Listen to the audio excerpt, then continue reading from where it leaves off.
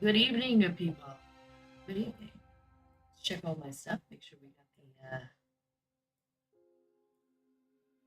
the. Oh, looks like everything's live. Looks like everything's going well. Normally I do like 15 minutes, but I'm feeling it. Got a new setup here. Yeah, fish tank in the background. Probably you guys can hear it. Find out if that's annoying or not. I'll listen to the stream. Let's open this one. I've been having a shit time. Let's see what it sounds like.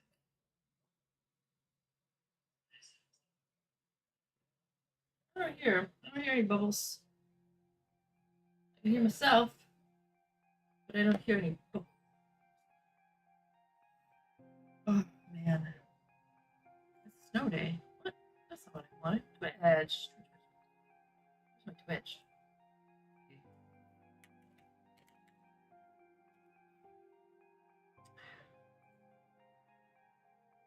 Let's go to what? What?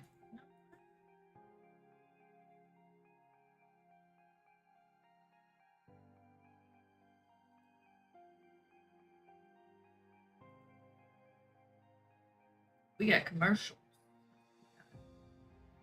We go. Let's earn drops. Yeah. Yeah, let's do it.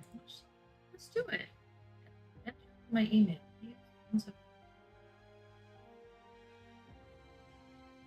806 806 904. 6 904. Yeah, let's do some drops. Let's get some people some drops. Hey, Porter, what's up? I had to log in to see that message. What are you doing? Want some once human drop?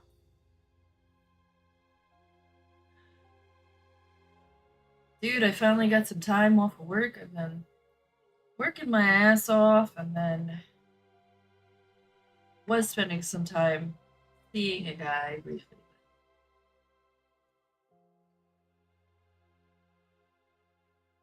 Ad break ends in 2 minutes. Another ad? No. Can I get rid of this? What's this message? Thank you. Can you hear me all right, Porter? I think I. No, I don't know. Myself. I'm gonna change my. Sure, whatever. Whatever you want. I'm gonna play in a second. I'm just setting up. You can't hear me? Good, because you're a poopy face and you smell like rat feces, and that's not rice in your poop, it's worms. Alright, leave me alone.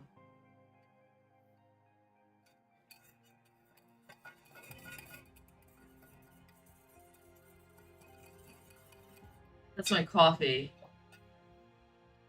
How have you been, Porter? Oh my god, I am trying. So, you gotta hear. Okay, I got a lot to talk about. We're gonna talk about cheaters. We're gonna talk about shit that went down in my business. You're breeding them for science? Well, then that's fine. As long as it's for science, right? Anything for science. If it's for science, it's okay. You know, I'm very science orientated. I read medical journals for fun. I'm all for it. Let's do it. Science, is it maggot science or science maggots? You know? Maggot science, science maggots. So I'm gonna die a lot because I went onto this hard. So I went on this hard mode server. Let's just log in. So you're not gonna jump. I went on this hard. I can't speak. I'm not drunk. I promise. I wish I was. I actually could get drunk. I do have a bottle of vodka that I bought like 6 years ago, and I haven't. You can't discuss it any further. You're under NDA. That's fine. That's fine. We'll talk about my love life, which is always shit, as you guys know. My love life is either non-existent or I'm doing something really stupid, like dating a married man or something. I've never done that. Date a married man. I went on a date with a married man. Didn't know he was married. Figured it out. He was like, "But I'm single." No, your marriage license says you are not single. That's the point of a marriage license, sir. You know?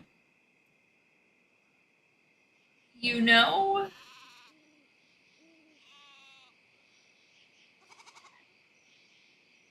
Maybe me and V should just get married. Are you gonna put up with the fact that I am running a business that's not doing so well right now, but it's what I want to do, so leave me the fuck alone? Dude, I had a levy put on my account, and I couldn't do business. I was freaking out.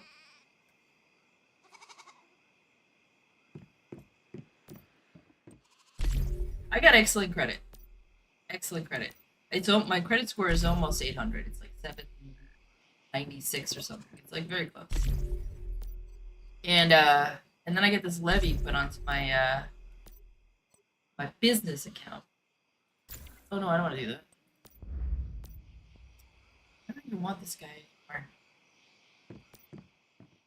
It's bad news for. Oh God, I bought this from somebody.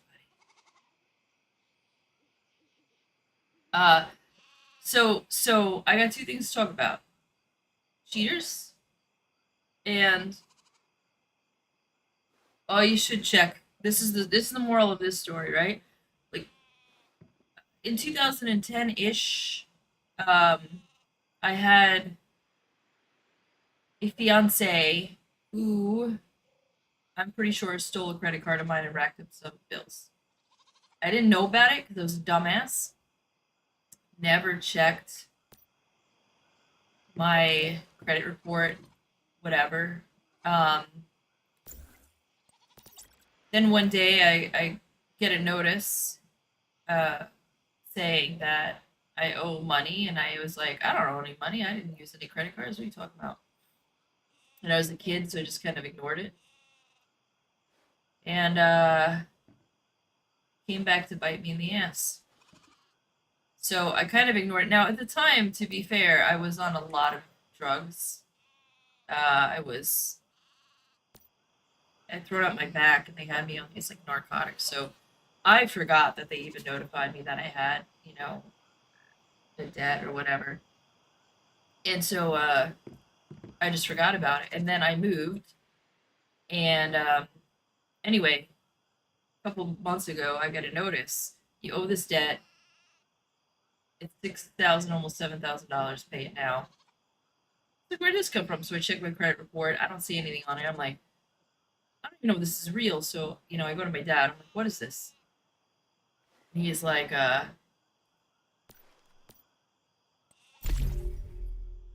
you owe any money? And I was like, no.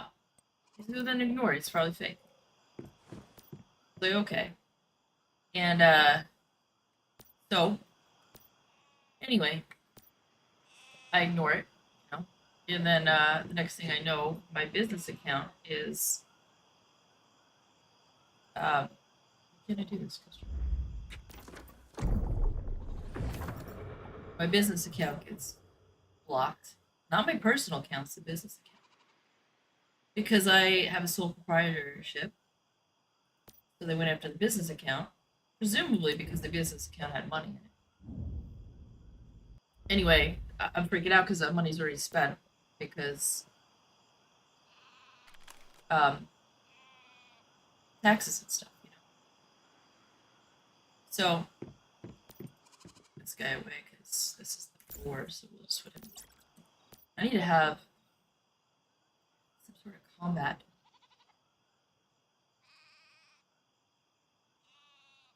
Is this what I'm allowed to have his floor?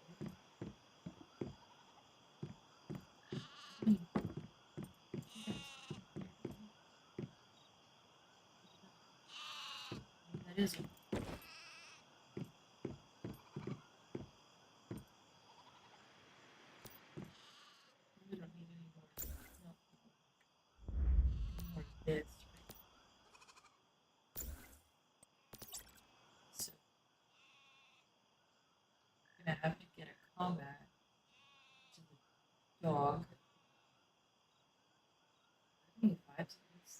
That's. Oh, there's. Nope, stop it.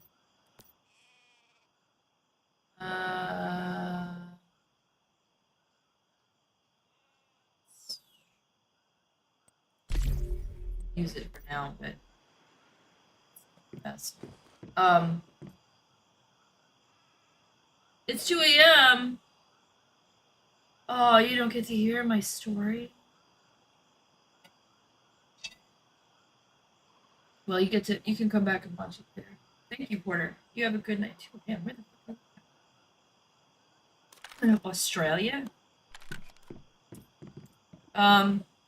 Yeah, so anyway, so my financial story, I didn't realize that I had this debt. And anyway, it was like this just fucking bullshit I had to go through. So I had to verify that the debt was real, and when I verified the debt was real, then I just. But anyway, that's what I get for dating an asshole who uses my credit and then being stupid and not checking it. What are you guys doing? Starving.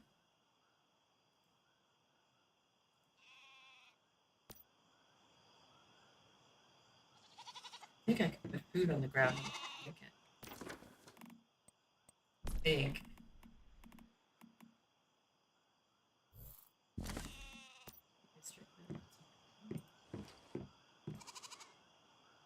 I haven't moved.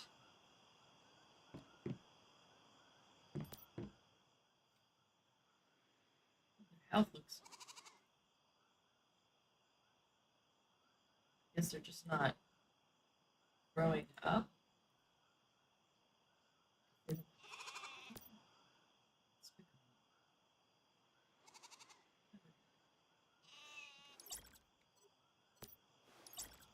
They're supposed to be walking around.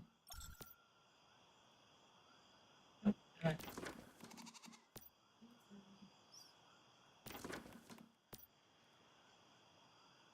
Alright, well. Okay. Anyway, so I got that all figured out. I got my business shit figured out, and I immediately changed my business from sole proprietor to an LLC. So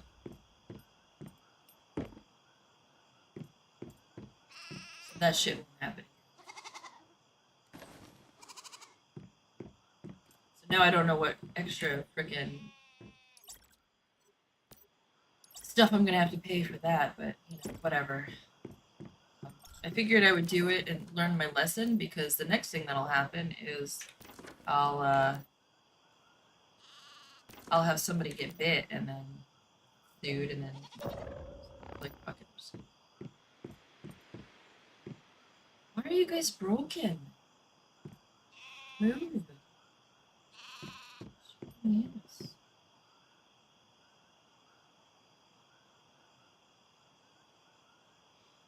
And then my dumbass decided, for some stupid reason, that I was gonna be hanging around with a guy who has a girlfriend. That's really stupid. Did I make these? I made these, but they're too they're low tier. Yeah, my damn dumbass was like, it'll be fine. We can just be friends. So, yeah, no, that wasn't working out. I was like, I gotta go. Because he started doing that bullshit, you know, where it was like, I'm only cheating because she's mean to me. I'm not really cheating because she said that I could do this, but she can't know about us, but she said I could do it. And I was like, I'm not. You're already lying to me. I'm done. We're out. We're done.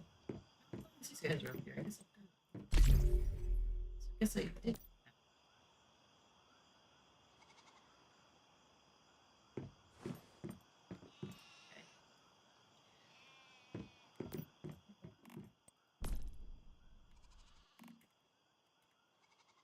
Yeah, I was originally gonna be like, well, we'll just be friends, you know.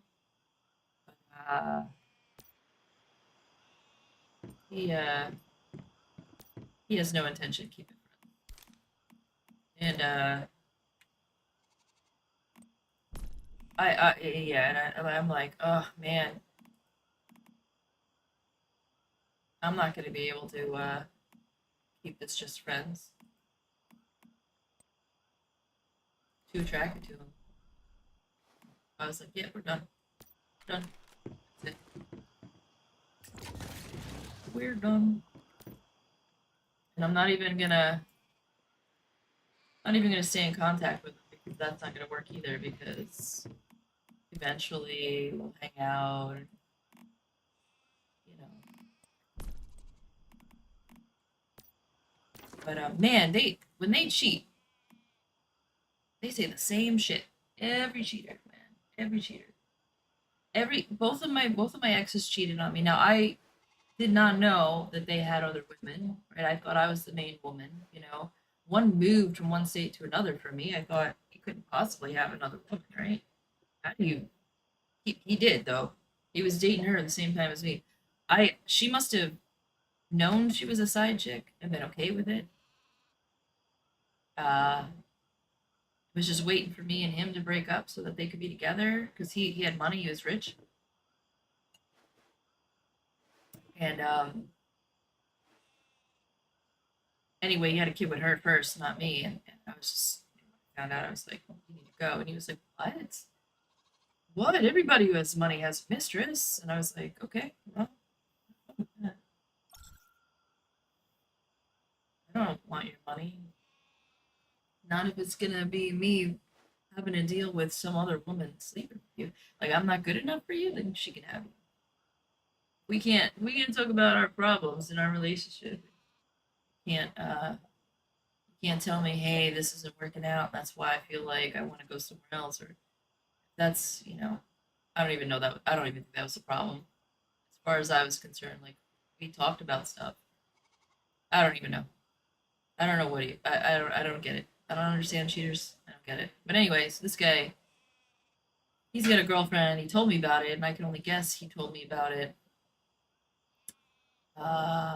Which is no, I'm using fast gunner, so we'll go with this. Um, I'm assuming he told me about the other girl so that he could be like if I got feelings or something, he could be like, yeah, but I told you about her. You know I have a girlfriend. Shut me down. And I was like, I'm not. It was funny because I told him, he's like, you're in love with me already? I'm like, no. What? No. I'm in love with you. I just don't think I can separate the two, so you gotta go.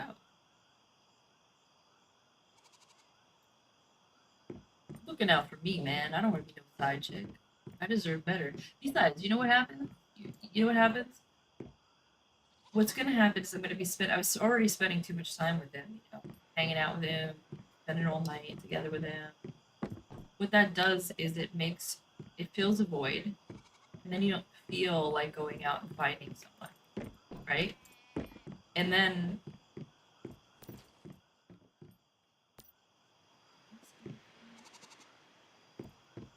because you don't feel like filling that void, then you never look for someone new, right? So I was like, nah, I'm not filling the void with a dishonest man. And the thing that really, really upset me, which was the biggest giveaway, was I was like,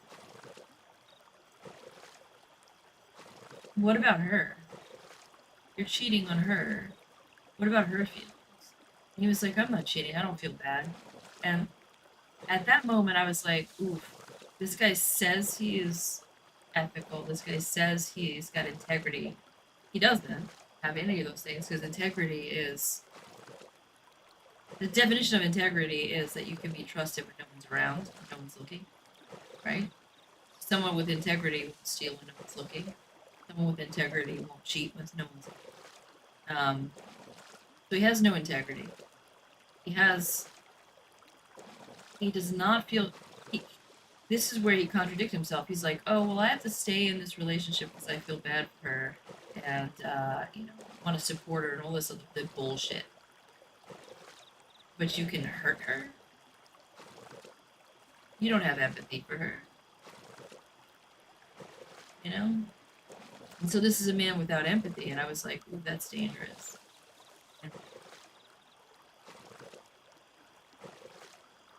That's narcissist territory. So I was thinking, I was like, well, he's not acting like a narcissist, but you never tag a narcissist right away, but no empathy for the girl you love? That's narcissist sociopath. There. Something. That's not something I want to mix with. No. I'm done doing that. That was I did that once and I'm good. You know. Corey said a lot of the stuff this guy's saying. Corey cheated on me and he was just like, oh, this is my friend. It was the girl he was fucking. You know. We're just friends. He had a friend call him while he was with me, and instead of saying, if she was really a friend, he would have been able to say, oh yeah, I'm hanging out with somebody, I'm on a date right now, I'll call you back. But he didn't. He said, oh, I'm in bed sleeping. And I was like, oh, so you have more than one side chick. It's not a friend. If that were a friend, you could tell her what you were doing. So chances are that one doesn't know about the girlfriend, so he's got two girlfriends and a side chick. This guy's womanizer. I was like, oh no, I don't wanna. That right there, that phone call right there. And then he took another phone call and in the rain got out of the car and walked off to take the phone call in the rain so I wouldn't hear it. And I was like, nah, I'm not doing this. I'm not. Nope, we're done. This is more than a man who's like, I'm just trying to get out of my relationship. This isn't a man who's like, yeah, I'm unhappy in my relationship, I want to get out. This is a man who is... The cheater says that. Everyone. Every single one. Do they think that they're being different? Do they think... How do they even do this? Is there like a book that they read where they're just like, oh, just tell her that you're unhappy and it's the other girl's fault. Right, because the other girl's not giving you sex or she's not giving... So it's her fault that you're cheating. Right. And then the side piece believes that?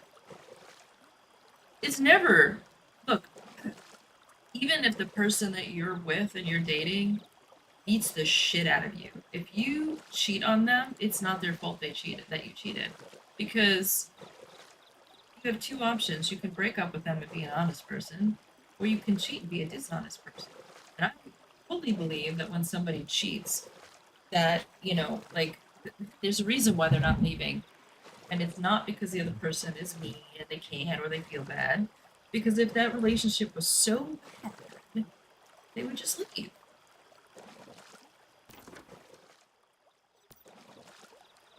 I was in a bad relationship. I was in a relationship where a guy was putting nuts to my head. I didn't stay in that relationship. I didn't cheat on him. You know what I mean? Like I didn't cheat on him and then say, oh well, it's his fault that he cheated because he put guns to my head. I left him.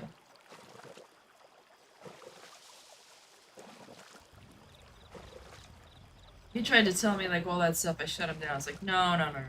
I'm not buying any of this shit. No, but she doesn't. We haven't had sex in 11 months and we haven't done this and we haven't done that. So, leave her. I don't even love her. Okay, then leave her. Well, I don't know how to break up with her. Well, you should have thought of that before you started messing around with other people. The whole, like, once a cheater, always a cheater. Some people are like, oh, that's not true. Some people make mistakes. I think that's the exception to the... I think that when somebody cheats, they have to have a certain amount of entitlement. And they don't have empathy. right? They don't have empathy for the person cheating them. They feel entitled to cheat. So why would I want to get involved with somebody that doesn't have empathy?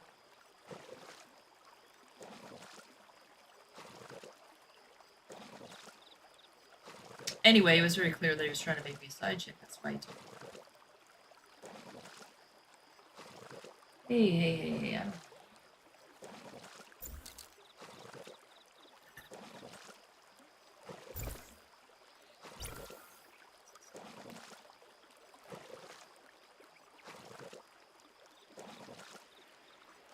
What?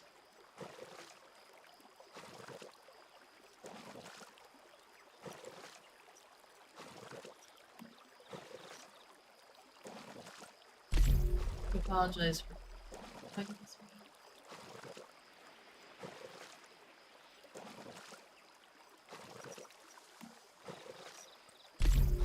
Okay. Fruity chicken. I love it.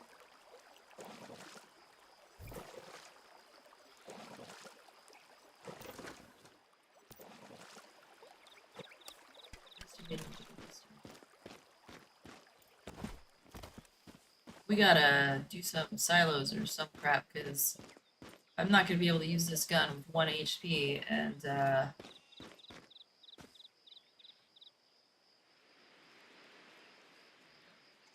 not gonna be able to use this gun with 1 HP and 5.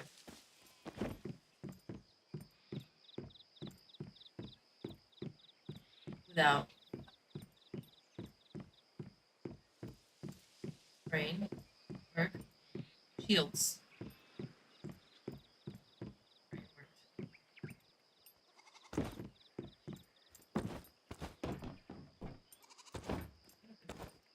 Oh, somebody has a hydro? I have some. Oh, this guy.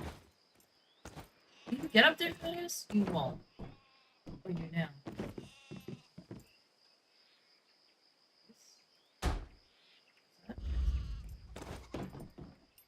I know, put stairs there. I don't have those stairs. I have to level person. Mom? Mom's in. Wouldn't it be cool if I had a spider like that? Had fingers. You know, like if it was like not dangerous. Like a little spider that I could store shit in. Like that'd be great. You know, I just instead of a bank, I'd stick my money in there. Like, who would touch that? You know?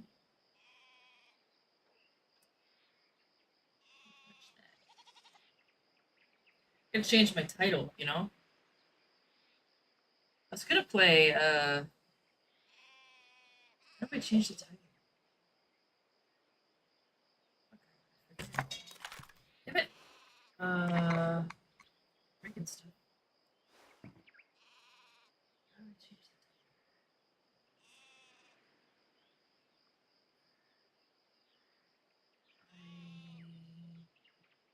I don't know.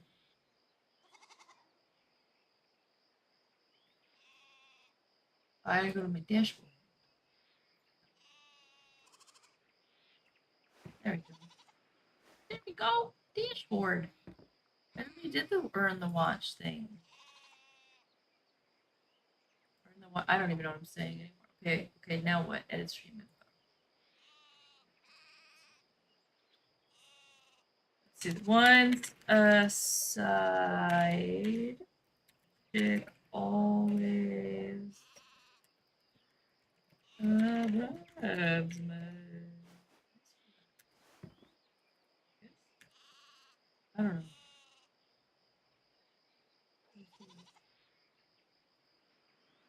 There we go. Stream info updated. Got it. Okay. So I'll put this over. No, no. Okay. Okay, we'll do that.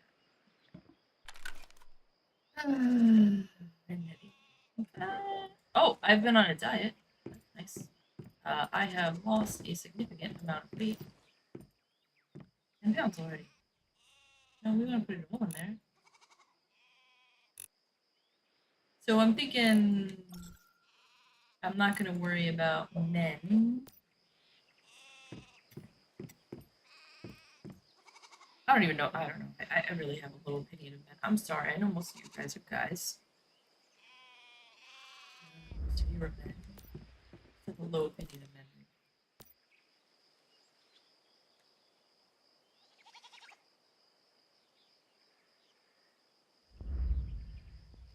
Like, what's the saying?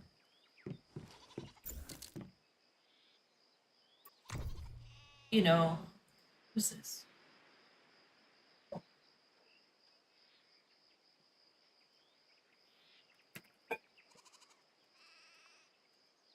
Losers.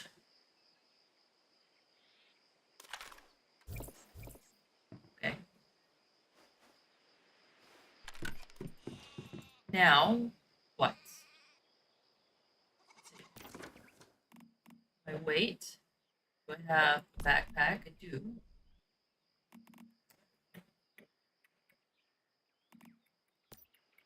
Let's check my weapon. Calibration. Oh, I think I can make this shit. I do need a different one of these. I think I put a bad one on. What did I get elements, you know? Like, I definitely put a bad. What the fuck? That needs to be crit. I thought I brought one over.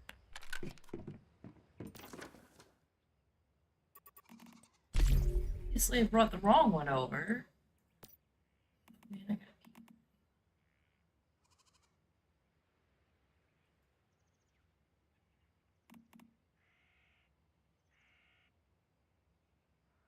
This is the gun I was using last time.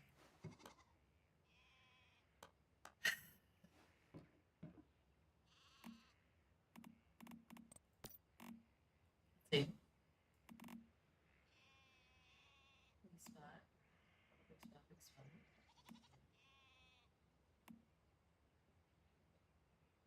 Assault SMG.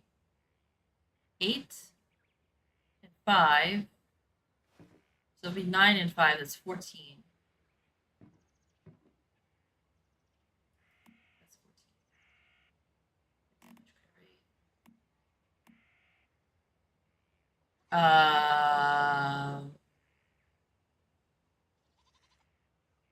8 and 6.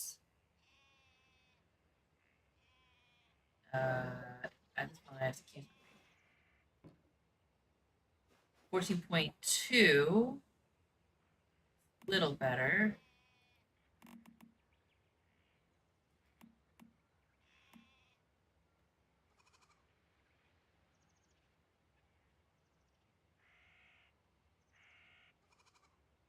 That's 8.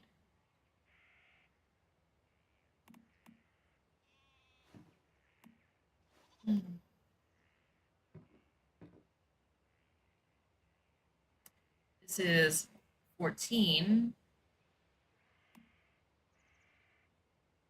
This one's better, right? No. No, because that was 8 and 5. This is heavy style anyway. So, I think the best I have is this one, which is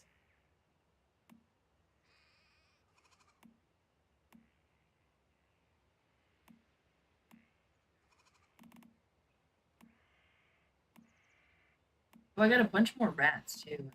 Rat store. Got a bunch more little babies. So cute. 14.6.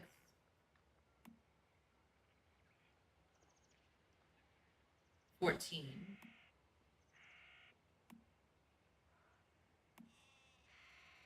And then that's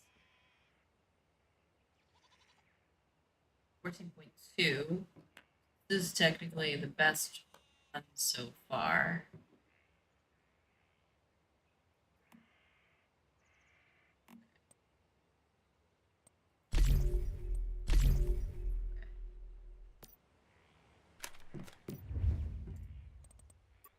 I don't know if I want to build this this gun again, but It is a pain in the ass to use.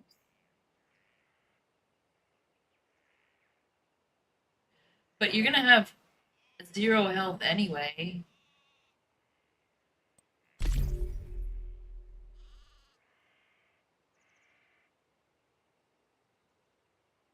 I don't know what. I must have got that from a different gun and didn't read it. This one. It does have elemental damage.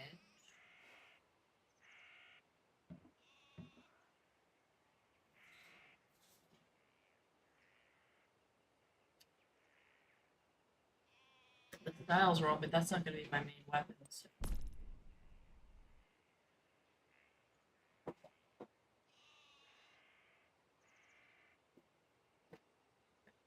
That's not what I was using. I think I was using some cool stuff. HP reduction from low sanity is reduced by 40%. I think that ruins my damage. I think. I don't remember what I was using. I think I was using some. I'll have to look it up.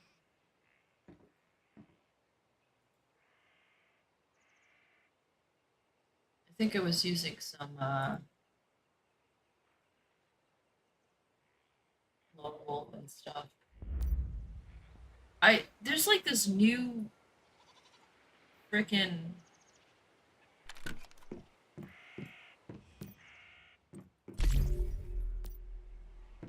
these things that chase you, these tree things, and they're supposed to be with a new type of armor. Where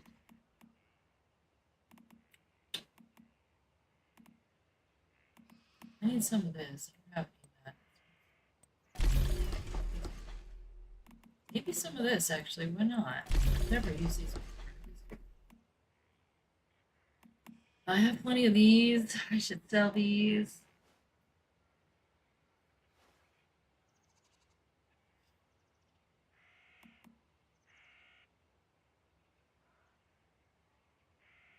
Yeah, so I don't think I can make it yet. Man, so today I was supposed to go get a new client. Oh my god, I've been under so much stress, and I was like so mad too because like I was having, you know what it was? I wasn't thinking because I was really not okay. Just really having a bad time. Like I just needed to talk to somebody. I needed a friend, and everybody like was just gone or too busy to talk to me or not around or like, and I was having a really bad freaking time, and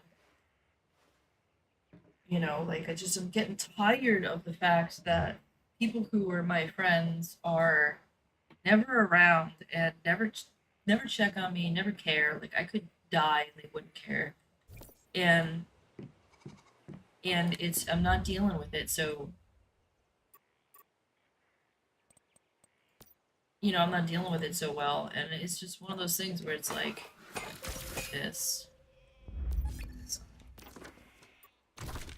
And it's just like I think I need to start focusing on friends that are around and active in my life.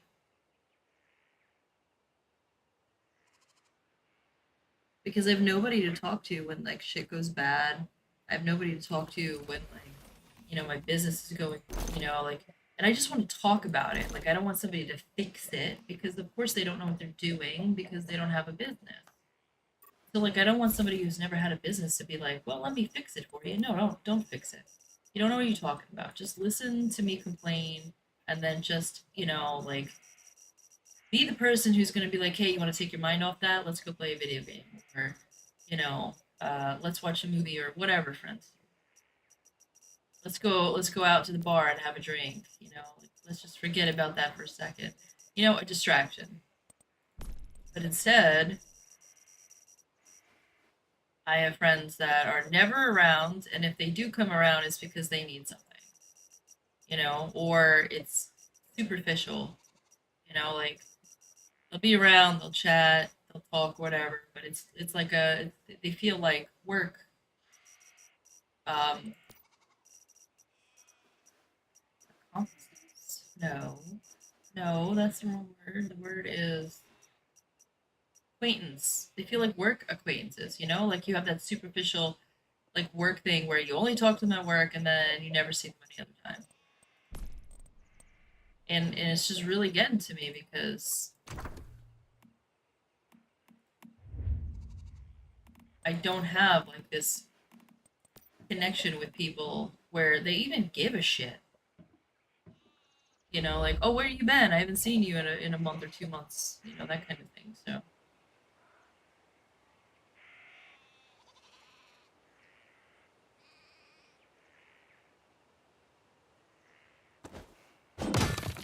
all right, we ready?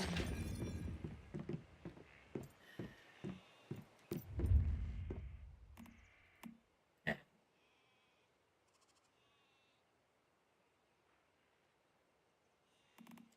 So we can make this silver. I didn't realize I had more silver. Let's make the steel.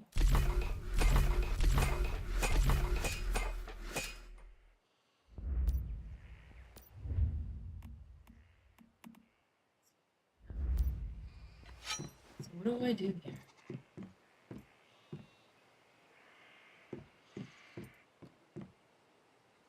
I'm gonna need someone who's gonna be able to make hydrochrome. I gotta make friends on this server. I'm on a permanent server now.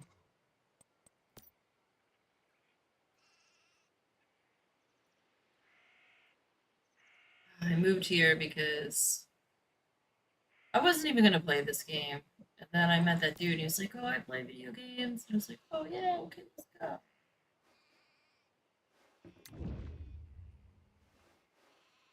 I'm gonna get more of these. I forget how. I think collecting deviants that you don't have. New things gonna move around. The new rats I got are so cute. Oh, I can't wait. My female rats I had. So, I was in one of the reasons why I was in a really bad mood is because one of my rats got. Stop being emotional, brat. I'm gonna cry on stream. Give me a second. So one of my favorite rats, she got this really aggressive form of cancer, and I did take her to the vet. I always take her to the vet. And they were like, "There's nothing we can do about it because it started in her eye." It was like, "How am I?" He's like, "I'm not gonna be able to, you know." It's like, "I'm not gonna be able to get all that out. It's just gonna come back." And he's like, "If this is so in a week, it engulfed her entire eye and the top of her head." And he was like, "If it's that aggressive, it's just gonna be back in a week. So I can take it, you know, as much as I can get out." But he's like, "If it's in her eye, like it's all on the inside," he's like, "That's not something that we can get out clean margins." He's like, "Who knows how far back in her head that goes?" Yeah, you know, like, um, this is something that even human medicine would have a hard time, you know. And it's a rat, you know. They only live 2 years. She was already old, you know. She's about a year and a half, almost 2 years. So, you know, approaching the end of her lifespan, anyways. Although my rats tend to live till they're 3, still approaching the end of her lifespan. Um, so he was like, let's just let her live with that until she can't, you know? She can live with it until she can't. So,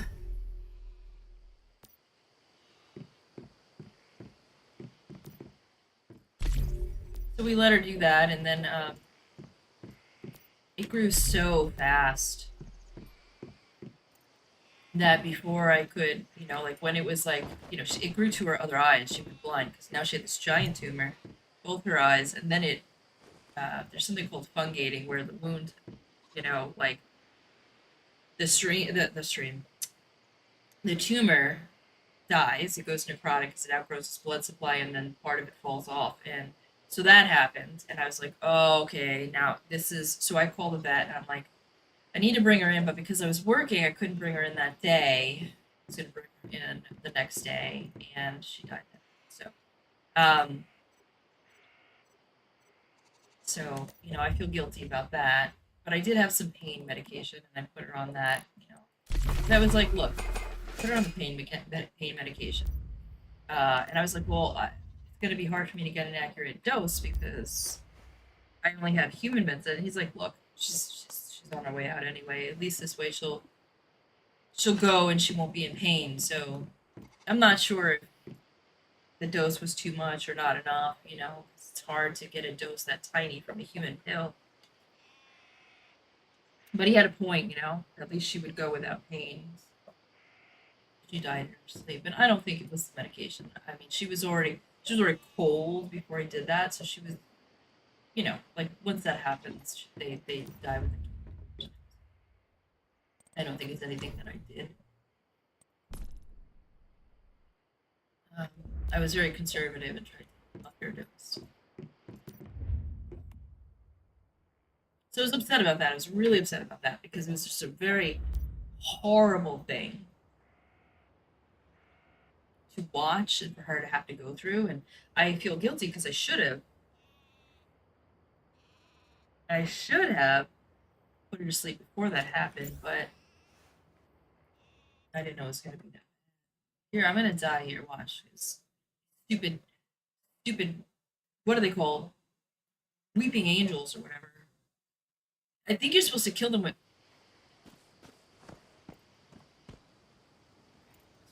I think you're supposed to kill them with special bullets or something. Coat hanger. Anybody else is here?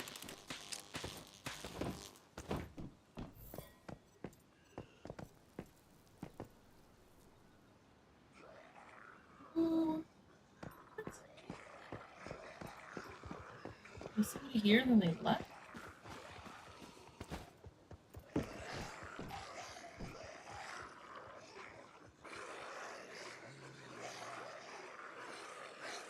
How can I...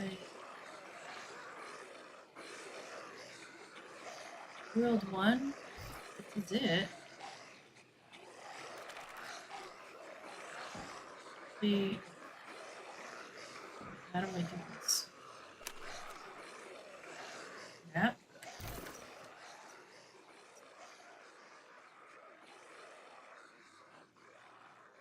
Okay, that's how we do it. Forgot. I never do this.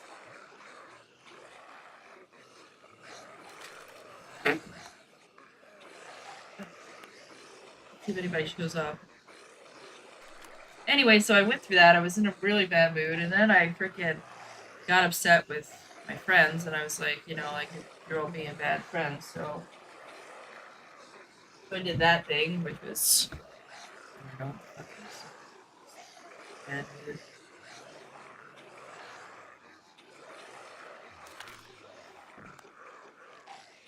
Probably owe a lot of people apologies. I don't know. I don't know how I feel about it yet. Probably gonna talk to the therapist before I do anything. Like, I don't even know why I did that. And then I went out with this guy. You know, we were just supposed to be just friends. And then he started kissing me, you know, and stuff. And I was like, and then I realized, I'm like, I like this guy too much to keep with friends. If I keep going, I'm gonna be the side chick, and I'm not doing that. I'm not gonna be a side chick. Get that. Nobody's coming?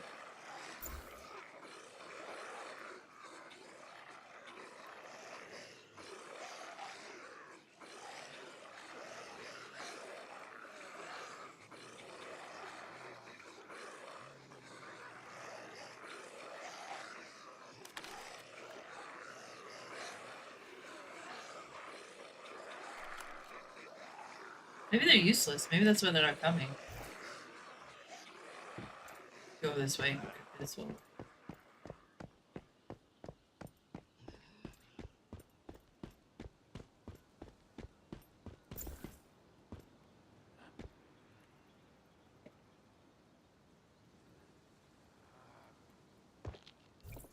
Hello?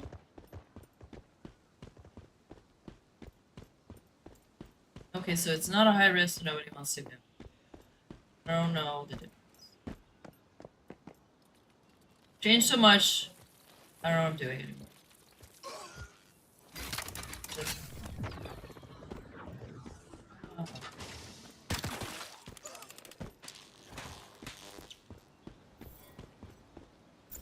Okay, thank you.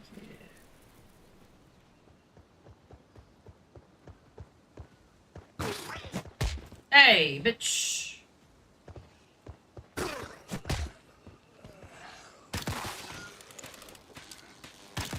You know what I really need? You know what I'm missing? I always have a video game buddy to like, distract me from all this shit. I don't have a video game buddy anymore. My last video game buddy, like, is doing his own thing. Doesn't have time for me anymore. I was really hoping this new guy would be...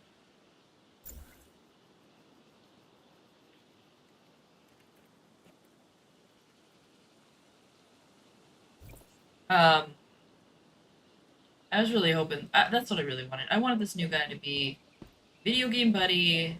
I was like, well, you know, he can keep his girlfriend and do his thing, but I'm not gonna... He can have his side chicks, he can do whatever he wants, but I just won't be it. Like, I'll be the friend. Yeah, but then my dumbass... Because he lives close to me. We have a lot in common, and we were talking a lot, and I was like, this is feeling too much like a boyfriend.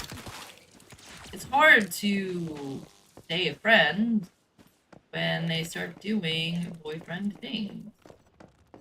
You know? He doesn't get to have 2 girlfriends. It's not. This works. Although I'm sure he's gonna get some girl to sign up. Some girl will sign up, be like, oh, maybe he'll leave his girlfriend for me. Never do. If he was gonna leave the girlfriend, he'd have done it. No. He'd have met you and then broke up with her, and then that would have been it. He wouldn't have cheated. He would have just... He would have been like, I have a girlfriend, I broke up with her, and that's it.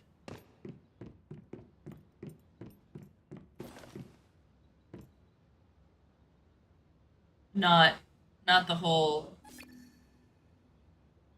well, I can't break up with her because I feel guilty, and then her emotion, she's emotionally, she's ill, and so I have to stay with her, and I'm afraid she's gonna hurt herself. I don't give a shit. I don't give a shit. Then you're with her, stop cheating. I mean, it's that simple. There is no, I'm trapped in this relationship, so I have to cheat? What? It's disgusting me.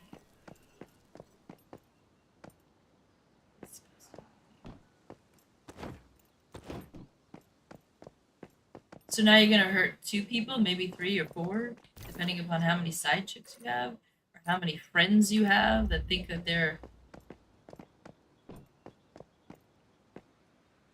gonna wind up with a boyfriend if they stick around. Probably bet. Is it a mythic trait? I don't know. I don't know.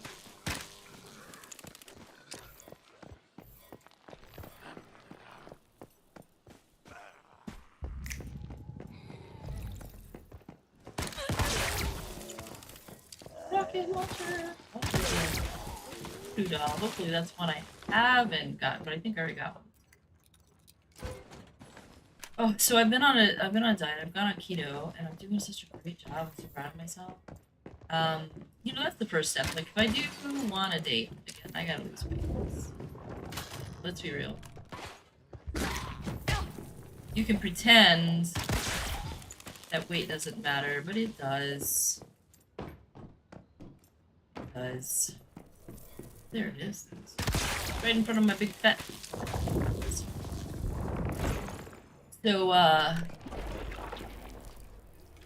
So I should be looking good. My app. Well, that's one good thing I got out of this guy. He gave me a really good app for weight loss. I really wish we could have kept our. It sucks. I really wish we could have kept our hands off of each other and then we could have been friends. Like, I would have loved to have this guy as a friend, even though he's not faithful to his girlfriend. If I could have just not dated him, could have made a great video game buddy. You know? Like, cheaters can be good friends. Just don't sleep with them. Get emotionally involved with them.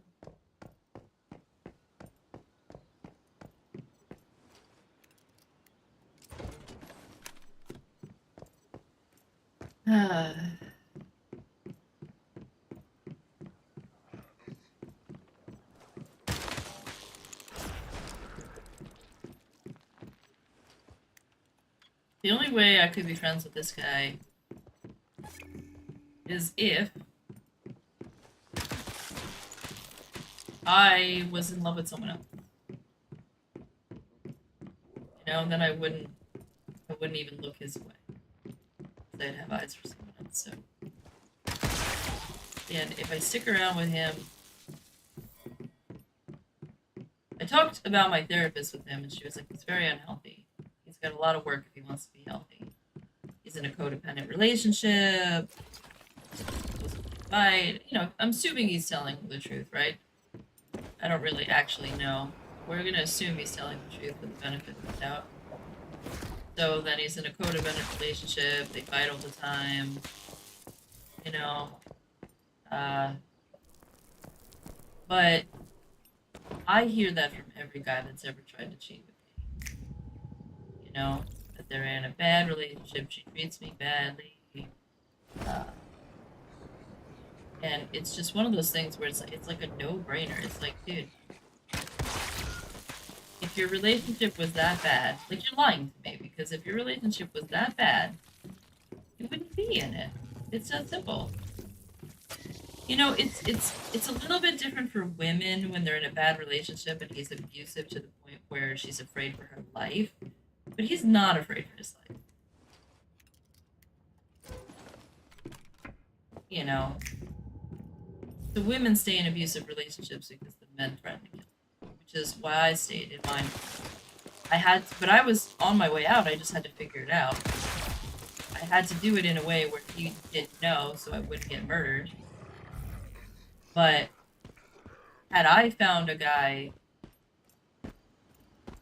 who was treating me well, I would have asked him to help me get out. I would have said, like, I'm in this relationship, but I want out. Help me get out. You know? And I would have immediately got out. You know, like, take me to a shelter or something where he can't find me, and that kind of shit, you know? Like, it would have been a no-brainer. Like, I'm in an abusive relationship, get me out. But that would have been because I was afraid of my life, not because I felt bad for him or something. And I get it. Like, I believe that he could possibly be feeling, stream's ended.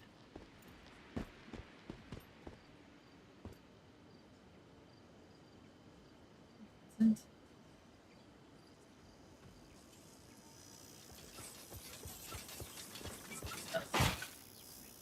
My stream. Hey. Does my stream go off?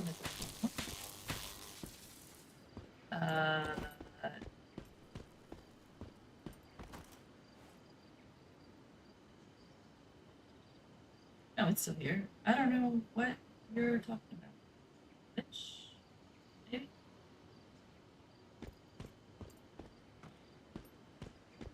Bitch.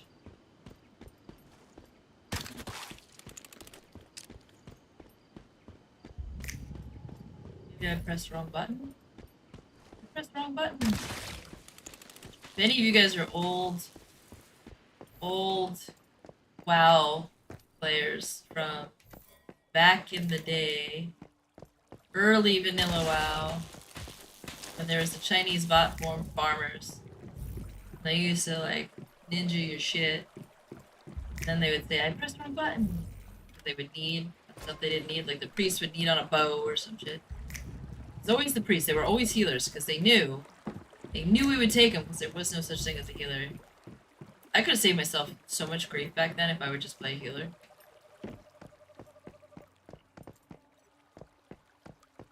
Then we wouldn't have to deal with that. So we would have had no Chinese bot farms. They would steal something. They'd be like, I pressed the wrong button. You'd be like, shut up. Like, you can't even speak the semantics of the language right. You know you did it on purpose, you little shit. Who's at fault? Chinese bot farm. People who buy from them. Over there.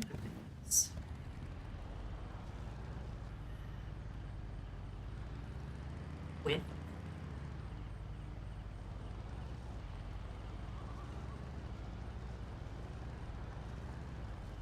Oh wait, go to this paradox. There. We're gonna die now because it's gonna be the hard mode.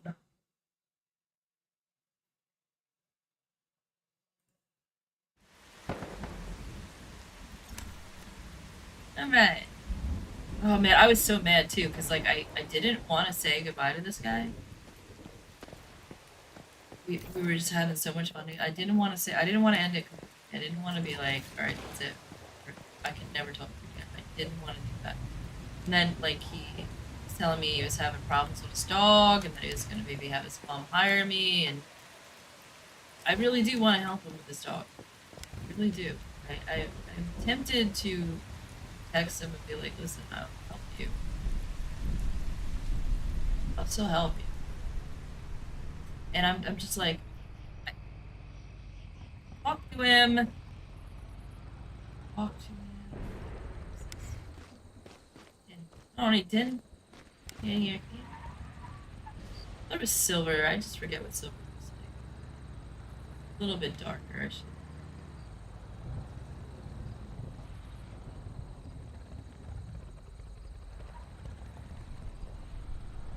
I think the redness sun is ruining my eyeballs. I lost my glasses too. I dropped them under my bed and I can't see them. So I have to move my bed to get my glasses. I've been under there for like a week. Wait a minute.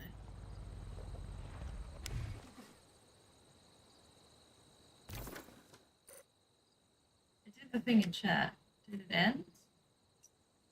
Oh, let's go here. It's full! Is it? Is that what it just said? Oh. It's hard. I didn't do any others. So I gotta do easy.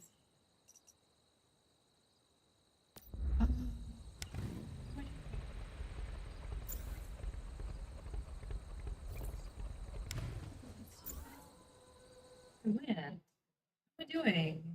I don't know. This is my ADHD. You die. What is this thing? Paradox. Okay. There's people there, okay. Take this 5. Arrow leap. Yes. Oh, that looks like something I want to shoot. Oh! No! No! No!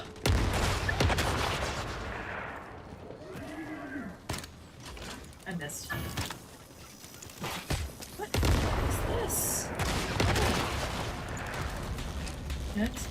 Well, let me take out my other weapon. Maybe this will be more effective. Wait, what? Well, that's somebody's pyro dino. I was like, don't you? Okay, so we win. What is this?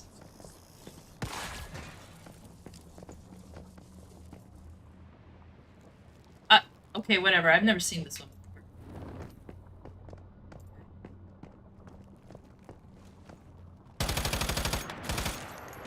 that now. Alright. So from here... What am I else? Maybe I don't know.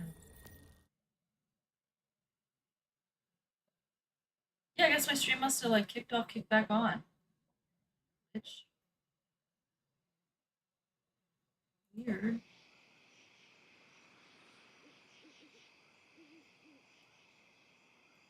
So they sold me. So I went to the reptile store. Hey, what's up? How are you doing, Shade?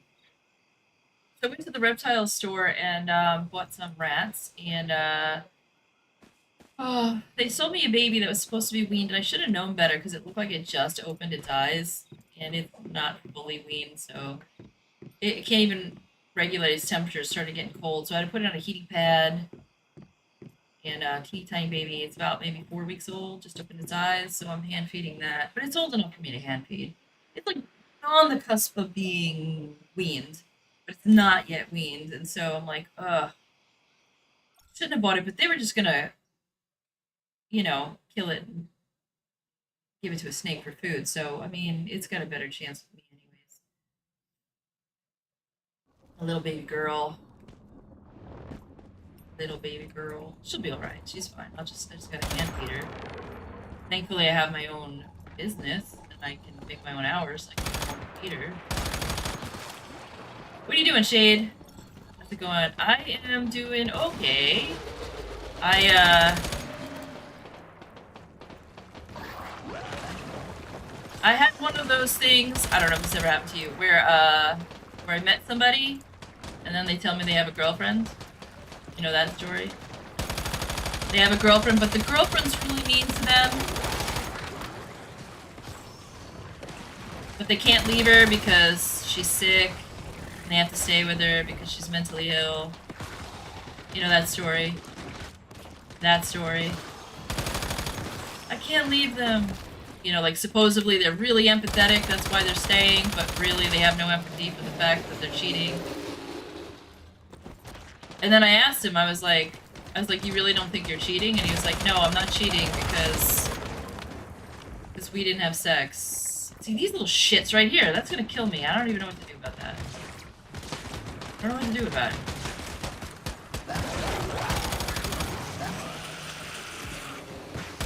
Are they gonna kill it? What are they gonna do? Nothing. Nothing. And there's another one. I gotta get out of here. Right now. I gotta get out of here. Oh, please let me be able to go back to my house.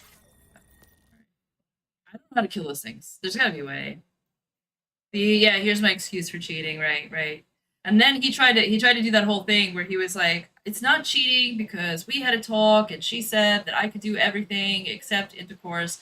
And I said, then call her up. He didn't expect that one. I said, get her on the phone. Call her. Tell her you're with me. Tell her that we're doing everything except for intercourse. I want to hear you say, she's going to give me head tonight. And her say, okay, babe, have fun. I'll see you when you get home. So you know why I got rid of him? Is because I accidentally pulled him, babe. And I was like, oh, no. It was like a Freudian slip. And I was like, no. I was like, that's my body telling me this is, I gotta go. This is, nope. No. No.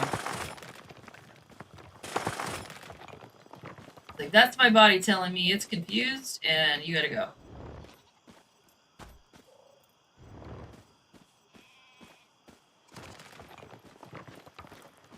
You know, he was taking me out on dates, he was paying for everything, he was nice, we were talking on the phone until we fell asleep, boyfriend-girlfriend stuff. And the only reason why I entertained it is because he met me and he said, I have a girlfriend, we went on a date, and then he said I broke up with her, and I was like, okay. I would have handled that. Right? I met you, it wasn't going well, I broke up with her. But then he contacted me, said, well, she unblocked me and we're talking again. But he didn't say we're going back out again. And then I said, so what's the deal? Are you and her together again? What's going on? He didn't say anything. I'm like, that's a yes. Couldn't say it. You couldn't say yes, we're going out. And I was like, okay, that's a yes. At least he didn't say no. And then I was like, listen, if we're going to hang out, we're going to talk, you need to be very crystal clear with me. And he goes, well, it was implied when I said we were talking again. And I'm like, no, I'm not playing this game. I'm not playing this game. Implied. Implied my asshole. I was like, you know what you're doing? Uh-oh. That is... What we're doing is we're not saying that I have a girlfriend, leaving it open to interpretation, so that when I say I'm hurt because I thought I was the girlfriend, he says, you're not the girlfriend, I told you I had a girlfriend. And then I say, no you didn't, and he goes, this is the problem with this gun! Alright, listen. We're gonna do this, we're gonna do it right, Get the shield on. So then he says, well, I told you I had a girlfriend. I told you I was talking to her again. Right? And the funny thing is, poor guy, doesn't realize that it's literally the same thing that every cheater says. It's the same thing. Like, I think they have a book, you know?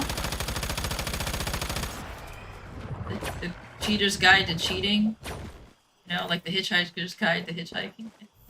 They have a book, and they read it, and they say the same stuff. They don't realize what they say is the same. I've been cheated on twice. I'm an expert. You know? I'm an expert at this shit. Except this time I'm the mystery? No. I mean, like, look, if I was looking for, like, just fun, and I could keep my mind straight, it'd be fine. Like, there was a guy that I was messing around with casually. You know, he had so many things wrong with him that I would never date him. You know what I mean? Like, he just... But I was lonely, and I was like, you know what? I could take him out on dates and go places, and I was fine with that. You know, you could do whatever you wanted, but the difference was, we went out like once a month. We didn't talk every night. We would talk once in a while, like friends do. I didn't stay over. We didn't spend all night on the phone. You know what I mean? That was the difference. This one was doing emotional shit, and you don't do emotional shit if you're having a casual. No, that's a no-go. Hey, don't touch my stuff. Listen, no, don't touch me. No, no me toques. That's probably the worst Spanish you've ever heard. You're welcome. Stop it. So, what's going on with you? You're here tonight. Tell me, what's new? What's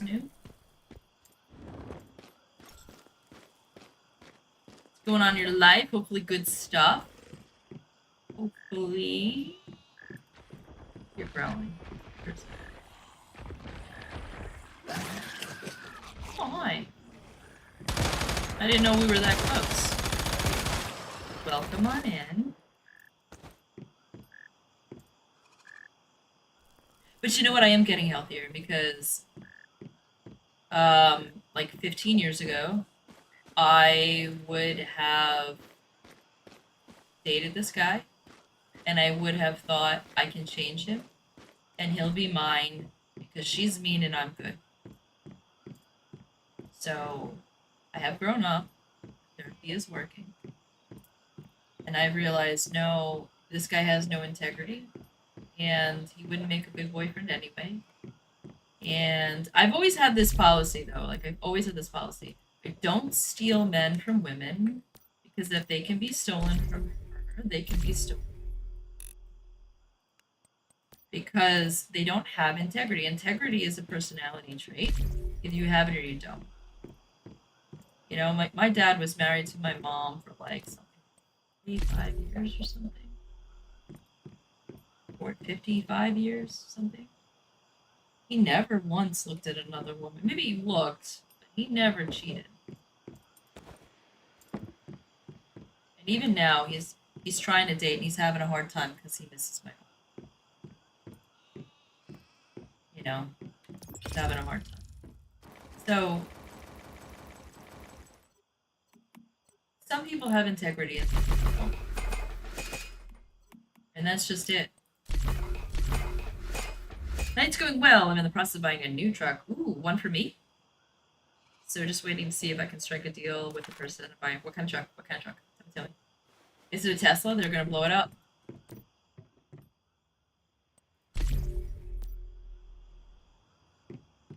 I was gonna buy a Tesla, and then they started blowing them up, and I was like, shit. Shit. Still want a Tesla. Tesla SUV. And the reason why I want it is because it's as small as a car. It's not as big as the regular SUV. You know, and it's got the dog mode, and I have a dog training business, and I can leave my dogs in the car, and no one can steal it, but the dogs won't die, and it's perfect. That's why I want it, because the features are what I need for my business, not because I'm like for or against Elon Musk. I don't really give a shit what they say about him. Silverado would extend a cab. Extend a cab for the late night friskies. Just kidding. If you're buying a truck, you probably have a house.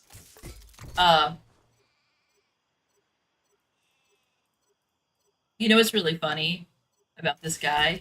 He was talking about how he's staying with his ex-girlfriend because one day she's gonna be rich and have money and stuff like that. He has no idea I have a trust fund. He has no idea I have money. I didn't tell him.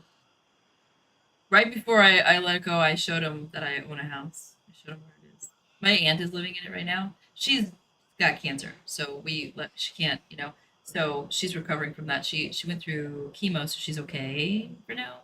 But you know, it's my dad's sister, so she's living in my home right now,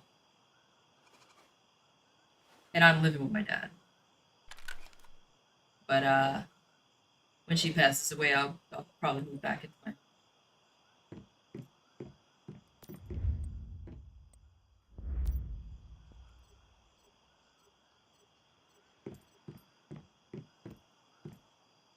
New cars are fun. I haven't had a new car. I bought my car new in 2008. It was a 2009. I still have it.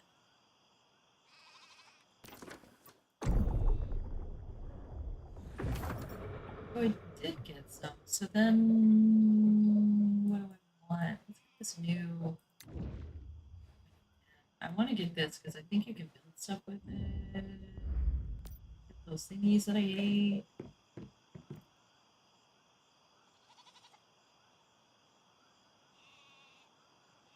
You're right. The center console. I one time. This guy, he was like 7 foot tall, so he had like a big truck. It's the only thing he could fit into. He's like six something, 6'9". He wasn't quite 7 feet, but he's a pretty big dude. And at one time we were having sex while he was driving because the car was so big. It was great. It was awesome. He was handsome and he was tall. He was a little weird.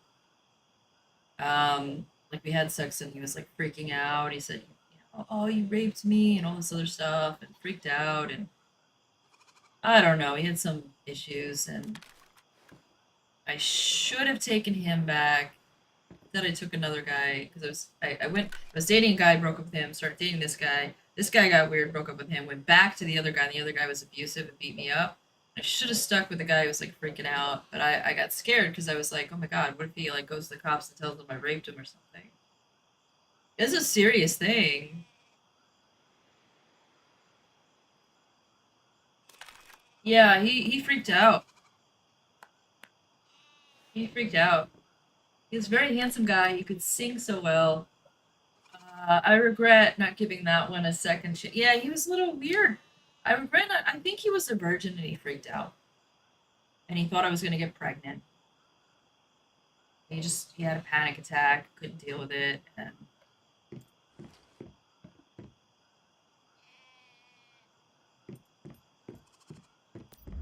I don't know. Maybe it was a good thing I didn't give him a second chance. Who knows?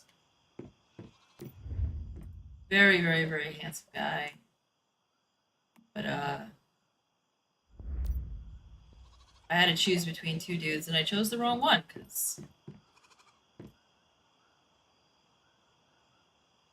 I could go back. But if I did choose this one, I probably would be dead, because I wound up having a tumor, and I needed health insurance, and I wound up getting health insurance. Maybe they both were the wrong choice. You're right. That is a possibility. I wound up getting health insurance because I was with the second guy, and it saved my life. So maybe they both were the wrong choice. Maybe the abusive one, I had to do that to live. You know what I mean? Like, sometimes things happen for a reason, and I'm alive, and I've dealt with that trauma. I'm actually a lot healthier than I was back then mentally. So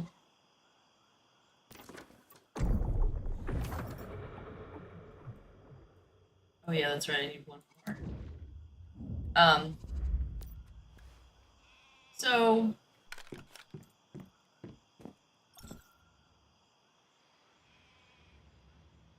do I play this alone? Yeah. I would play if you come on the server. Um yeah, I used to date a guy who played this when I first started out. We broke up. We broke up because he was like really anxious, and it was a long distance thing, and he lived 5 hours away from me, and he wanted me, like, if I wasn't around, he would have a panic attack, freak out, and I was like, I can't do this, because when I met him, I was in my slow season, but now I'm in my busy season, so I have to work. So he was freaking out because I was taking time off from work. Well, time away from him for work. So I broke up with him, and that was maybe 4 or 5 months ago. Something like that. And so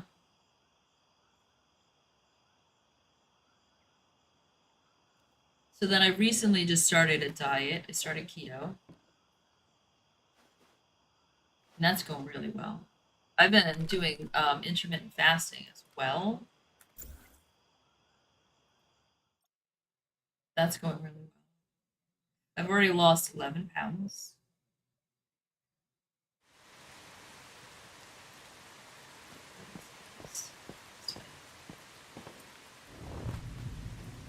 Right here. I don't see any planters. I don't know what I'm doing. I'm just gonna hand next to this. Let me get this little bunny. It's probably waiting for other players. Oh, so cool.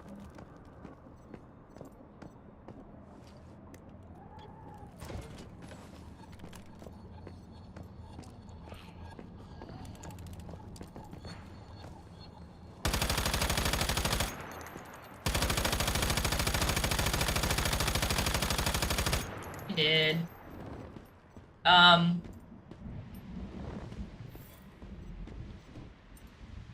Yeah, so I broke up with that guy. I got a couple more baby rats. I got some nice rats. I have been looking for a gene where they're light colored. Shit. No! Motherfucker, what happened? Why is that a thing? Because he clicked it?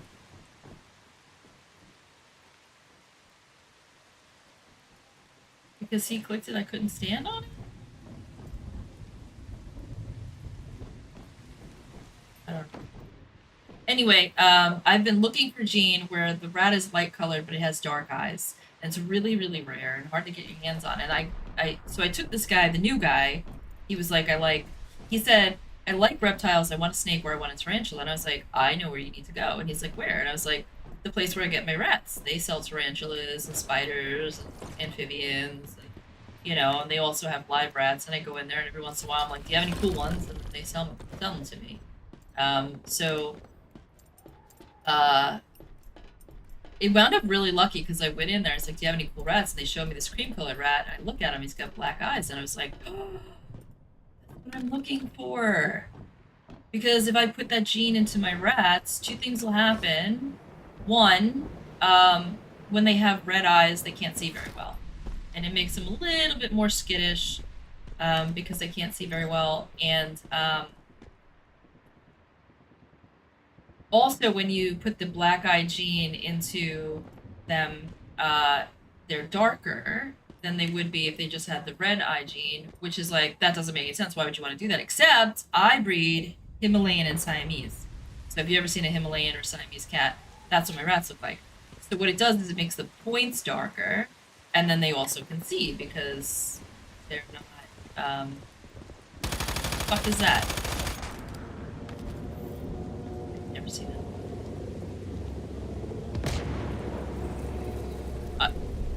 I don't even know what just happened. Why is I walking sideways? There's so much new shit. Secure. Paradox. Weapon is greatly increased. What? Everything's probably dead in here because they spent 3 years. Get the stuff. Yeah, so now I have that gene, and it's a male. He's about 8 months old. If it was a female, I'd be like, because then you gotta breed it right away. But males, you know, they don't expire, do you know what I mean? Like, they don't have a window when you can breed them. So, he's 8 months old, so I'll be able to breed him as long as he doesn't pass away. Well, if he gets sick, I wouldn't want to breed him anyway. So it'll work out. But, so I've got about a year before they live about 2, so if he's about 8 months, I've got about a year, so that'll be fine because I've got a litter on the way. Well, actually, I've got a couple litters on the way, so I'll just pair him with one of those babies. I'm gonna breed him to a blue point Dumbo Siamese if I get one. One of the babies out of the 3 litters should be a blue. Oh, they're so pretty. You're just cutting sugar or carbs? Oh, no, I'm actual keto. Actual keto. Under 20 grams of carbs. Some days I have cheat days, and it's like 40 grams of carbs, but I don't let myself go over. So technically, that's probably pulling me out of ketosis. But it's not enough to, sorry, there goes. It's not enough to make me,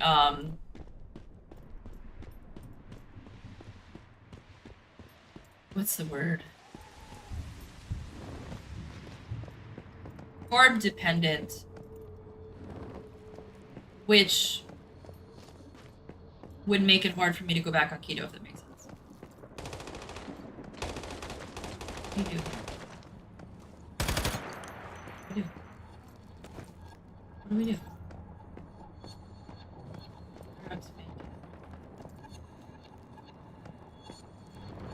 You're nearby.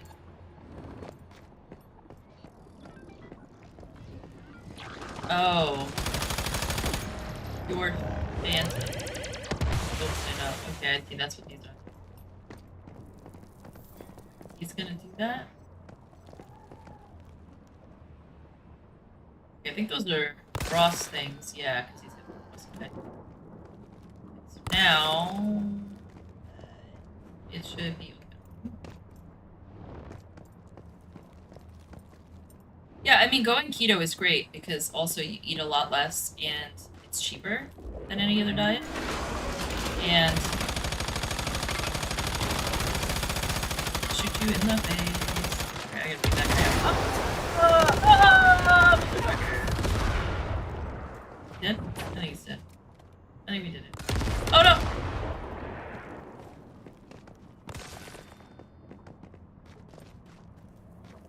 Okay. Okay, we did it. Okay, alright, now I understand this. That's not too bad. Oh, I could probably go down here. What does that sound? That is.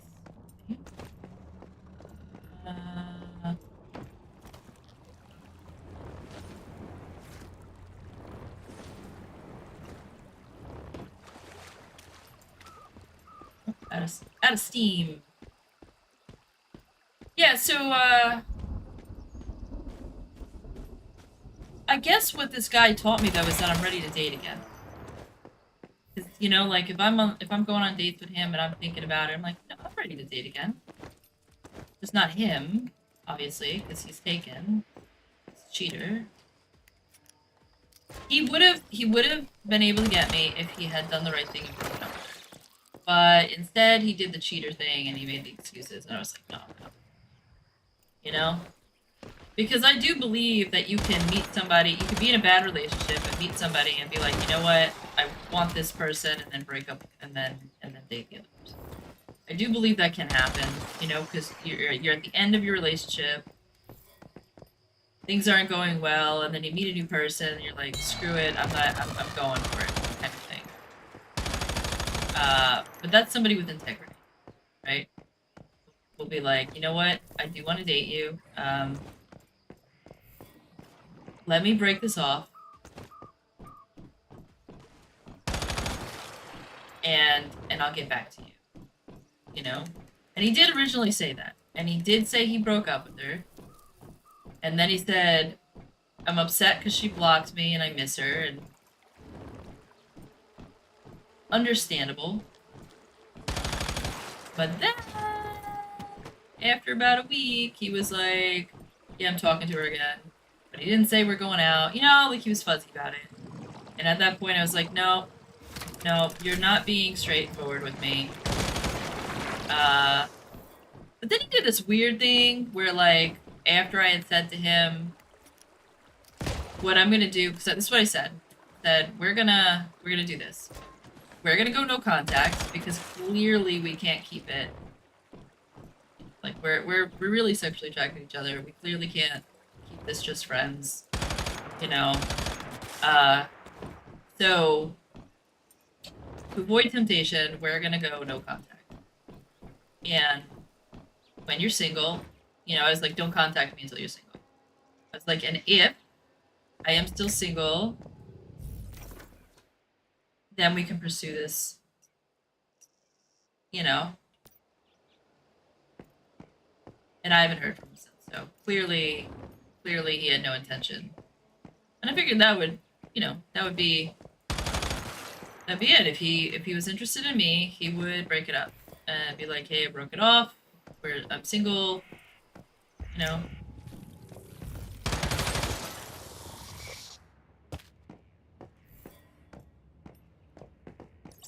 And I know that sometimes a rebound can be the wife. Sometimes, I know a friend who did that. He rebounded and wound up marrying the girl.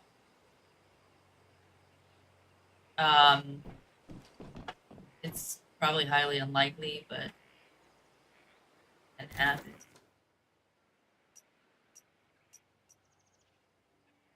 So we're done with this. Now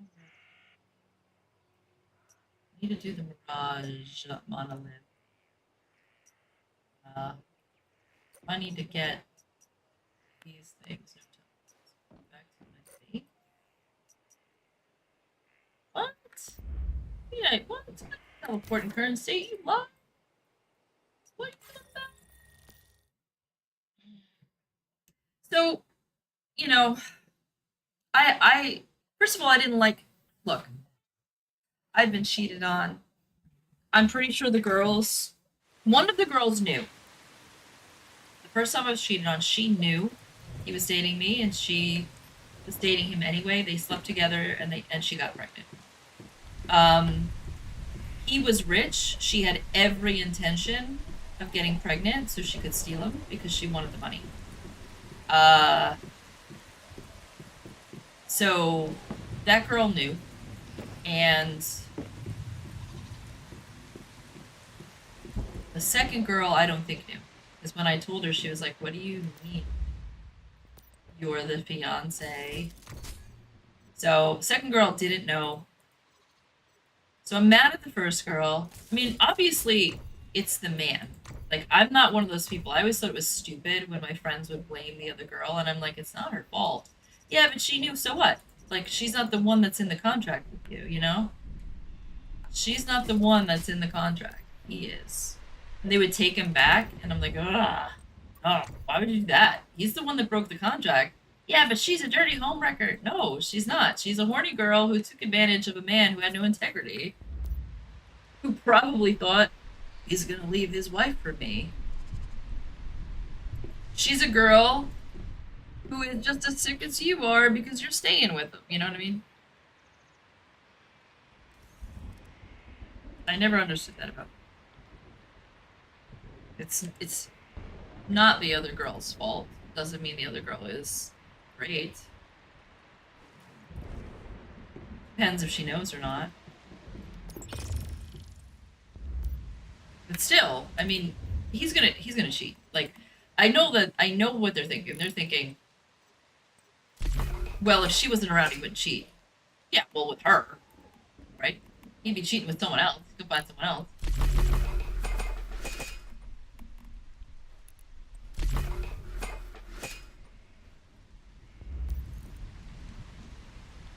Oh, giant stairs. Is that a? So do easy mode. Winding Ridge Frontier.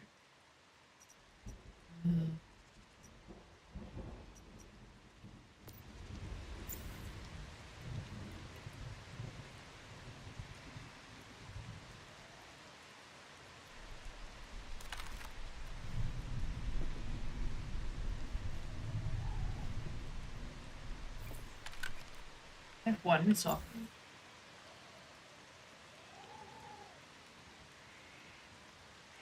Are you?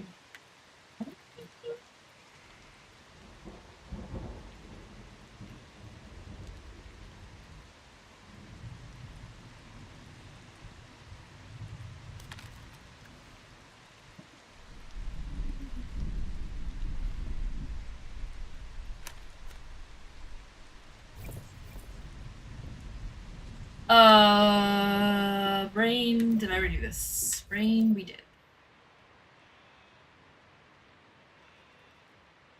So my business was a sole proprietor. I had to turn it, so now it's an LLC. I have no idea what that involves. I have no idea what I'm going to be paying up the ass for this. I don't know what that involves with taxes. My accountant says it's the same tax wise. I shouldn't have any issues because it's technically still a sole proprietorship because I am alone. So we'll find out. But I just gotta eat it. I just gotta do it. Like whatever it is, I just gotta suck it up and do it because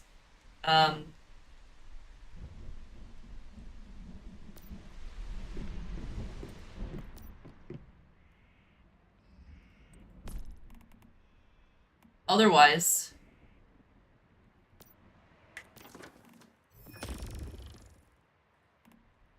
I'm at risk for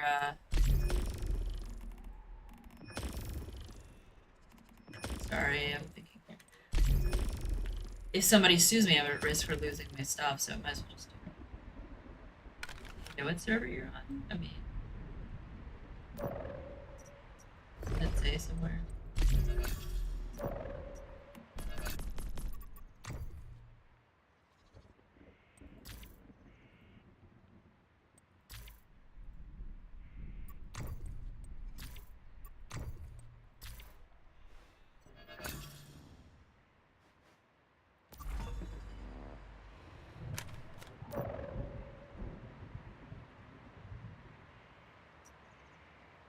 Log out. Fine. Why? You want to come play?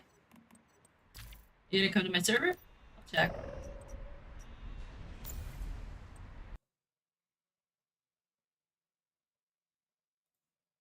Let's open it. It's gonna be blank for a while. Just give it a second. Because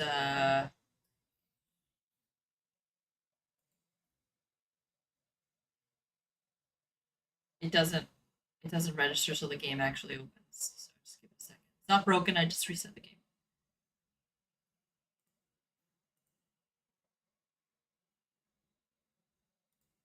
I don't remember what server. I should put that in the beginning, right? My stream. PVE01-X0148. Let's put that in the title, right?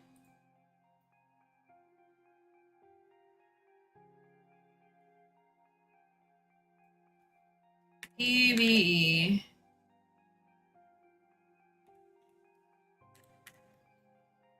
01-X01-2. You know? And then people can come join. Edit stream info.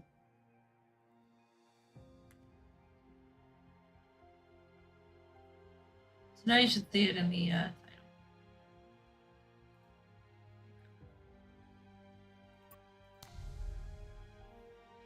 Go live on Discord. No, that's okay. Let's see if you can join it. Yeah, come play, and then we'll get you in Discord if you want. You just gotta be obviously stream friendly. You know, like don't use the N-word and stuff. Not that you would.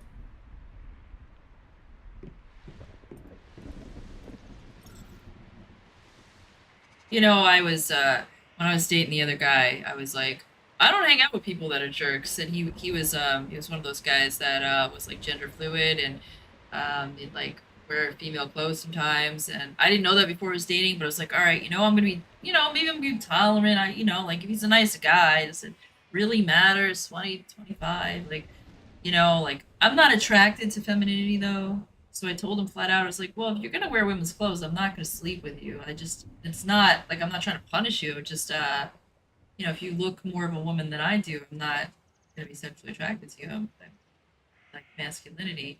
I would be more attracted to a woman that looked like a man. You know what I mean? Like than a man just because I'm attracted to manliness. And he's like, I'm okay with that. Why can't you join it? Why not? Why not? I send you a friend request. I can do that, baby. Is it full?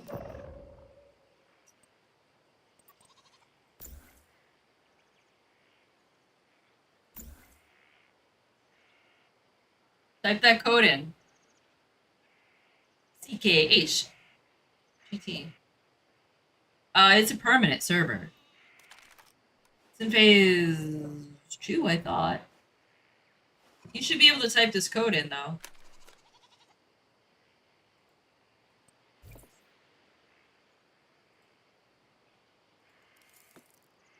And join as a friend. Oh, it's in phase 3.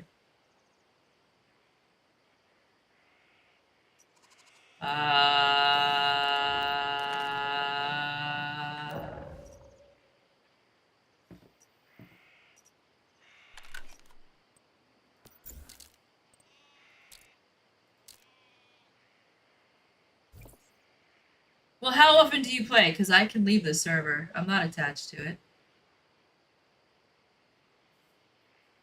How often do you play? Yeah, try the code first. Because I think the code is for, like, inviting friends after the phase close.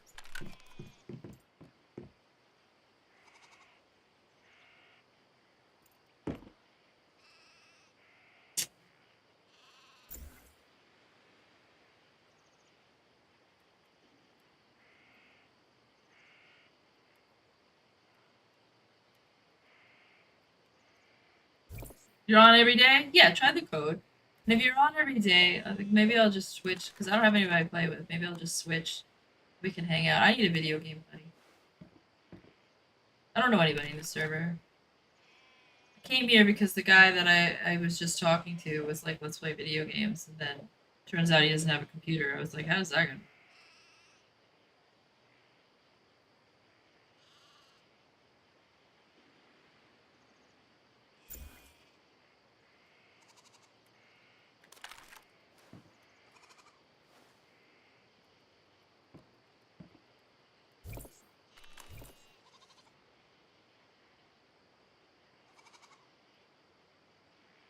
I got some nice perks. I hope it lets you.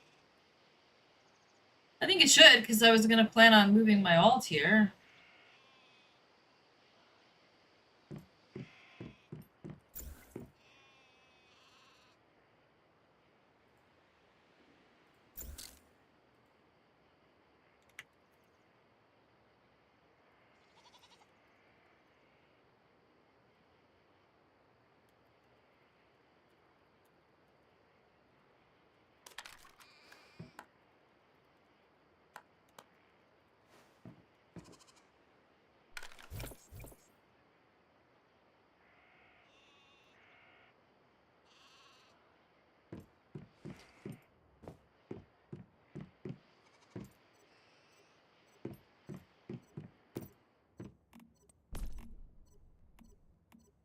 I got some axolotl too. I've always wanted axolotl. I get 3 of them. And I've got an aquarium, and they glow in the dark. They glow yellow. They glow with a black light. But here's the problem. I like to build these like ecosystems, and because I can't have like a lot of plants and stuff in there because they rip it out, and like like you can't have substrate, so I'm trying to figure out. I've got floating plants on the top, and those are fine. But I'm trying to figure out like how to plant this tank in a way that the axolotl are going to be okay with it. Like what plants do I put in there? You know, because obviously this is it's a hard water tank and it's cold, so I'm figuring it out. Right now, I've got this giant log that I'm trying to sink, and it's been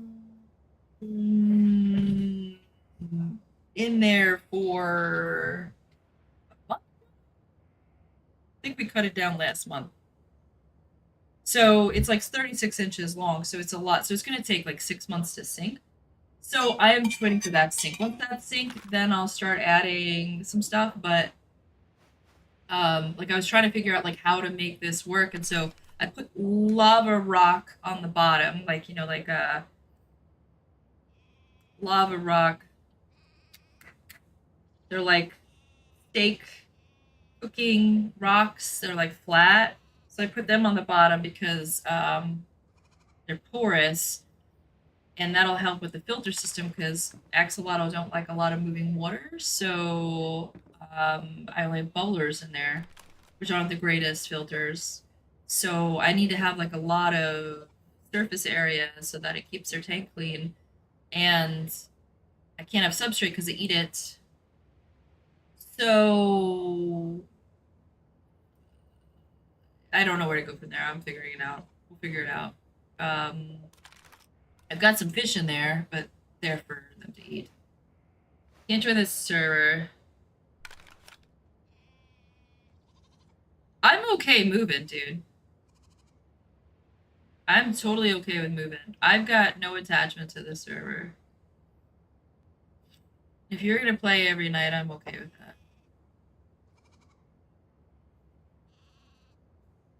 Like I said, I came here to play with that guy, and he doesn't even have a computer. So if you want to be my video game buddy,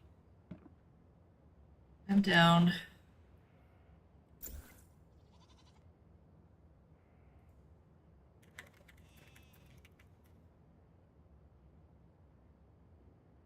How long do you have tonight to play? Because we can move too.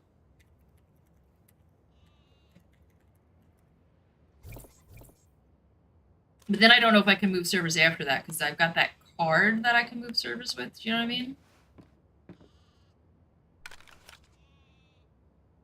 So you want to pick a server and move there?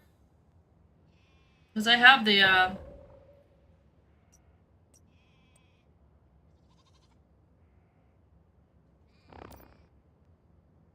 thinking.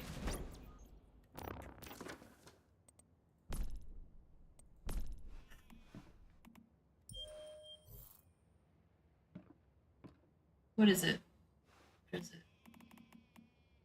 This? I have one of these.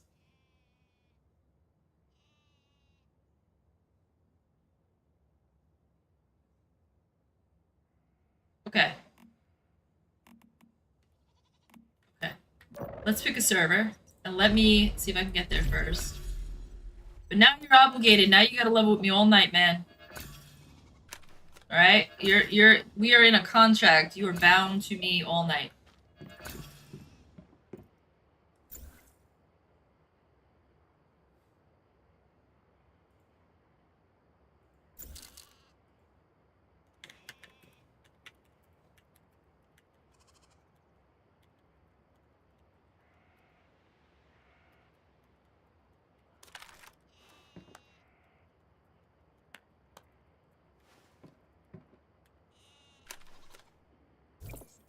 All right, let's see.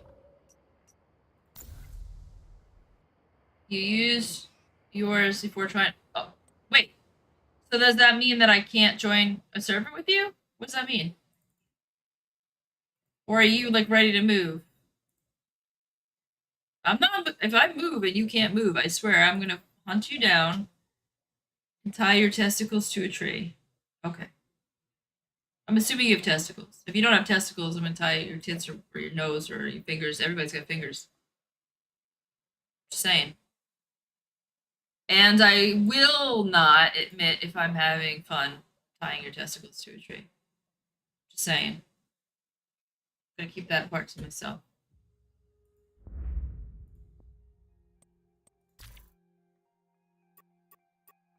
So.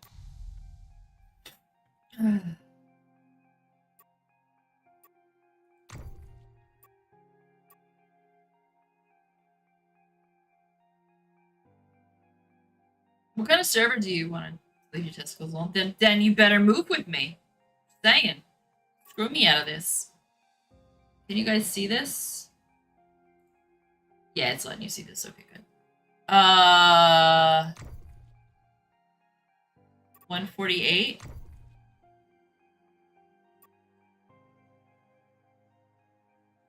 Well, yeah, but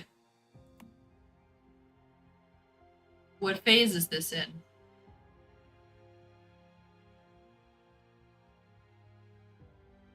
It's day 3. Okay, that's not too bad. Why 148 and not this one? Is this not open yet? Oh, it's not open yet. Because it's... No, it opened. That's day 2. Oh, you're right. Good. Fucking good. Good shit, dude. Good shit. You right? You right. Alright, so 148. Now, I gotta enter the game, use my exit thing. Right? How are you getting to 148 if you use your thing already, though? You use it and you haven't moved yet? What's the deal? Well, you said you used your exit thing already. Are you stuck on a server, or is it time to move on your server? Like...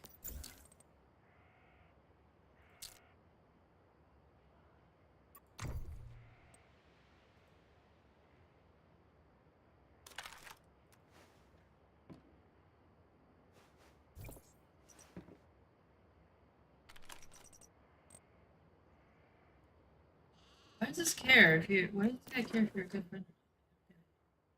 Doesn't matter. Oh, you used it! Oh, okay. Okay, I got you. So I screwed you by accident. Got it, coach. I see, I see. I mean, I'm just gonna let you know, though. Even though it appears like it's my fault, it's still your fault if you have a penis, because that's the way it works, right? You're the one with penis, so it's your fault. Okay? Just letting you know. I didn't make the rules, okay? I recently, like, somebody I know knows somebody who knows a lawyer, and they said it. So it's gotta be true. You need one of these clocks? Ooh, what are you gonna give me for a clock? I want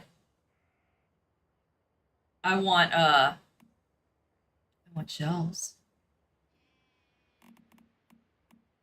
Or you could buy me a horse real life.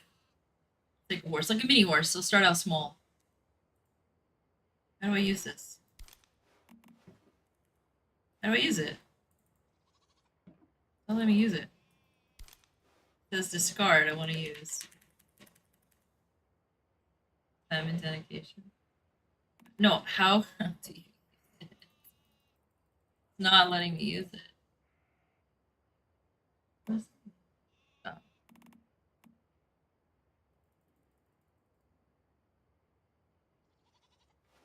I don't know how to use it. Press escape. Okay. Now what? Now what? What are your seasonal challenges?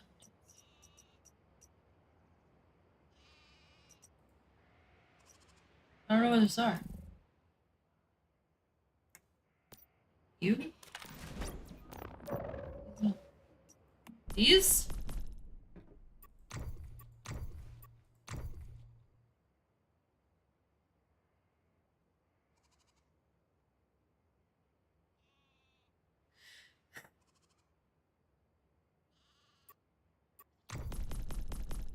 Here?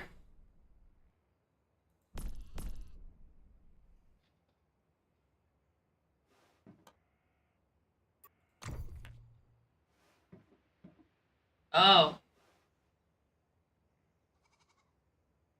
Shit. Oh, wait, but it's okay because I didn't put it on yet.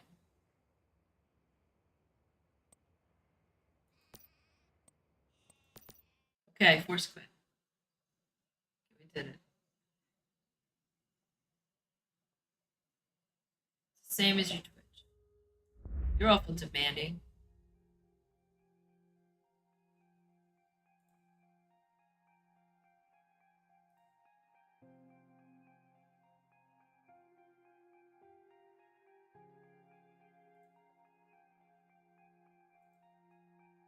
Uh...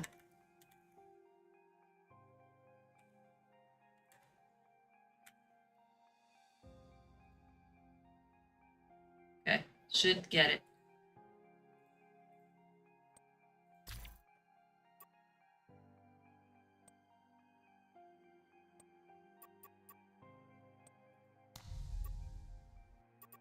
So we're going to Manavis 148.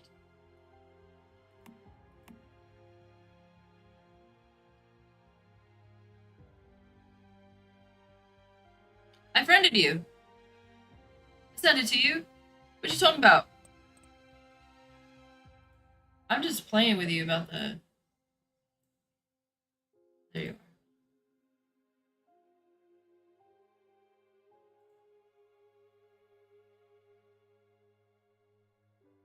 Hello. Housekeeping. Oh, good. I didn't have to change anything. I can hear you. Perfect.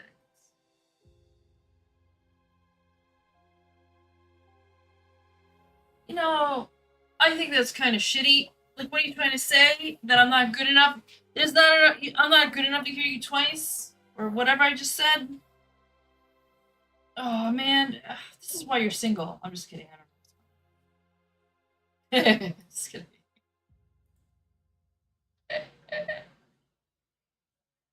So we're going to 148? Okay. It says create character. I want to create.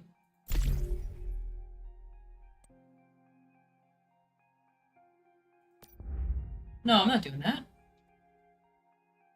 No.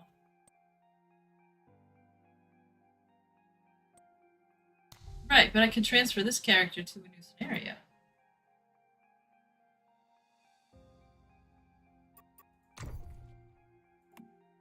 But you better be right. I'm telling you, your testicles are hanging on the thread wire right now. Okay, because if I lose everything, I'm not the type to break stuff, so I'll probably just implode internally. Yeah.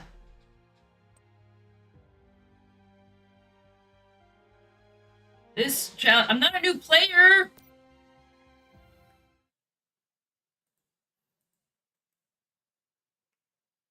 Better transfer this character. Better. I have trust issues. Get cheated on a lot. You know? Really?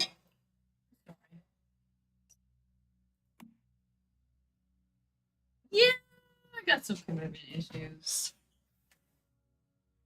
You know, my commitment issues come from, like, obviously past boyfriends that have treated me like shit. But also, I'm, like, in this phase of my life where I just started a business. And, like, the last guy I was talking to, he kept, hey, Ray, what's up? Not curse. I'm not a witch. I mean, I wish I was. I would curse everybody. I would curse all my ex-boyfriends that cheated on me that their dicks would get smaller, which would be a very impossible thing because they're already pretty tiny. If I did that, they'd probably have vaginas, but worth it. Worth it. Um, yeah, I know. I'm in this phase of my life where I'm working on a business and it's in the beginning stages, so I'm not making a ton of money.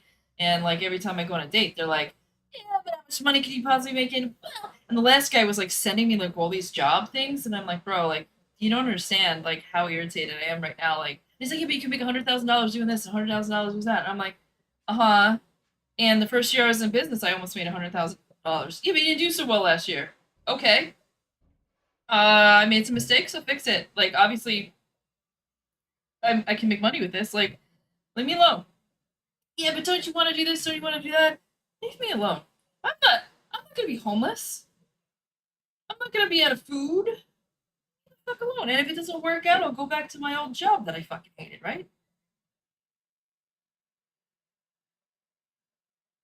Well, if it doesn't work, I'm saying if it doesn't work out, I have a backup. I mean, I went to school, went to college to be a veterinary nurse. Like, I have a backup if I really want to. You know, look, right now, I hate the pay. There, it's not. You don't make a lot of pay. If I had been a human nurse, um, like like as a veterinary nurse, I do anesthesia and surgery and all this other stuff. If I had been a human nurse, just doing, like you can't do anesthesia, but being like a surgical nurse or something like that, I'd be making well over 100 grand, sometimes 200 grand, depending upon whether I wanted to be float nurse or whatever they do. And especially during COVID, I could have made so much money. Um, but I am not interested in that. I tried working with people, and I worked with mentally challenged people, and they threw poop at me, and I quit, and that was it. I was done. So, and I know not everybody throws poop at you, but I was like, I'm not. I'm done. I don't want to. I don't want to see people naked. I don't want to look at like like I hear horror stories of people where they have worms in their legs and they pull them out, and people that don't bathe, and like then they get nasty old men who get erections every time the female nurse. I'm like, I don't want to deal. I know that's like a percentage, but like I don't want to deal with that. The worst thing I have to deal with is my patient mauls me. I'm okay with that. Because if you're good at what you do, you won't get mauled. So I'm okay with that. Besides, I'm a little bit of a risk taker. I kind of like the danger, you know? Uh, Bring it on. 150-pound Rottweiler, I'll fight that. A 150-pound man who can give me AIDS or something else, or like stab me with a needle or bite me and give me whatever he got. No, no, no. And then, no. No, not interested. So I did want to become a vet, and I never finished school because of circumstances. But now I'm doing this business thing, and I can make as much as a vet, so it's like why bother? I still may go back, but um, that's 200,000, 300,000 in debt. But here I'm not in debt, so I'm like, let me try this first. So we'll just see where it goes. We'll see where it goes. Worst case scenario, I get business lessons, and if I do go back to be a vet, I have this business. I have all what I've learned about business to apply to my veterinary business. I don't see it as a loss. But like this guy kept going. Well, like what if you take this job, and what if you the correction officers? Like, I don't want to be a correction officer. Why do I want to deal with people like? Why do I want to deal with people and their bullshit? No, I don't want to deal with criminals and their bullshit. Out of here. Oh. That was the thing that bothered me. I had to tell him. I was like, "Why do you keep sending these jobs?" He's like, "Yeah, but you can make 100,000." I'm like, "You do. You don't have a job. He's just like he's trying to get hired with the police or something." And I'm like, "Worry about you, bro." And then he was telling me like he's like, I think the reason why he won't leave his girlfriend is because she keeps telling him that one day she's gonna be a multi-billionaire because she's inheriting this stuff. And I'm like, you know what's gonna happen? If she inherits that money, she's gonna upgrade. She's gonna upgrade. He's not 7 foot with blue eyes in finance. She's gonna upgrade. He doesn't even know. I'm like, man, you don't even have a job. So before I left him, I showed him, I was like, well, I have a house, and I have all this stuff, and anyway, goodbye. Goodbye. It's like it's like You know how Indiana Jones at the end of that one thing where the guy chooses the wrong cup and he dies, and it's like you have chosen poorly. That's what you have chosen poorly. Plus, I'm a freak in the bed. He would have some great sex.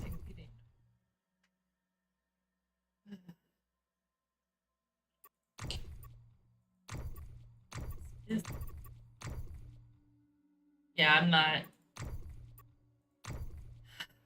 I don't even think I don't like when he said he had when he said I don't feel bad because my ex deserves it because she won't give me sex when I haven't had sex in 11 months, and I'm sitting there like, and then he said I'm leaving because I have empathy for her and I feel bad and it'll hurt her feelings, and I'm like you don't have empathy for her, and I'm like no you're no I was like this is narcissist maybe I don't know what you are but a man without empathy that's a no that's like a that's like a man who's secretly a zombie or something. I don't know. Man eating flesh virus or some shit.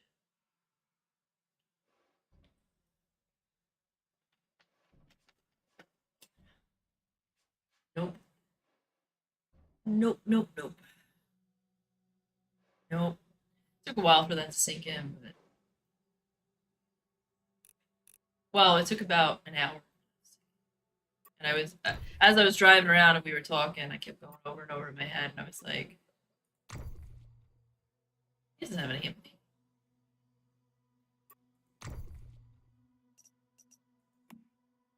Like, give us more tattoos. Yeah, there's like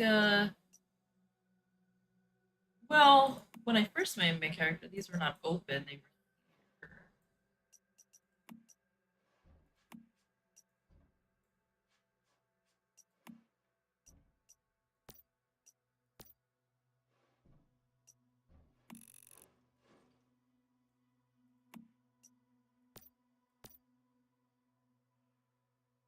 yeah. Let's get some spiky tattoos.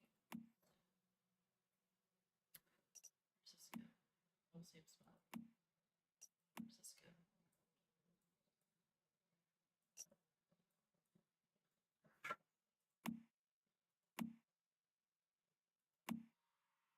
What would you say?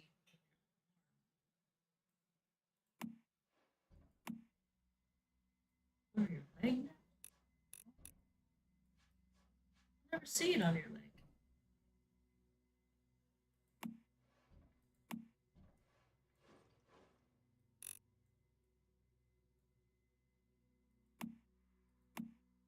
Hmm.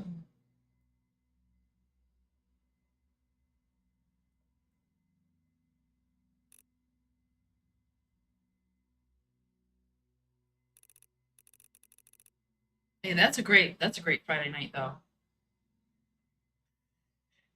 You know it, man. Except I'm allergic to ketchup. You what?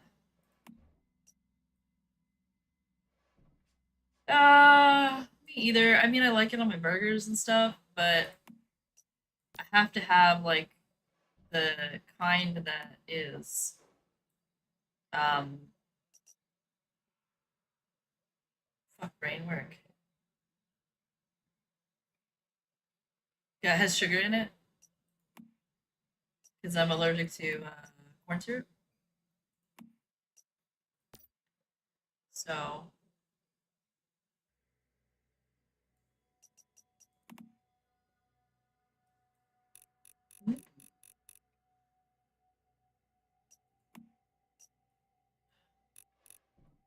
just call me fat.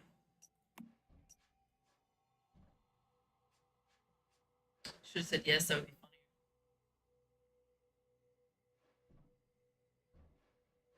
Oh, you're right. You're right. I did. I'm hoping to go for the rest. Like, I know most of that's probably water.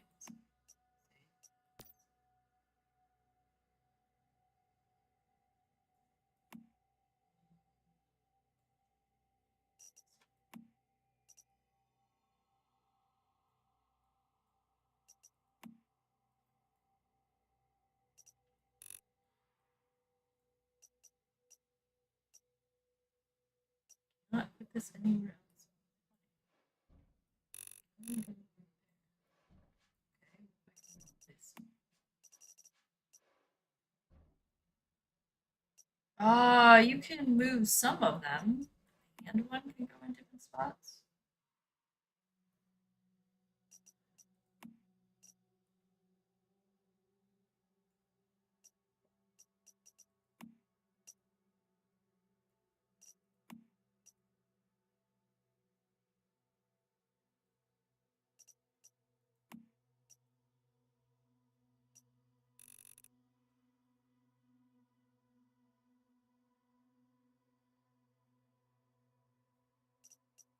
It's okay. It will all be okay.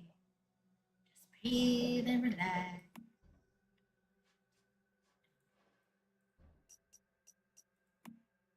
What? Don't mind the needle. Can you take your clothes off so I can see? Not your clothes, my clothes. Can I take my guy's clothes off so I can see what I'm doing? Like, where the fuck is this tattoo? I don't know.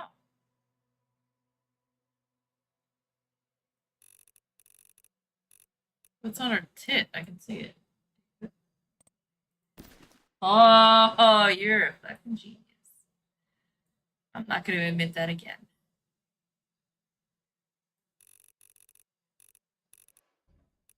Put it on her boob and we'll make it.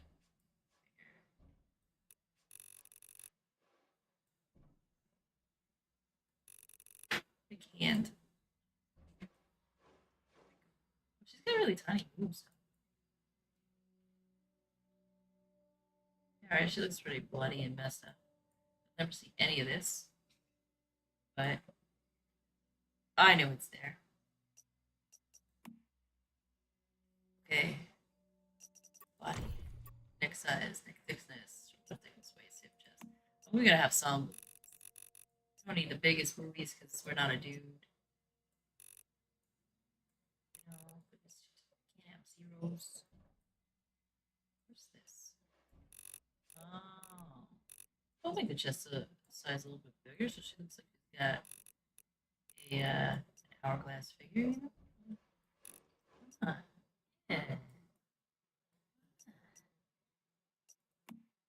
Yeah, you know, because my whole problem is I need to find a boyfriend inside this game.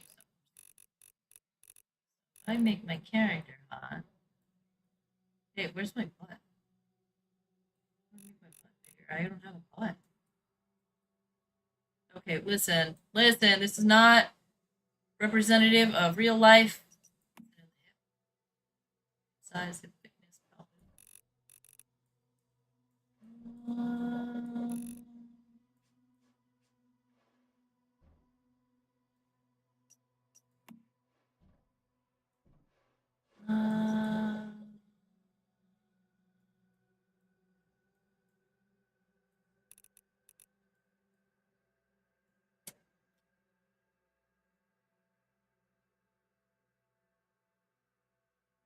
all right, Ray. You have a good night. I'm sorry I didn't see you.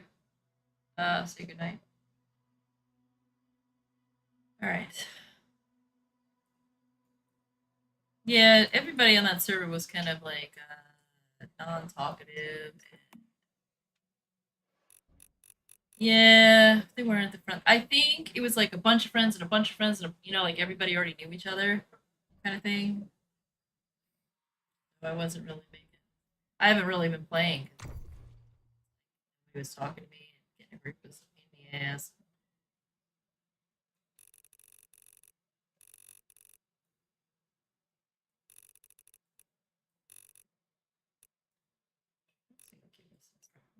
I don't want this tattoo on my face though.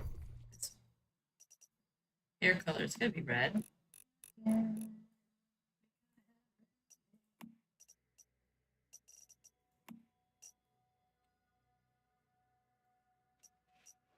Gradient.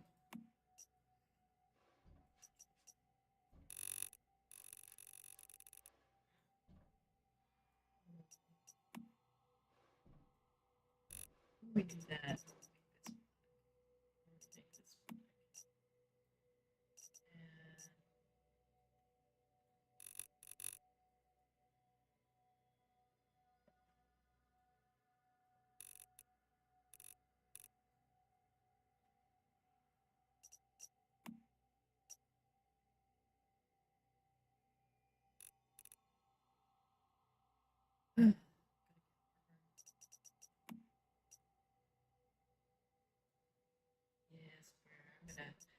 know what this one to go.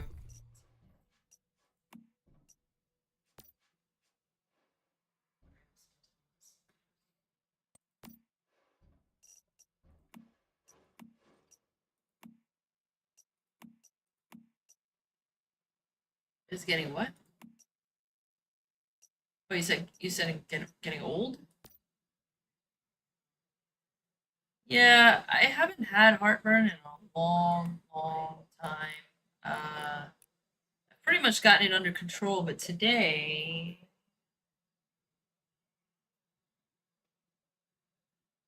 what did I eat? I ate something, and I think that's what's giving me heartburn. I forget what I ate.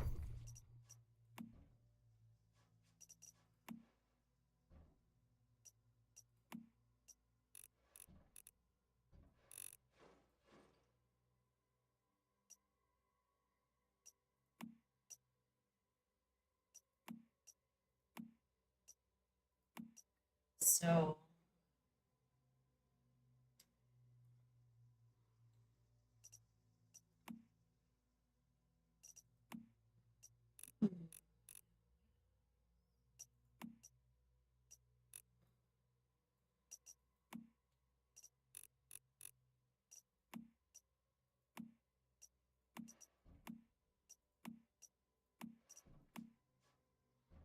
of the white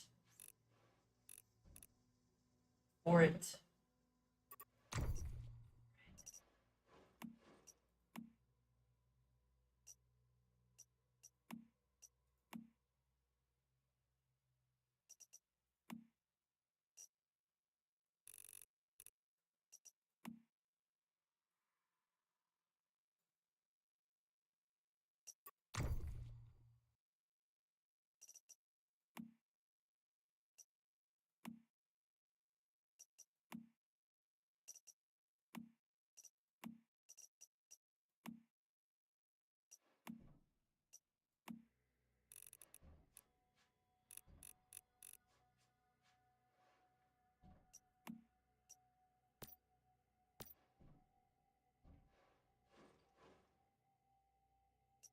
Here's some nice red lips, you know. Gonna be a dominatrix.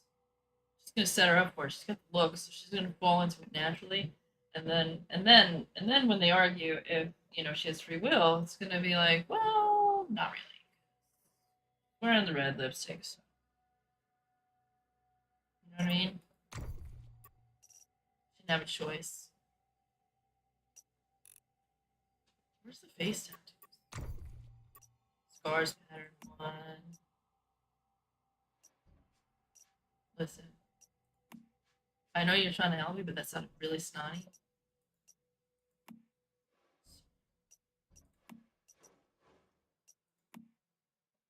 Trying to say I'm stupid. Don't answer that.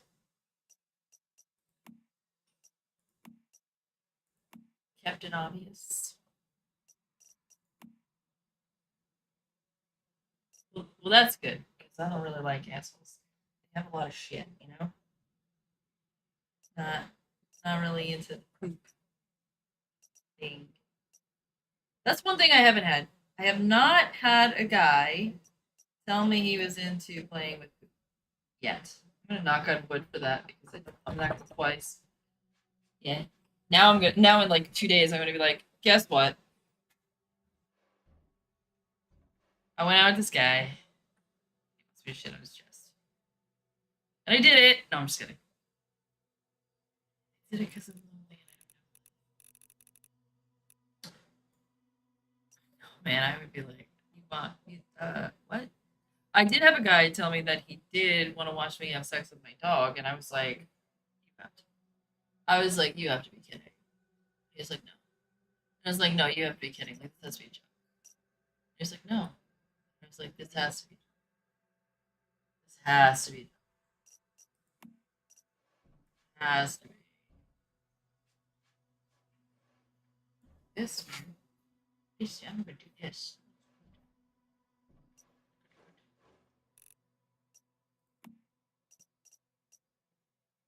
Yeah, it was some guy that I met on a dating website. And I was like, okay. This is the state of the world. I don't know where to meet dudes.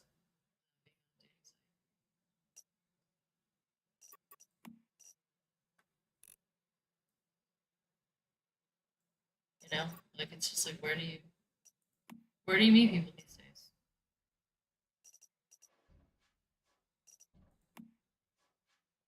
It's not like it used to be. Guys don't approach women anymore.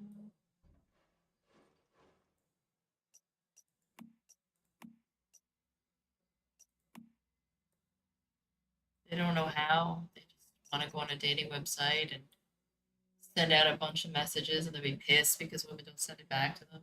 It's like, go to a club, pick her up in real life. She'll be shocked when she'll go with you.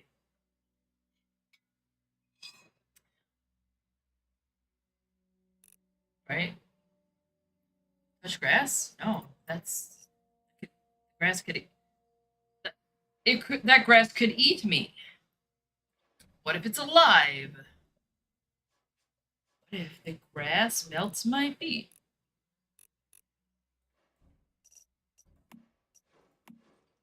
And I love watching, like, you know, like guys complain about it, and they're just like, "Oh, women don't approach men, and men have to approach women. And oh my God, it's terrible, and women are evil." What?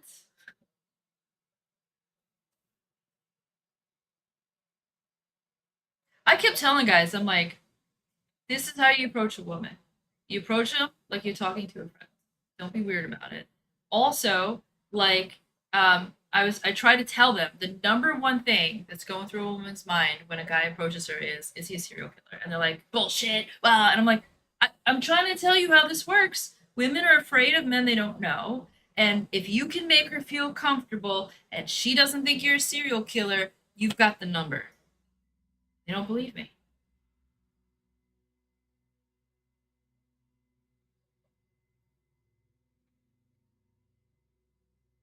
Uh-oh.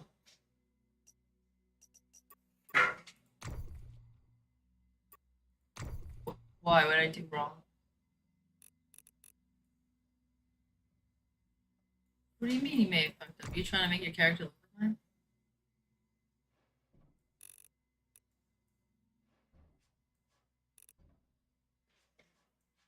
Uh-oh.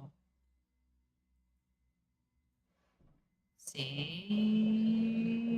Yeah, it's making I'm gonna go to the bathroom. I'm pretty sure it didn't let us bring the character over. Like, I'm pretty sure this is a completely new character, so um maybe you gotta go into the scenario and transfer like normal.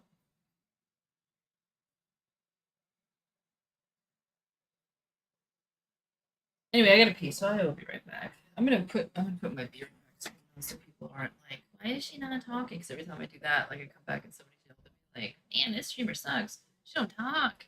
They get mad because they're like, hello, and then you know you're peeing, and then they're like, what a bitch. I fell with the barrel and I thought I was gonna die. Okay. Maybe you want to die? Maybe. Okay. No!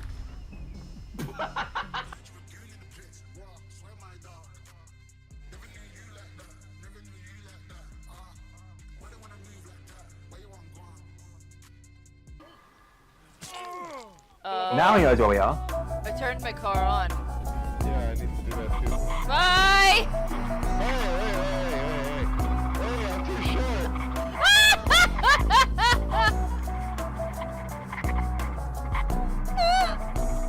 It's impossible to steer this one. I don't. Is it on? I can't even win it. You can't even start your car.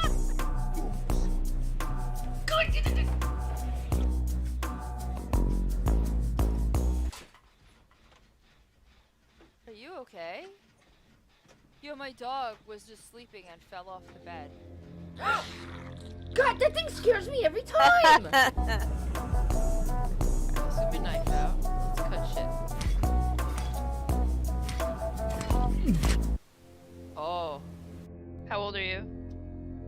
Do you want to smash? Sure, but you bring the carrot. He's 58, by the way. What? God damn it!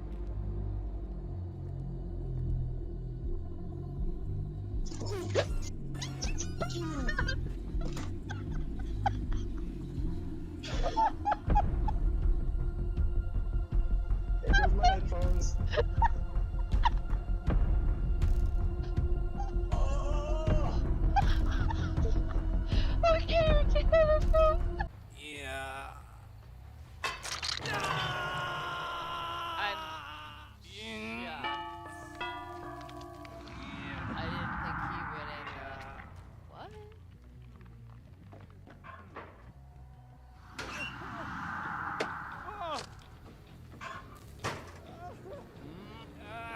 Yeah.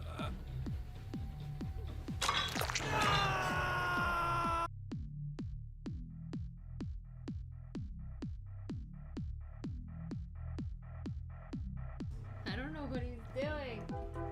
He's doing my head. You're gonna make me lose. You're gonna make me die. Oh my god, he's looking in my ears. Stop it. Dude, go lay down. I played a pirate in one of my D&D campaigns. Oh yeah, you were Scottish pirate. A Scottish pirate. Yeah. Cause you know the Scots, they were famous for being pirates. No. You never heard of the famous kilted pirates? Where did you hear that bullshit? What? The famous kilted pirates? They didn't do so well in the open seas though because their kilts would fly over their faces and they wouldn't be able to drive, but after that failed they took up horses. So shit, look.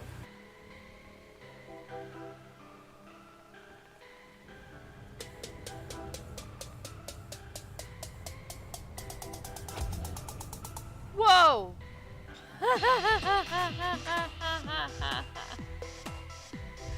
Did you see that? Evaporated those suckers and I'm hitting them with the knife. What is wrong with me? It's my first. Shit. It's my first hook. I'm a virgin.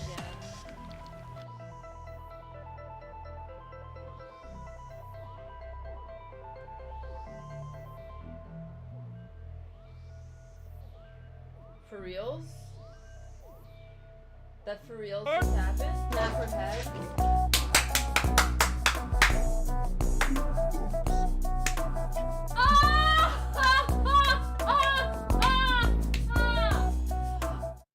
Back. Sing on the toilet.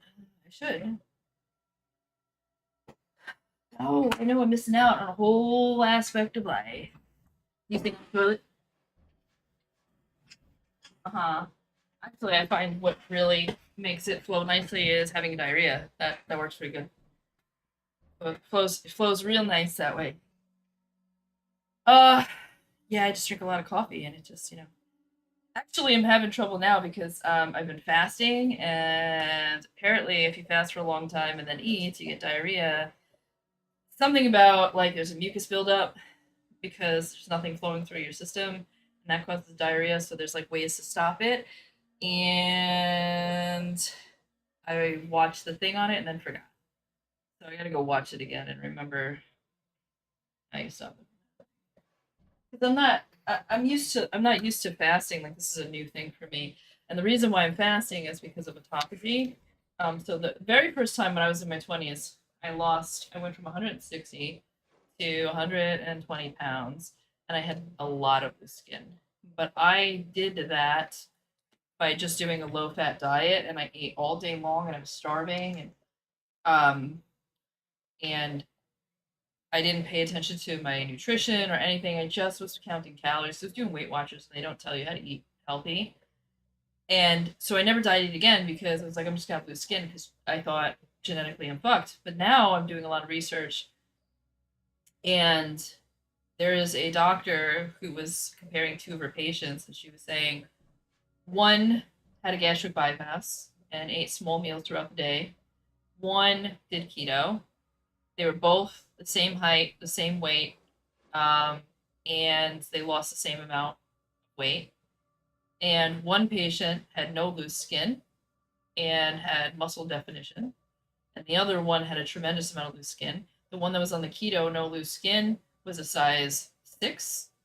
the one who had the gastric bypass was a size 14 and had a bunch of loose skin. And she was saying that's because one went into autophagy, where the body was able to recycle the skin it didn't need, and the other one never got into autophagy because she never got into ketosis, which you could do on a regular normal diet, because if you eat, like if you fast and you eat a lot, if you eat like 4 hours in the morning and then fast for the rest of the day and night, that'll happen too. So you don't have to be in keto, but keto makes it easier.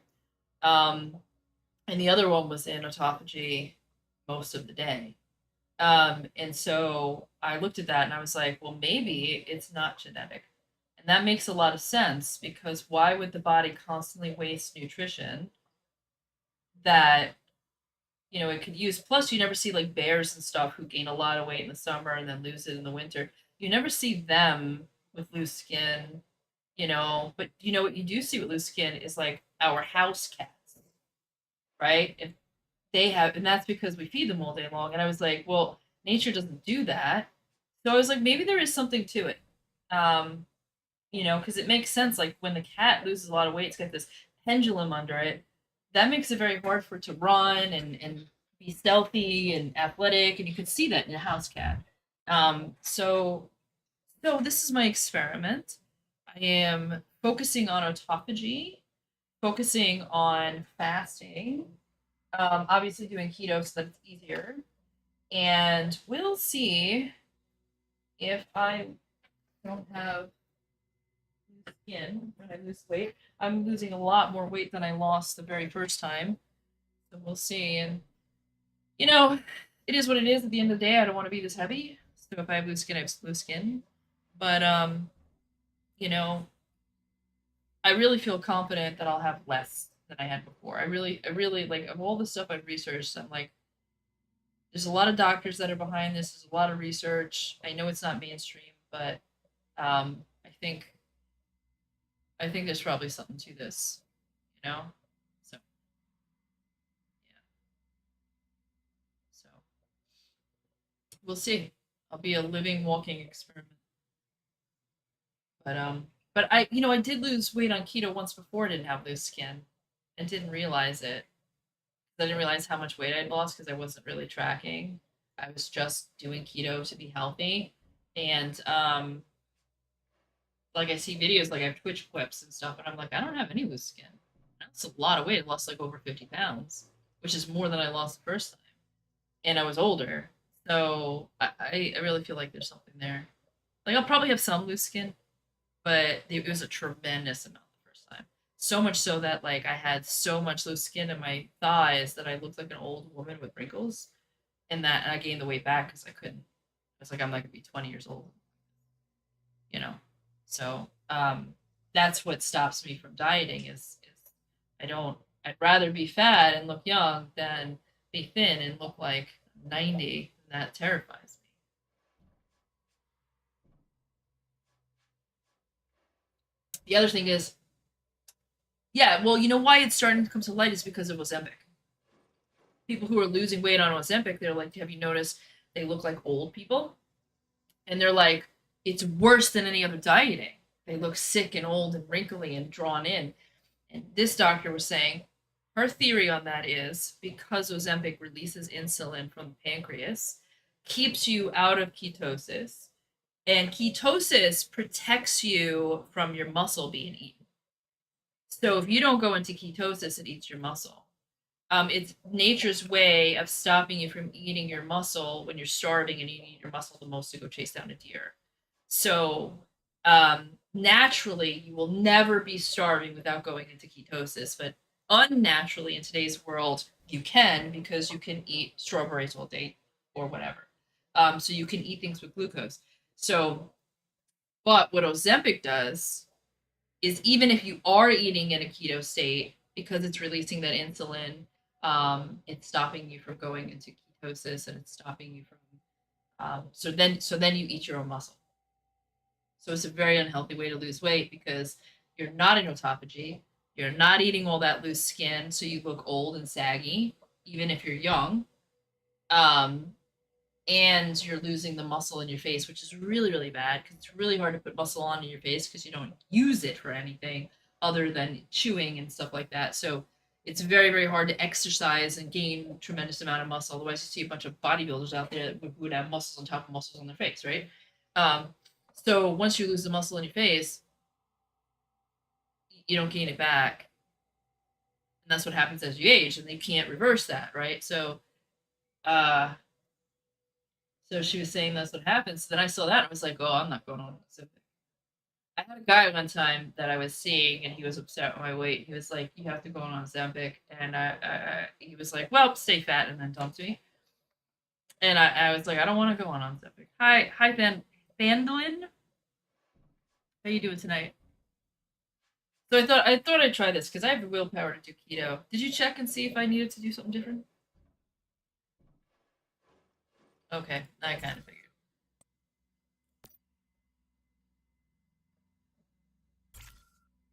How do I exit it? Escape back. Confirm.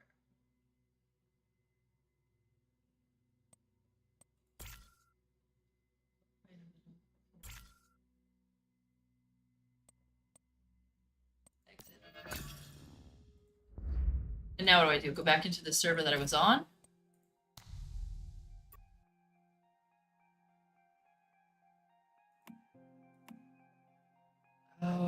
Oh shit! I have a level 1 character on that server now, though.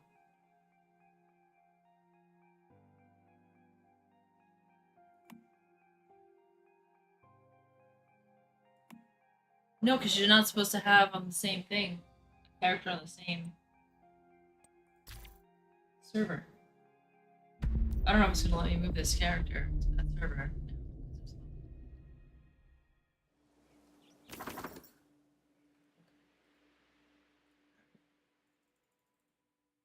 What the fuck? Like, oh, why is? Oh, now I'm stuck. What? I'm not stuck. I just found it. Sign up for Manibus. 148.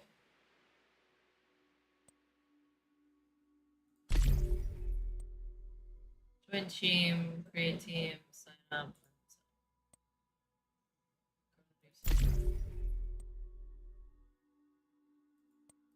Will not be able to return. Don't care.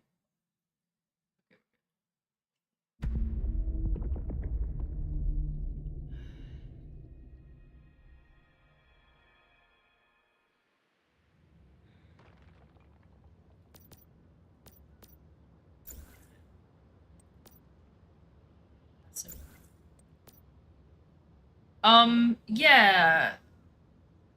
I think you can pick where you spawn. Right?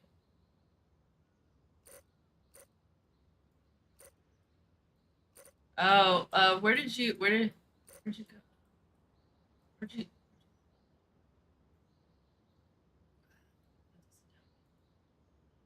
Iron River?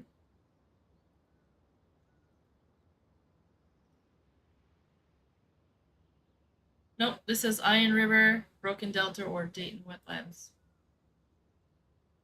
Yeah. Look at my stream.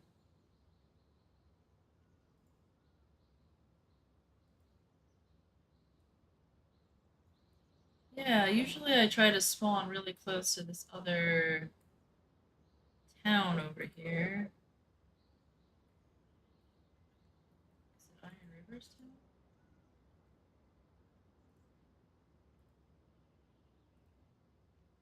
Is that closest to?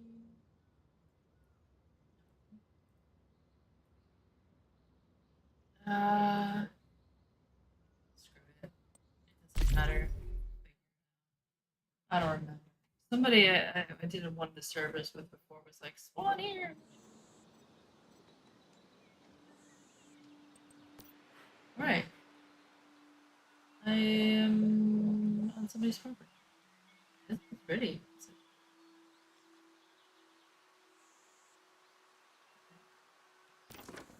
I'm level 2. Amazing.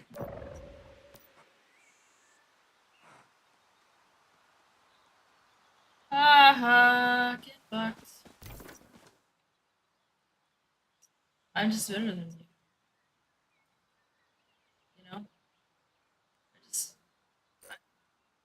But, you know what? Like that's why you're playing with me. I think it was go to Iron River because then you can get to Greywater.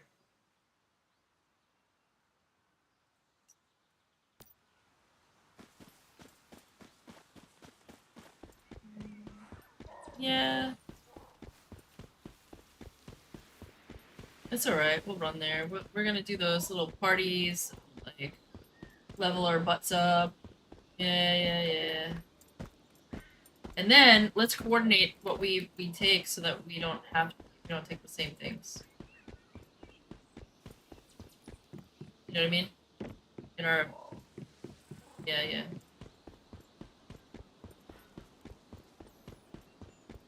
Yeah, I have a video game buddy!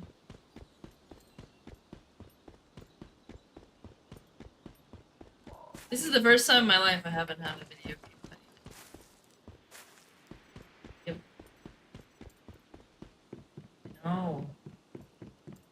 No, my last video game buddy became a streamer and now he's got all his little streaming buddies. Never hear from them.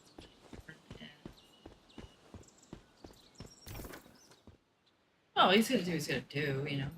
He's doing alright, like.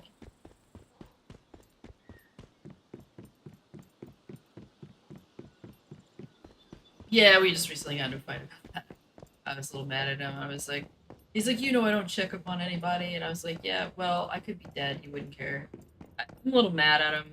I probably was kind of a bitch, but I was in like a depressed mood. I was really upset. I had nobody to play with games. I was having some problems with the business because of all the shit that was happening. Debt that I didn't know I had that just appeared out of nowhere. A lot of shit happened and I was really depressed because this is my busy season.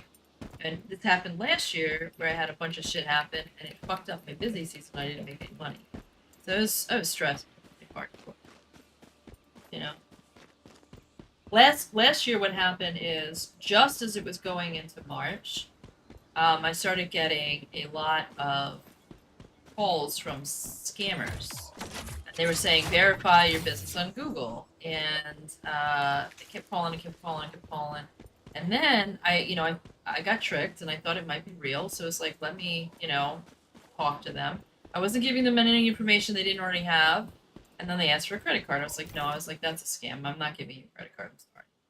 And they were like, all right, bitch, you're going to regret this. They literally said that to me. And I was like, that's definitely a scam. Like, Google wouldn't call me a bitch. So the next thing I know, Google sends me a message through my email saying, your business has been reported. It's fake.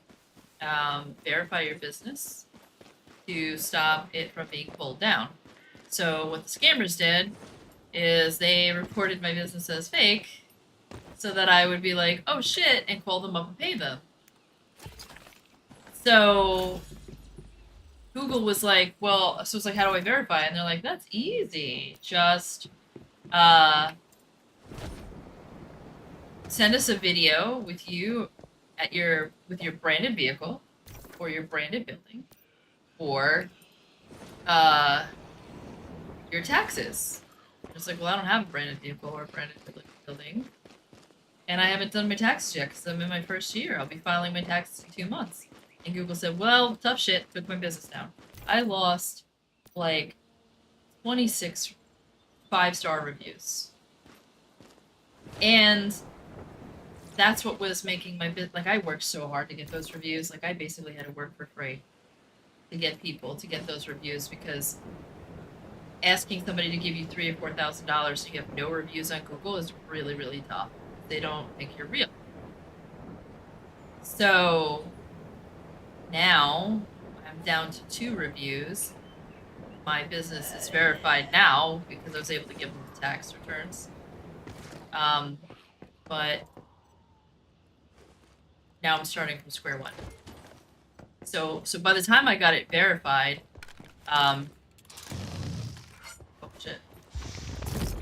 By the time I got it verified, the season was over last year. So, because I'm a dog trainer, so like it's summer or nothing, right? Nobody trains their dogs in the winter, and so that ruined that season to the point where my accountant asked me if I still had a business. It was that bad.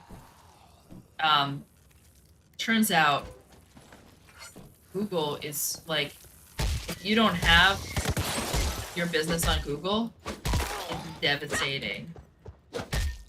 So I didn't know that, found out the hard way. I mean, it makes sense, right? Like, if you're going to go with somebody, you Google them to see if they're real, check their Google account. You know? So, then I had a problem with the website all at the same time because I hired somebody from Fiverr to do my website, and they were scammers. So they took $800 from me, fucked up my website. They went on there and fucked it up, took it down, made it generic, and I had spent like months, because I don't know how to do websites, just getting what I had up, which was like shitty to begin with. So now I had nothing, like I had a template. So now if somebody Googles my business, they see this template of like something else, and it looks fake. So now people are Googling my business, you know, like it all looked fake. So it was making me look bad. It was very hard to be like, no, I'm a real business, I'm just having issues. So that ruined last year. Then this year, everything was going better. And then all of a sudden, I get a levy placed on my business account because I'm a sole proprietor for a, apparently when, like 15 years ago, an ex had stolen a credit card and used it. And then because I moved, I never got the bills. And because I didn't have a cell phone at the time, I never got any phone calls.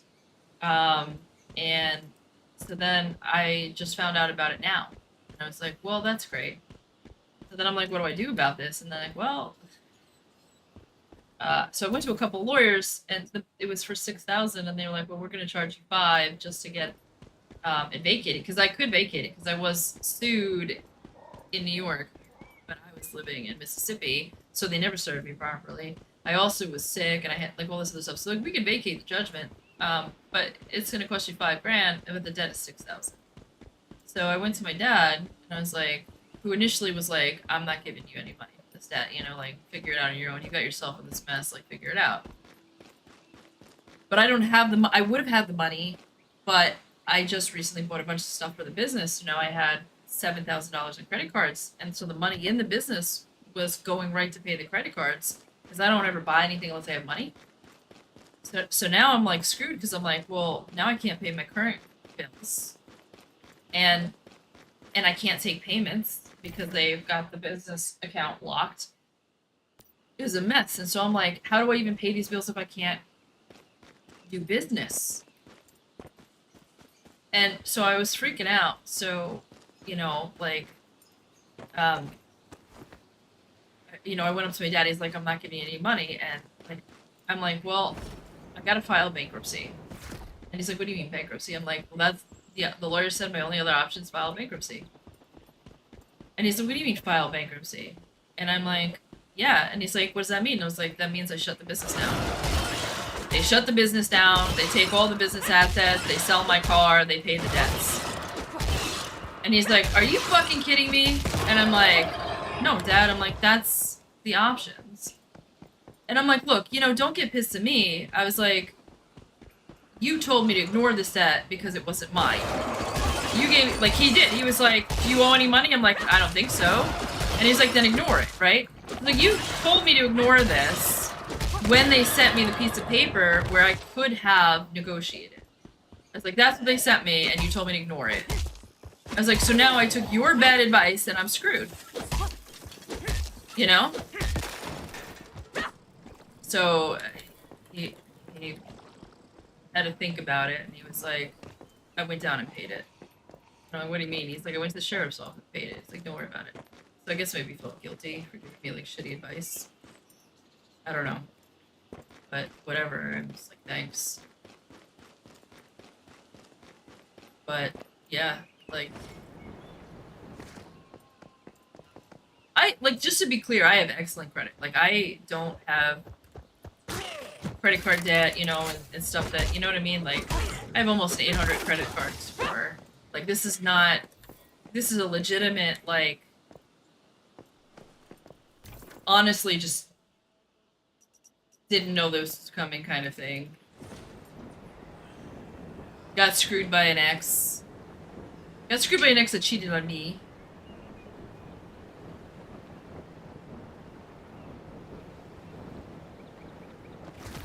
Yep.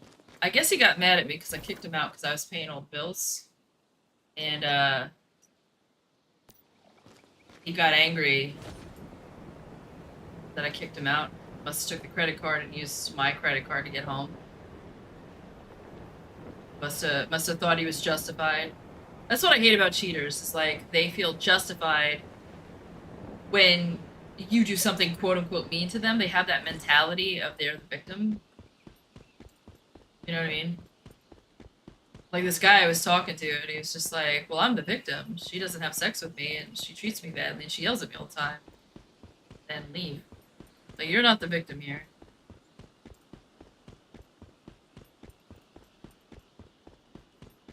Yeah, that's why I was like, we're gonna go no contact, because I was like, I was starting to get too attached to him, like, I was getting used to having him around, and, like, talking to him and stuff, and I was like, no, like, this is dumb, because, like, your heart is stupid, do you know what I mean? Your heart is really stupid. Right, exactly. It's pretty stupid, and I already felt like that pull. Like, I'm not gonna be able to fight this if I don't leave now. Like, this is, you know, like, so my brain was like, get out, do it now, before you can't, because you're gonna do something stupid.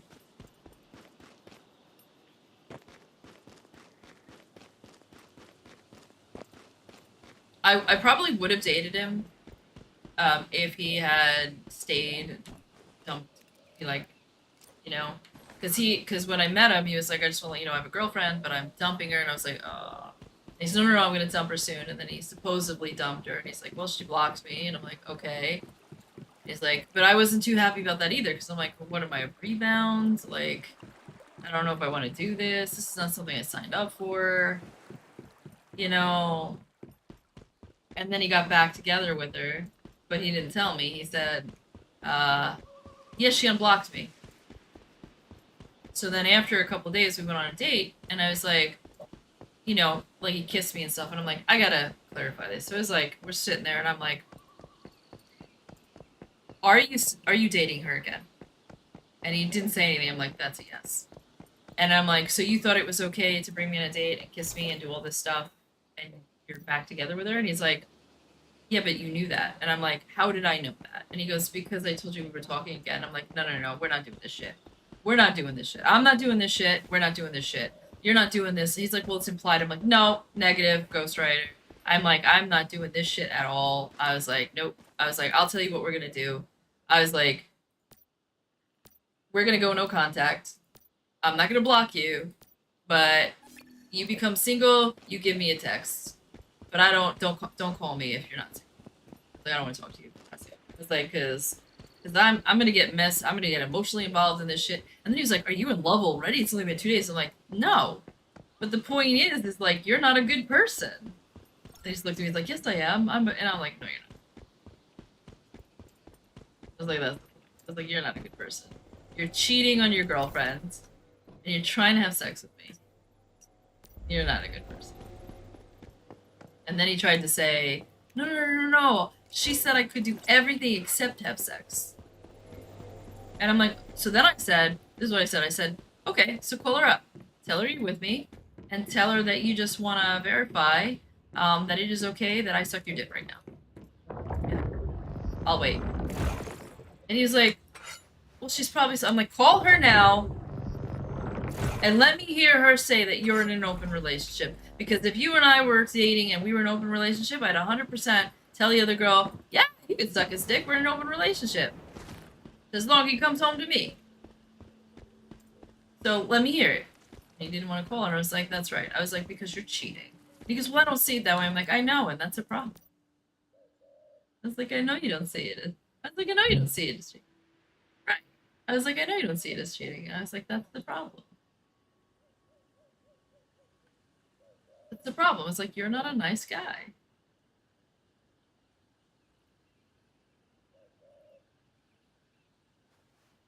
He wants to be a cop. And he was like, yeah, so I told him I have a lot of integrity. I have to laugh. Integrity, my ass.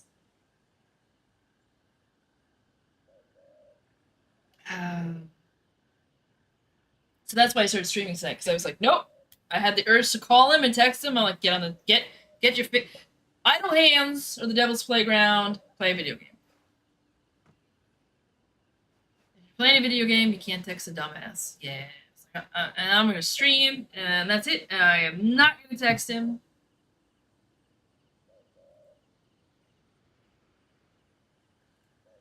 And now I got an amazing game. Yeah, now I got a new game mode. Now I'm excited.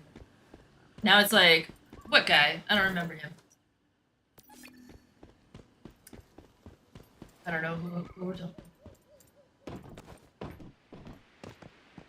And like, I know that there's a small percentage of guys who can cheat and then stop cheating. But, well, see, like, in order to cheat, you have to have entitlement. You have to feel like you're entitled to cheat, right? And then you have to lack empathy for your spouse or partner.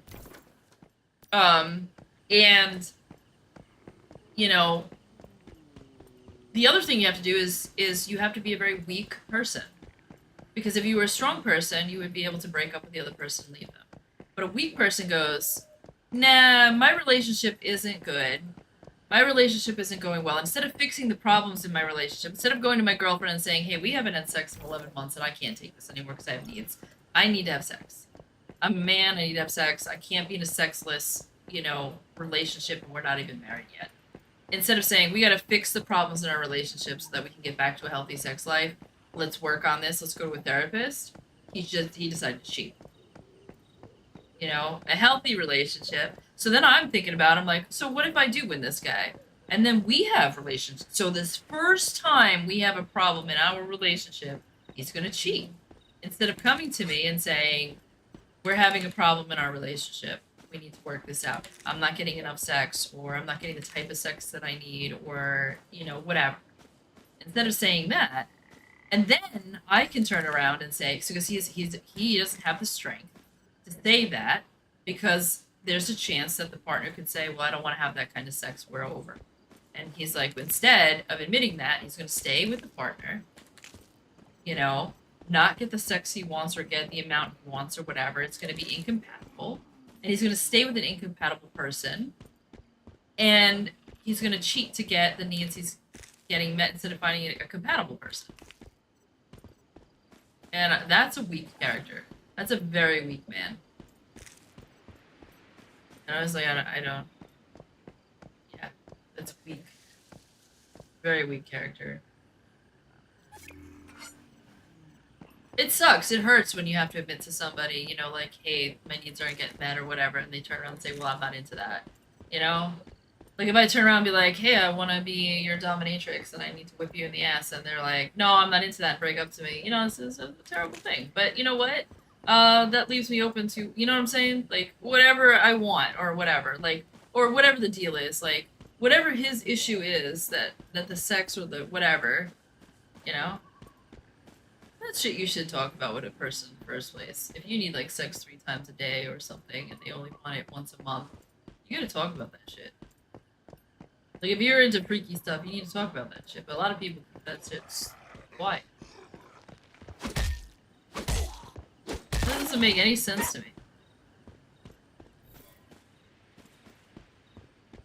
Everybody's got kinks. I've never met a man that doesn't have kinks. And women don't have kinks because they're ashamed. Women have kinks, they just don't want to admit it. You know? Women are afraid they're gonna get judged. It's like, who the fuck's gonna know? What do you think, your man's gonna go around advertising that you like, whatever it is you like? He's not gonna tell other people, and if you dating a man who's gonna tell other people, date a different one.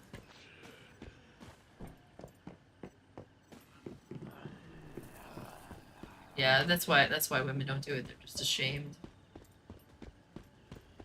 You know, there's women out there that won't masturbate and that kind of stuff. I mean, they don't want to be judged by who? Who's gonna judge you? Men are inherently really, really fucking freaky. It ain't your man that's gonna judge you. Your man's gonna be like, oh, I'll join you. Right? He's not gonna judge you. He's gonna be like, oh man, freaky one. He's gonna be so excited. But women get scared. So that's the problem with women. They're afraid of being judged. I think men do it too, though. Sometimes they're. But see, men have like the problem is women don't explore it. They don't know how kinky they would be, and men know that women don't explore it, so they don't admit to it, and then they try to get their kinks somewhere else.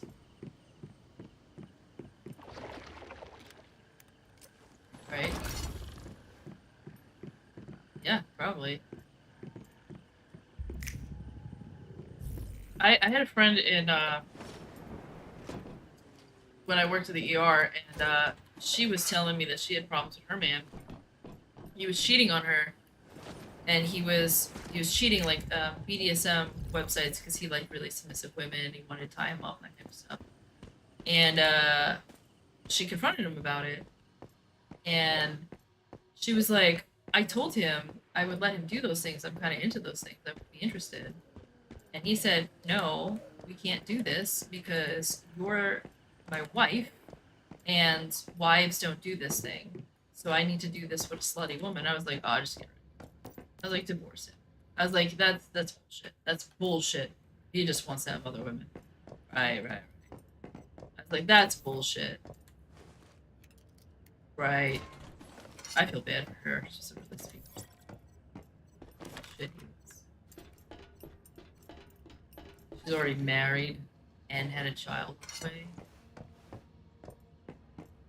Yep. Now she's stuck in an open relationship. She didn't agree.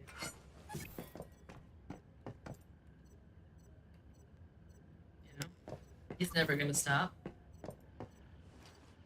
See, the thing with me that I always thought was like interesting is, see, like cheaters, they cheat for the fun of it. They don't cheat because they're missing something in a relationship. Sometimes they do, but most of the time it's because they just like the thrill. I was with two guys, and I told them, you know, like, I'm open sexually. Like, as long as it doesn't hurt me, I'm open. And so I'm willing to try, like, all kinds of different things, you know? Like, I might not like it, but I'm willing to try it, you know, before we break up over it. And, so I gave them, like, all kinds of stuff that no other girl would give them. Guaranteed. Because we were young, you know? Like, I guarantee you that young girls at that time were pretty, like, rude, whatever. And, they still cheated. You know? I was paying all the bills, giving them all the sex that they wanted, you know? Doing all the kinky things they wanted me to do. And they still cheated, and so it's like, it's one of those things where it's like, they like to blame the woman, but it's never, that's not what it ever is. Always a flaw in the dude.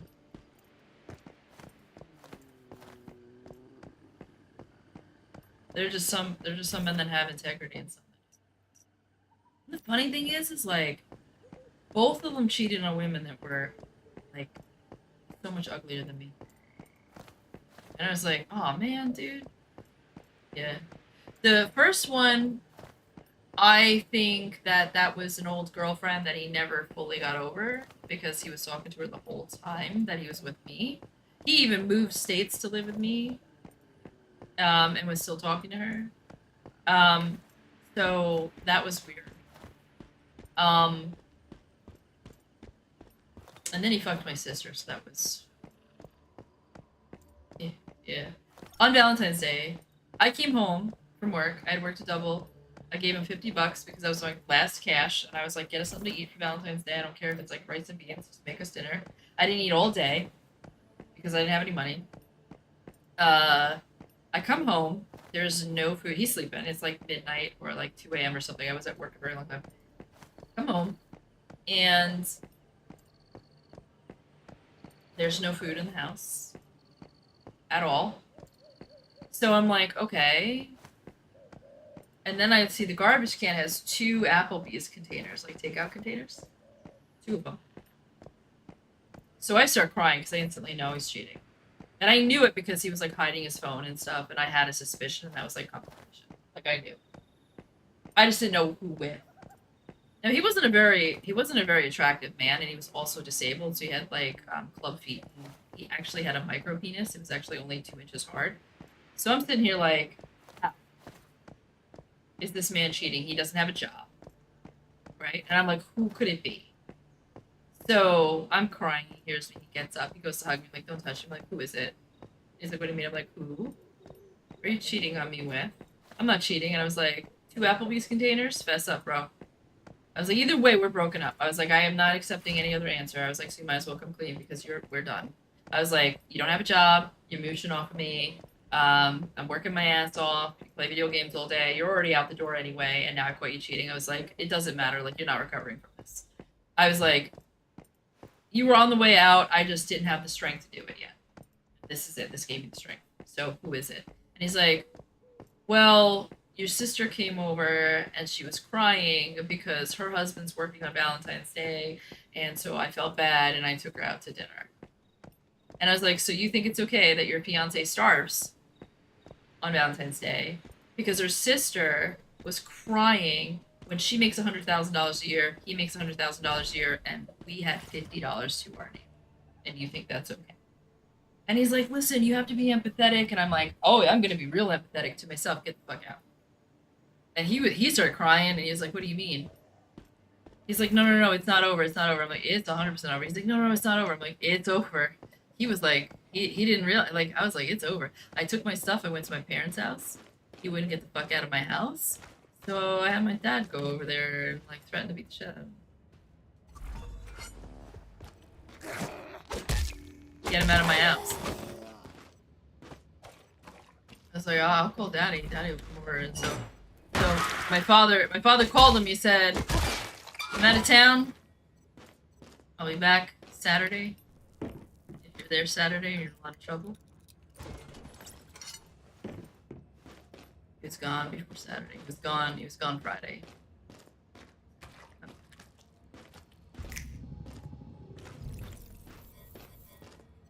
And then I found out he was married a month after we broke up.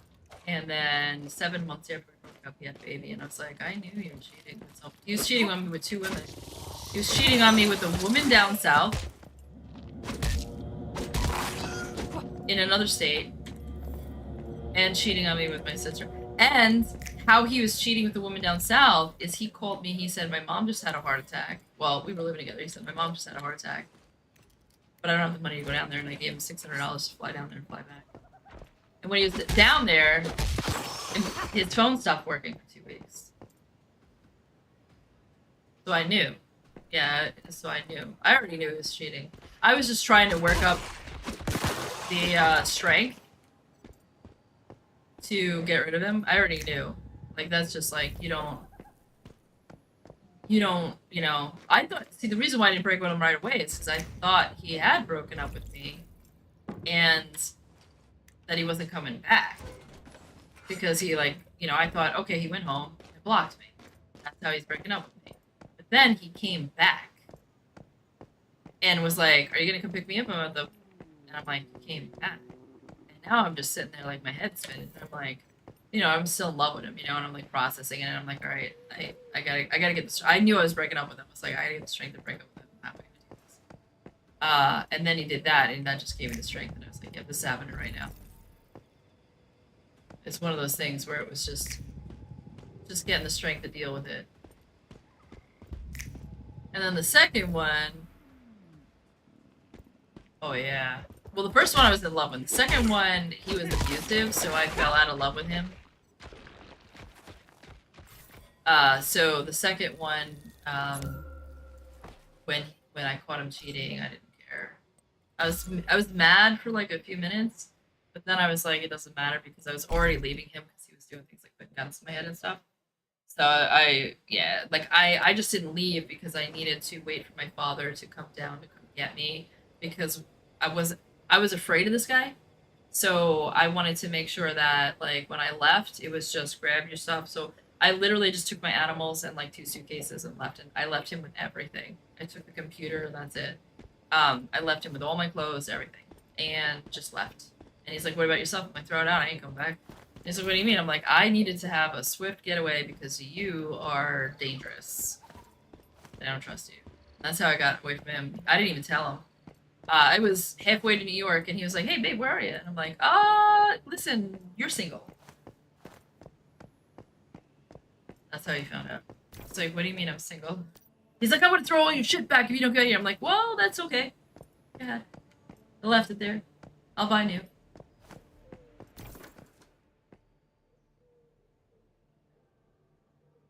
Yeah, that guy was scary.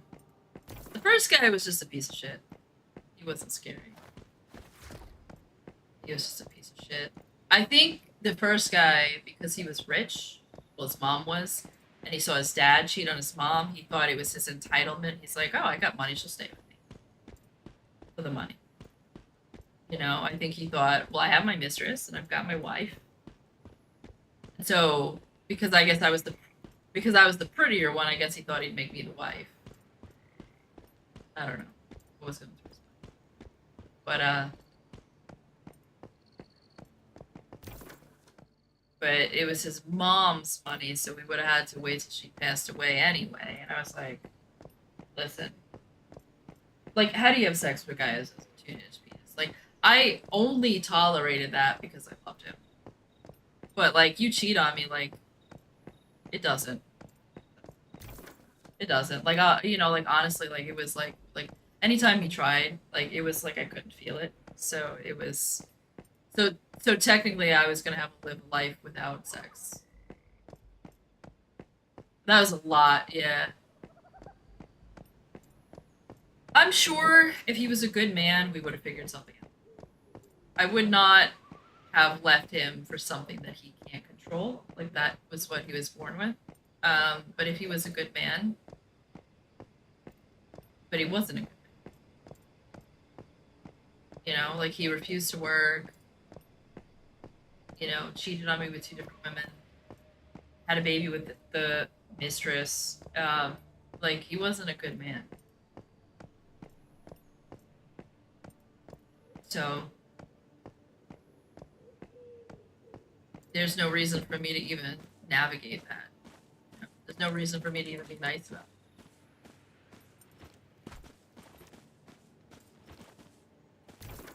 You know, there's ways to be sexually satisfied if he doesn't have equipment. You know, like, there's ways to do it. Not just because a guy has a big member doesn't mean he's good in bed. Like, I've been with guys that have big members that are actually terrible in bed because they think all they need is their size.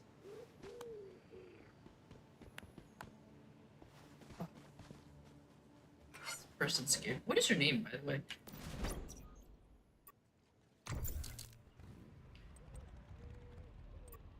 Man, your mom's got weird taste.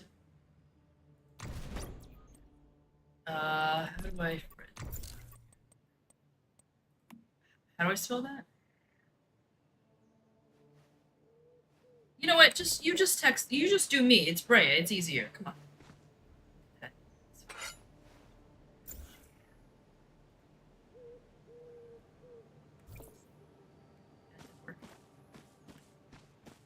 I need logs of gravel, and that means I need to... Yeah, so I have a lot of experience with cheaters, and this guy was already doing shit like, so I knew about the girlfriends, so he's being honest, which tells me that he's like, I told you about the girlfriend, so therefore you are entering in a contract where you are agreeing to be the other woman, right? That's what I took that as. And the other thing was, he had a friend, quote unquote, call him, and he FaceTimed, and we were sitting in the car. and he told her that he was sleeping. And I'm like, why do you have to lie to the friend? Why couldn't you just tell her I'm on a date? Because that's another side girl, right? Like or another girlfriend. That's what that is. She doesn't know. Like, what is she calling him at 11 o'clock at night anyway? Right? That's another girlfriend. And I'm just sitting here, I'm like, I am not playing this game. I'm sorry, I'm out. I'm like, and then I showed him how stupid he was. I was like, listen, out of all the girls you could date, because he was younger than me, I was like, I've got a house, I've got a business, I've got a sports car. I was like, I don't know, like, how much cooler I could get, bro. And I'm kinky. Like, you fucked up. See you later. I don't want you. I'm not playing this game. I'm not playing this game. No.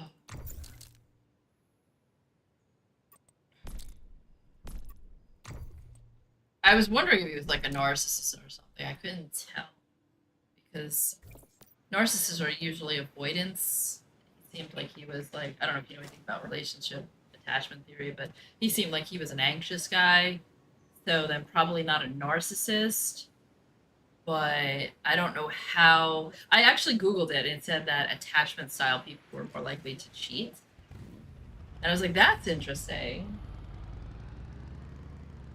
And so I was like looking at like why, and it's because they're afraid of. They basically don't have the character to break up with people. They're afraid of leaving one person, and they're exactly what he's doing is he doesn't have the guts to go up to this person and fix the relationship, and he doesn't have the guts to leave it. So his cowardly way of doing this is to fulfill all his needs with different women and then lie to them so that he never has to make a decision.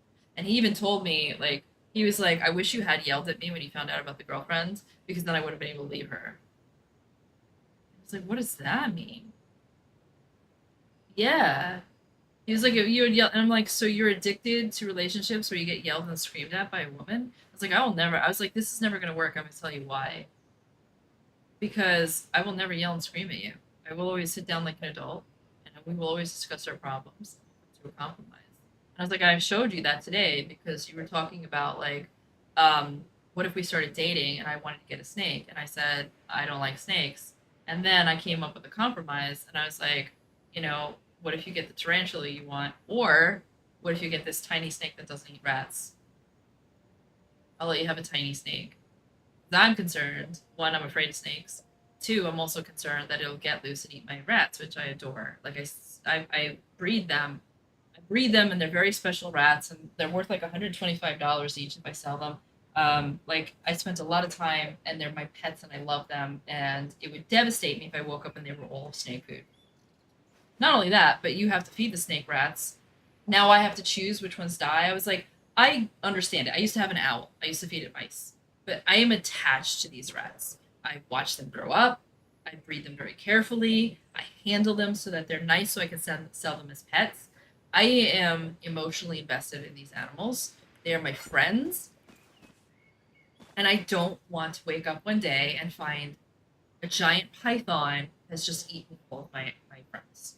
I was like, so, and I told him, I was like, how would you feel if I bought a tiger and one day you woke up and your dog was eaten?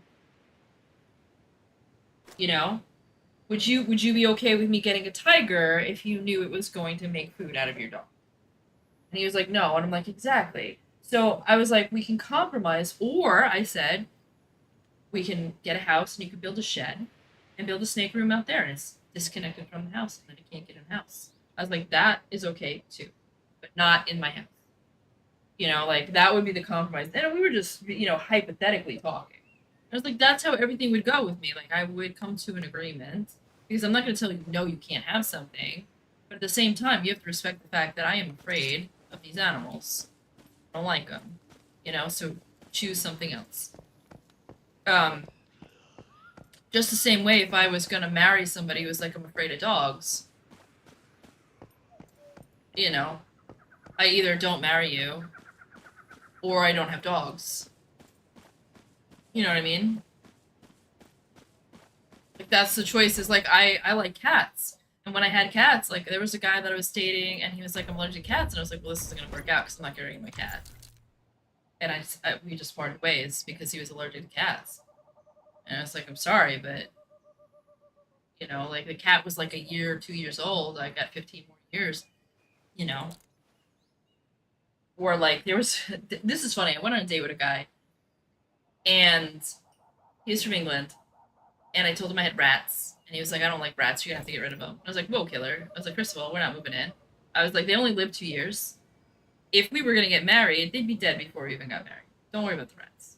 I was like, "Also, they're in my office, and by then, I plan on having a building. I would just put them in my work office. You wouldn't have to see them.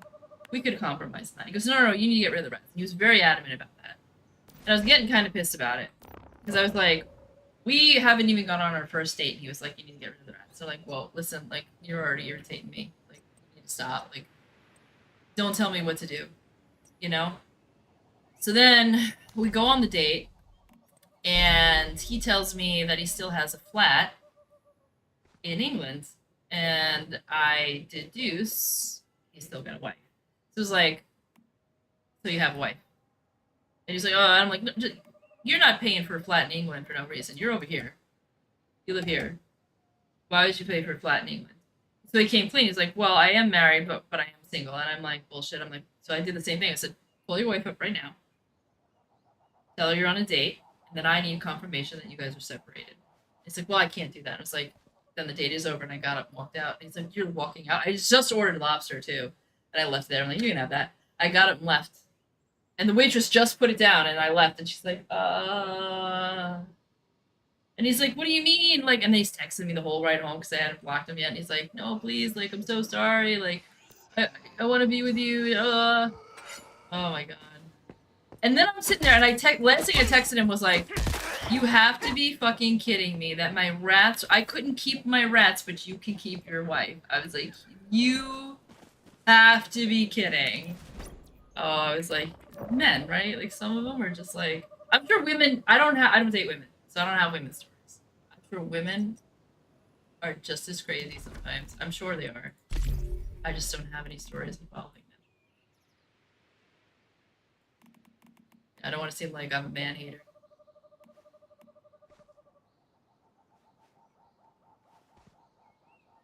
Okay, what was I looking at? Tools.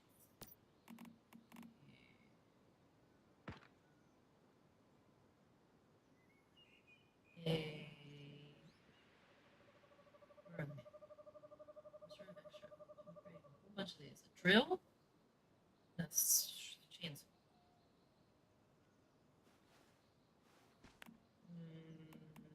Better hurry up. Timing you.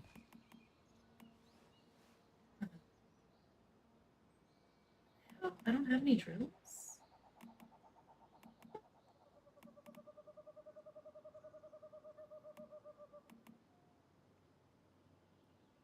No. They're here.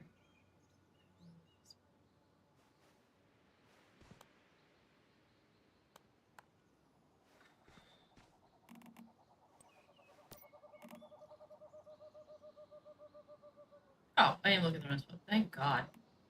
Alright, let's pick. That's probably the most. That one. That one's right.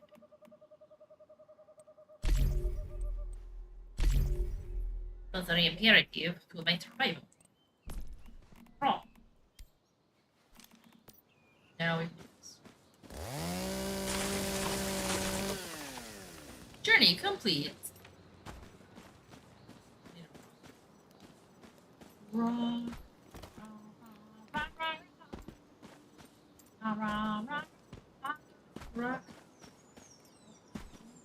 What's over here? Oh, that's a person. Not rock. That looks like poop. A rock.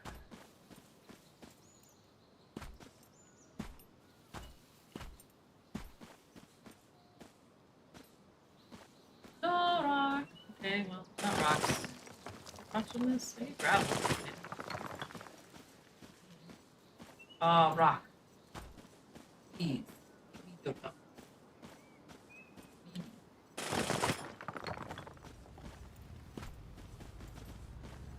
Somebody's. How do these people have bikes already? What? How do you have a bike already?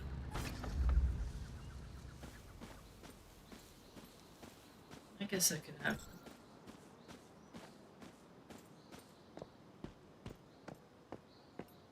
Days.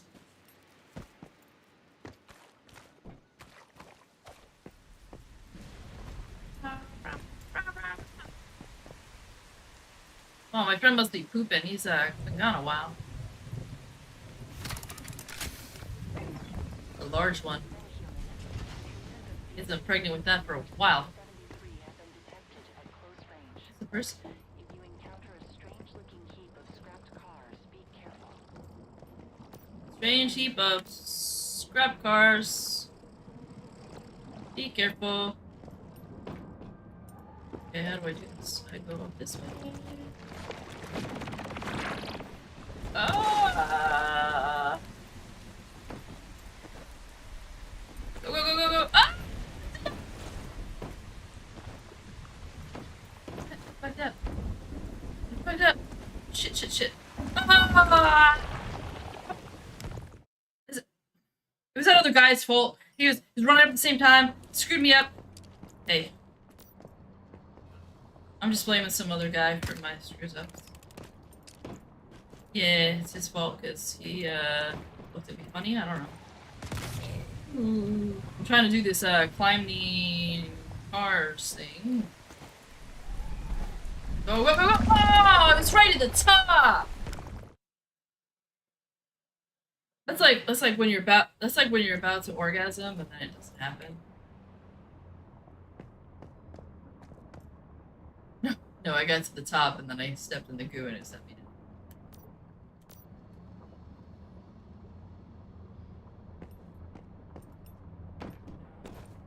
down. No. Oh, come on. That's a bunch of horse shit.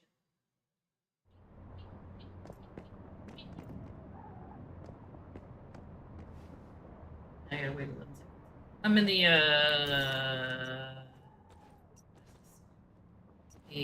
Rotten Manor.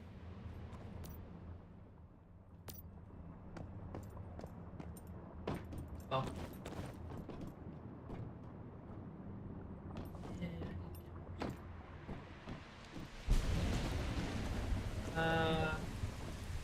What's going on? Is this thing broken? Did I not start it? What? I must not have started it. I'm all the way up the top. I am at the Silver Mall. Right? Yeah, you're right. Last time I did that, I got pregnant though.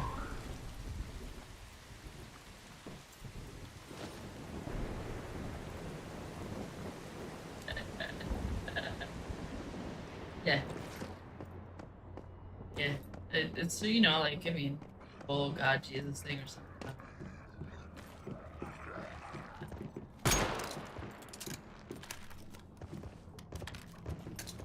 The fuck? I don't have a melee weapon? Yes, I do. Give me the melee weapon.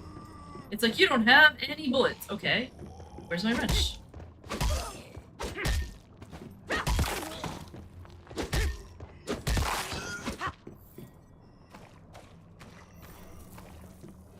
One of the rats I had just bought got really, really lucky because I just realized.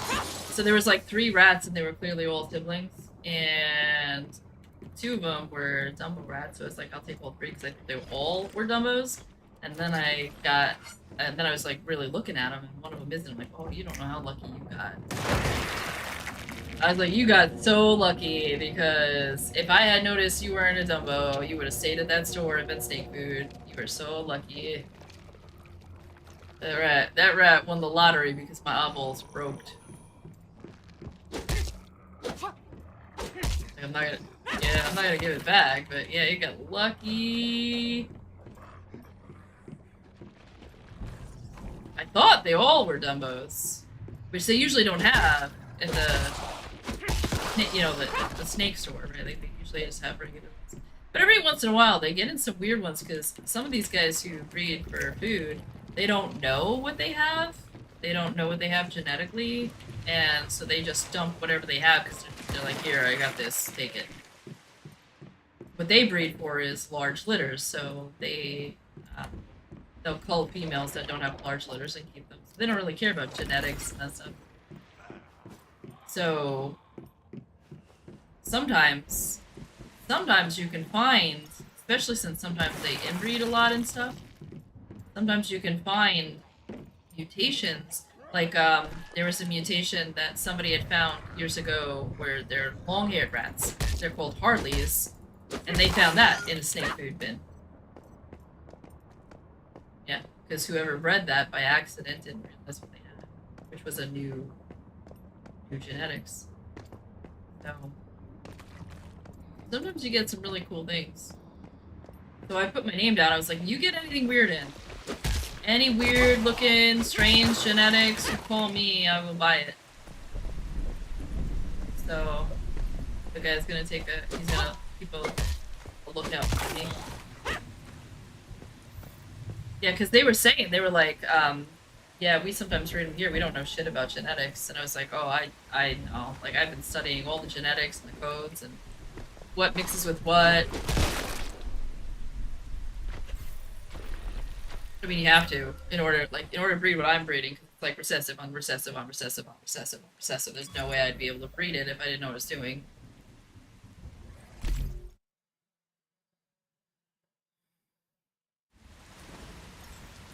Like, the first thing I learned is, so I'm breeding Siamese and Himalayans. Same gene, just a little bit different. Like, one has a white body, one has a colored body. Technically, all my rats are Himalayans right now. Because they all have white bodies. But how do you breed Siamese, right? Like, so the first Siamese that I bred, they didn't have any points on their feet, so I had to be like, well, how do I get them to have points on their feet? Turns out, the Siamese gene in cats and in rats, it works similar. It is a heat-related albinism. So what it means is, you have to start with a rat that has color. So it can't have white feet, because then they'll be white. So it has to be all one colored rat. And then you breed the Siamese gene on top of it. And then anywhere the body is warm, it turns white. And that's how you get the points. Because the nose, the ears, the tail, feet are cold. So I had to learn that, so now I have to breed solid colored rats in order to breed really good points on them. It's the same thing with cats. They're solid colored cats. So a regular Siamese cat with the brown is a black cat. And then there's the gray cat, which is the blue point. So now I have to breed that into them.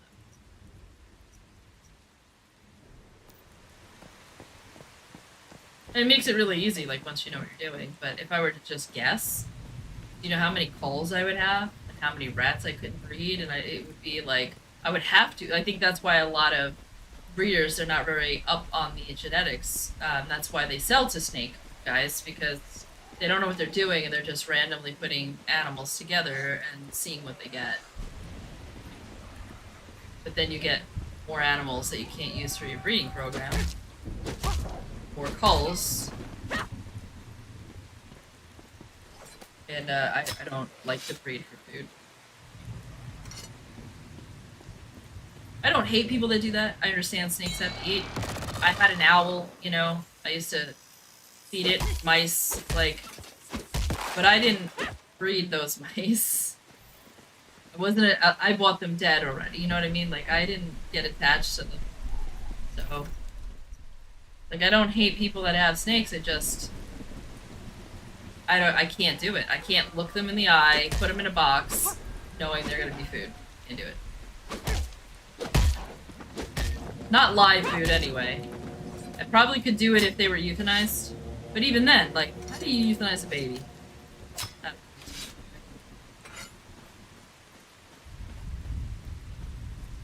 Not for me.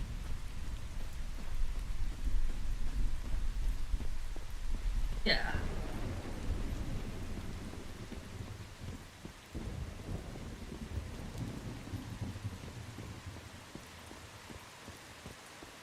Yeah, I mean, like, I feel like it's hypocritical to be pissed at people who feed snakes rats and then eat a cow. You know? Like, I feel like that's hypocritical.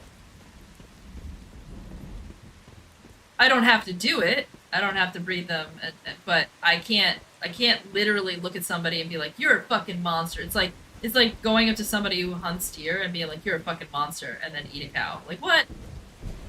What? That is so hypocritical. The same thing, right?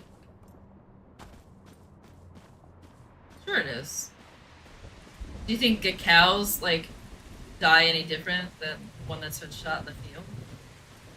Not unless the hunter's a bad shot.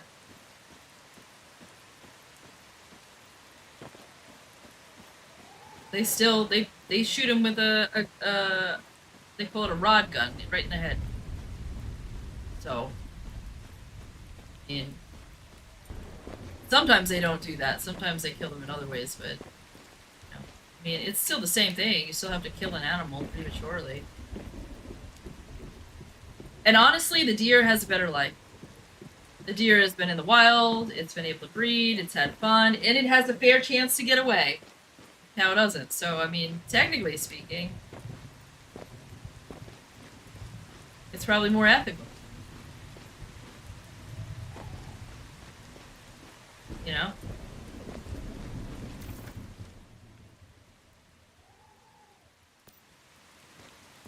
Yes. Maybe?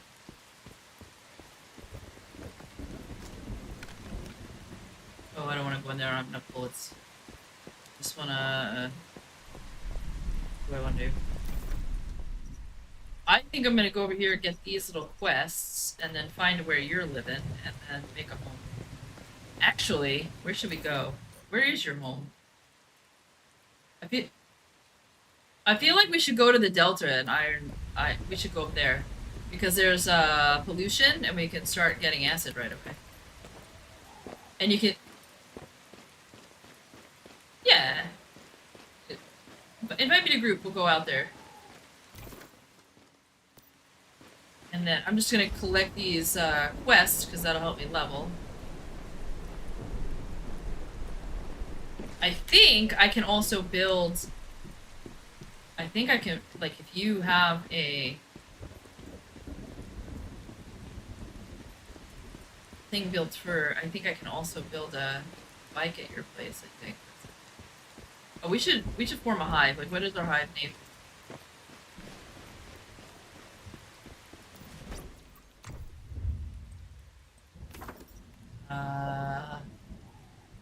What's your hive name?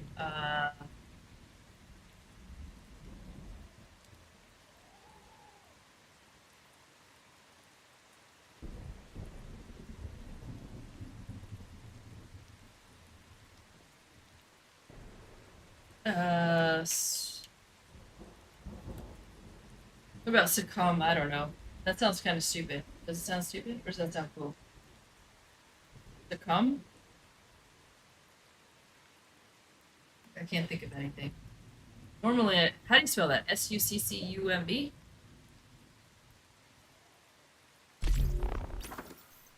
We hate it, we can reform. I don't think it really matters. It might...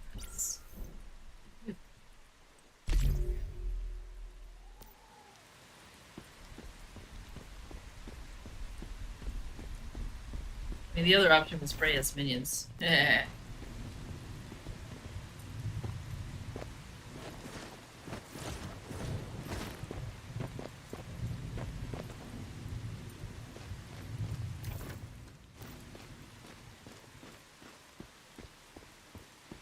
Anyone else need global sickle or perks generators?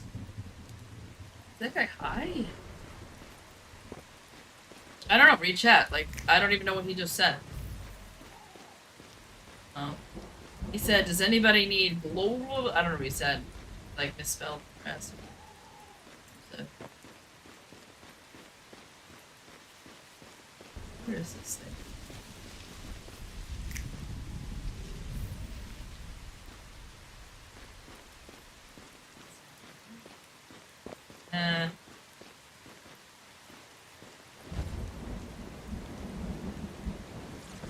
gotta be in a cave then.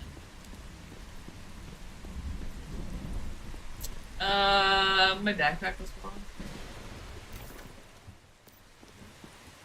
Like, we'll do that one day where we'll just go around and collect them all. But, couldn't find it, I was gonna kill it.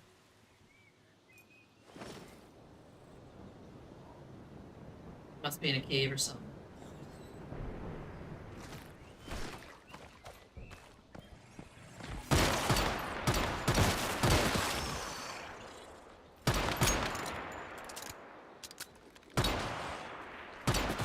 God, man, these shitty little weapons.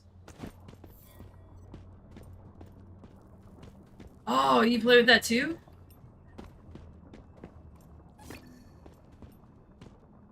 Right? Well, especially on this server. I don't think it would work so good on not a... Ooh! I didn't even see that guy. Yeah. Yeah, you heard me? Grumble, grumble, muff, muff.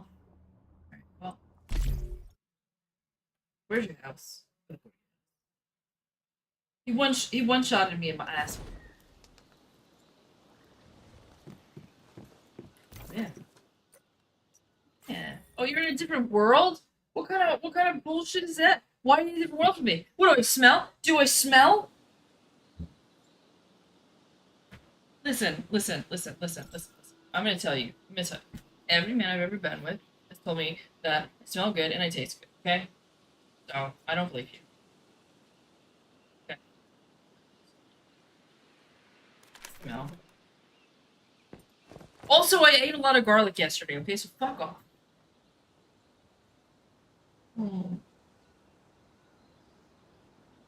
1 or 2 pounds? Yo, my brother used to eat like that much garlic, and he started smelling so bad that my mom was like, if you don't stop eating garlic, I'm gonna kick you out of the house because the whole house smells like garlic because you sweat and your whole room smells like it. She's like, and I can't even get it under the sheets. And so she made him so, because he used to go down the pizza place, and he was like putting like tons of garlic on it, and she was like, yeah, no.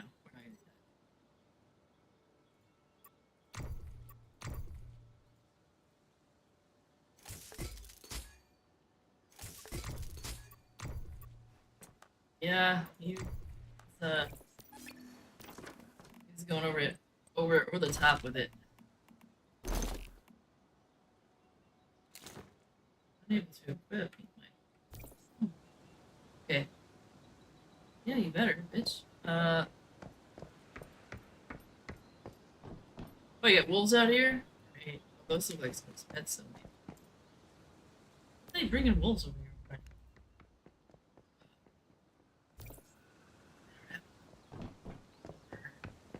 Do you have tools? No, I do. I'm asking if you do. You didn't get a chainsaw? Oh. I need to learn bike. Because I can make it at your station.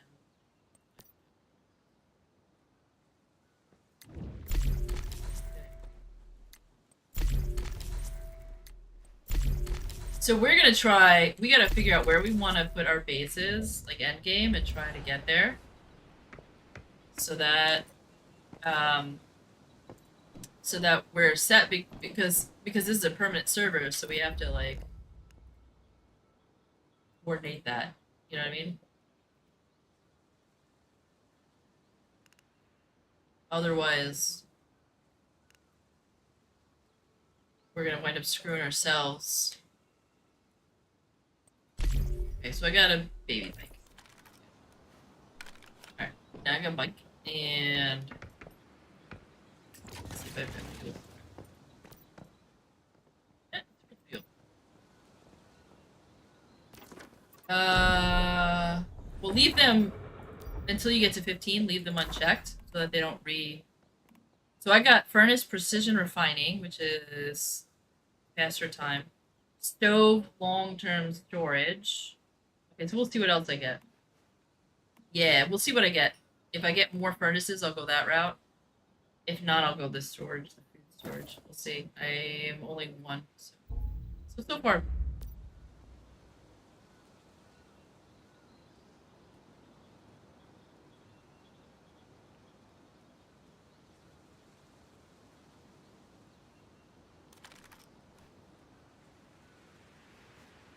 Well, did you leave it unchecked? Oh, see, if you leave it unchecked, the next one won't repeat those bad options, so you have a better chance on the next tier to get. Yeah, so that's why, like, 5, 10, 15, those are all the same. So you leave those all unchecked, and then you choose. And then, you do it for 20, 25, 30, you know, see what I'm saying? That you do 3, 3, 3, because then they're all picked from the same pool. Does that make sense? So now you know that trick.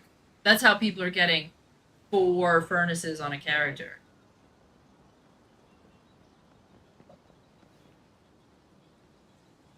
If you didn't know how they were doing that, it's because they're forcing it to come out by not choosing.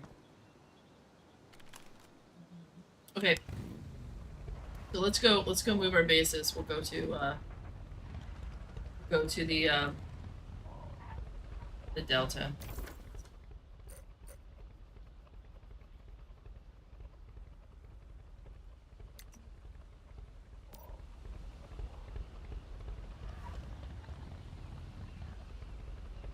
That there's probably people out there, so we may have a hard time finding a spot. Maybe not. We'll see. Depends on how many people want to go out there. And then what you do is you collect salt and you make salt water and you make salt out of it, and then helps you level. You can do that too. Well, so I have this really great base design where I have like 250 plots in my base, so the blueberry route will definitely. But we can also do the salt. But it puts us in corruption, so we can start getting water right away rather than waiting.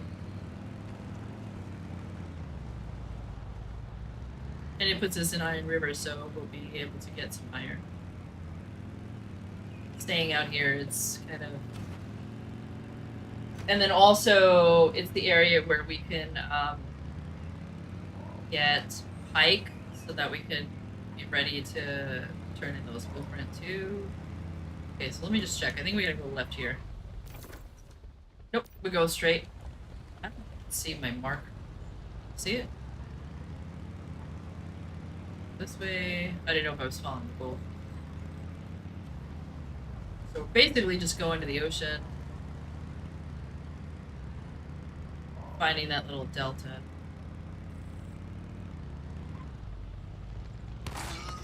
Excuse me.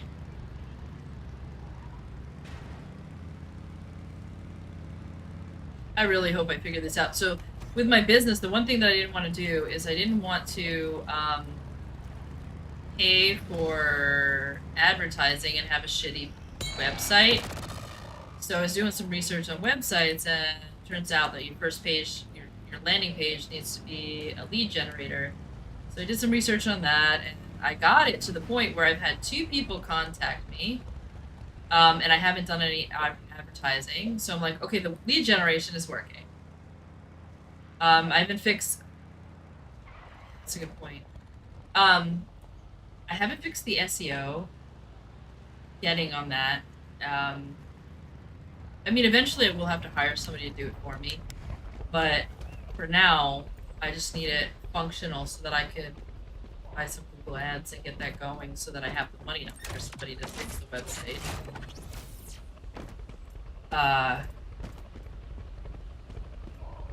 So, you know, if I had, like, money, I would have just done this all in one go. But this is kind of good because doing it this way, it allowed me to see that I had something that could make money before I spent a lot of money. You know, like can make money with this, because I did. So I was talking to one of my clients. She's very wealthy, and she's like in her 60s or 70s. She was like, "Listen, the first 3 years I was in business, I was in the bread, and it was, I would have starved to death if my husband didn't have money. Like he was rich, he was already rich. She was like, he literally poured thousands into my business and kept me afloat, and I was basically running through his money like crazy." And she's like, sometimes she's like, you just have to learn. Like nobody teaches you a business, you just have to learn. And you're gonna make a lot of mistakes. And she's like, you have something. She was like, I hire lots of dog trainers in my lifetime. I've been rich, you know, since I got married, since I was a young person. She's like, I hired a lot of people. You're really good. She's like, you're the best. Like, and she was like, I'm not just saying that. She's like, so she was like, don't give up. She was telling me about this one guy that she hired that she paid $10,000 to. He trained the president's dogs, so she thought he could help her dogs. And fucked him up so bad she had to euthanize the dog. So she was like, I know what I'm talking about kind of thing, you know? Alright, we just gotta go straight. So, like, I'm glad she said that to me because it was last year, which was my bad year, and I was thinking of giving up. And it was humiliating because my accountant was like, do you even still have a business? You know? So humiliating. And that alone was going to make me, you know, it's like, all right, well, I failed. It's over, you know? She was like, don't. She was like, you got something. You just got to figure it out, you know? So we can go down this way. This is taking us around. We want to go down by the ocean anyways. We can take a shortcut. And then we can take this road. Uh-oh, did I just run out of what? Oh. Yeah, I thought I ran out of gas. Like I guess I had to repress my button. It wasn't registering it. It just was slowing down. It's like, what's going on? Impossible. I just filled it up, you know? Right.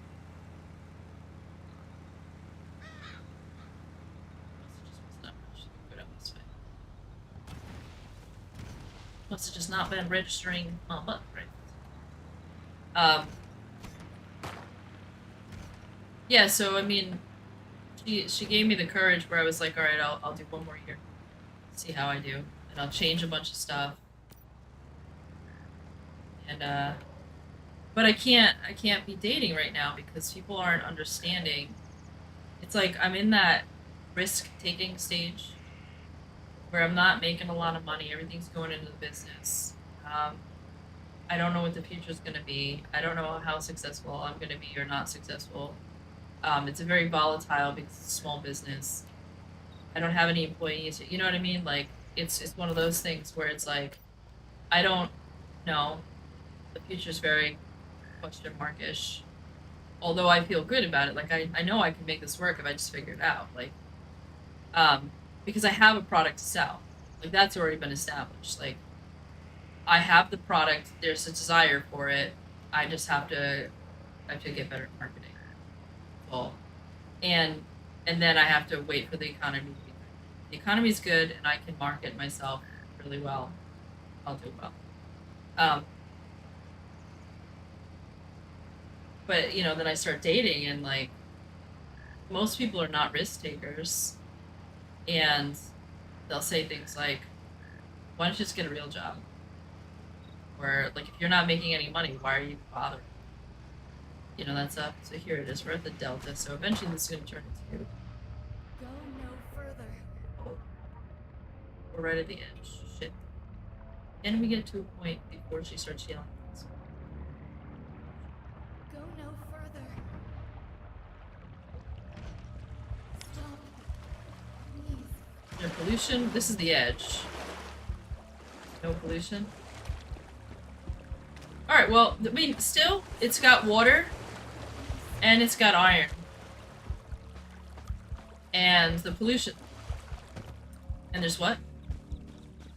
Stop, Yeah. please. So, this is fine. I'm just gonna go to where she's not screaming, so I don't have to hear Go no further. I thought we could get there week 1.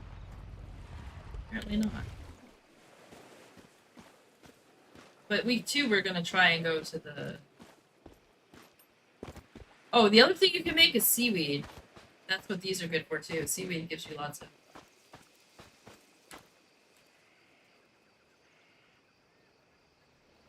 Yeah, and that's gonna be good because I'm gonna build this giant... I'm gonna put my base right here. I'm gonna build a giant, farm. And then I'm gonna bring my alt over here, and he's gonna have a giant farm. So you won't have to worry about farms if you don't want to. You can. But we'll have like 400 plots.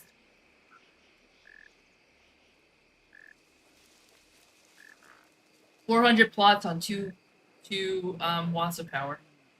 4, technically. Huh? Well, 200... Well, I'm going to show you how it works. You can copy my base if you want. Listen, I am all about efficiency because I used to just play with one character. I didn't realize you can have all these alts. And so I was trying to be as efficient as possible. What the fuck did I want to do? I wanted to...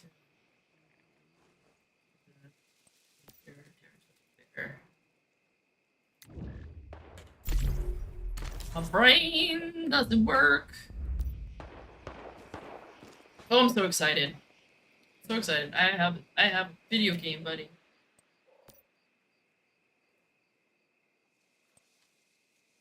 Fuck yeah. What's not letting me level up?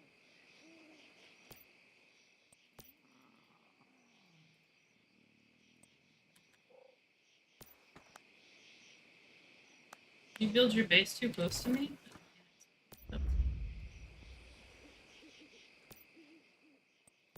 It's not letting me do it, but it's not saying why.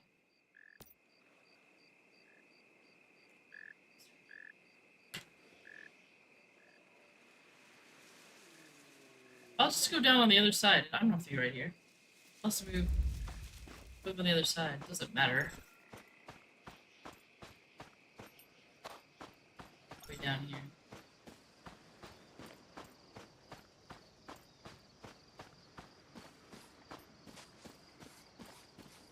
My alt also, we were on, winter, so we have a lot of those, oil thingies. So, we can also turn one of my bases into oil refinery thing.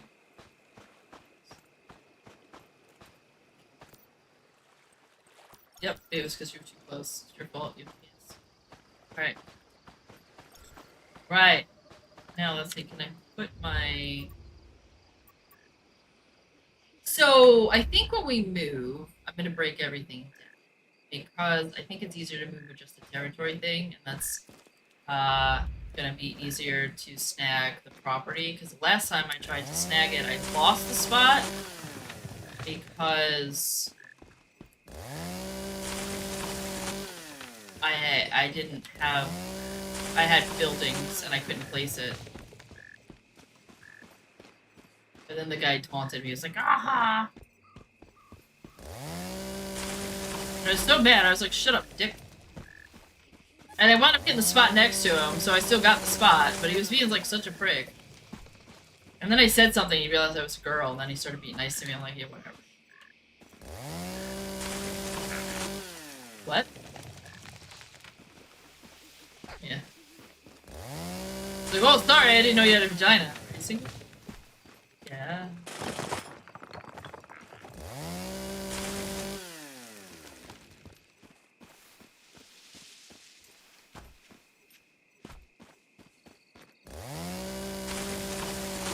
You know what's funny is like guys get really bad because women are always like, I want a guy who's 6 foot.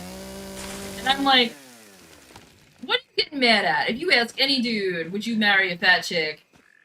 99% of them will be like, I wouldn't touch a fat chick. And they're mad because the girls are like, I want to do this, you know.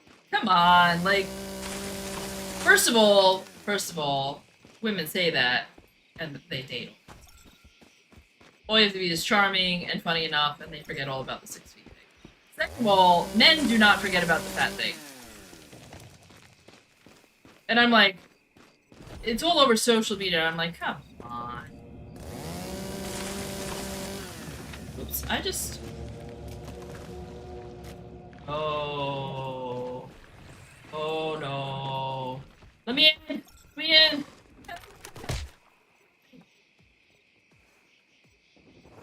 I didn't realize it was Prime. Can you pick me up? Don't get shot. Oh no!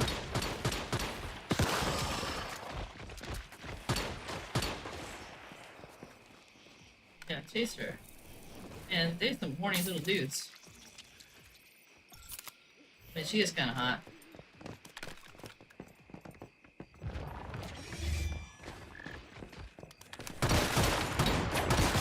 I literally thought I was gonna melee them and shot him going back. Ran in. Bunnies. There's one out there, so it won't. But he's dead. So if he just stays out there, then fine.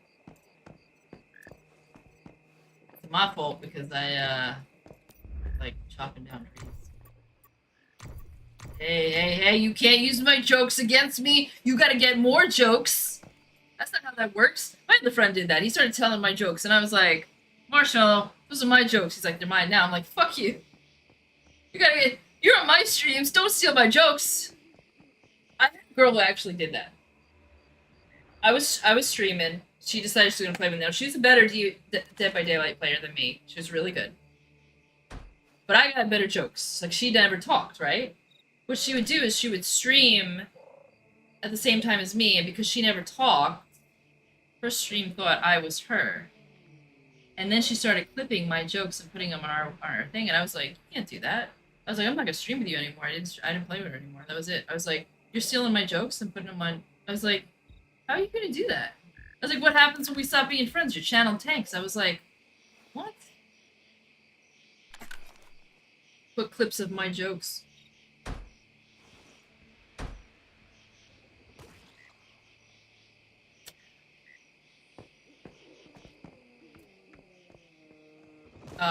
I need this. I don't have this. I've been trying to get it. I've been trying to farm that stupid. Oh, you said you needed the clock, right? Can I drop it?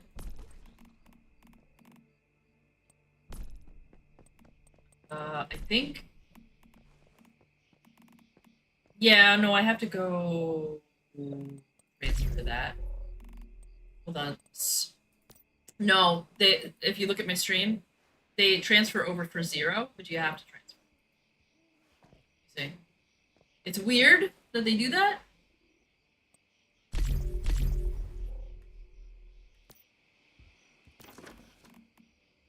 And then I have to wait 5 days, so you'll have to wait.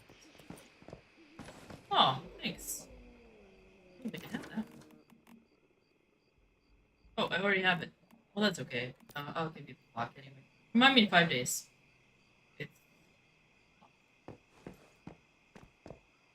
What is this? Oh, this tripped me out. That's bush. I thought it was like smoke or something. Back here.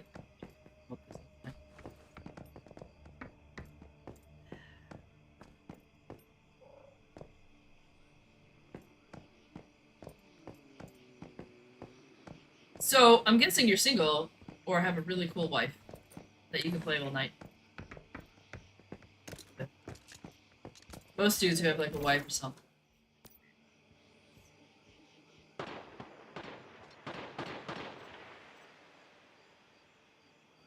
Yeah, just be careful, they might respawn.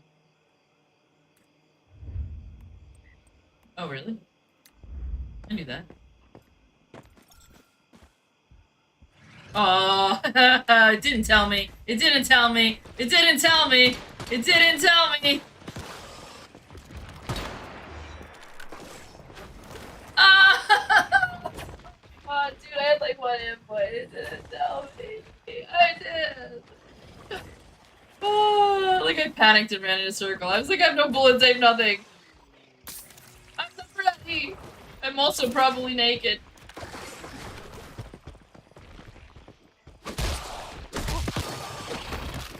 What can you say? They like pussy.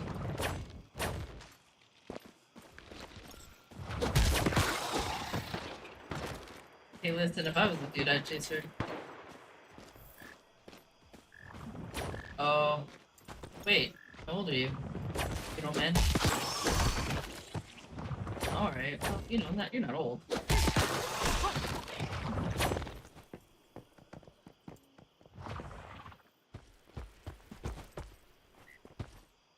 Yeah, 18's a little young. Like 35, like probably like what?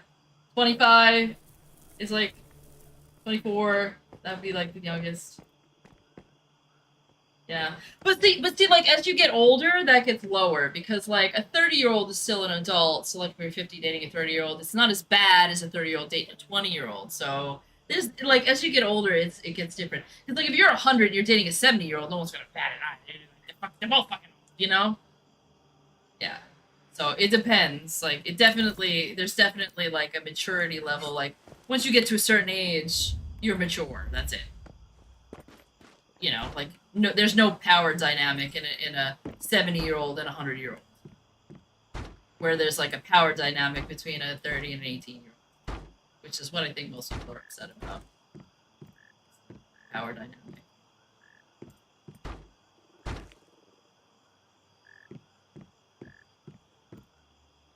Which I kind of agree with, because like a 20-year-old doesn't have the emotional maturity of a 30-year-old.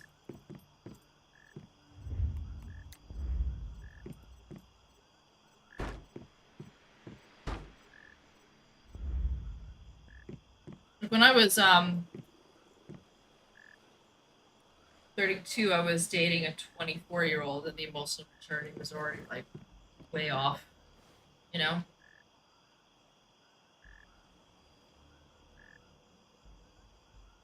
But I look very young.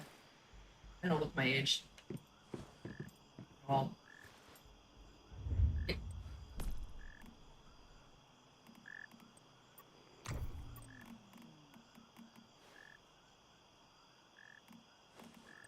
So do I. A lot of people in the stream tell me that they think that I'm based off of my personality. But I think they expect like people in their 30s, 40s, 50s, that kind of thing, to like not play video games.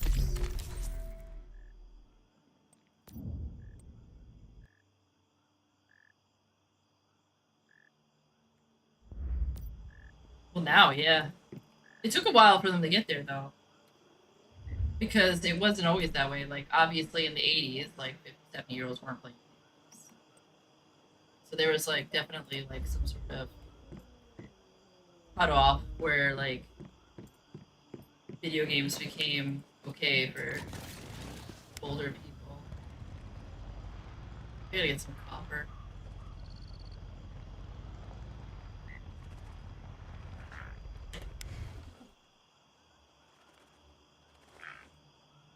Right.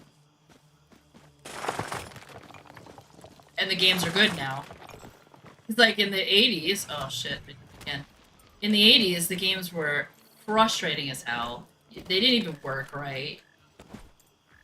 You know, like if you ever tried to play like... I just, run to your house. I stay here until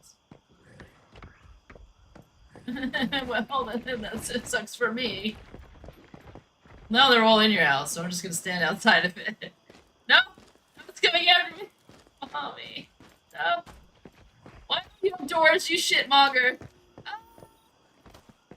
What, dude? Like, I'm gonna fucking die. I'm going in the water.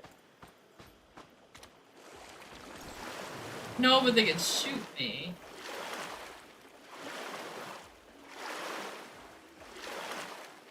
Who decided zombies can't swim?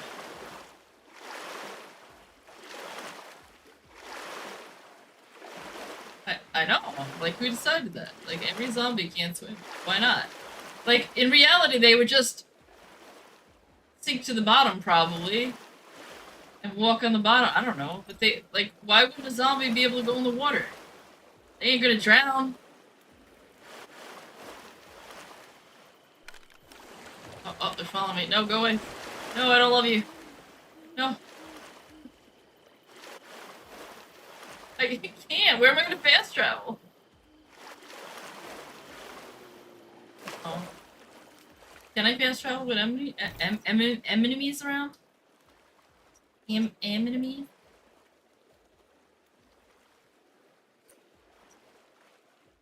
Cannot teleport. No, I can't because I'm in the water hiding. Bitch. So I'm just gonna wait till you get.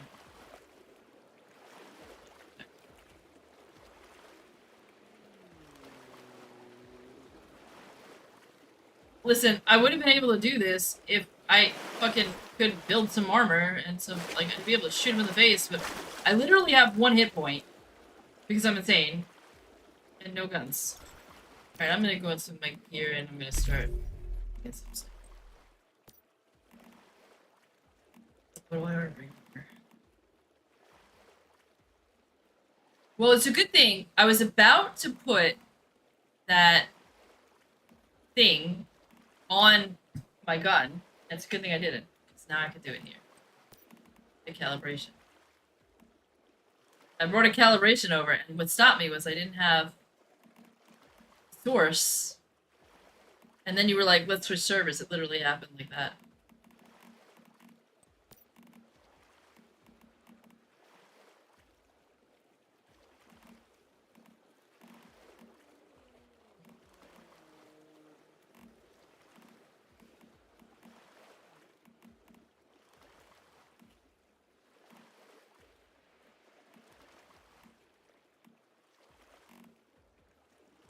I'm hiding in the water. I want to hide in. Let me. I'm swimming. You told me I smell. It's gonna fix that. Let's see. 8.6, 5.4, or 8.1, 6.1. This is 8 and 6 is 14.2. This is 14. So this is the one I'm.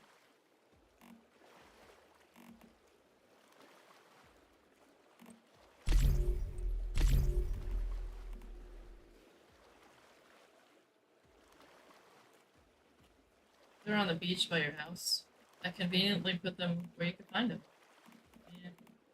Oh, I have, I've got. Hopefully they transferred. Hopefully I didn't leave them.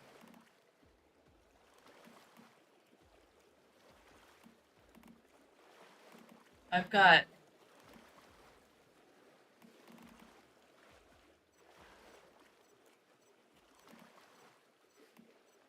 didn't think of this.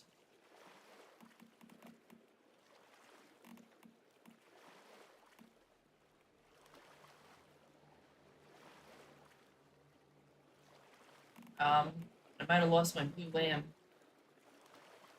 But I do have others. With.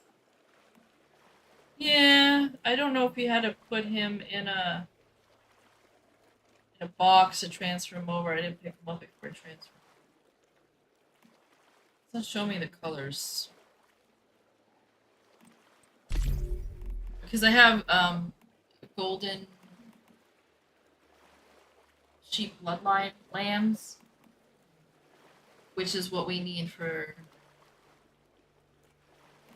Yeah, golden wool, but which is what we need for our spec. Right.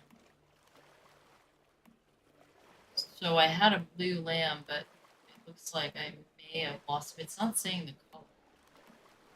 I probably lost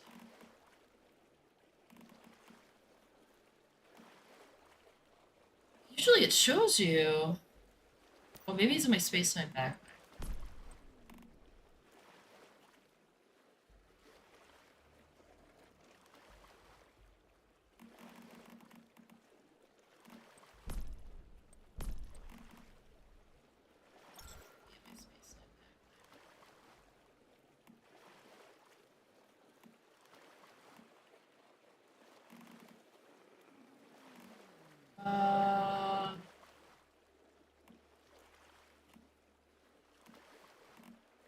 Well, it's just not showing me their pictures, and I think that's a bug, because it normally does.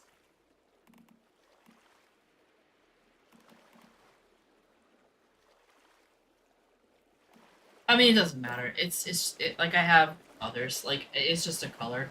If he's gone, he's gone. Like, who cares? I was gonna sell them, but we can always catch another one.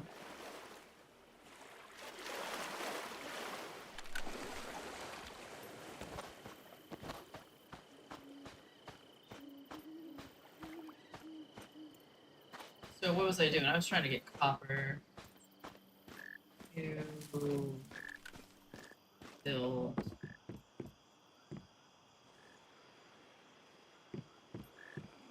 So I wanted to build furniture and shit.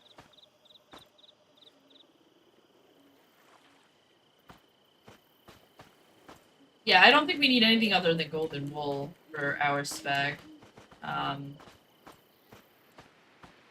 I have, like, all of them. Like, I have animals of all of them, but...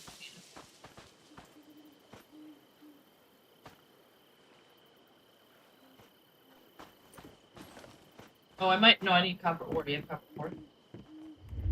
Yeah, because I want to just build these, like, little... shitty furnaces so I can...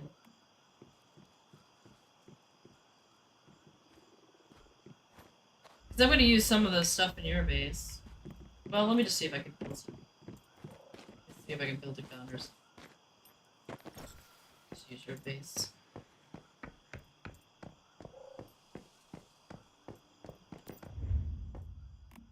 Oh, you don't have the gear bench? Oh, you do. I'm blind. It's okay. Shut up.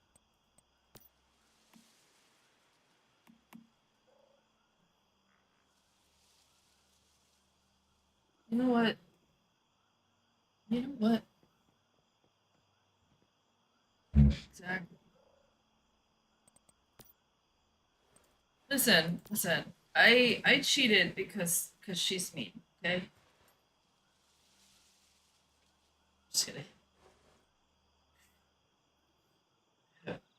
You know what's funny is like it's funny because I told him like he was saying all that stuff and I was like you need to stop. I was like you have no idea that every cheater says the exact same thing. It's like a script. And he's like no. I'm like no, you guys do. Like it's exactly the same. It's so funny like human behavior, right? Because I study humans a lot, which helps me with because my business, even though I'm a quote unquote dog trainer, it's not really what I do. What I do is I find really aggressive dogs and I fix them, and I use veterinary behavioral science and I use traditional dog training, combine them together. It's mostly not dog training. Like I tell people, I'm not going to teach a dog to sit or stay. I'm going to teach them to heel because that cures reactivity, but we're going to do something different. We're going to focus on getting rid of the anxiety in his head and that fixes him for life versus taking him into a place and like zapping him with an e-collar and making him conform so he doesn't present the bad behaviors and then holds on to the anxiety. I was like, we're going to get rid of the anxiety, and then he doesn't present the bad behaviors, and that fixes him. That's how you fix him for life. You cure the anxiety that's creating the behavior. So it's like, we're not going to focus on sit stay. I don't give a shit about that. That's a different program once he's cured. You know, I tell him that kind of stuff. I'm like, this is different. And that's why I'm so effective, because normal dog trainers, they don't know how to do this. And basically you have to change the person because the person's creating the anxiety. The person is destroying the dog, they don't realize it. So you have to change the person. And so it's like therapy for the person and therapy for the dog. And you know, traditional dog trainers, like they'll take the dog, it'll present a behavior, they zap it, the dog stops doing it. But what happens is that's suppression. So the dog is sitting there and it's like, I'm not gonna move because you have an e-collar on me, but I fucking hate that dog, you know, and it's like still angry or still anxious. And then one day it snaps and they're like, yep, you just snapped out of nowhere, the training didn't work. No, the training worked, but he didn't need training. It's like, you know, like you have PTSD. You go to someone who puts an e-collar on you, and every time you have a panic attack, they zap you to make you sit still. I don't. That doesn't work. That's what we do to dogs. And so it's called suppression. So basically, it's the equivalent of having an abusive parent and you have PTSD and they beat you to the point where you don't present the symptoms of PTSD. So it'll work, but you always have to be under threat of being beaten. You always have to be afraid of, you always have to be afraid to present the behavior.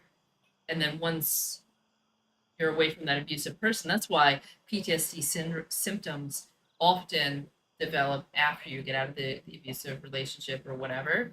It happens after you're out of that situation. You don't develop PTSD at war, you develop it afterward, right? Because the situation that's creating the PTSD is stopping you from presenting the PTSD because it would not be conducive to survival in that environment.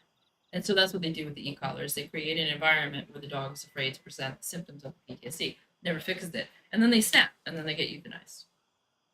Because eventually the dog can't, because the anxiety, the PTSD, or whatever the dog has, it gets worse and worse and worse. It doesn't get better.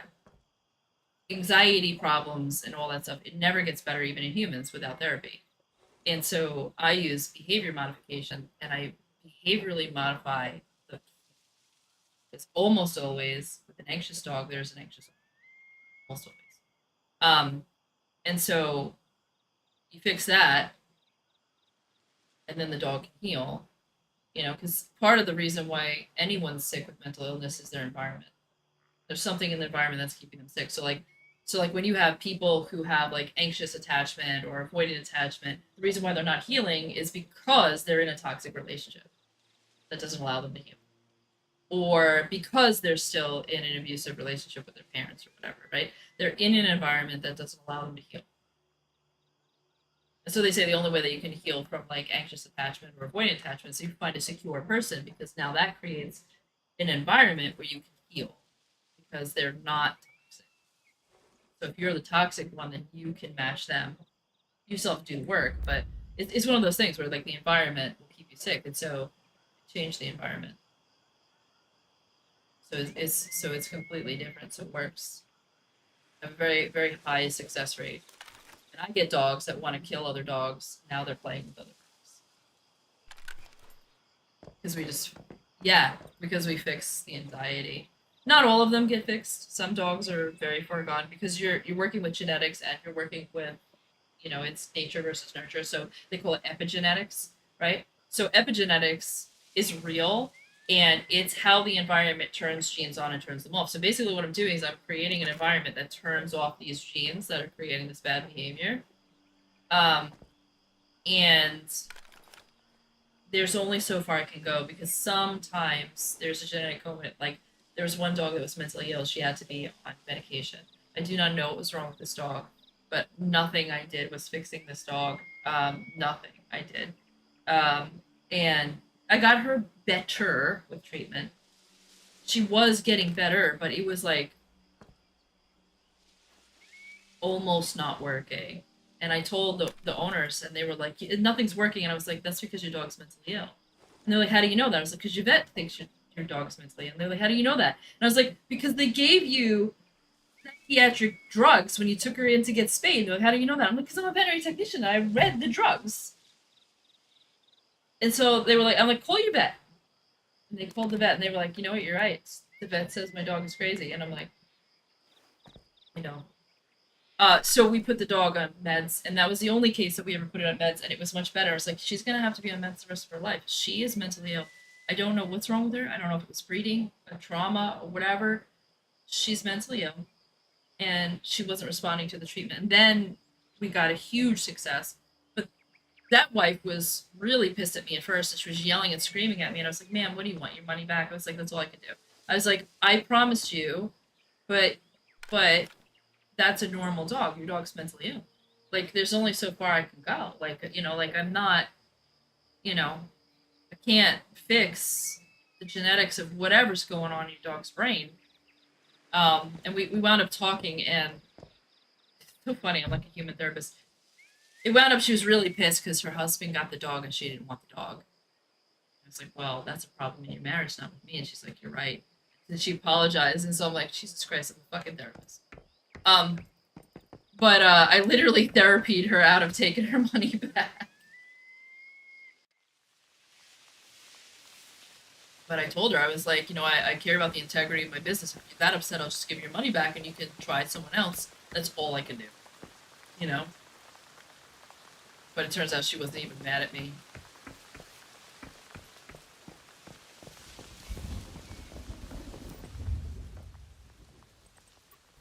Yeah, because their dog died, and they loved that dog. She wasn't ready for a new dog. He went out and got a dog.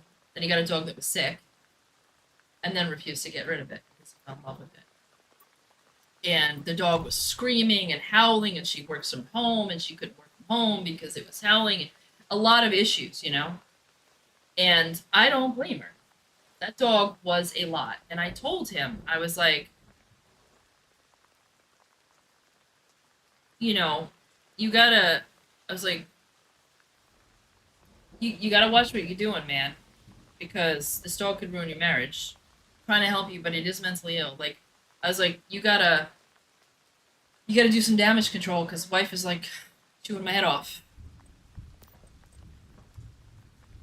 But I don't necessarily blame her. I mean, he didn't consult her.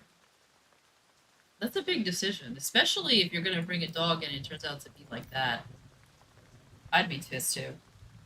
But he did the right thing. He hired me. It's just she wanted a normal dog. I'm just like, it's not. And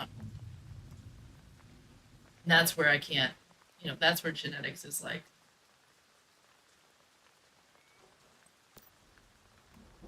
You know.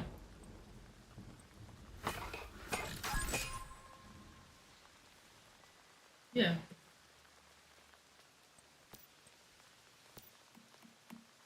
Maybe, but it just sounds like they have a very unhealthy relationship, that they can't come to that conclusion alone. You know, that they can't sit down and say, hey, this is our problem in our marriage, that a dog trainer has to bring that to light, you know? Doesn't sound like a very healthy relationship.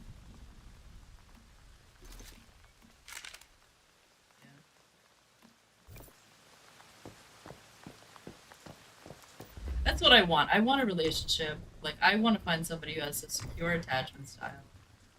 And that's what I'm looking for. I'm not looking to get into a relationship where there's going to be push-pull dynamics, or I'm not going to be able to sit down and talk about it, or there's going to be lies. Like, the next relationship I'm going to have, it's going to be the kind of relationship where our phones are open and we can look at it. When we get that far, like, obviously not the first day, you know, but like, if we're getting close to marriage and I can't look through his phone and he can't look through my phone whenever we want, you know, like, if it's gonna be, if there's something like that where it's like, there's a problem. Not that I want to look through his phone, but if he's actively hiding it, yeah. Right. Well, because, like, you know, my parents, they had full access to each other's bank accounts. Like, that's trust. Trust that she's not going to empty it, right? Or he's not going to empty it. That kind of thing. Like, I don't expect that from someone I'm dating, but I do expect that once we get to marriage, if that happens, because I'm not entirely sure I want to get married, but if I'm ever going to do that, it needs to get to the point where there is full transparency. That he doesn't have access to hide that he is spending money on hotels for a woman or something. Or like, especially, like, he's gonna take phone calls and leave the room. With the exception of we've got kids screaming. But, like, you know what I mean, like, leave the room and all the time and it's quiet in the room and, like, why can't you have a conversation while I'm in the room? Who is that they can't hear me, you know? That kind of stuff. Right. That was my first guy. He used to get a phone call and go for a walk. And I just thought, because I was so naive, I was in my 20s, I thought, oh, he just likes to go for walks when he talks to the phone. Turns out, he was cheating on me the whole time with a girl from another state. You know? And I kind of knew it. I was like, this is weird behavior. But then I was like, is it? I was like so naive, I wasn't sure. You know, like, because he would always say, you're overreacting. You're paranoid, right? And I didn't want to. Right. Right. I've gone through a lot of therapy since then, and like now I'm just like, I see that, and I'm like, no, I'm out. Sorry. I'm not even gonna yell at you, because if you're doing that, you're just gonna hide it somewhere. Like, if that's present, that just means that you're a liar and deceitful. That's not a trademark. That's what this new guy was doing. Even though I knew about his girlfriend. And it was like, let's stay friends. The second that he got a FaceTime from his quote-unquote friend, and he told the friend that he was sleeping and not on a date with me, I was like, he's got more than one girl. I was like, this guy is just, that's his pattern of behavior. He lies to people. And I was like, I don't think I want to be friends with this guy. Like, I don't even want to be friends with somebody who's this deceitful. Especially since he, like, tried kissing me and, like, that kind of stuff. And, like, I was, like, sexually attracted to him. Like, you know what? I spent enough time with this guy. I'm gonna get drunk with him or something, and we're gonna sleep together. I'm gonna do something stupid. I was like, nah, I'm out. I'm not even gonna put myself in a position where I might do something dumb and stupid. It's not worth it. Who gets hurt? Me, not him. The girlfriend, right? Me, the girlfriend. Yep. Yep. I think that's the big problem with people that get involved with this kind of stuff, is they don't realize that a person with integrity or a person with good values isn't gonna lie to their friends, to their family, you know, like, even though, like, I think he told me about the girlfriend so that he could be like, look, I'm honest, but is he being honest if he's, like, he literally took a phone call, got out of the car in the rain, and was like, I'm like, who is this? Probably the girlfriend. And he's standing in the rain the other night, and I'm like, I'm not playing with this mind. Like, we're friends, I know about the girlfriend, and he can't have the conversation in front of me. Like, if he was being honest with me, he'd have the conversation in front of me, you know? Like, it's one of those things where, like, yeah. So, like, I already didn't like that he was hiding stuff. I was like, ugh. Even as a friend, like, you're not being honest with me?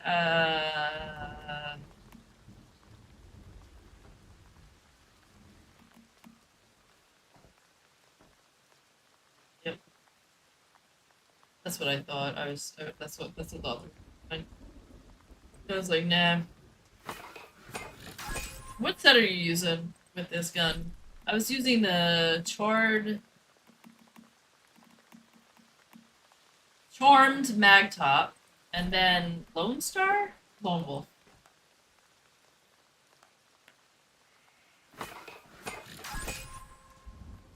I was doing that, but then, well, see, I usually use 2 pieces of that, because, like, the third one, it brings your HP up, right? So then that's less DPS. Is that not correct?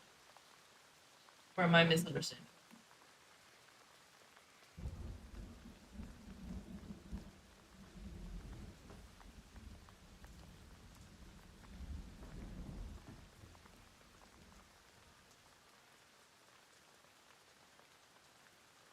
Well, how much? So it says the HP reduction from low sanity is decreased by 40%. So, like, how much? Well, but it just says weapon and status damage plus 10%. Further increases as your sanity drops. So maybe you're right.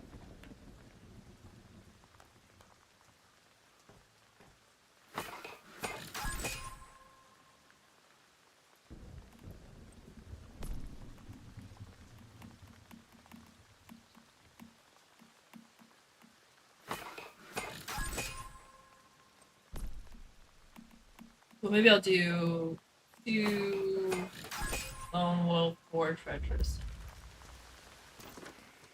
Because then I'll still get that crit rate increase.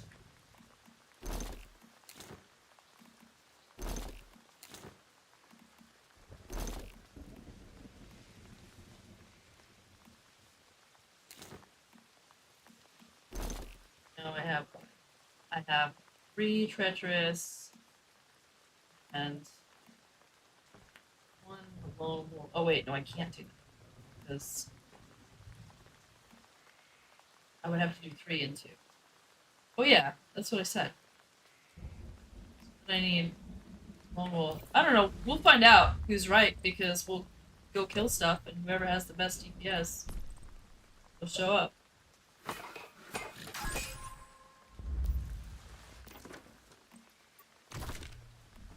I don't know how good my mods are compared to yours, but we'll just see. We'll figure it out. I mean, it's like it's not the permanent gear set, so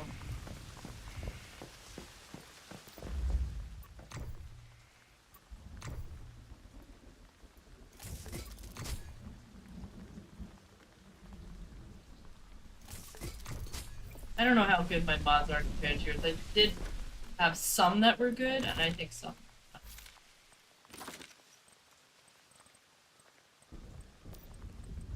This is a new one for me because I was doing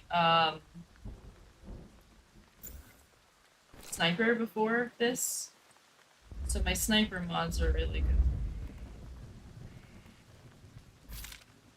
Yeah, but I was running it as my main bingo. So like the whole gear set and everything was.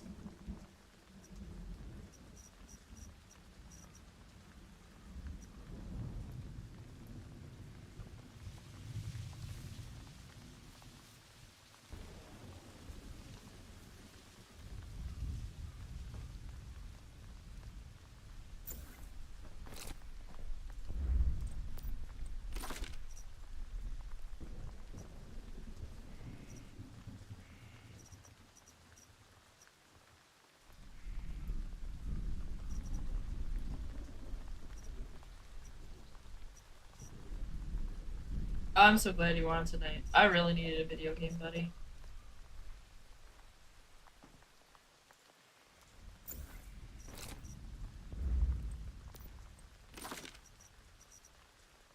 Yep.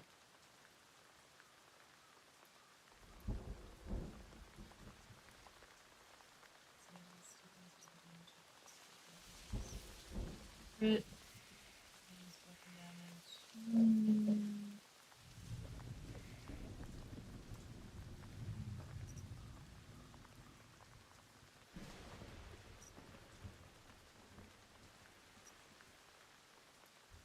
It's probably still good until.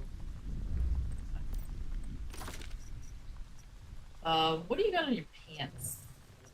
I was gonna go. Your mod on your pants. What are you using?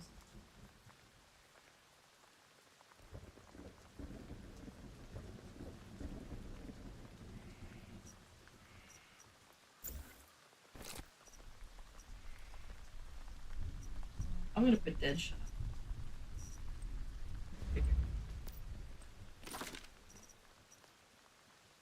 That's not pants though, that's something else. I have that on. Yeah, that's like shirt or something? Or gloves? I don't know.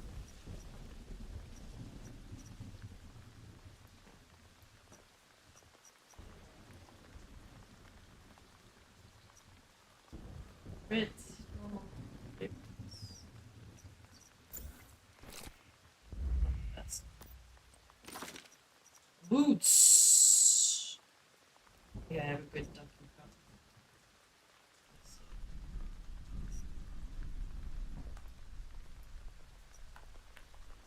Great ones. Spot.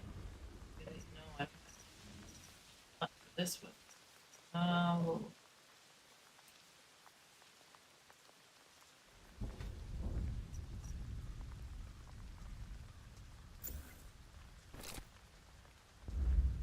Yeah, I don't have one of those yet.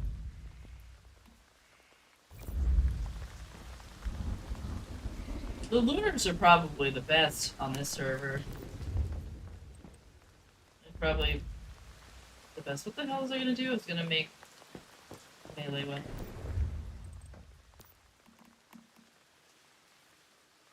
I still think that the axe is probably the best for this. That Fortress Warfare book.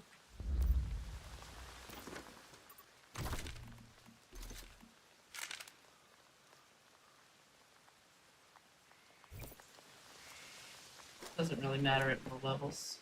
So now, I have an SMG and I need fluid. This. Copper bronze.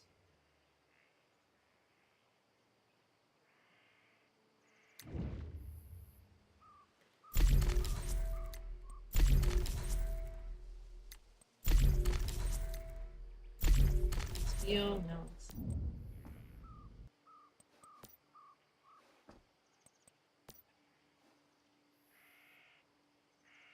The other day I went to work and then realized when I got home my pants were inside out. They're like yoga pants. I don't think they noticed. I was like, oh. Cause like I had to go like really early in the morning, and so I was like getting dressed in the dark.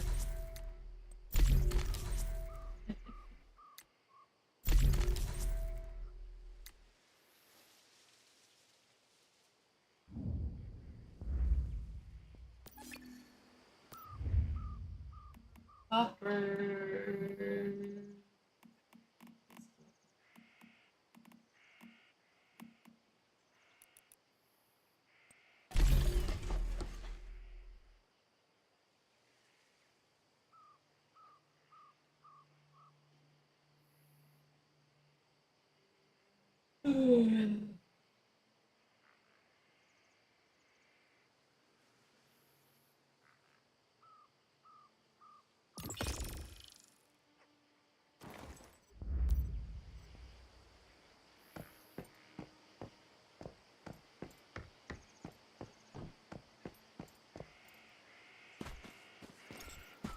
So I was gonna build something over here to sleep. Oh yeah, the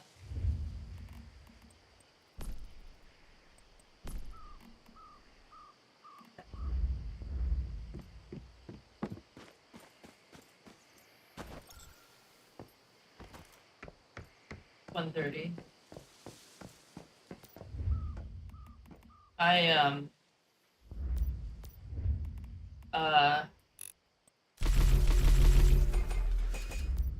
I wasn't sleeping very well because I had made that decision to like go no contact with that guy, and it wasn't so much as like it wasn't that I was up because I was like sad or anything. It was just I don't take it lightly to cut people out of my life, and I was like mulling it over in my head, like what if he calls, what if he says I've dumped her, what if, you know, because I did give him the open-ended, like, if you're single, contact me, but like it was bothering me because I was like, do you really mean that? Like, would you really go out with him after everything that he's done? Would you, because it was like, do you trust that he would actually, because he could just call me and say I broke up with her, you know, and like lie. And so I was like, what'd you say? Right. So I was having a lot of thoughts that were not letting me sleep because I wanted to have that thought out before he contacts me. And I know that on Sunday he's going to see her, and he had said, I'm gonna go break up with her on Sunday. And I'm like, well, I feel like I need to have this thought out before Sunday.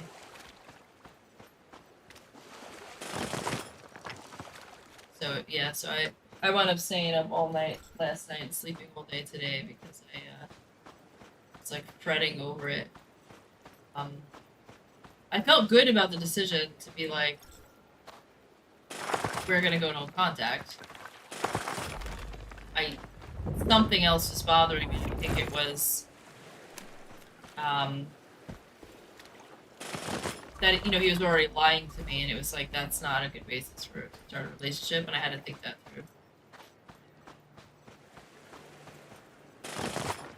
But I am it's such like it's crazy. Like I can tell that I'm in a much healthier place than I was years ago because when I first started dating Andrew and he was doing this stuff, like I was instead of saying no, he's lying, he doesn't have integrity, I'm gonna get rid of him.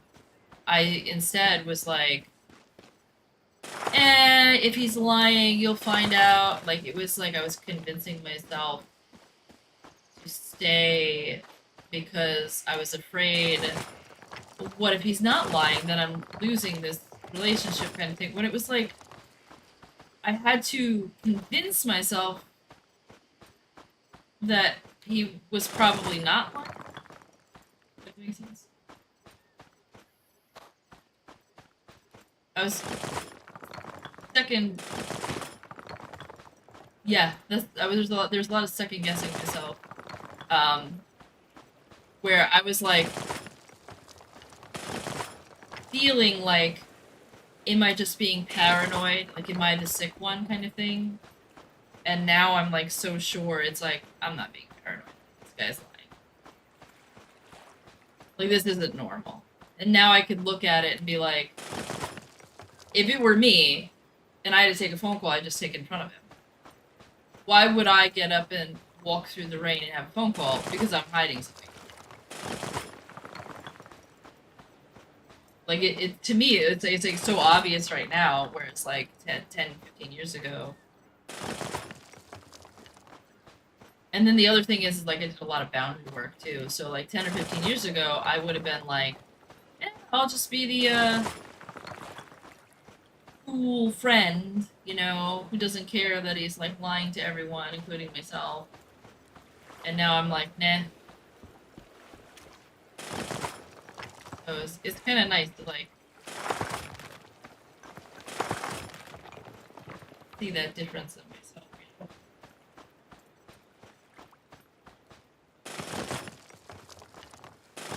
It was almost like I used to have this feeling, this fear of letting someone go because it was like a fear of missing out. Like, what if he turns out to be a good guy? Even though he was showing me that he wasn't. You know, like Andrew, like when I first dated him, there were things he did that he lied to me, and I should have been like, no, this guy doesn't have integrity. Like, he had this wound on his chest, and the first time I asked him about it, he said he got shot by a gun. The second time I asked him about it, he said he had a biopsy done because he had lung cancer. Like, that right there should have been like, nope, we're breaking up. But instead, I brought that up to him, and he was like, I never said that. And I questioned my own memory. And I was like, oh, maybe I heard wrong, or maybe, you know, like, it was like, I didn't trust my own memory. And, like, now, somebody does that to me, I just, like, I walk away. Like, nope. I mean, because, like, if you honestly do make a mistake, because that happens sometimes, what normally happens is they'll go, no, remember you said this, and then you remember saying the thing. And you go, oh, yeah, you're right. But with Andrew, I never remembered saying it the way that he said it happened. And that should have been a red flag for me, and it just wasn't. Because I was so caught up in, don't be the paranoid girl. Don't be the paranoid.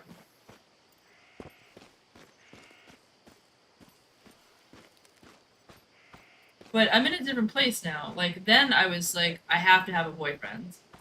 I have to have a boyfriend, I have to have kids, I have to get married, I have to have a normal life. And now I'm like, I don't need a man. Not that I don't need a man, but like, I don't, it's a different perspective. Like, now I'm like, no, so both of those guys made my life worse. And now I'm like, I don't need a man if he's gonna make my work worse. Like, I don't need a man if he's gonna cause me anxiety, or he's gonna stress me out, or he's gonna fuck up my business, or he's gonna get in the way of what I'm doing. Because the right guy for me is not gonna do any of those things. The right guy for me is gonna be a rock, he's gonna help me, he's gonna be a foundation, he's not gonna get in the way of my business, he's gonna be there, he's gonna support me. Like, that ex-client, right? The reason why she started her business is because her husband, who was rich, was like, you can do this. You have it in you. You're smart, you're intelligent, and she wound up making more money than him, but he supported her through it. That was the right man. He encouraged her and he helped her through it because he was a businessman. He was like, "You have it, you can do this," and she did it, and she started making more money than him. The wrong man is gonna go, "No, you're an idiot. Don't start the business. Look at all the money you're wasting. What are you doing? You're dumb. You're stupid. You know, get a real job, right?" And so that's where I'm at. Like I'm at like, I don't need a man unless he brings something to my life that improves. Period. So if he's gonna bring chaos to my life, he's gonna bring heartache, he's gonna bring lies and deceit or whatever he's gonna bring, I don't need that because I'm comfortable being single. Whereas like when I was younger, I wasn't comfortable being single. You know? Now I'm like, if I'm single for the rest of my life, but I'm also older, and so like I've also decided that if I don't have kids, I'm okay with that. When I was younger, I was like, oh my god, I want kids, like I don't want to wait too long, and I was like freaking out about a family. And now I'm like, you know what, I'm okay with adoption if it gets to the point if I'm too old to have kids. If I still want a kid. I'm also okay dating a man who doesn't want kids and we just make money together. But I do know that I want a man who's going to help us get richer together, that's going to help us build a life together where we're both happy, where I can come home and I feel as relaxed as I do now. When I come home. And like one of the biggest things is a lot of men, and I'm sure you see this in your friends, they expect women to do all the housework. But I'm running a business and I have to come home and do all the housework. But here's the thing, it's like, it's not just the housework. Because when a woman lives by herself, she'll clean the house, go to work, come home, the house is still clean. Goes right to bed. Wakes up the next morning, cleans up by herself, the house is still clean. Goes to work, comes home, is clean. When you live with a man, you clean the house, you go to work, you come home, it's 10 times dirtier than you would have ever made it. And he leaves it for you. Now you gotta clean up his shit. So you're not really cleaning the house. You're cleaning up after him. Because he's too lazy to clean his own mess. You know, and then they piss on the toilet seat, you sit in it. And then it's all over the floor, you gotta clean it. Like my dad does, I live with him. And I told him, I was like, Dad, I'm not cleaning your piss on the toilet. Mom did that, I'm not your wife. I was like, you clean the bathroom. And like anytime it's on the floor, I tell him all the time, I'm like, the dog doesn't even pee in the house, Dad. It's time you grow up, clean the fucking toilet. I'm not cleaning it. I'll clean the kitchen. I bought a robot to clean the floors because I don't want to do it. I spent $1,000 on it. I'll do that. I'm not cleaning up your piss on the toilet. You know? And I'm not doing that for a husband either. Because you know why? Because women have periods. We get blood on the toilet. Have you ever seen it? Have you ever seen it? Have you ever gone into a toilet and seen blood on the toilet? No, because we clean the toilet. In fact, if we take a shit, the reason why women don't leave streaks, because we clean it so you don't have to see it. I guarantee you there are shit stains in that toilet right now because my dad probably took shit and left it there for me. And I have to get on his case to clean the toilet. Sometimes he doesn't even flush. I went in the other day and I was like, what the fuck is this shit? Oh, I forgot. What do you mean you forgot? You forgot? I gotta go in there and look at your poop? It's like, you know, like, you'll never see that from a woman. And it's like, why should I expect less of a guy that I'm living with than I expect of myself? Because society says women have to be clean? What? Like, that's not an excuse to be a dirty piece of shit. Clean your stuff up. It's common sense. Like, why would you piss on the toilet and leave it for your wife to sit in it?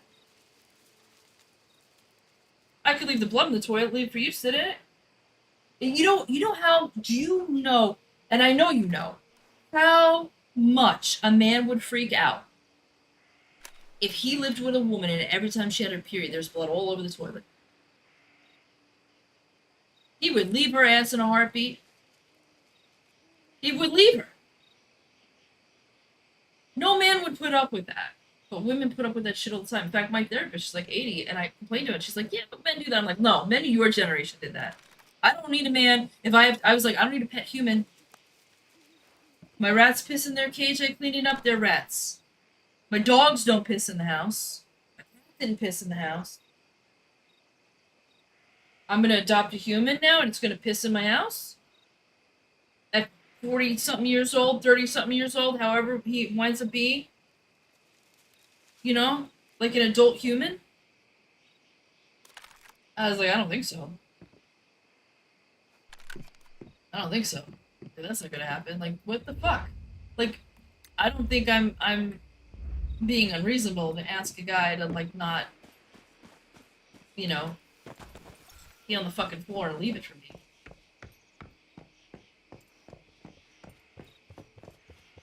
It's funny because there was one guy I was talking to, and he owned a business out here, and I asked him what kind of woman he wanted. He was like, "Oh, I want a non-traditional woman." I was like, "Oh, okay, great." And he was like, "Yeah," and I was like, "Well, you know, like, define to me like what non-traditional means." And he was like, "You know, she pays for half the bills." It's like, okay. I was like, "Well, what if she makes less money than you? Like, she makes 20,000, you make 500,000. Well, she still pays half the bills." I was like, "That's stupid. She should pay percentage of the bills based on what she makes. That's only fair. I would do that for a man. If I made 500,000, he made 20,000, he wanted to contribute, I wouldn't take his whole 20 grand. I would take a percentage, whatever 20 grand is of 500,000, right? Like, it would be fair, because we're gonna have a house. If I make 500,000, we're gonna have a nice house. How's he gonna be able to get this? Can't. So that's one thing that I disagreed with. I was like, that's kind of stupid. So what he's looking for is he's looking for a woman to pay for his house. He has house payments. Yeah, right. Like, I ain't paying for house payments. We're married and we have children. You can go fuck yourself. You think I'm gonna pay? If my name ain't on that house, I ain't paying for it. Get the hell out of here, because you're gonna discard me, and then you're gonna get a younger woman, and you're gonna put her in that house because it's yours, not mine. No. I'm not dumb. Or how about you pay for my house? Why don't you move in with me? Pay half mine. I guarantee you'd say no. But anyway, the whole point is, like, he said, well, I run a business, so of course you clean the house. I'm like, well, I run a business. He goes, well, I'm sorry, but my business is important if you want to be with me. And I'm like, so basically he just said, you're going to give up your business.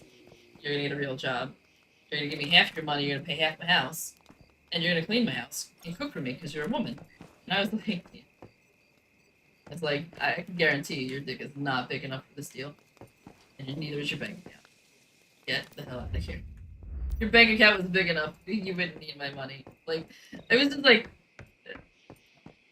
I was like, you gotta be kidding me. Why would I go for that deal? Like, that's so dumb. Yeah, like, there's a reason why 40-year-old men are getting divorced in mass by their wives and they're blindsided.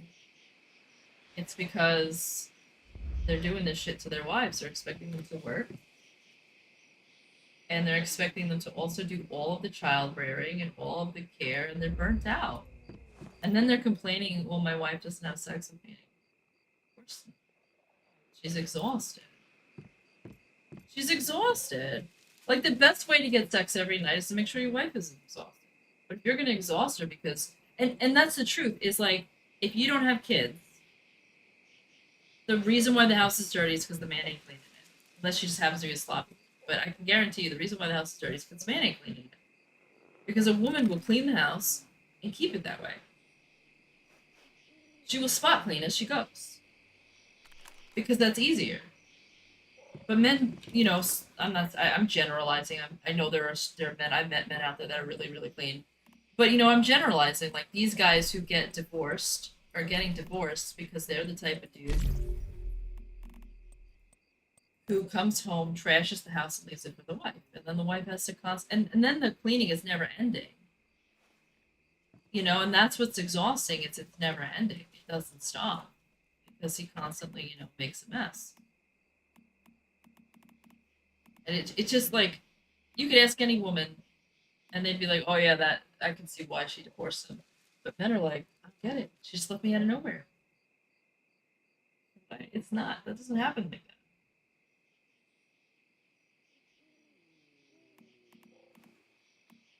No.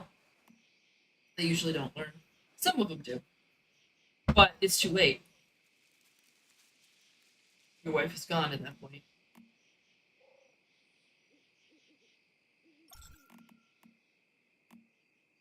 To me, it just makes perfect sense. It's like, gone are the days where. Well, here's the other thing that I find interesting is when women didn't have a choice and they had to find a man or they would starve to death, they took on the role of child care giver and all that stuff. And scientists and everybody were like, well, that's what women do. Right? That's what women do. They just love kids. They want to have kids. And they just naturally want to have kids and they naturally do all this behavior and it's ingrained with them genetically. But then you give women the ability to divorce men if they want to. They have the freedom to have a job, the freedom to have a career. And all of a sudden you start seeing they're choosing not to have children. They're choosing not to marry. Some of them are choosing not to date. They're starting to act like men. They're having fuck boys, right? Like they're going out there. They're just having a pet. Like that they're you know, they're not living with him. And then now you see this male loneliness epidemic where men are like, oh my God, why aren't women choosing us? I thought they needed us. You know, and it's because men have created this world where the only thing they think that a woman needs is their money. So they don't give her love. They don't give her affection. They don't give her good sex. There are men out there that don't give women good sex because they only care about their needs. Literally, I've been with a couple of them. And, you know, they do all this stuff and they think, I'm a good man. Like, my dad was like that. He's an old guy. And he thought all my mother needed was money. He never gave her, like, the right kind of love. You know, like, he never gave her, like, you know, the support and stuff that she needed. He's just not capable of it. He's never had to do it. And so he thinks he's an amazing man. He was a great provider, but he thinks that's all he needed, right? And so there are still men out there that are raised that way where they think, all I need. So then they start hating women because they themselves can't make as much as the woman. And then there's this myth out there that says women only date sideways and up. Now that used to be true. But the reason why it's still true, and I'll tell you why, is because when we try to date down, the man has a problem with it. Every single time I have tried to date a man who makes less money than me, I am emasculating him, and I am embarrassing him, and I am this and I am that. He resents me, and he doesn't like that I have to buy him stuff, and he can't handle it because he's decided that his only worth is his money, and if he doesn't have money and I have the money, he's worthless, and I make him feel worthless. And I'm like, yeah, but women need love. They need help with child rearing. There's so many things that in this day and world that it would be better. We would have better relationships than your father had if you would just acknowledge that you need to have emotional maturity and bring that kind of stuff to the relationship. Then women wouldn't mind paying for men because they would be getting that closeness and the love that they need. Because everybody needs it. You know, there's not an animal out there that doesn't need, you know, to be with its kind, that needs to be, you know, like even my rats, like they all sleep together in a huddle. They need that closeness and they need each other. If you separate them, they can't handle it. You know, and like humans are the same way. So like instead of saying, okay, women are telling men, I don't need your money. I don't need you to have money. You know, unless I don't make money myself, that's different. If the woman is poor, then she's going to go for money because she's lacking it. But if she has money, like she's not going to look for that. She's going to look for somebody who gives her love and affection, makes her feel good, tells her she's pretty, supports her, you know, cleans up after himself in the house, doesn't give her extra invisible labor, recognizes that such a thing as invisible labor, you know, all that stuff, right? Makes her happy. That's what modern women really want, but they're not finding that because men have this wound where they hate themselves because they can't make more money than the woman. And it turns out that women are actually better at learning in classrooms and all this other stuff. So women now make more money than men because they're actually better than. If you think about like the whole, like if you believe in the patriarchy and all that stuff, like it makes sense that women were not allowed to go to school and not allowed to do these things, because at some point women were exceeding and they weren't choosing men, and at some point some leader, some king out there was like, you know what, men? I will promise every single one of you will get a woman, and this is how I'm going to do it. We have to press women into, so now every man gets a woman. But in reality, not every man gets a woman. Because not every man is a good man. Not every man loves, there are narcissists out there. There are some people out there who are just never, if a woman is craving love, they're incapable of it because they're sociopaths or they're narcissists or whatever. And so it's just one of those things where, like, in my mind, I'm like, oh my God, man, like, you don't have to be a woman married. You don't have to not be a man. You don't have to not play with bombs or like, do all that manly stuff. You can do all that. Like, we like that. We don't want to see you dress up in like feminine clothes, but if we're attracted to men, like masculinity, some women are attracted to all kinds of different things, but like for the normal straight woman, like we're attracted to masculinity, but we don't define masculinity anymore as the only worth you have is your money. Men are still defining themselves that way. But we're still choosing to date someone on our level or above because those men they don't feel emasculated. Every single man I have ever dated down has always given me problems with their insecurity and that bullshit because I made more money than them. It's not worth it. It's just not worth it. Like, if they're gonna be like that, then I'm gonna find somebody who makes money and date them. And they just put themselves out of the whole. They're just,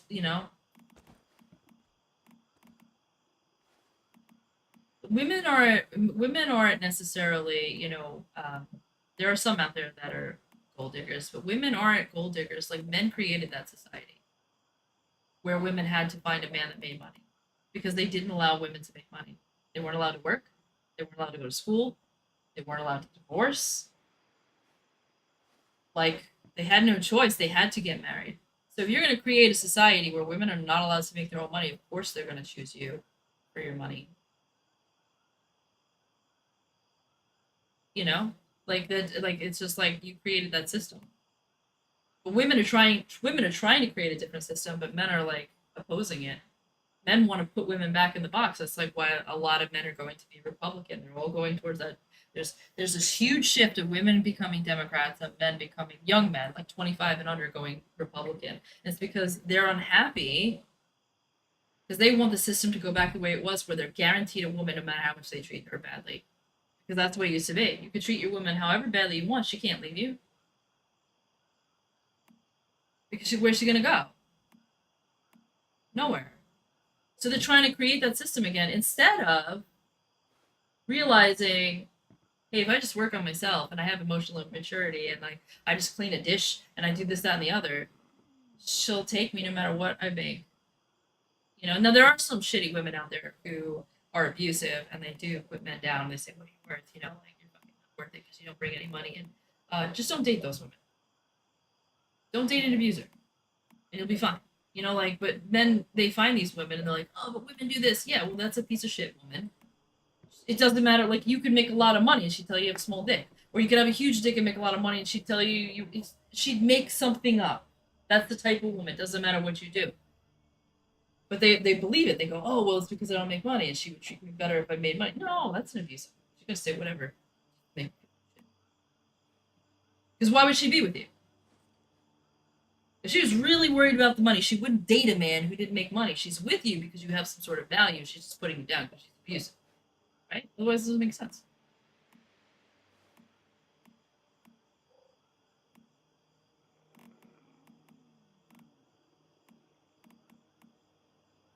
I think it would be a great world. Because the old world where we created the society where men can't raise their children, it's not okay for them to be dads. They have to be emotionally closed off. They can't put up with each other. The only intimacy they ever get is with their wife. That's the only person they can talk to. That's the only person they can be vulnerable with. Like, we've created that world. I don't think it has to be that way. Like, who said that? You know, like cavemen weren't doing that.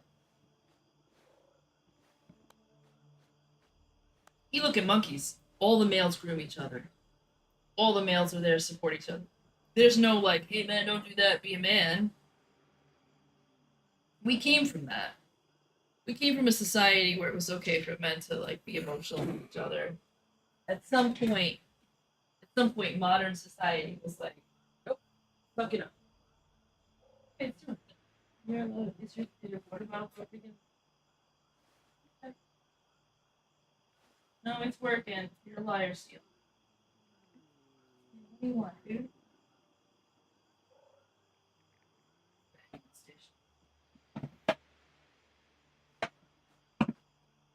Bitch, you talk to me.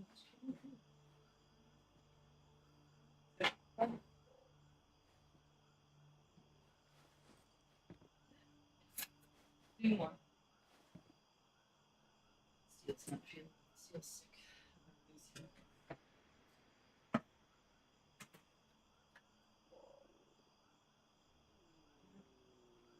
There's not many vets around here that take care of them. And there's one vet that wants like $95 just to walk in the door, like her rat that only has a couple of months to live, even if I did fix him.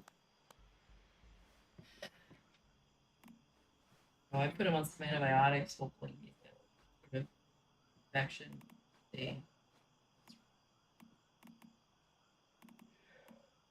Yeah, it's like I wish I was a vet because then I would be able to give them better care. I do have a vet that I take them to, but he doesn't do rats. He only takes the tumors off. He doesn't know. You know, like he doesn't even know how to take blood from them.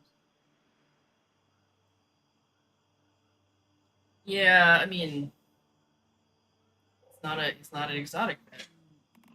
The guy that I used to work with that does me a favor and removes the tumors. Because they usually get these mammary tumors and they're superficial anyway, they're really easy to remove, so it's like the same thing. He doesn't have to go into the anatomy and stuff, but anything else I have a hard time getting care of. Well, I mean it is good because then you know, these tumors they grow so big that they open up and it's like really bad. If he takes them off, they usually don't come back. And even if they do, it stops them from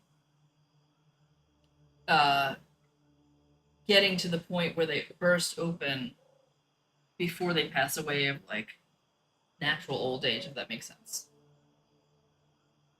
So,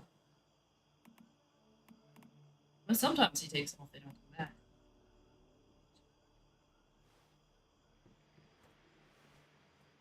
Bring over some deviants.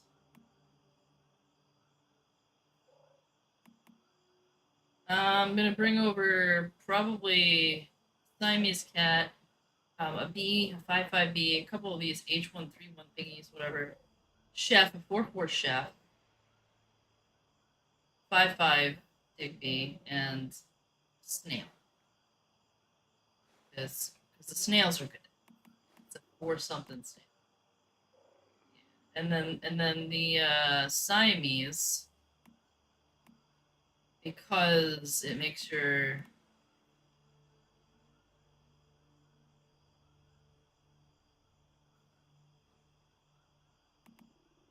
the Rebecca? Yeah. I don't have a good one, so I'm not bringing her over yet because I figured we could farm for that. Because the best one I have is a 4/3. If I have to bring her over, I will, but we probably could get a better one.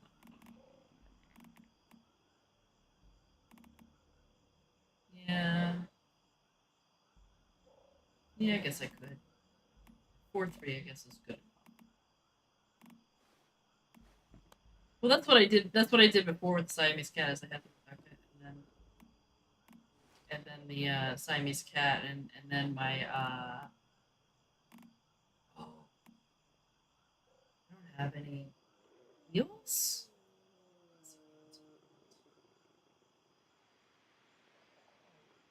Yeah, but I think I had a bunch of 5s. But yeah. Here's a 5-3, but I'll leave it. Yeah, those are easy.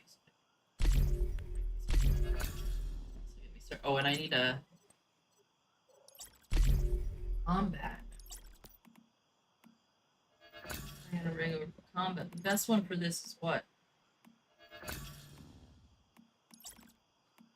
Yeah. Lone Wolf or Snapshot.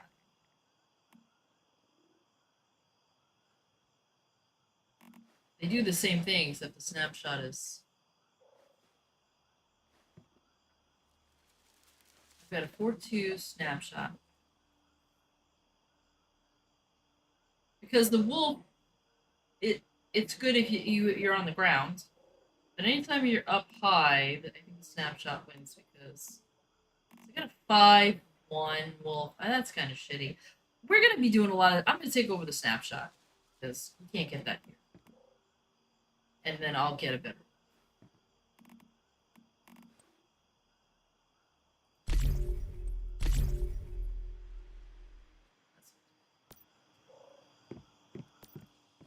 Yeah, the Snapshot is good.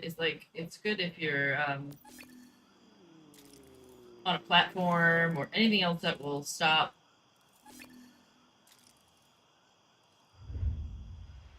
the wolf from getting to its target.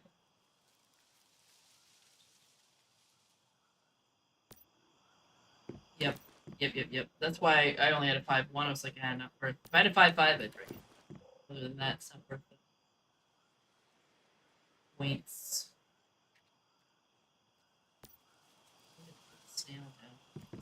I'm missing middle scraps. Do you have some middle scraps I can borrow so I can put the snail down?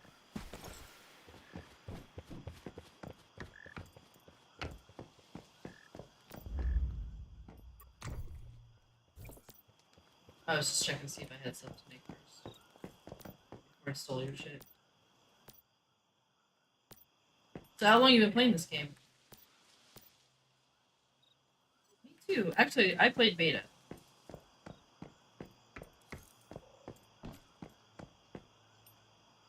Yeah.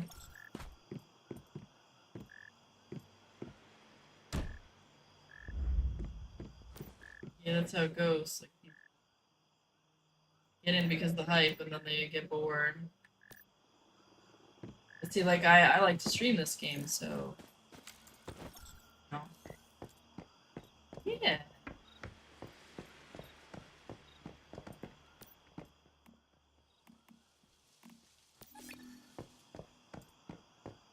It's not the best for PvP, yeah, right. Because they ruined PvP with all the having ults bid on it and stuff. And they lock it down, and unless you're doing that kind of shit, the PvP is gonna suck. And I do want to go on a PvP server to farm things that I can't get.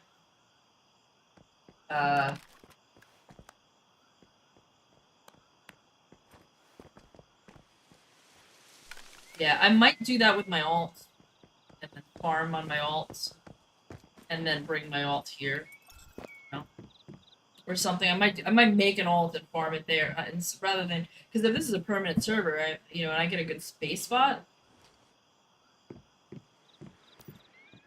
The only way I would leave is if we have shitty base spots and we're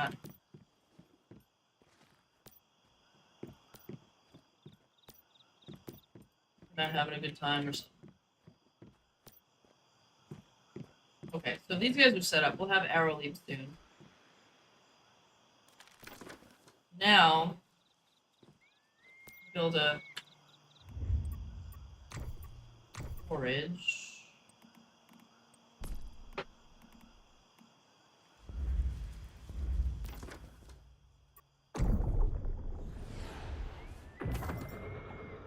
Yeah. Let's see, what do I got? I've got supplies, workbench, ammo factory. That's a good one to have. Roasted and dry, slow. We don't need that. That's good. Bed to go home.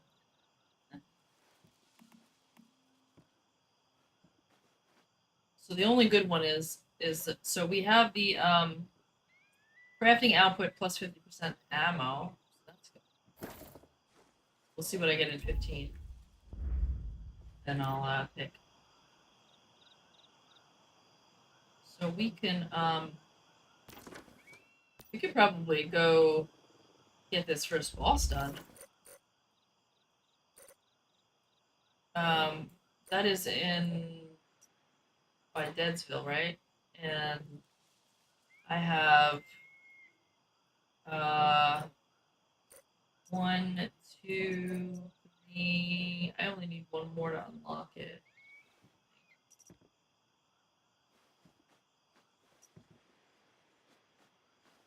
Oh, you don't have to unlock the rifts? Yeah, I didn't know that. Well, then we could do that. I'm gonna go pee. You know, somebody said on the other server, they were like, oh, I didn't have to unlock it. And I was like, really? I didn't realize I was trying to simplify it. Easier.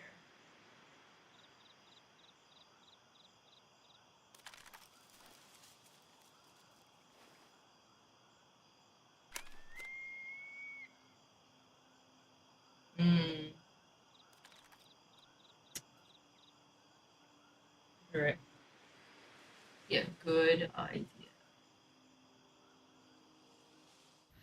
I fell with the barrel and I thought I was gonna die, okay?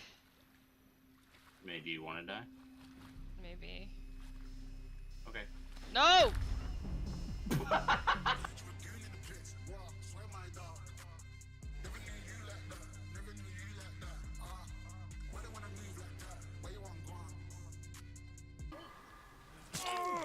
Now he knows where we are. I turned my car on. Yeah, I need to do that too. Bye! Hey,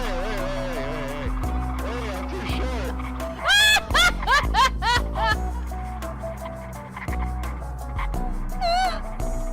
It's impossible to steer this one. I don't. It's an on. I can't even win it. You can't even start your car.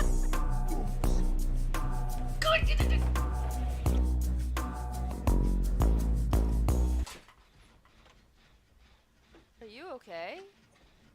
Yo, my dog was just sleeping and fell off the bed. God, that thing scares me every time! Let's get my knife out. Let's cut shit. Oh. How old are you? Do you want to smash? Sure, but you bring the carrot! He's 58, by the way. What? God damn it!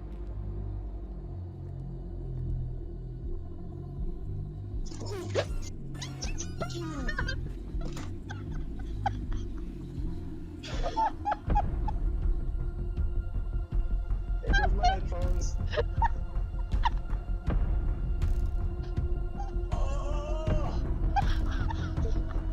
Oh, carrot, carrot, Yeah. I'm. Yeah. I didn't think he would end. What?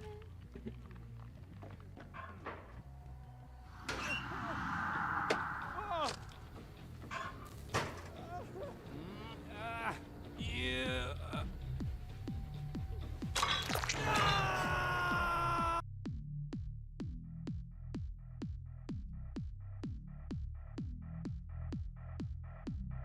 I don't know what he's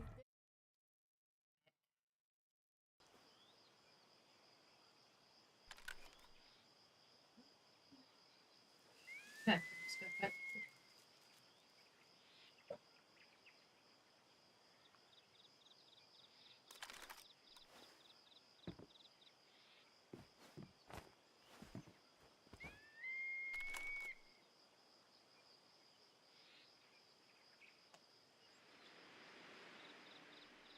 Alright.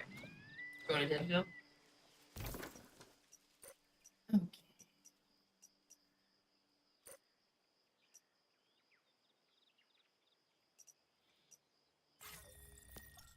Wish I'd known that last server. I was like not doing all of the things because I was like, oh, I gotta collect it. Oh, don't be. Let's check the get your I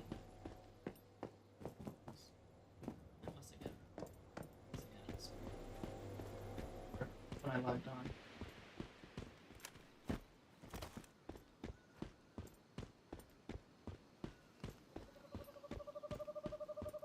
Oh, I forgot they had this skin.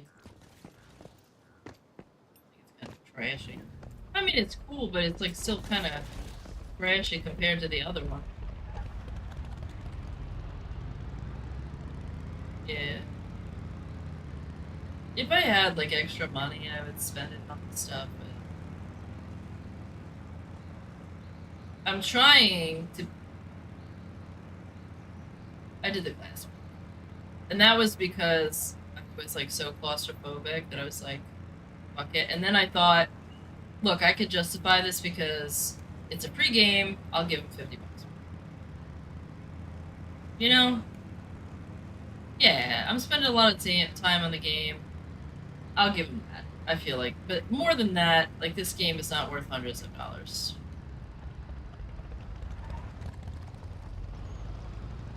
Because the psychology of it is they don't realize how much money they're spending. Right? That's why they make you spend real money to buy fake money. Because then when you spend the fake money, the pain of spending money isn't there. If you had to see that you were paying $100 for that, you wouldn't buy it.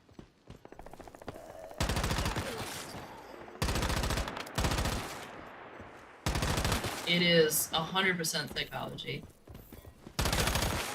When I started doing the business and stuff, like some of the stuff that I'm learning about psychology is just like crazy, and some of the stuff, like, I mean, have you ever wondered why everywhere you go there's 3 options: small, medium, large? You know, like even Apple, when they have something, they have top of the line, middle of the line, you know, economy. There's a reason for that. One is there is something called the paradox of choice, and I read a whole book on it, and they've done studies with people where they realize that if there's too much choice, people can't make a choice. This is what's happening with people in their relationships right now. So much choice on Tinder, nobody can make a choice, so everybody's saying because they feel like they have too much choice. So you need to make it simple so they can make a decision. You need to give them 3 options, maybe 5, but not too many. The other thing is, people want to trust you when they buy. They don't want to feel like they're ripped off. So what happens is, Apple, for example, will have the 3 options of the cell phone. Then they hire salespeople, and they don't tell these salespeople, you know, to sell the middle one. What they do is, everybody's out to be like the good guy, and so naturally their salespeople, what they do is they go, look, you don't need the expensive one, buy them. This is the one you need. It's got all the options you need. So then the person goes, you know what, I trust you, and they buy it. Because they go, you know, that salesperson was trying to rip me up. And the salesperson thinks that they're screwing over the company. And it makes them feel good. So they sound genuine because they're being genuine. Did you ever wonder like why a company would employ somebody who would purposely screw them over? In reality, they're not. The company wants the salespeople to sell the middle one. They want the person to buy the middle. The reason why they offer the top price is because 10% of the population will always buy the most expensive option. So they offer it just to get the sale from those 10% of the people. But most people will buy the middle option.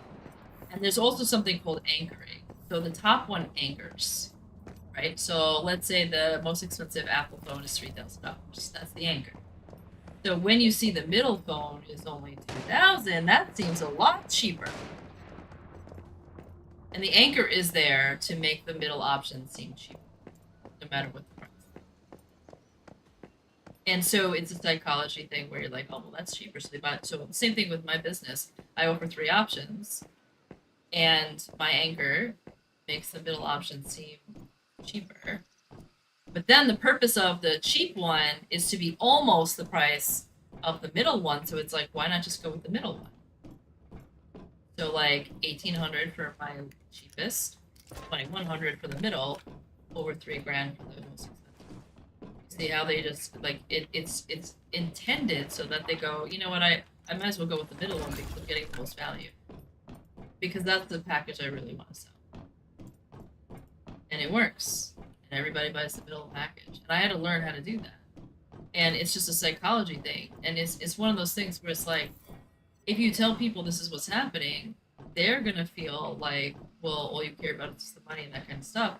But it's like, no, like when I factor in what it costs for me to be in business, what it costs to offer this package, what it costs, because you know I have to live, right? So if I'm like, if I need $10,000 a month to survive with my business and to pay myself and my employees or whatever, I'm just throwing a number there, then I have to sell a certain amount of packages and they have to be this price. Period. And so the other thing is, I had to solve the dynamic of, I found out by accident that I was training people's dogs faster than other people. Because I deal mostly with aggression and stuff. Other people don't know how to deal with it. I'm doing it in like 3 weeks, 3 to 6 weeks. And other trainers are taking months, years to do this because they don't know what they're doing. So now you look at one particular couple, they had told me that they hired a trainer, they pay her $100 a week to train their dog once, an hour a week. That's $5,000 a year. I think, if I did the math correct. And that woman has not solved the dog's problem. She's made it mildly better. So now, if I can do that in 3 weeks, right? It seems more plausible to the person to pay $100 a week than $5,000 up front for 2 reasons. One, because all the other trainers take forever, so they assume that's how long it takes. They don't assume that I magically am just way better than them. They assume it's going to take a long time. So they're like, well, I don't believe that you could fix this in 3 weeks. Or 6 weeks. The other thing is, because I'm faster and better, I get paid less if I go with the other model. If I go, give me $100 a week, $100 a session, that's $300. So now, because I'm faster and better and I actually fix the problem, I get $300, but that other trainer gets $5,000. I can't even feed myself because it costs me so much to get the lead. So now I can't make a career out of that. So that puts me out of business, which is what was happening initially as I was going out of business, because I was trying to do that model. And I realized I'm getting paid less than my competitors who were garbage at this. I'm way better at this. So then I had seen this one guy who was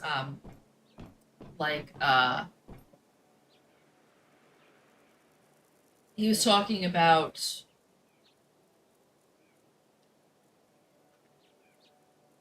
the same thing, only he was a graphic designer. And he was like, so I'm faster and better at what I do.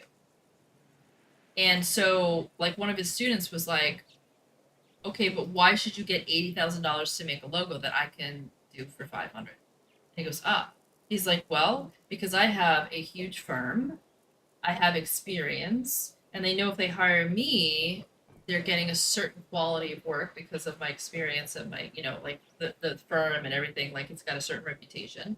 But not only that, but I do it faster. And he's like, well, why wouldn't you just charge, by the hour? And he goes, well, then I'll just take longer until I get 80,000. He goes, but why would you do that? And he's like, well, why would I be incentivized to do it faster? And then the kid was like, yeah, but if you spend, 3 months doing something, you should get paid for that work. And so he was thinking, it was about time. But then, the guy was like, it's not about time. People aren't necessarily buying me because of my time. They're buying me because of my experience. And so because I have experience and I do it faster and better than you, I get paid. And he's like, otherwise that doesn't make sense. Why would I Why would you take less money because you got better at your work? Right? Like, the better you get, the faster you're gonna do the work. So why would you take less money? It doesn't make sense. Right, doesn't make sense. And I was like, that's the problem I'm having. Is because I'm faster and better than these people and I have more experience because I've actually studied animal behavior in a college setting. And because I do this faster and better, I'm making less money than my competitors who they learned from YouTube how to be done. You know? Like, their expertise is just not there. So why am I getting paid $300 and they're getting $5,000? And they're not fixing the problem at all. So I was like, I gotta fix that, you know? But then it's like, but then how do I sell a program? Because I know I could do it in 3 weeks. So how do I sell the program to somebody when they expect that it's impossible to do it in 3 weeks? So then I make a program where it's like, it's 3 weeks, but if you don't like it, you repeat it for free. So now it's 6 weeks. Then I offer a lifetime guarantee for the same problem. So if it's not fixed in 6 weeks, for the rest of your dog's life, I'll work with your dog. Now the client looks at it and goes, well, that's plausible. Now there's no risk. Because the client doesn't have to worry about, well, what if 6 weeks isn't enough? What if I pay you all this money, it's not enough? And then I just do it in 3 weeks, and then I never have to worry about any of that other commission.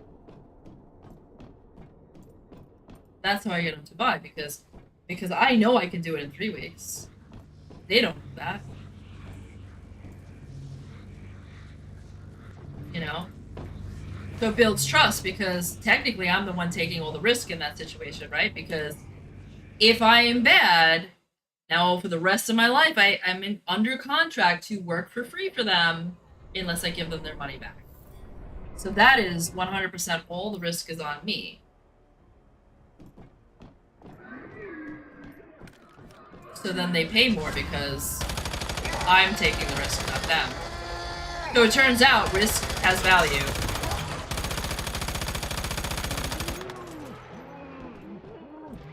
Which is interesting, right? Risk has monetary value.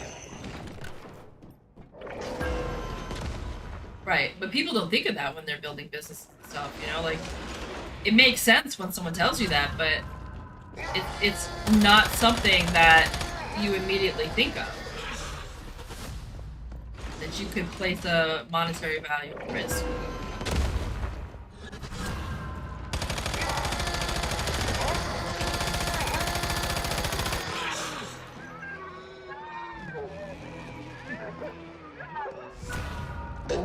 It's very cool. Like, once you get into the psychology of it, it makes a lot of sense because, you think about it, you're like, for 100%, like, I would want to go with somebody that gave me that kind of guarantee versus someone where it's like, I could pay $10,000 or $3,000 and not get anything in return.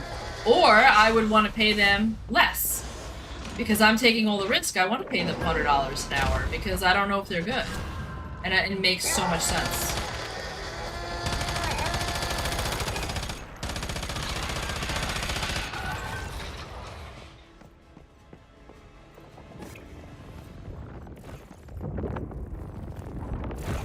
But you gotta be good, otherwise you're screwed. Like, if I couldn't do it in 3 weeks, I'm screwed. And I figure, like, there's probably some animals out there that I won't be able to fix. And if it becomes a problem, in those instances, I can just refund them. You know, like, if it's a big problem and I promise them and I can't fix it and it's like, oh, like, I'm not doing so well, whatever.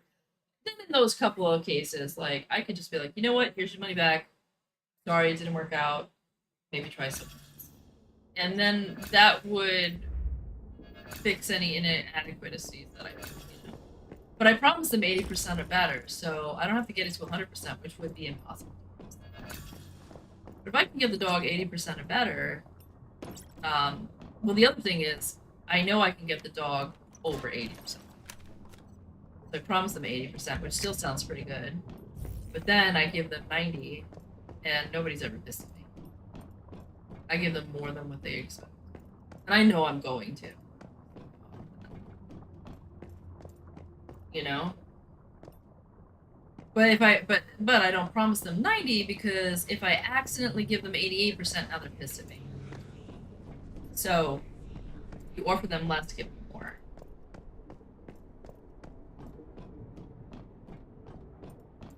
It put right. Because they feel like they have a net positive from the experience, not a net negative.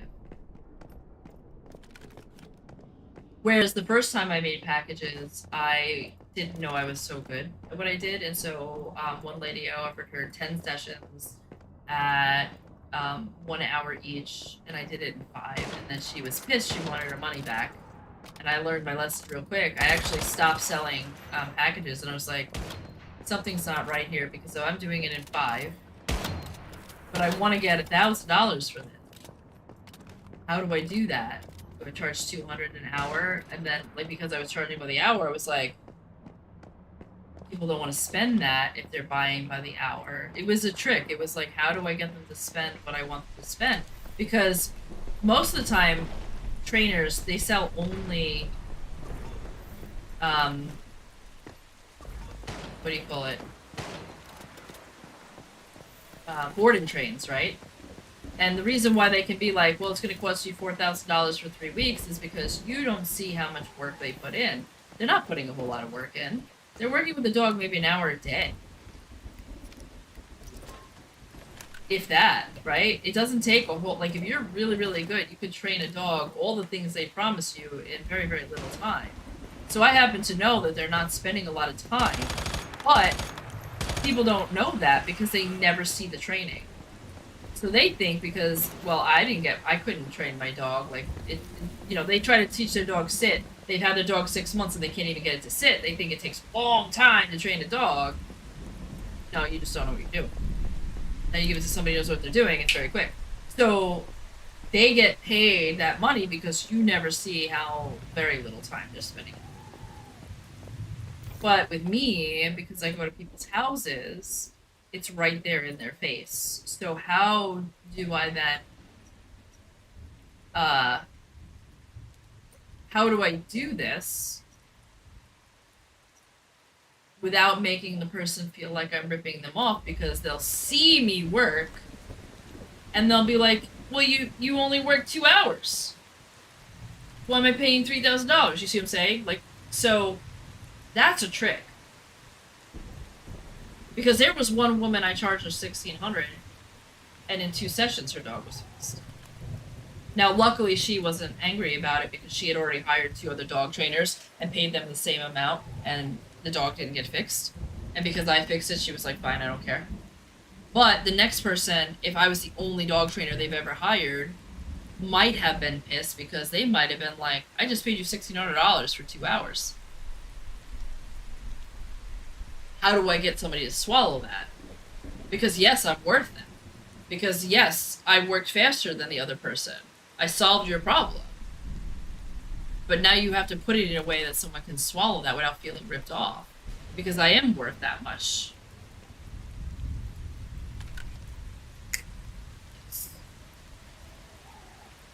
Well, she hired 2 other dog trainers that were on the island that they have buildings and they have 20 years, they've been in business for 20 years. So, you tell me. Right? Yep. You know you can sell them now, right? Yep, in the vendor. I don't know if people, I mean, if you want them back, you know, I'm back, but, people buy these things. I don't know if they're buying level 1s.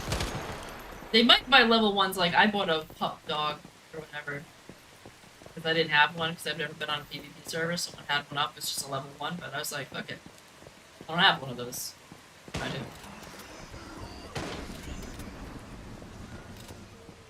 So that way I can make my own jump stuff if I want it.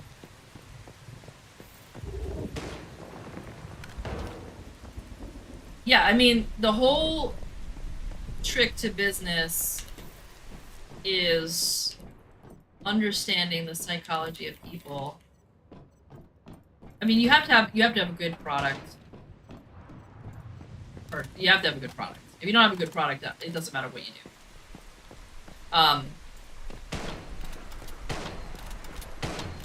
But yeah, it's like, so like a doctor, right? Like doctors have it easy because they can charge whatever they want and people are just like, well, it's a doctor. You know? But like for me, like I had people say like, that's more than my doctor makes, why would I pay you that? Because they don't see me as someone who's worth that. But it's like, but if I'm the only one, like I understand like a regular dog trainer that all they do is teach a dog to sit. But if I am the only one on the entire island that can actually fix your dog's aggression,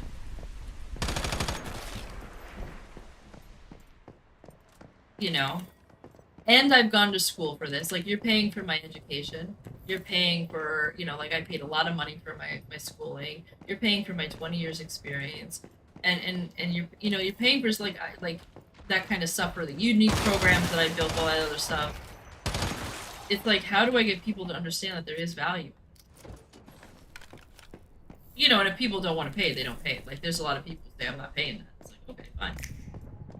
You know, that's okay. You can go with a regular trainer, because there are some people that will always go for the cheapest. And there are some dog trainers out, that's how they operate. They are the cheapest dog trainer, and that's how they get there.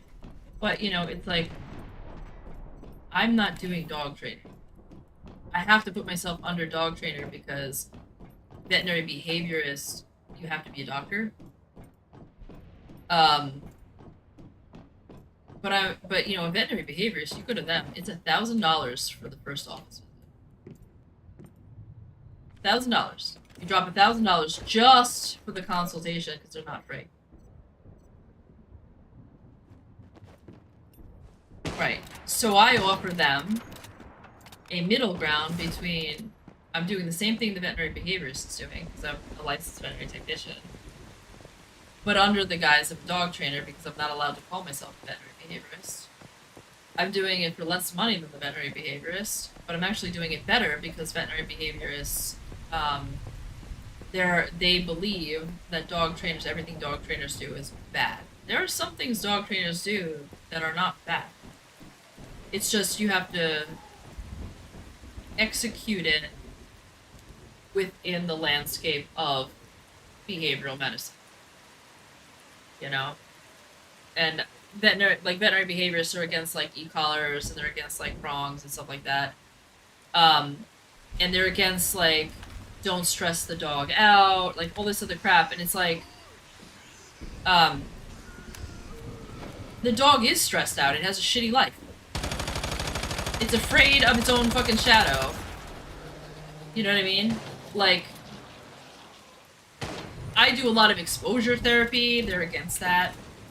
That stuff is great if you do it right. It's an animal, right? If you teach the animal that what it's afraid of isn't gonna hurt it, it stops being afraid of it. It's that simple. But veterinary behaviorists are like, no, don't do that. Let's use medication. Let's drug the animal. Let's keep it under threshold. So I don't agree with my colleagues on that. But at the same time, I disagree with trainers, because trainers go to high pain to get. They'll zap the shit out of a dog. Whereas I refuse to use e-collars for behavioral work, except for I use vibration, the vibration. So that's an e-collar too. Because it's just an electronic collar. So I'll use vibration with the dog. And it works very, very well. But there's some trainers out there that think that's adversive. There's some veterinary behaviorists out there. They're just insane. Like they just... But you have to think of it this way. Veterinary behaviorists have never trained a dog. They don't train dogs. They went to school to study animal behavior, but they've never trained a dog. They've never dealt with... They don't understand, and I know because I've worked with these people. They don't understand that the difference between a Malinois and a pet Labrador. Like, they don't understand the intensity of that animal. They don't understand that, like, we literally breed OCD into animals. Like, that's how we get these shepherds to, like, do all this stuff, and that's literally what they do to working dogs. They breed OCD into them, and, like, this high, that's what they call high drive. In veterinary behavior, they don't understand that. And that's considered normal for the dog, which if it was human, it would be considered mentally ill. So they don't, like, a veterinary behaviorist, it takes them a very long time to fix anxiety and stuff. They also don't fix the human, which is what I do. So instead of going into the home and saying, hey, you're causing this anxiety with your dog, they only focus on the dog, and they don't focus on the human. But the human's always causing it. They're always causing it. Like, for example, this is usually how, like, reactivity and aggression happens. The owner has a puppy. Owner's anxious. Puppy goes to play with other dogs. Puppy does something that's rude, and she doesn't realize it. And the older dog corrects it, and so it's a big, like, and then the puppy screams, but the dog didn't hurt it. Now the owner is traumatized because she thinks her dog just got attacked because she doesn't understand it was just a correction. It's fine.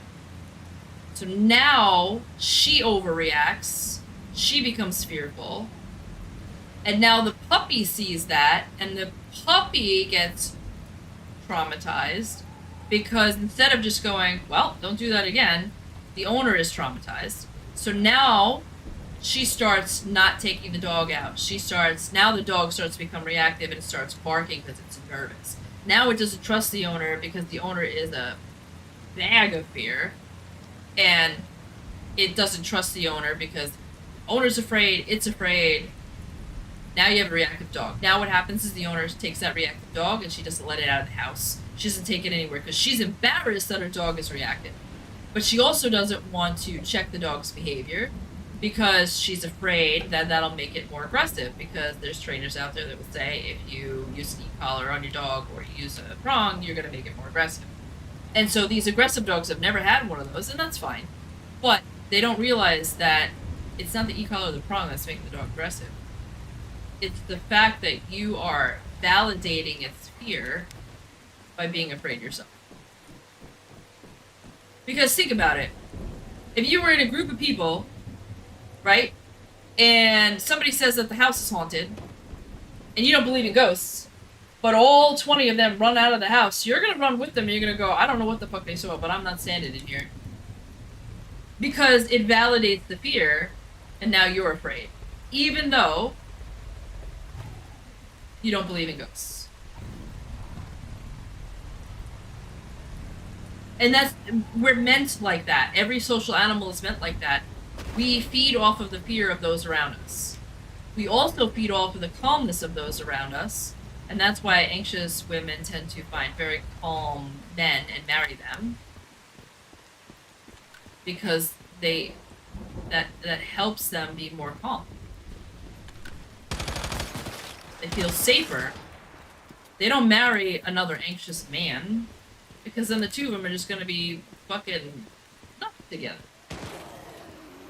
You know, and I think anxious men probably marry women who aren't anxious. I haven't really looked into that dynamic, but I do see a lot of anxious women marrying men that are very confident, you know? I think anxious men have a tougher time because they don't make women feel safe, so they probably have a tougher time.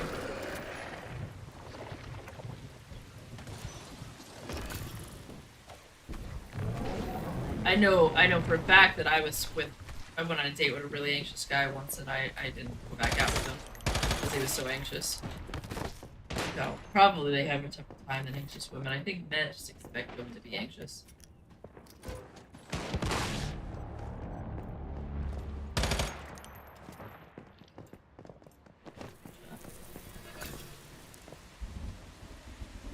Yeah, this guy, I went on a date with him. He was so anxious he couldn't get out of his car. And I was like, yeah, I can't date somebody. He wanted me. Yeah, we went to Starbucks.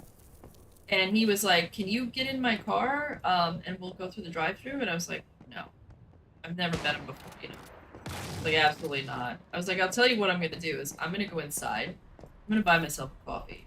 I'm gonna sit there and drink it. And if you're not inside by the time I'm done with my coffee, then you know, get to meet me. And he eventually came in and we had a conversation. He was a really nice guy, but he was so nervous. I was like, I can't because,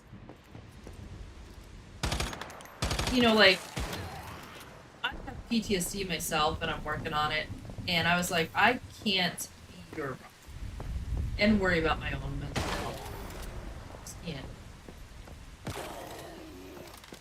He's so sick, can't get out of his car to go into a Starbucks. And I felt bad. Like, I sat there for a while and I was like, oh, man, like, what a prick I am. But it was like, he's gonna make me sicker. You know? Because the cure for my PTSD is to get outside and do things and not stay in the house. He's not gonna let us leave the house. We start dating, he's gonna be like, I'm never gonna be able to get him in the house. He's gonna be like, no, I can't, you know, I can't because of my anxiety. And then we're gonna be trapped in the house. Then my anxiety is gonna get worse. No, this is not conducive to my. So I felt bad. Just have to fix.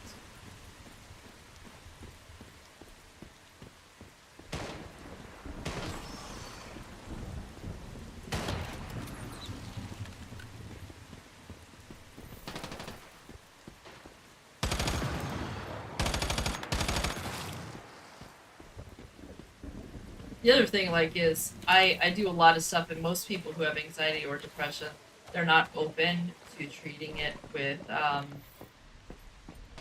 changing their diet and stuff. They're not open to that. They just want drugs. They just want a doctor to fix it with drugs.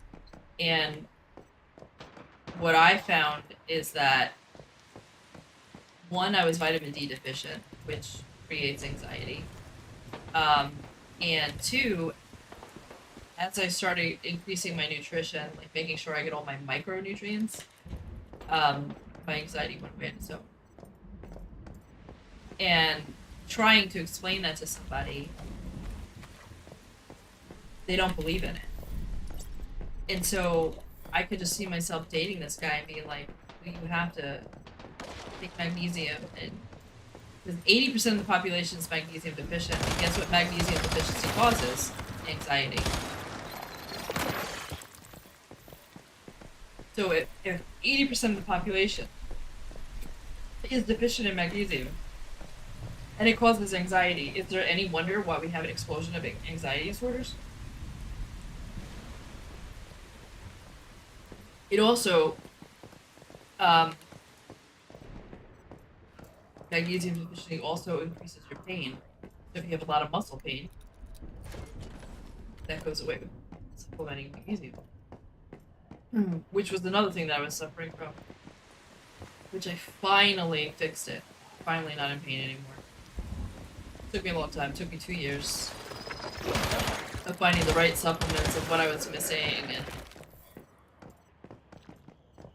a lot of research and stuff like that. And finally, like, I fixed up because I was like, it has to be some sort of deficiency.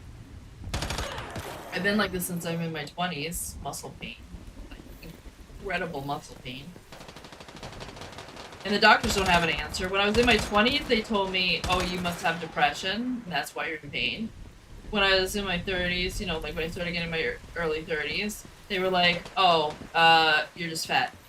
And I was like, no, I'm fat because I was in muscle pain since my 20s and I can't exercise. It hurts. So first is my depression, now I'm fat. You know, like, which is it? Turns out I don't have depression, by the way, too. I have ADHD. So they diagnosed me with depression and told me that's why I was in pain, and I don't even have depression. Which I knew that. I'd been telling them for years. I'm like, I don't have depression. They're like, you don't know how you feel. So I was told, you don't know how you feel.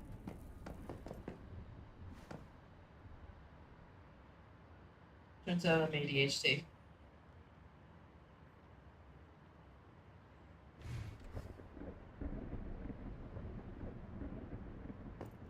2935.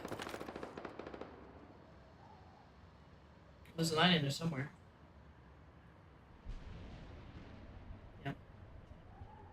Doesn't it say it up in the corner? Did you do the quest?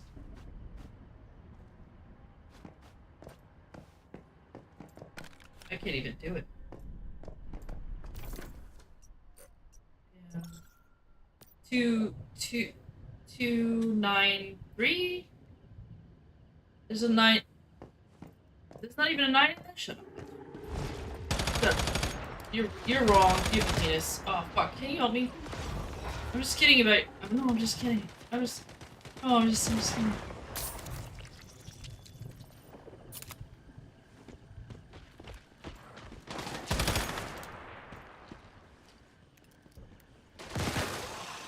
Oh, it's lunar. Oh. Ah, what the fuck? What hit me?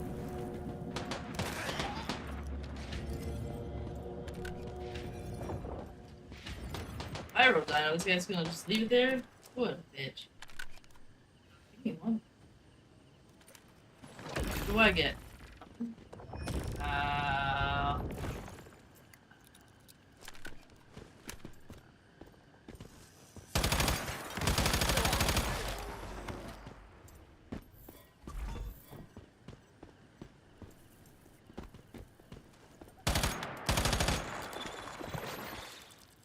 I love that you can take a joke. I started saying that because like I was hearing a lot of my guy friends like bitch about their girlfriends, like it's always my fault because I have a penis. So now I just say it.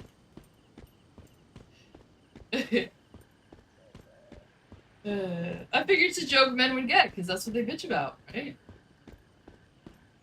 I think women, yeah, I think men take the joke.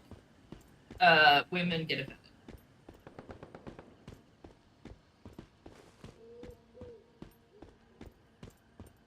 And I think women get offended because they realize the joke is, sort of like mocking women, not really men.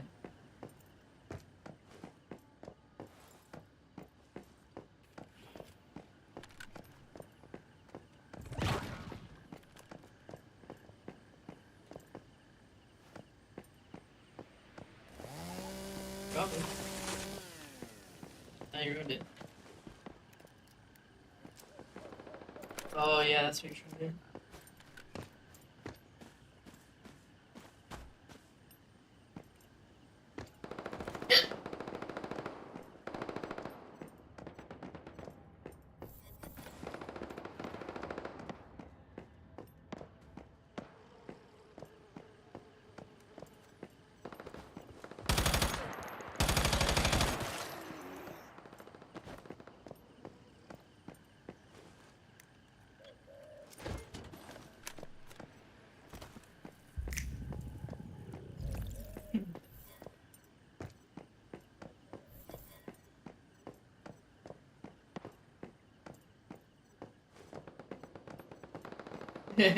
I know, that's a joke.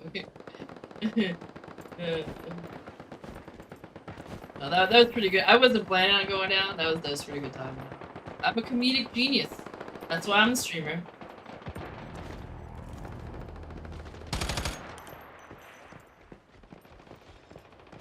Oh no.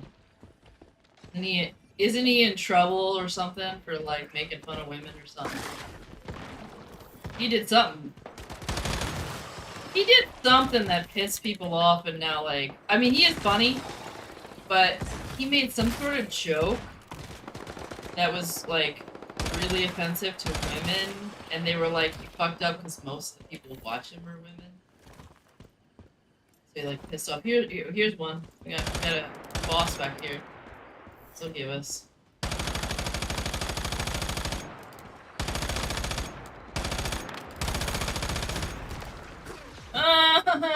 Come to me. I killed it though.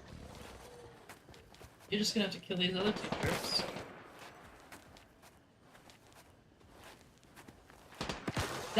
I'm going down because I don't have the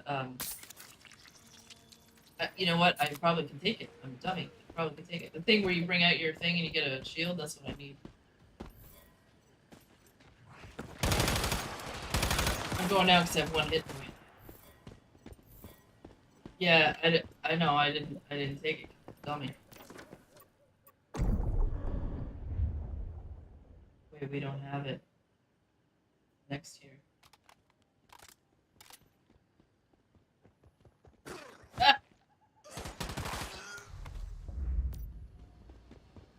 You have shield because your armor.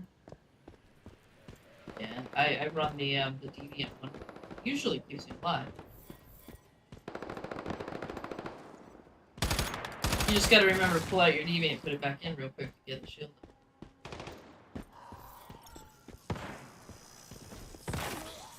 I think the reason why I stopped using the armor.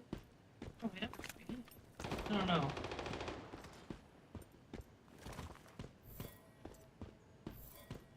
But if I need 4 pieces, I only have 3. But the reason why I stopped using it is because the shields don't overlap. I don't think. Yeah, no, Matt Rife said something about women, like he made fun of them or something, and then a bunch of women got pissed off, and so like it's this big thing where it's like, don't be Matt Rife.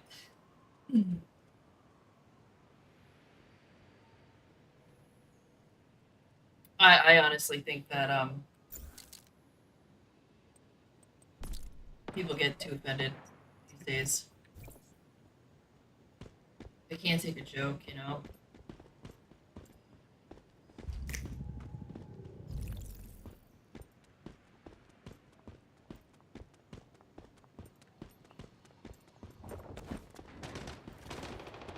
Yeah.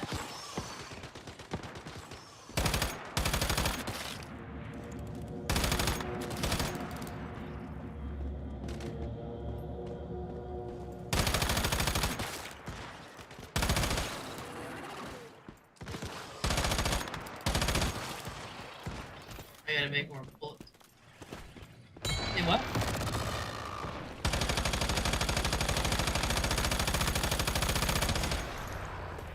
Hold on, I can't hear you. This game is so loud when I fire.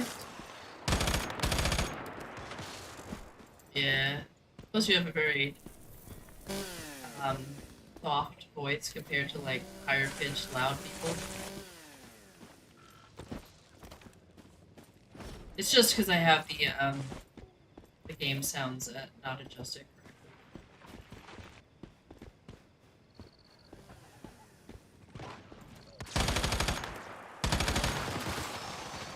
It's not a bad thing. I would rather listen to somebody with your voice than somebody with a loud, annoying voice. Why?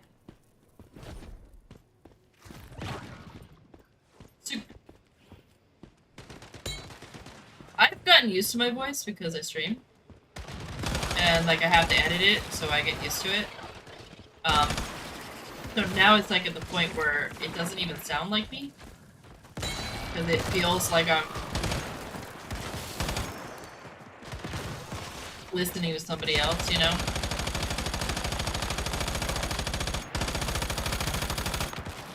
I've gotten so used to it. But no, you have like the perfect voice, like, for like cuddle time and pillow talk. It'd be a shame if you don't like pillow talk. Damn it. The waste. The waste. Waste of your voice.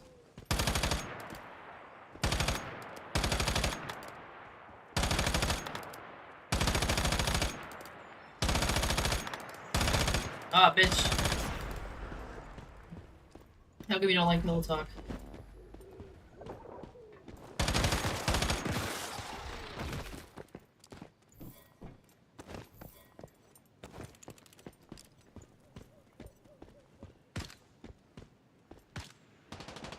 Have you been... Has it been used to, like, yell at you or something? Has it been used in, like, a negative way?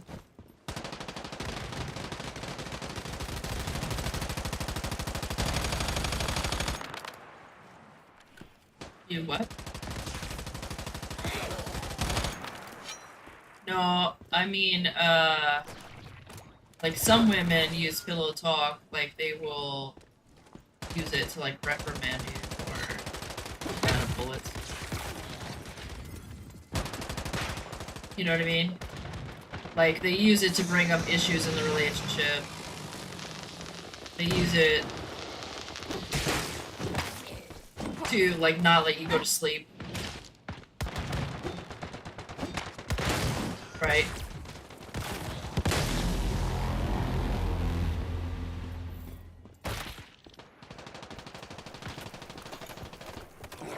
I don't know.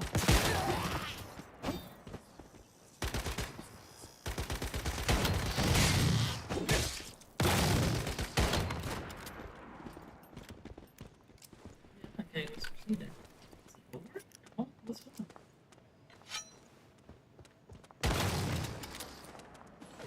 on? I think that was so you probably haven't had like a really toxic relationship. You know, like in really toxic relationships, like so like when I dated my taco, thank you.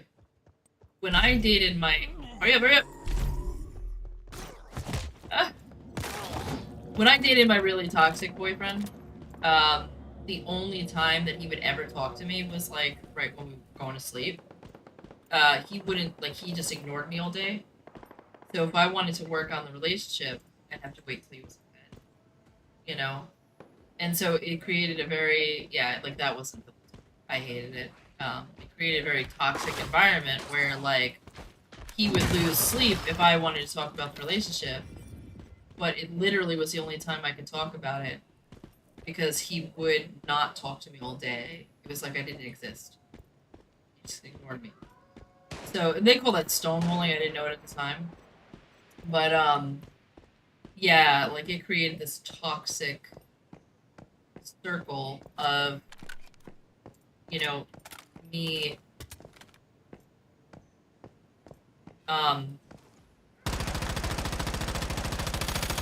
waiting until he is really tired to talk about relationship stuff because he couldn't run away because he was in bed. And then eventually he started getting angry and like it's like, you know, stop, and then he'd start like physical violence. So that ended. And then it was just like never talk about the relationship, just keep your mouth shut and deal with it. And at that point, that's when I was like, alright, I'm leaving, you know? Because, like, once you have no outlet to fix the relationship, there's no point. But, yeah, so, like, I knew that that was toxic, and like, for me, like, pillow talk is, like, especially, like, in the beginning of the relationship, that's when you, like, talk about sex. You know, like, you talk about, you know, like, especially like if you've just had it and you're just like, what do you like, what do you not like? For me, that's what pillow talk. You know, and some guys like to listen to their women until they fall asleep. See, so then you do like pillow talk. Okay, so your definition is just different than mine. But that's what pillow talk is you just talk to each other and like you have the kind of voice that I could listen to. So like that's what I'm saying, like pillow talk, you just listen to each other just talking. I think what I did with my ex, that's not pillow talk. That is definitely very toxic. And, I was doing that out of desperation because I wanted to fix the relationship and I was so miserable that I just needed to be listened to. And, I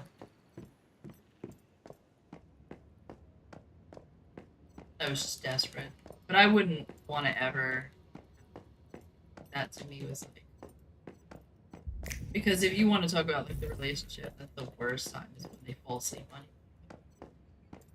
They just don't care. But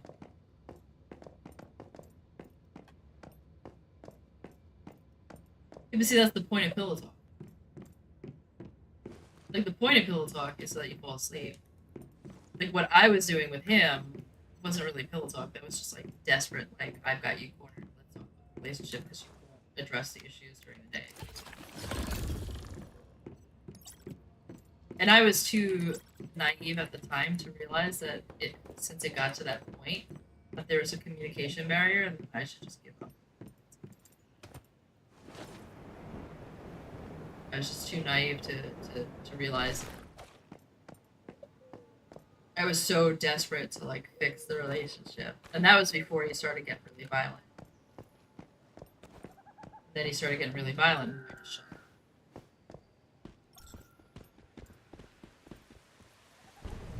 In that building, yeah. Yeah, because I don't need anything here. Yeah, now I'm like old enough to realize, or like, I guess not even old enough, it's like more like emotionally mature enough to realize that if I'm in a relationship and there's a problem and we don't have good conflict resolution, just get out. Don't even bother.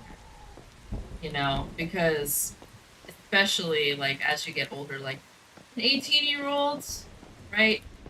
Everybody's emotionally immature.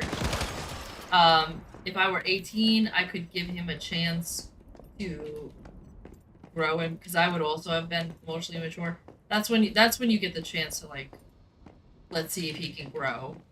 But like by the time you're like in your 30s or whatever, if he's not already trying to grow, you know, same thing with like a woman, like, because you would think like at that point they've been through enough bad situations and enough bad relationships that they would want to be like, hey, what the hell's going on? Like, is it me? Is it them? Go see a therapist.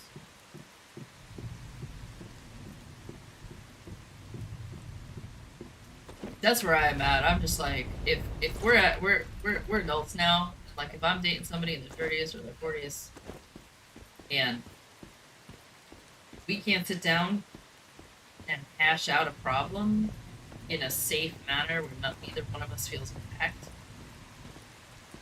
it's time for me to go. Not even gonna bother.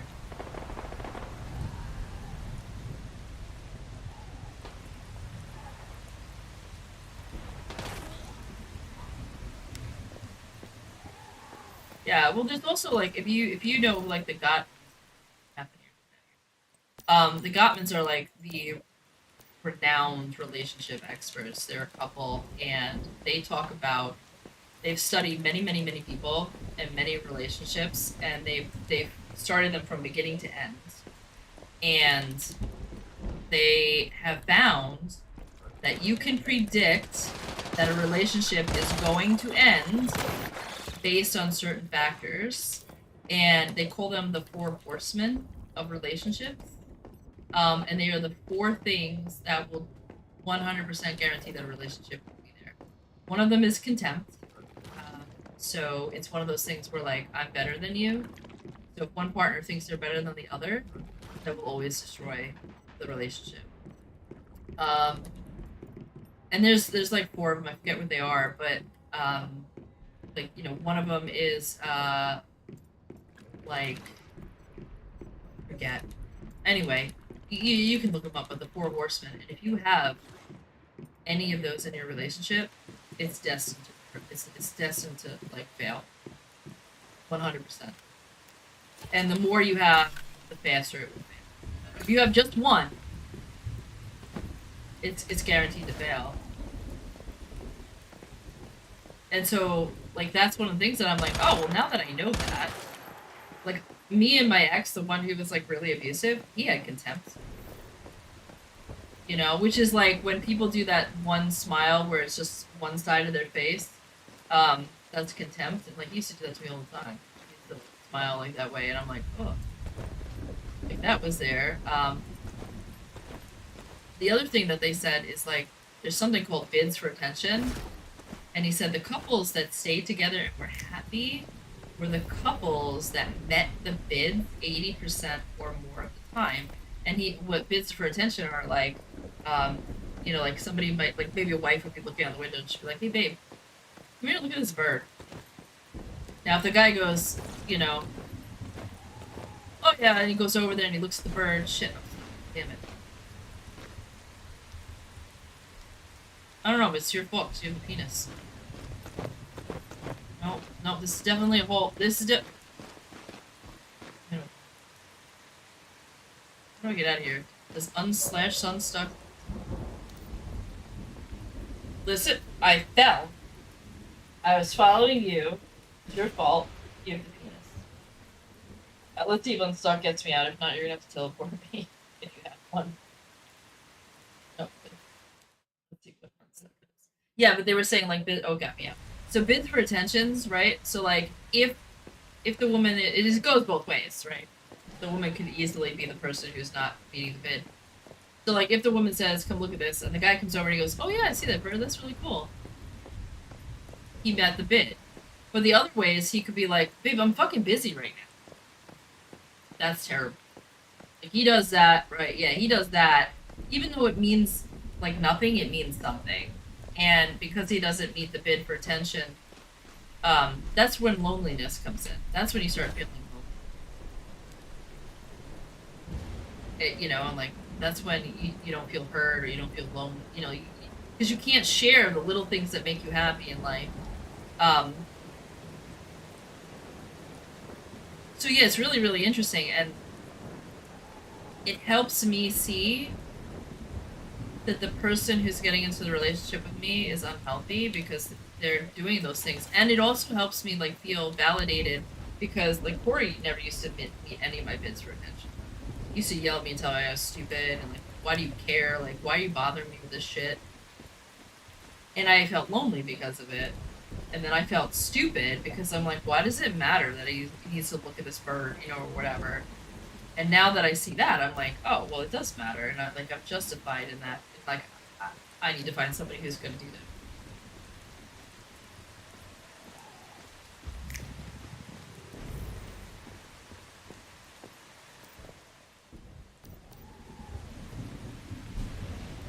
This isn't doing it. Oh.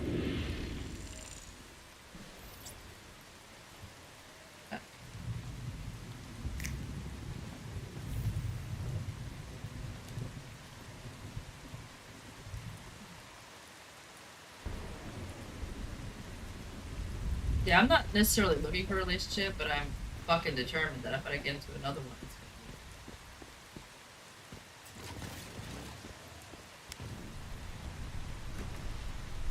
be... Yeah.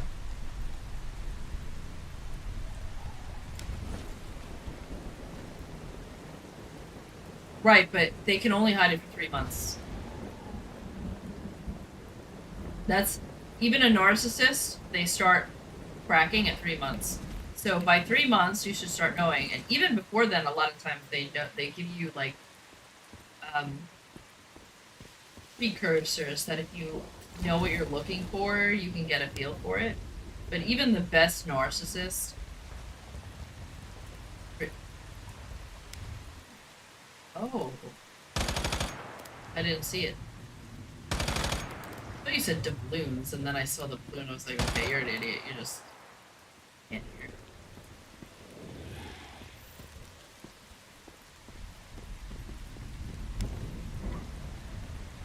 See, like, if people are liars, right? They would start lying to you from day one. And you'll start catching them in little lies. You know? And you just gotta pay attention to it. They'll lie about stupid little things. And they get their stories mixed up. And if you just talk to them enough, you'll start realizing, wait a minute, that doesn't make sense. And you can get a pretty good feel for that pretty early on. Like, you could, like, within a month or two. Because most people are really shitty liars.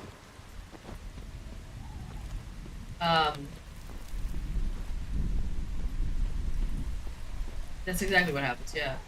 So here's the thing, right? Like, so what people don't realize is nice people never pretend to be mean. But mean people pretend to be nice. So what happens at the 3 to 4 month mark is that the mean person cracks. Have a fight. And then they'll apologize. But they say mean things to you. They tell you you're stupid. They tell you, you know, or something like that. And that's the real them. So if you're ever with somebody, they get really cool, and then they apologize, the cool is them. That's the real person. everything else is fake. Because real people, because nice people never pretend to be mean. They never get mean. A nice person never will tell you in a fight that you're a piece of shit or you're worthless. Instead, what they'll say is, I feel like you're not helping around, or I feel like this, or I feel like that. They never say, you never fucking do the dishes because you're worthless. They don't say that stuff. That's unhealthy. That's an unhealthy way to bring up, you know, a gripe. And so, if they're telling you you're worthless and you're a piece of shit, they're not a nice person. No matter how nice they are when they're not mad at you. But a lot of people don't realize that. What people do is they go, I piss them off and I cause them to be mean, and if I just fix what's wrong with me, they'll go back to the nice person. And then it doesn't happen. And then they wonder why. And it's because the mask is off. Metahuman. Traces of deviated vehicle number 673 have been detected at close range. If you encounter a strange-looking heap of scrapped cars, be careful. That's one thing that was with my second ex that I wish I had known. Because I was under that impression because he was so sweet and so nice for the first part of the relationship. And then he got really mean. And I kept thinking, if only I could fix the relationship, I can make it go back to the way that it was. Not knowing that that was fake. And that he's really just a piece of shit. Like, what I was dealing with at that point was the real him.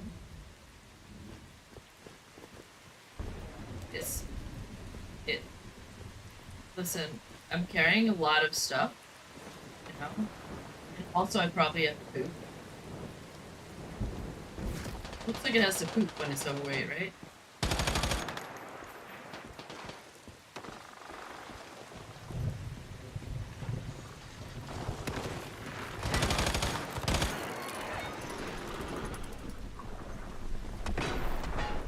It's so funny because I tell my therapist that I tell people this shit, and she's like, I think she has this like low opinion of men.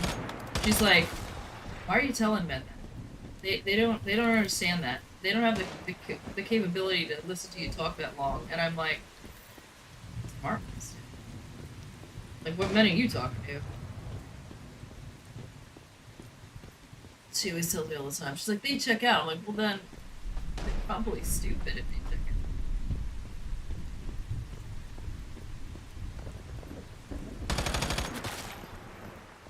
I think she's from a generation where she's used to and not listening.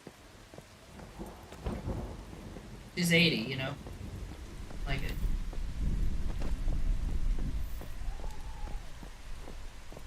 She tells me all the time. Men can't understand that. I'm like, listen, lady, if men can't understand that, then I don't need to talk to them.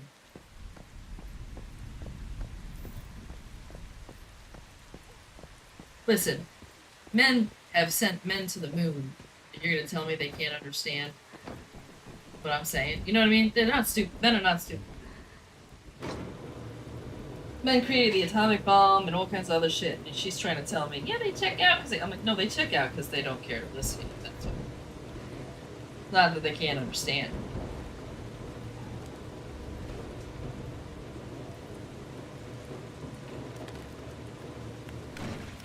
Mother of life! Oh, I killed her. Sorry. Sorry, Mother of life. The mother of death, huh?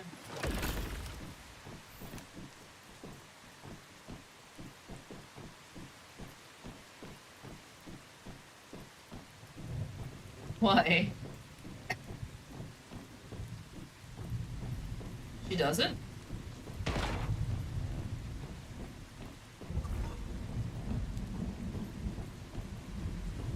Was he pacifist?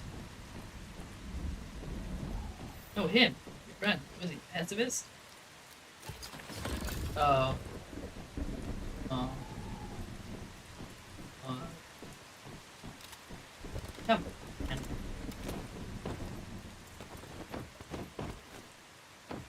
Right.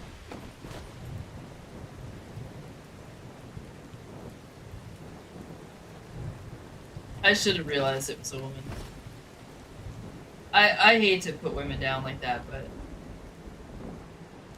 yeah, that's a very woman thing to do.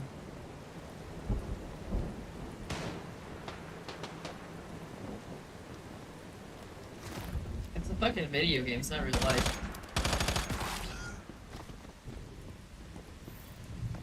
What's a really like?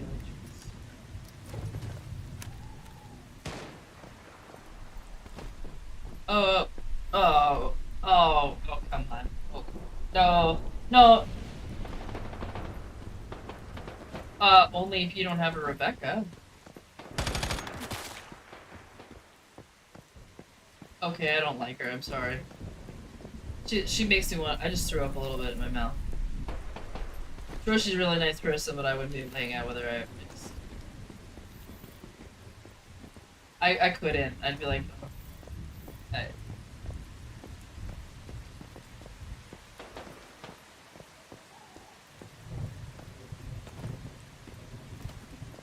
that's cringeworthy.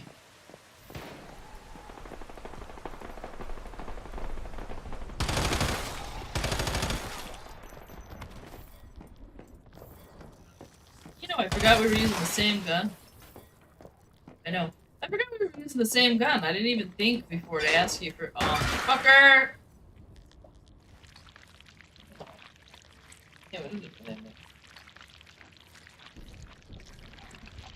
No, it was the mimic.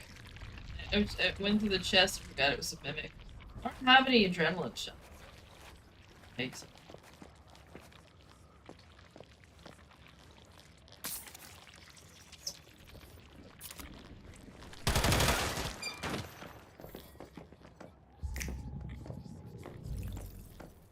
No, see, I'm a very competitive person. Like, I played Warcraft. I ran a mythic guild.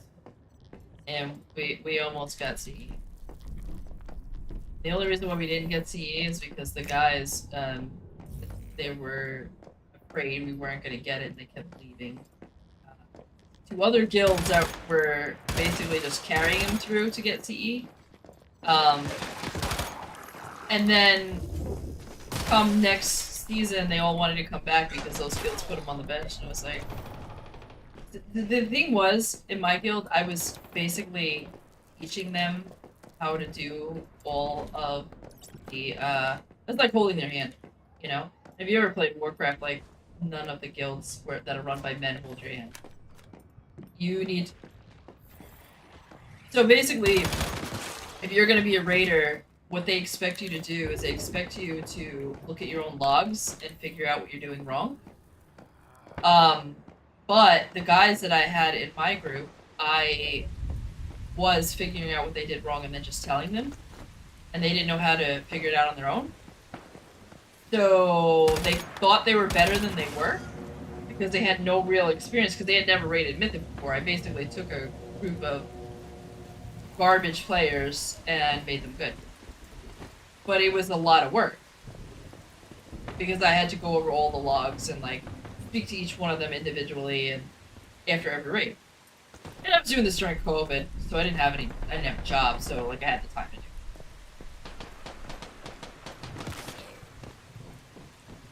Yeah. So they sorry, I thought you didn't.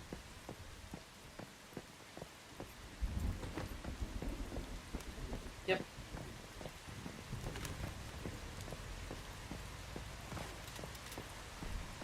It's both. It's both. Like, they really, like, there's a lot of stupid people out there. And they're really actually so dumb that they don't know. Like, there's something called the Dunning-Kruger effect, where, like, you don't know what you don't know, but you think you know what you don't know. And what happens is, the more you learn about a subject, the more you realize that you don't know what you don't know. But the least, like, if you know just a little bit about a subject, you think you know way more than you do, and you get this giant chip on your shoulder, and that's where know-it-alls come from. Right? They know a little bit, and they think they know everything, and they're completely clueless.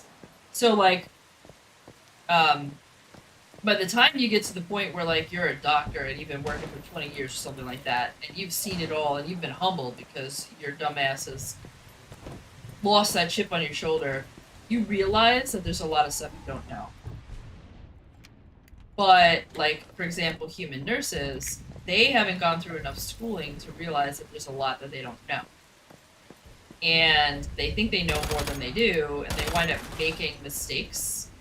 For example, like, human nurses come in all the time, and they'll bring their dog in and it's dying, and we'll be like, alright, well, what happened? They'll be like, well, he had a limp, so I gave him some Tylenol, or he had a limp and I gave him some Advil.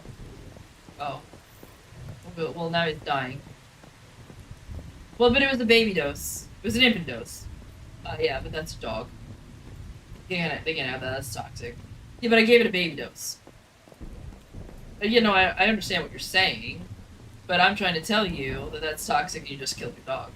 No, but do you not understand what I'm saying? Like, this is a real conversation.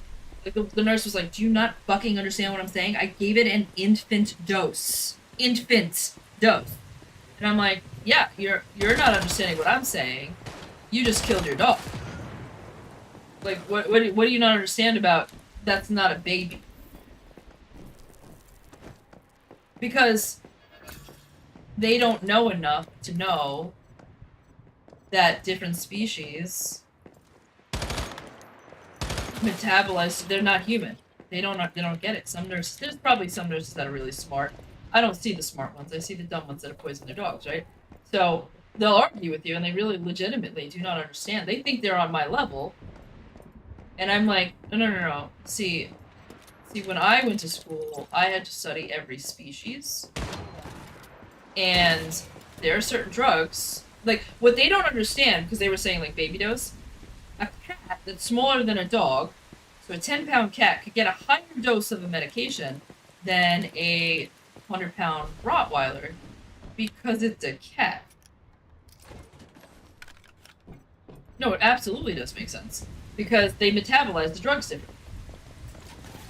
It's not a dog.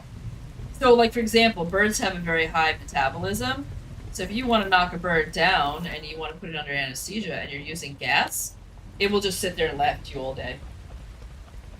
It will metabolize the drug as fast as it breathes it. But now a human, you gas them, a human will pass out. Because a human doesn't metabolize it very fast. Or you try to anesthetize a turtle, and it just holds its breath for 5 minutes. So now it takes forever to put it to sleep, because the motherfucker doesn't breathe. Because they can hold their breath for a really long time. So, like, they're different. Or, like, for example, turtles, because of their circulatory system, if you give them an injection in the front legs, it immediately goes right to the liver, which is not what happens in humans. And it gets processed, so then the whole body doesn't get the drug, so you just wasted a drug. You have to give the injection in the hind leg, because then it goes through the heart and the whole system, and then into the liver, it gets processed. There's certain things, it's not a human.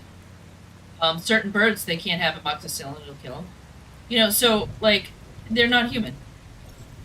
So, giving a dog a baby dose of something that's toxic is still toxic. They don't understand. Some of them. But now, human doctors will come in, and they'll say, yeah, my dog's been limping for 2 weeks, but I didn't want to give it anything because I don't know what dogs can have. They're smart enough to realize that's not human. See what I'm saying? So that's the Dunning-Kruger effect.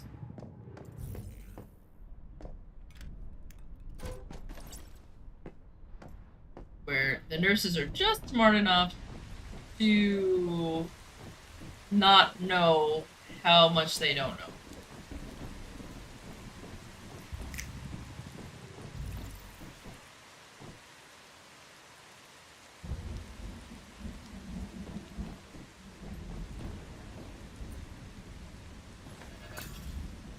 It's a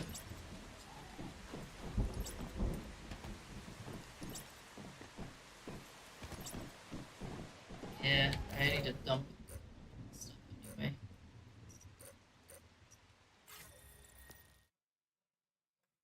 Yeah, man, like, human nurses, like, I started to, like, hate them after a while when they came in, because it was just like, why wouldn't you call us For free, we would have told you don't give your dog that. For free, we would have said that's not a good idea, don't do it.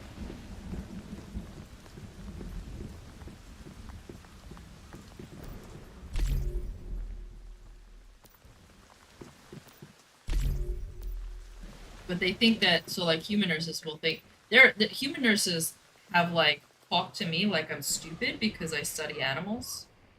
And I'm like, what's the difference between a veterinarian and a doctor? One animal. Literally. That's the difference. Like, what's the difference between me and a nurse? One animal. And they talk to me like I'm stupid because it's like, you know, well, you deal with animals. Yeah, the medicine still is hard. Like, it doesn't, like, animals aren't easier. They're just as hard. In fact, it's harder because I have to know every single one of them.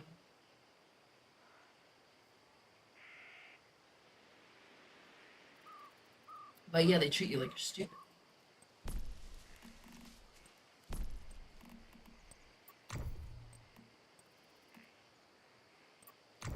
That annoys me. That really annoys me. Yep. The schooling is exactly the same, only harder because they take anatomy and physiology. I took it for every species. And they think I'm like dumb because I was like, what do you think? Humans are like magically like more complex? Maybe than a worm, not a dog.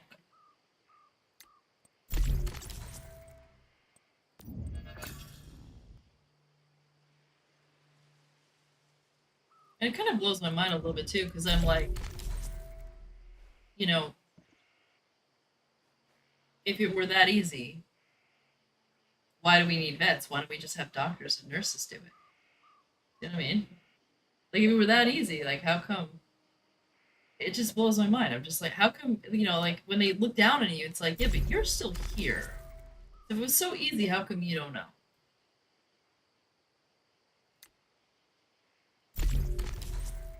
That's what it's, I don't know. It's just a thing. They just think they can treat you like shit. I think it's less of, I think they do know, but I think they just want to feel. Oh, I have special storage crate too. What was the other thing you have? Oh. Yeah. What was the other thing you have in that line? Because I have jump booster, load handling, portable diving device, and special storage crate. I mean, load handling we could use. What do you have on that line? The one that you have special storage. Do you have anything good on there? Oh, then I'll choose load handling.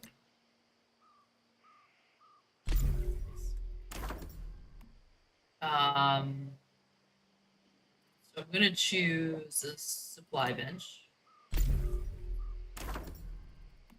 Yeah. And then I'm gonna wait on number one.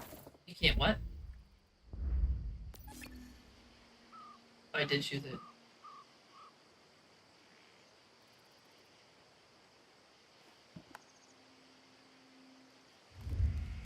I don't know what you're talking about.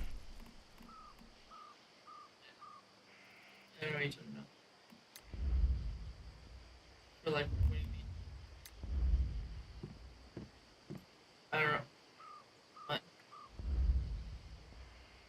Wait. You being passive aggressive? You trying to say it logs a copper board? Let me make you. Do I have building rights? Yeah.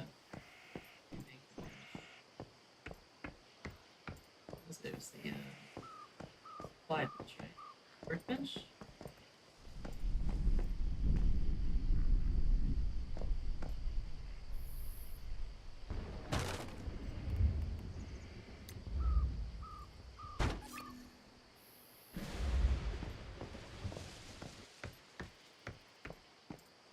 Oh, here comes the divorce. Now that you made all that shit for me, I'm out leaving.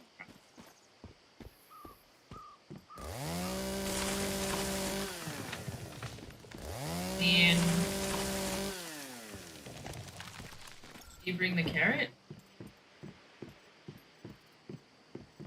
It doesn't mean anything. It's just something it doesn't mean anything. It's literally just something I say to see what you'd say.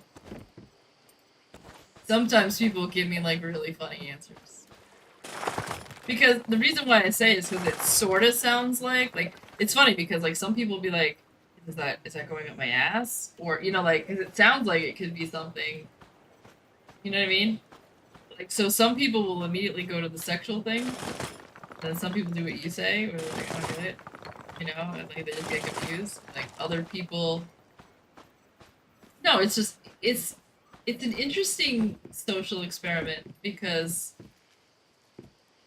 everybody has a different take on it.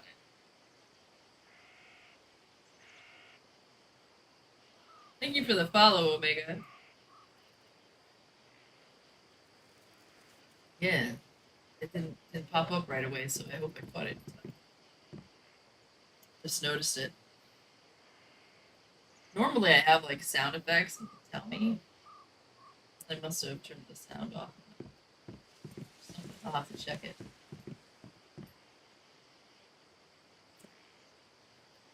Yeah, no, I just like to say that because a lot of my jokes, I like to like put something out there that sounds utterly ridiculous, and then the joke is like how the person responds to it. So like if you go to my YouTube, there's a video of like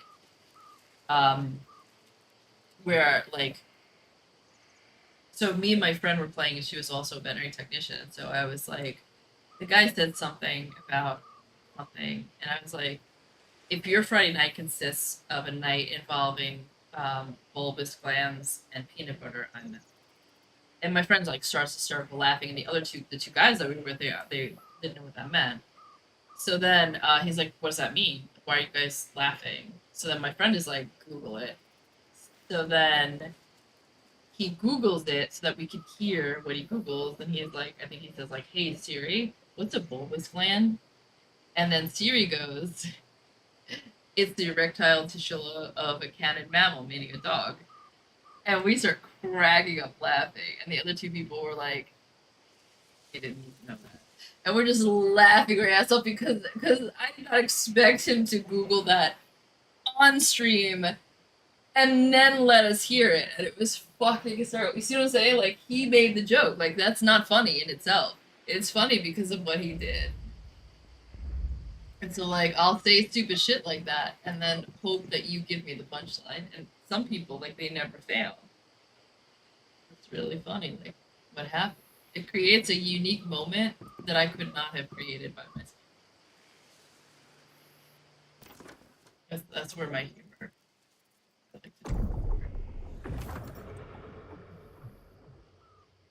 But that was perfect, like.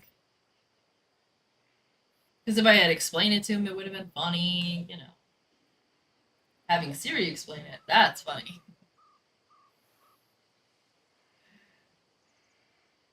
Can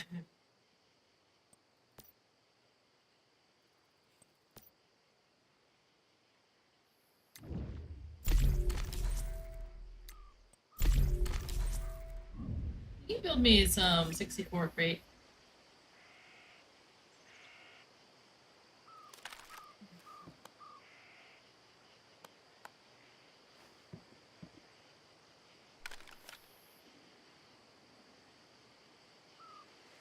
Fucking build me crates?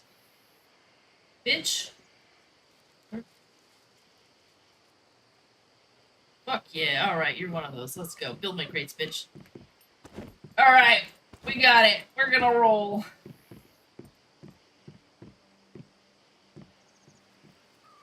Dude, I'm a sucker. I'm a sucker for a man gets on his knees though. Sucker. Sucker.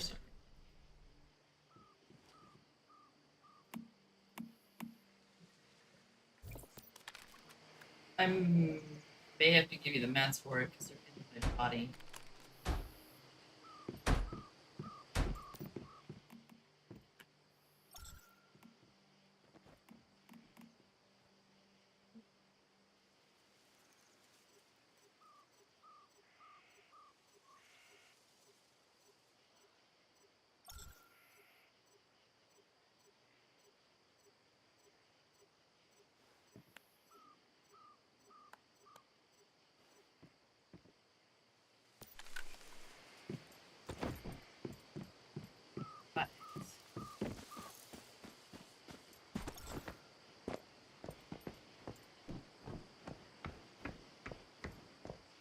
Where's your just assembly bitch? Oh, I didn't.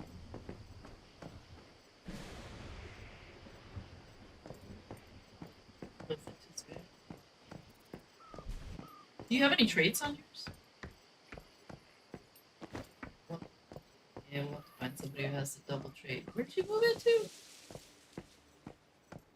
Damn it! Do you look at how slow I have to walk over there? She didn't build me an assembly bench. I'm carrying all the stuff I have to disassemble. That's what's making me happy.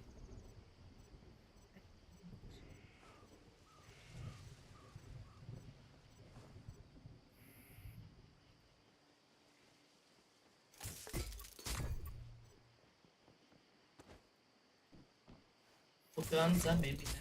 Oh, I got a lot of.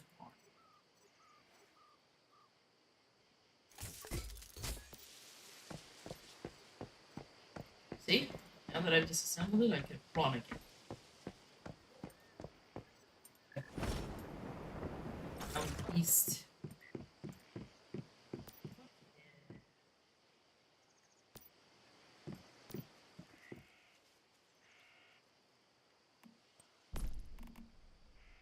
Yeah. Yes, you do.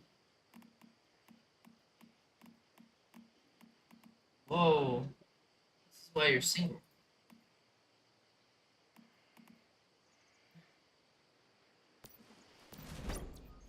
People like eating fishes. I don't either, I'll be honest. The guy is too needy. Not a good trait. It's not a good trait for anybody.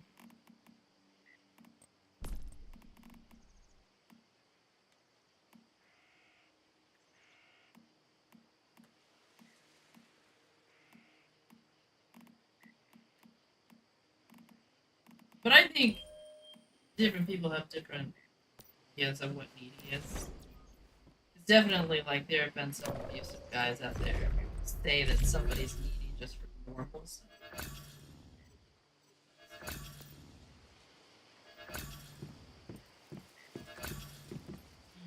Yeah, I did.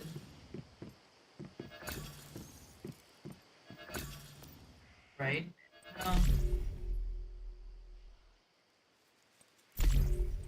Yeah.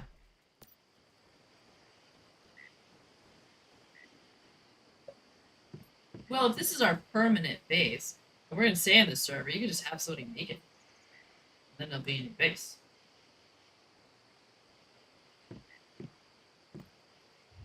Somebody has it. Somebody out there spends their money poorly. 100%.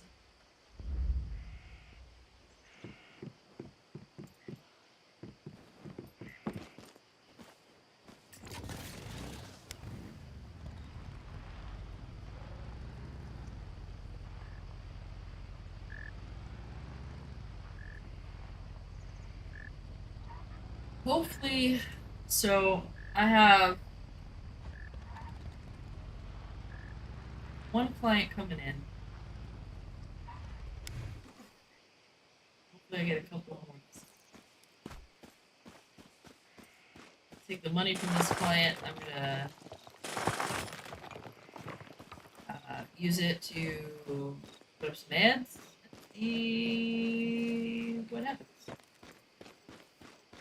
The one thing that I am not sure is if I should put my prices on my website. The other dog trainers that are popular, that are doing well, don't put up their prices. And then the ones who are not popular, they will have their prices up. And I'm like, what's the psychology of that? Why are the ones that are successful, they don't have any of their... Well, so, I guess it's a mixed bag, because there is one upstate. He is getting he does YouTube, and he is very popular for doing the same thing that I do. And he's getting people from all around the country going to him. He has his prices on his website. But my competition next to me does not.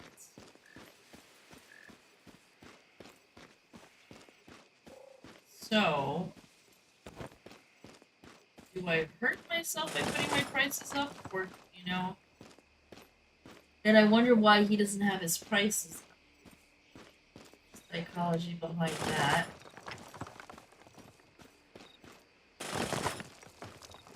He does offer a free consultation, so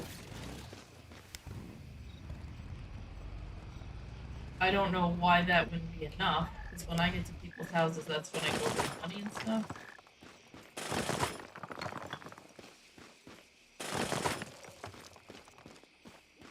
Yeah, so I don't know if I started making the website, the second part, like the pricing and stuff, packages and stuff, and I'm also, like, not sure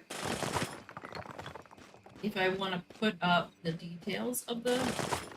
Maybe that's what I'll do, because I don't want them to copy or know what I'm doing. Even if they copied, I don't think they would, because to them it wouldn't make any sense. Because they can't fix the dog, so they wouldn't offer lifetime, but I'm thinking...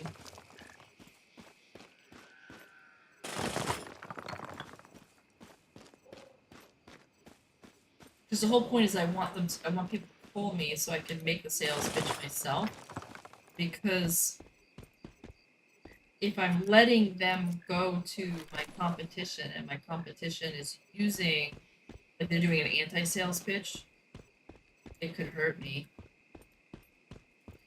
Because all I have to do is be like, it's impossible to do in 3 weeks, especially like just doing 2 hours here and 2 hours there, and that's not gonna work. And like, we're offering this, and you know, I could just see them using it to like value me.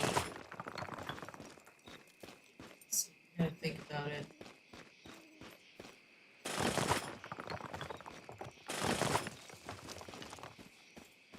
I don't know what.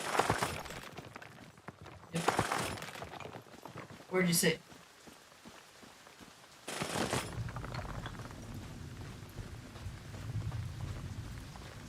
What I might do is I might just put up the program, the duration, and the price, so that they don't understand the program and they have to call to understand it.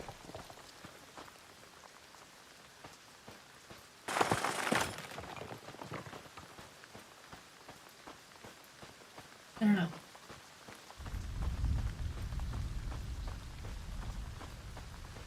How I do this.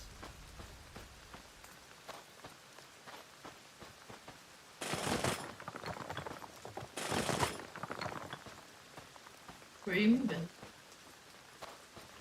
You leaving me? Oh. Don't leave me. I'm not that needy. Here. Well, I am kind of needy because I don't have all the shit you have in your base.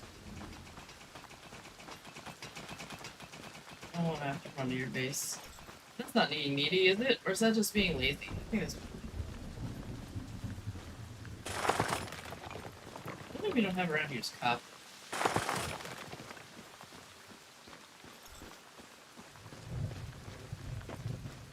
Yeah. Oh, good. Oh, you have new shelves. You're awesome.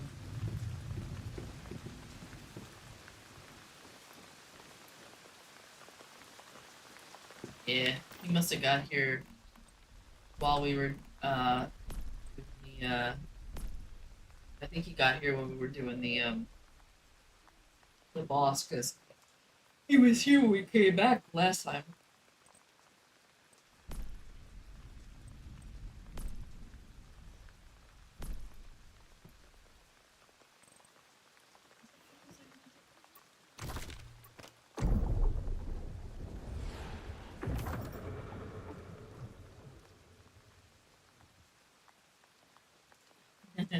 Get on your knees first.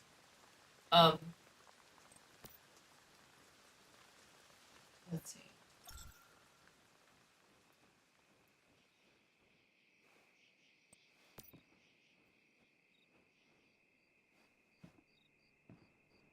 Let's do it.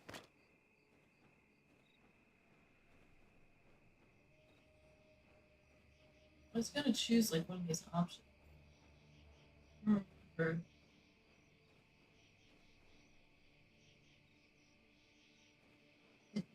Did you get power?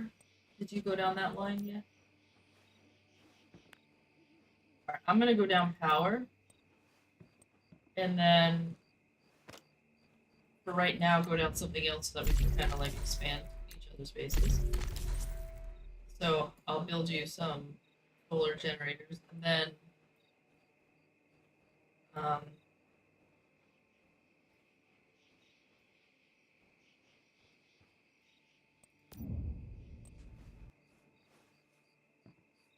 don't remember those. I'll remember when I like fuck. Oh, okay. I need to make stoves. I was gonna smell this. Oh. You moved it as I was trying to jump on it. It scared me.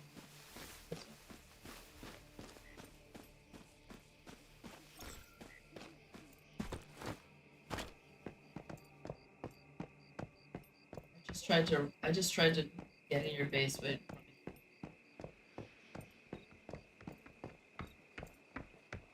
didn't.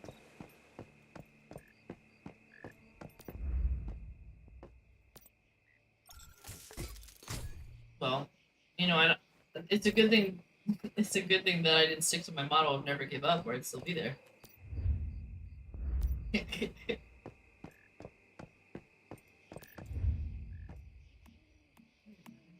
Oh, because we don't have any charcoal.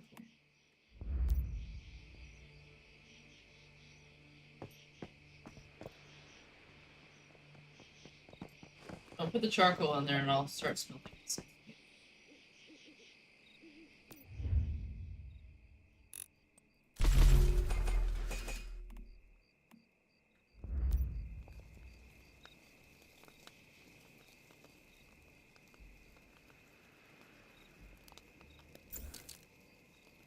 Oh.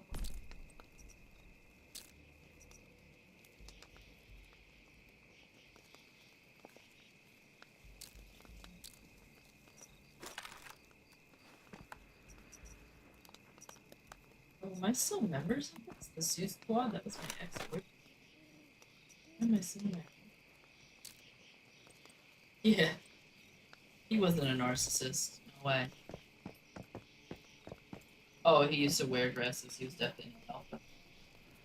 Oh, yeah, I got into that one and didn't know I was getting into that. Like, I don't judge people, but I am not.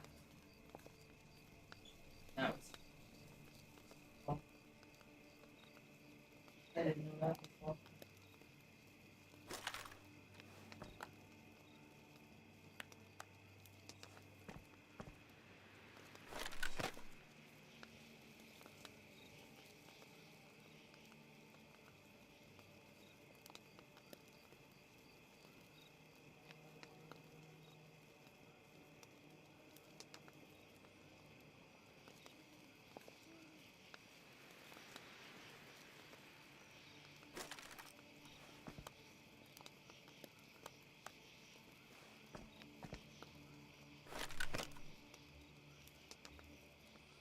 What?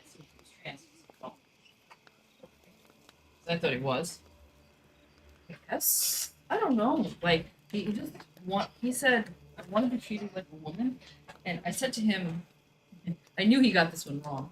And I was like, what does that mean to be treated like a woman? He's like, well, I want to sit at home and do nothing and be pampered all day. I'm like, oh, you dude. Fuck you. Like, that's that's what women do all day. I don't do nothing. That's like the stereotypical idea of what a woman is. Yeah. But that's not being a woman. Because a woman, she cleans the house, right? A stay-at-home traditional mom, she cleans the house, she takes care of the kids, she raises them, she cooks all the meals. He didn't want to do anything.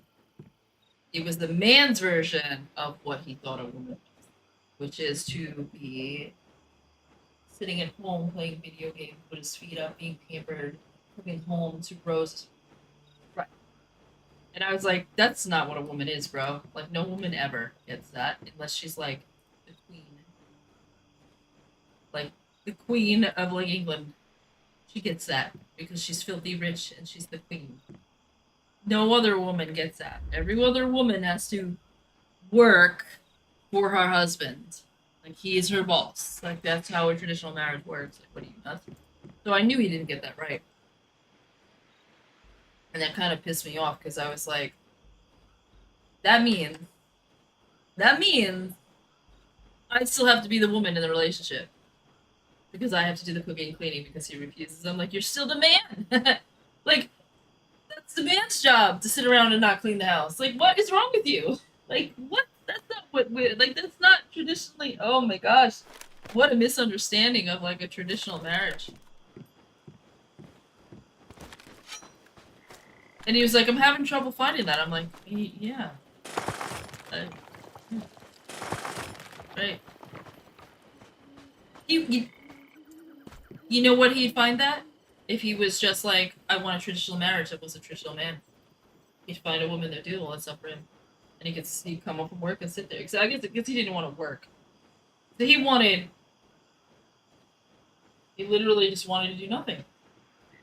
But that's what he thinks women do. That's his idea of what women do. Very stereotypical, false idea.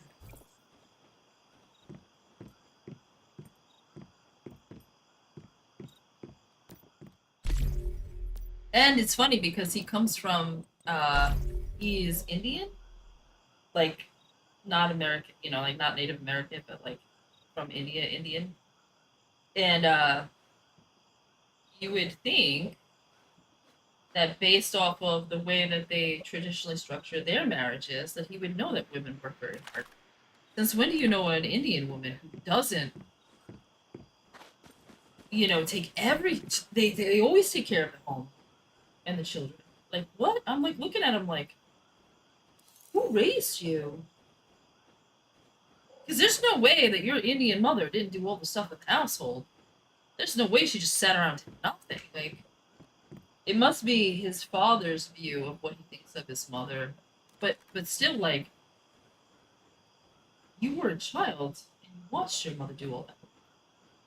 There's no way she sat around and did nothing. In that kind of traditional culture. No way. So I don't know where you got that idea from. That's what he wanted. To sit around and do nothing. It was like, oh great, so you want to be a pet.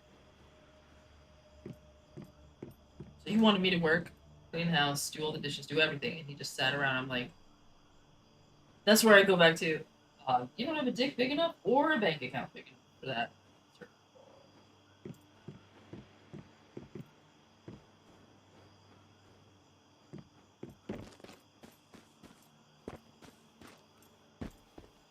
Neither do I. No.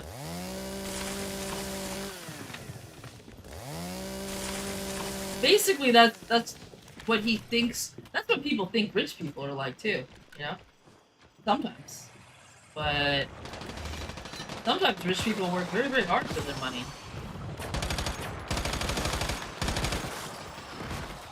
You know, you look like Elon Musk. Like, that man is not sitting around doing nothing. In fact, I think he lost his marriage before. I think they divorced. Well, at least one of them. He's been married. So. Aww. I'm definitely keeping you. So,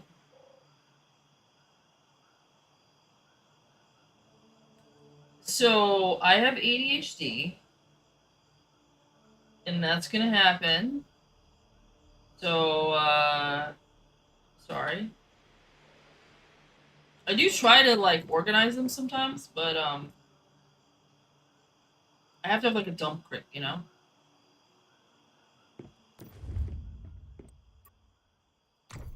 Okay, we'll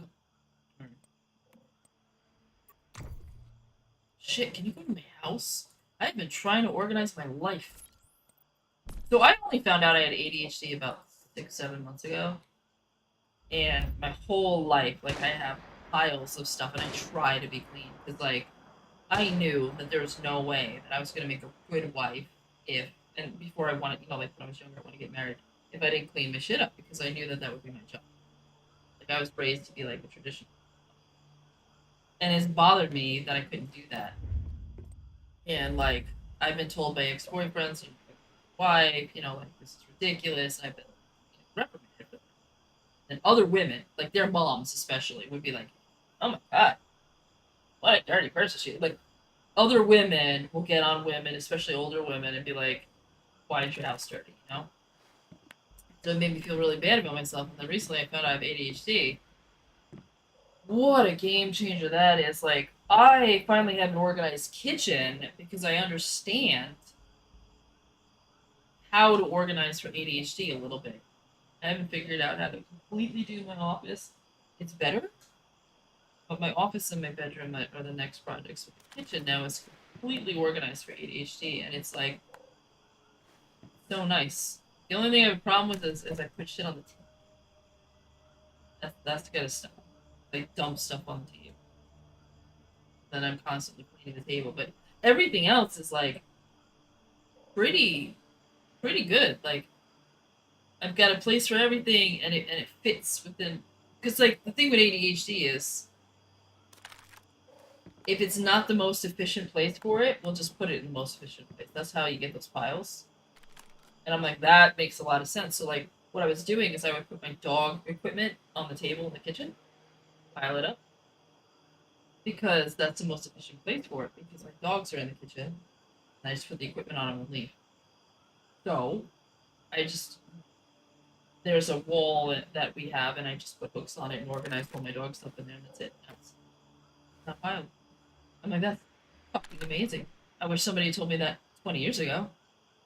Because in my mind, I was like, you don't put your dog stuff in the kitchen, you put it by the front door. But I never used the front door. That's not efficient. So I put it in the kitchen. So now I just have to reorganize my home in a way that everything is in the most efficient place.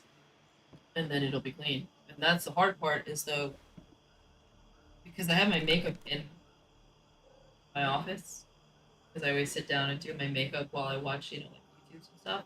This is not the best place for it.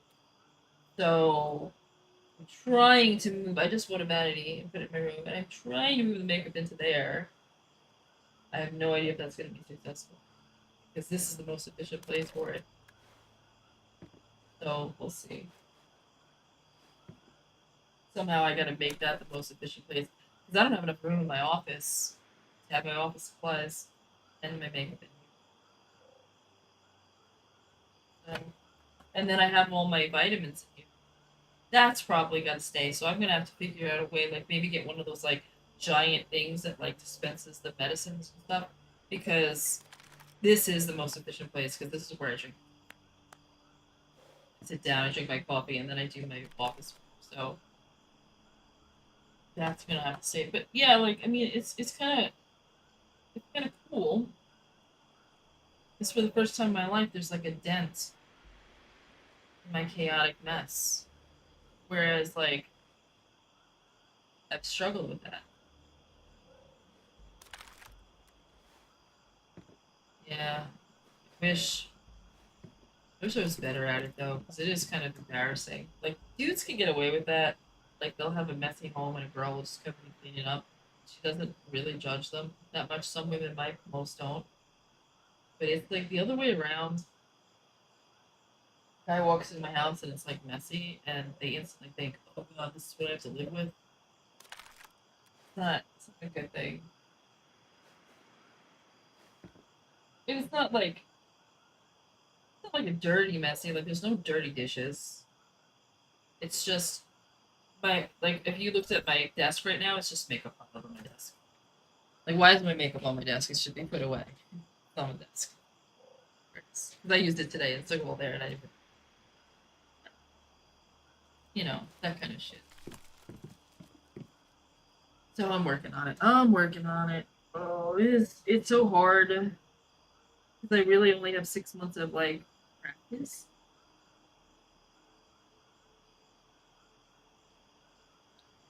Well, the other thing too is it says that like people with ADHD like minimalism is key. And like I like that idea. I could be minimalist. I can throw away everything that I don't immediately use. Consolidate. Because when I lived on my own, my house was always clean, but I lived minimalist. I literally only had 4 dishes, so I couldn't have dishes couldn't pile up in the sink. I only had like 4 spoons. You know what I mean? Just enough to have a little bit of company over, but not enough for me to pile them into the sink to the point that I have dishes like falling out onto the floor. You know, like everything was minimalist. I didn't have a lot of clothes, that kind of stuff. Stopped me from being able to have like wardrobes. That's a problem. I gotta go through and throw away a lot of clothes because I've just got clothes all over the floor. And I'm like, all right, it's gotta go. That's literally how they diagnose ADHD. Is they ask you if you have a wardrobe because every ADHD person has it. And I was like, what? That's one of the things everyone has it. And it's because laundry is a very hard task for people with ADHD because we lack executive function. So like for you, if you're normal, you think, well, I'll just do laundry. That's one task. The ADHD person, that's I gotta get the laundry detergent, I gotta get the laundry, I gotta separate it out. These are all separate tasks. I gotta bring it upstairs, I gotta put it in there, I gotta turn it on, I gotta put all this on it. These are all separate tasks in the brain. And so it makes doing laundry feel very daunting. And then after you finish the laundry, you have to remember that it's in there because we'll forget and then it'll grow mold. So I have to set a timer on my clock because I will literally forget that it's in there and it'll sit there and mold. So we wind up washing the same clothes over and over again because we forget about it. So I set a timer. Then I gotta go down there before I forget about the timer because like literally it's in like things disappear from your brain very quickly. Turn it over to the dryer. Set another alarm to remember to go get it. Or that will sit in there for months and I'll be like, hey, does anybody see my work clothes? It's literally in the dryer. And then the task is you gotta take it out of there, then you gotta fold it, then you gotta put it away. Like these are all separate tasks. And so ADHD people just throw it on the floor. If we get that far that the laundry even gets clean, it gets thrown on the floor because we run out of executive function at that point, and we're just like, nope, can't do it because that's a totally it's too much. So that's a task that every person with ADHD has a lot of trouble. Okay. So I'm really struggling with that one. And when I was living by myself, the way that I dealt with it was I would just because I would live by myself and my laundry was in the kitchen because it was an apartment. I would just take off my clothes and throw it right into the laundry and then run it.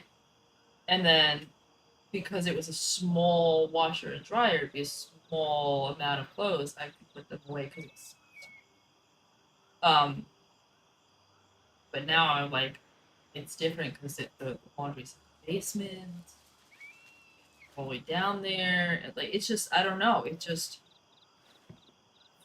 really really I'll tell you though, like seriously, if I ever get married, I know I'm gonna be giving this guy BJ's every night because he's gonna be doing the laundry. Like whatever you want, it's yours. What do you want? BJ's? You want me to put a strap on? What do you want? What do you want? Anything. Let's go. Because I can't do the laundry. I already know.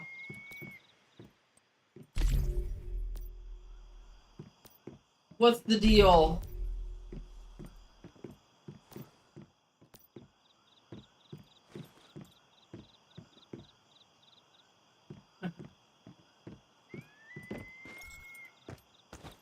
Oh, did you put these over here so that I didn't have to run?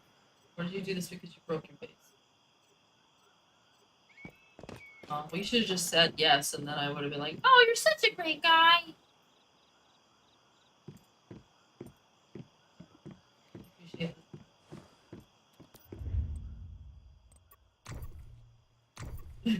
it. Alright, so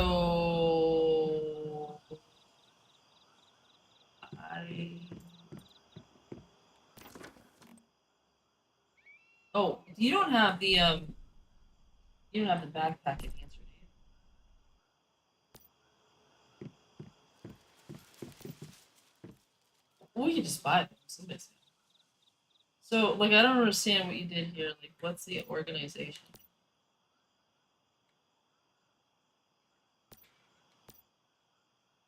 Food and like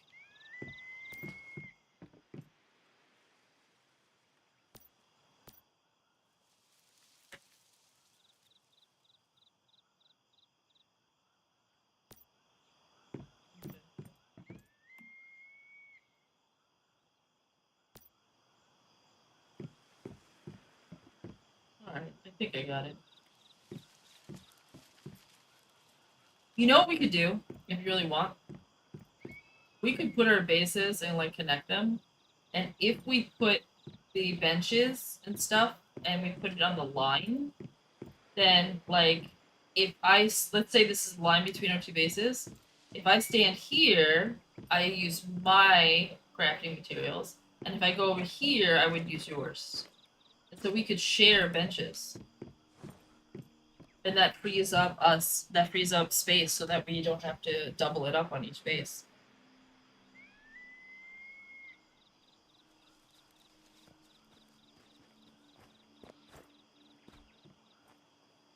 Just take it out of my base. Just take it. It's wood. Just stand here and build it.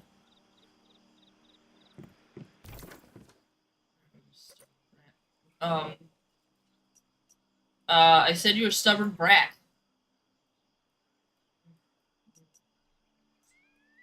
You don't know me. I want to go kill them.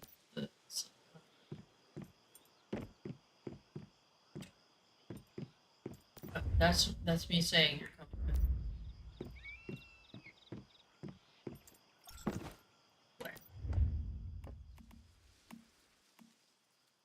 I don't know. Let's just go like fill up our thingy so that we, you know what I mean? Our what is it called? Just read my mind, goddammit. Read it.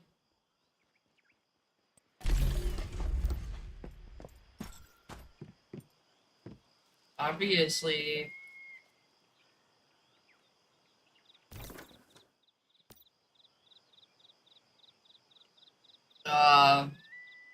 Well, I did have the stream once. That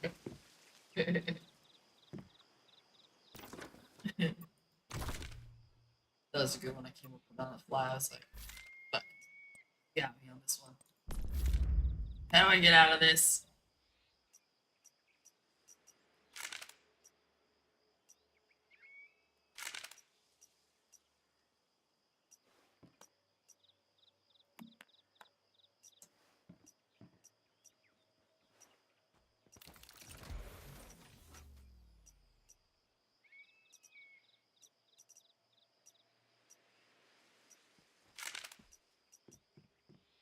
And I'm putting on my tactical equipment, whatever it's called. Accessories.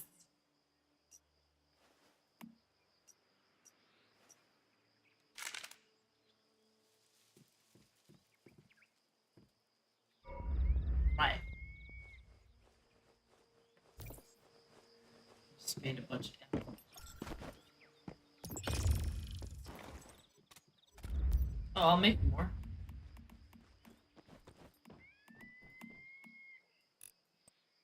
Make all the rest of it.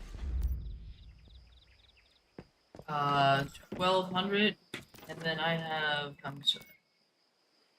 I've got 3,700. Let's see, can I have copper?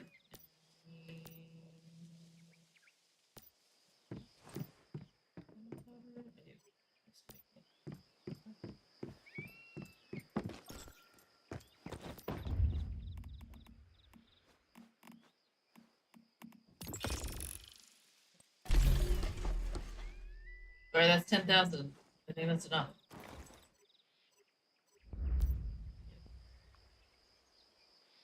We're splitting that. I've got 5,000 on me, that's 10,000, so we get 7,000 each. Did I do that math right? I want all of it. Why are your eyes red?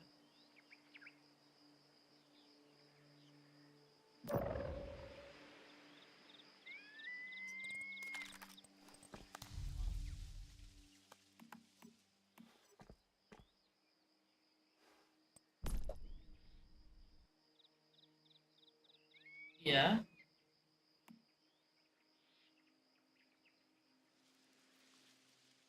No?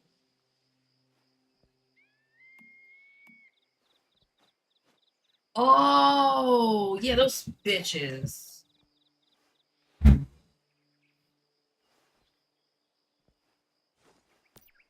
Oh, yeah, see, yeah, those bitches were killing me even at a high level, and I was like, never mind. Well, I never really, I didn't get, like, my gear in order and stuff, because I didn't have anybody to play with, I was losing interest, so. Yeah, that was, like, I was pretty, that's why you were like, let's go to different servers, I was like, that's the only way I'm gonna play, let's do it. So bored.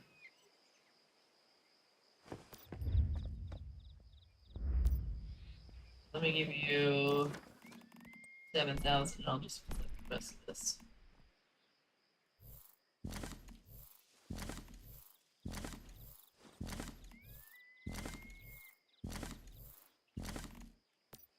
Okay, pick that up before it spawns.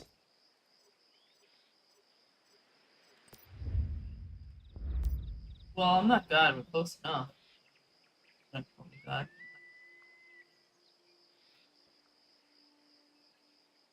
Wow.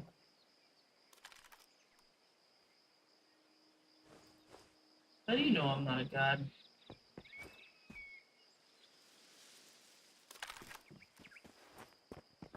But it's easy, just give me some grapes in about 3 weeks.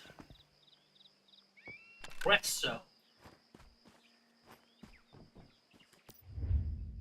Next. I said that one time at work. A woman said to me that I work with, and she was just like, Jesus Christ, or she said something, and I was like, well, I'm not God, I'm close enough. She fucking told me, she was like, who do you think you are to compare yourself to God, blah, blah. I was like, alright, first of all, it's clearly a joke. I don't actually think I am. And second of all, I don't believe in God, so not really you know, she was, yeah. Oh yeah, I get it. I didn't catch that. She was so mad. Yeah. Like, we were literally having a fight at work, and, like, my boss came out, like, I was just standing there, like, and she was, like, yelling at me, and my boss was like, what'd you do now? And I'm like, I called myself God. Like, sorry.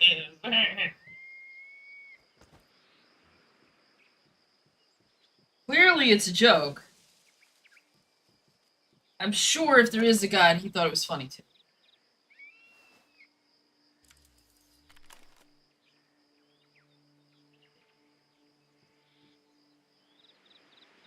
Yep. They always seem to, like, have the moral high ground. But yet, like, that woman, like, had just admitted to me that she went to jail because she was writing bad checks, and I'm like, so just because you believe in God, that doesn't make you morally better than me. I did steal people's money. You know? Like, I have a problem with that stuff. But yeah, like, there's a lot of that going around these days. Like, people, like, there's a lot of people, like, there's some Democrats who think they have the moral high ground. Like, there's like this, like, thing where people think they have the moral high ground just because of something. And it's like, but you don't, you know? Like just your beliefs don't give you the moral high ground.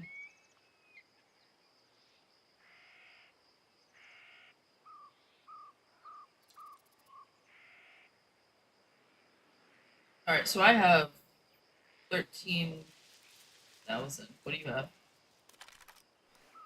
1,300. Shut up. I'll give you. So you have 7, 8, 9.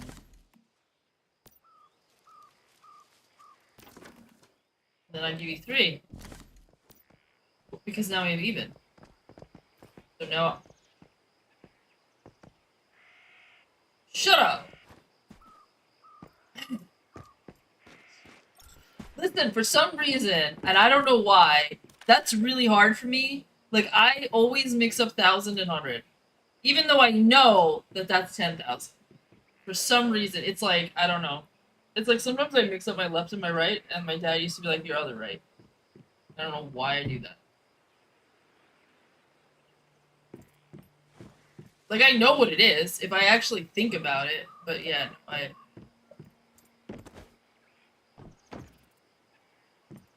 Why? This drops in my head as a kid. Kill boss? What's the next boss? Kill the monolith brigade. What's the next one? Yeah.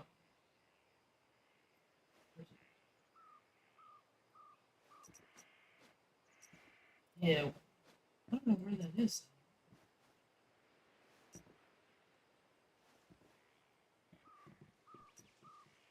My deviation. Oh. Forgot about that.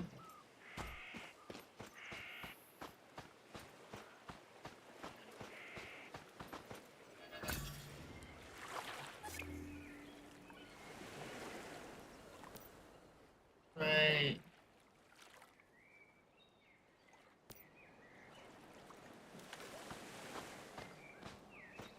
All this new stuff, like, they added all this stuff, like, you know. You know what really aggravates me? The weeping angels. You know, the trees that chase you and you have to stare at them? Those aggravate me because I can't kill them. And somebody said the new ammo kills them or something. And, yeah, anyway, those guys, that's why I quit, because I was running around and, like, they were constantly killing me, and I'd have, like, 4 of them, and I couldn't possibly look at all of them, and then they would kill me and I'd instantly die, and I'm like, there has to be a defense to this, but I was like, I don't have the energy. Yeah, I mean, obviously, I just don't know what it is. And I was like, I don't have the energy to figure this out, and I was like, that pissed me off, that's why I quit. Yeah?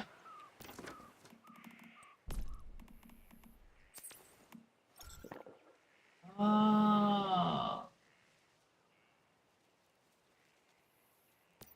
They only chase you when your sanity is low.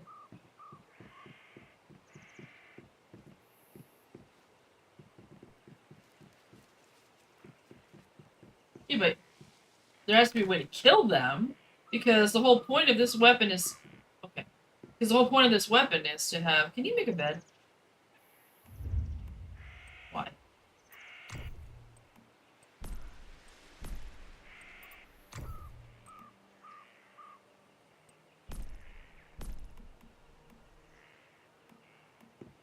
I can only make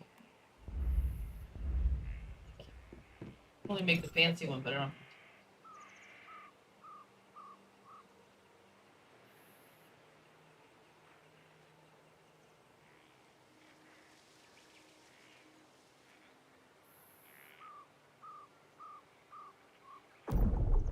Yeah. Is it?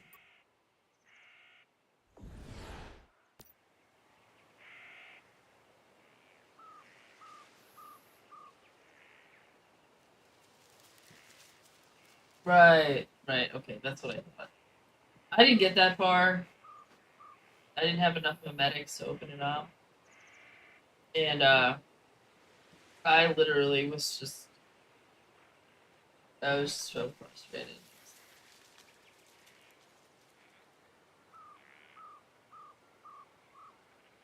It was the frustration, and then, like, I don't got anybody to play with.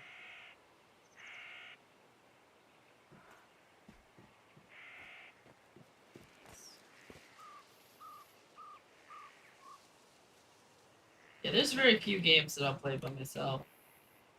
Usually those are the ones you're meant to play by yourself, and they have stories, so you get lost in them.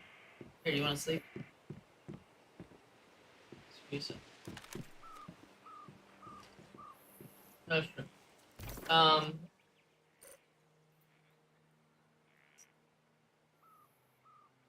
Where are we reporting to? Greywater?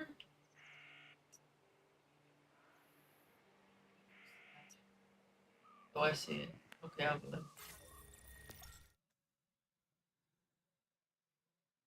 Yeah. You should be able to.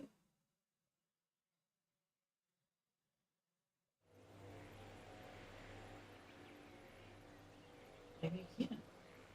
Oh, here's some blueberries. Collect the blueberries, and we'll get some.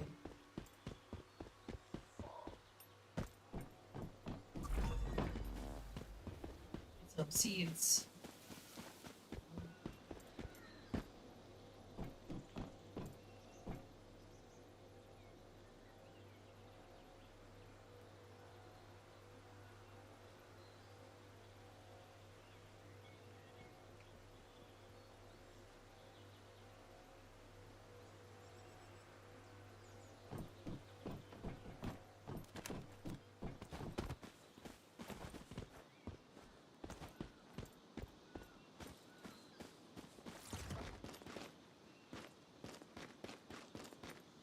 No, I'm following you. I really wish instead of getting root canal down on my tooth, I had just had them pull it and then put it implanted.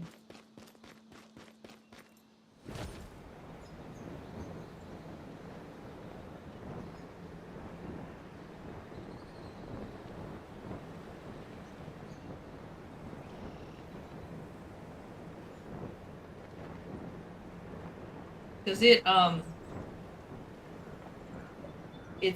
it's only one of the roots was rotted, so they obviously have to take all three of them out. But the one that was rotted, it disconnected, so it's loose, and so when I chew on it, it wobbles and it bothers me. Yeah, it's not that bad because it's only one of the three roots. But, you know, like you're putting a lot of force on it, you notice it. Wish I had. And then, oh man, I have another tooth next to it that I'm missing because I went to this dentist down south. Where'd you go? Did I go the wrong way? Oh. I went to this dentist down south and she filed it down to nothing. And I was like, why did you do that? And she was like, well, because we're going to put a bridge in. And I was like, why are we doing that? And she was like, oh, well, because this, that, and the other. And she decided that I needed a bridge because, I don't know, I don't remember what it was. She just decided, I think what happened. Oh, I remember. She was going to replace filling. She said the filling was old and had to be replaced. And I think she overfiled it. And then to fix her mistake, she filed down a good tooth. I was pissed. I was like, so you just filed down a good tooth because you decided I needed a bridge because so the tooth that needed the root canal was the one she filed down wrong. And she was going to file down two good teeth. She filed down one, and I caught her. And I stopped her, and then I had to have that tooth pulled because she filed it, it rotted. Because it had no enamel. Did I? See? Told you. Should've slept. Well, is there anything in there? Nothing. I saved your life. You owe me your firstborn.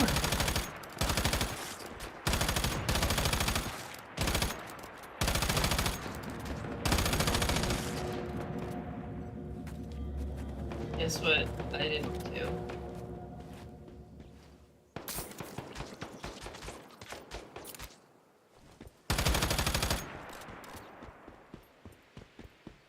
It's your fault you didn't remind me. You know I have no memory. Only like once or twice or 3 times. All those. What? All those times when I was like, what am I doing? I forgot what I was doing. That was your cue to be like, adrenaline shots. Yeah, I do this all the time. It's myself off. I will leave the house, get in my car, and then have to go back in the house because I forgot my keys. All the fucking time. I have a habit now where before I close my door, I have to have the keys to my car in my hands. Because I have locked myself out of my car all the time because I get out of the car and leave the keys. No, I cannot close the door unless the keys are in my hand.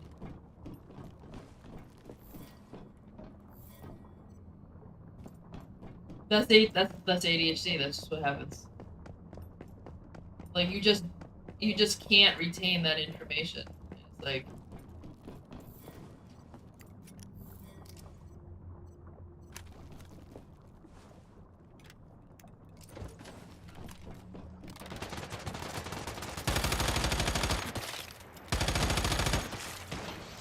the good news is like I very rarely do it anymore because and then if I have to leave the keys in the car, I'm paranoid. I always leave the window open. Because I'm paranoid the car will lock itself, isn't it? So I have to leave the car running, the window is always open. So like if I want to run back in the house, you know? And keep the car, like, warming it up in the winter, the window's always open. My dad is always like, why would you warm the car up with the window open? I'm like, so the car doesn't lock itself. He's like, I'm like, trust me, it will. Somehow, it will. I've done it. So, probably because as I get out of the car, I lock the door or something. You know, I don't know how I do it, but I do it. Yeah.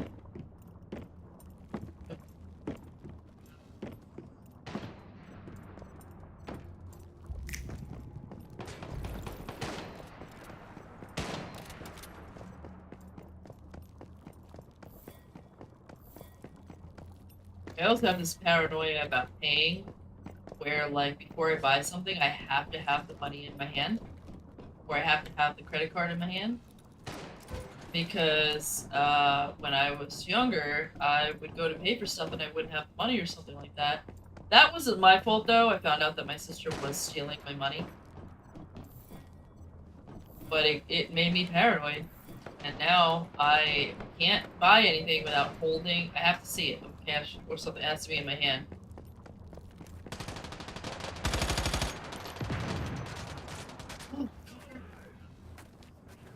Pick me up so I don't have to waste this adrenaline.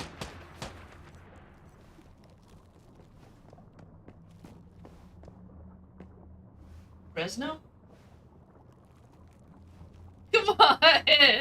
Come on, please, please, please, please, please. I'll do it. I'm begging. Listen. Listen. You're gonna make me waste this adrenaline shot. You're gonna make me carry around 200 adrenaline shots so I never have to beg you. Ever again. You'll be like, why are you always fucking fat and heavy? And I'll be like, because I have 75,000 adrenaline shots. I refuse to beg you.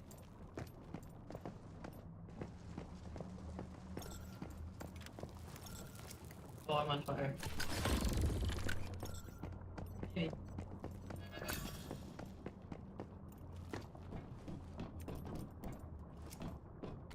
You gotta get those advanced adrenaline shots. Those are actually kind of sweet.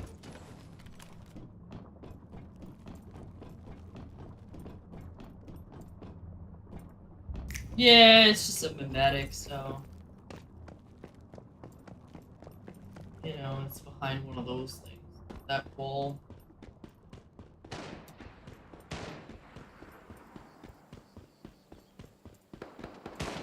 They did not make me my sniper. I made a crossbow, not once you have the primal works.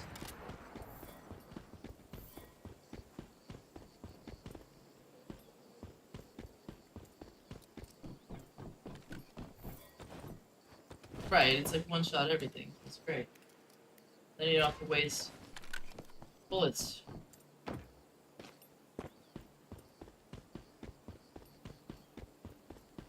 Right.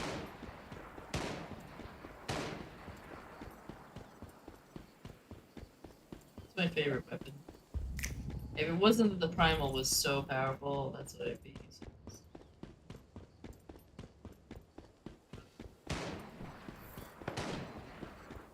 It's probably still pretty powerful on a non-lunar server, considering that this gun is only powerful because the dynamic. Because I don't think on a normal server you have the shield to protect you and all that other stuff. Where is this guy? Someone's trying to shoot me. Where is it? I don't see it.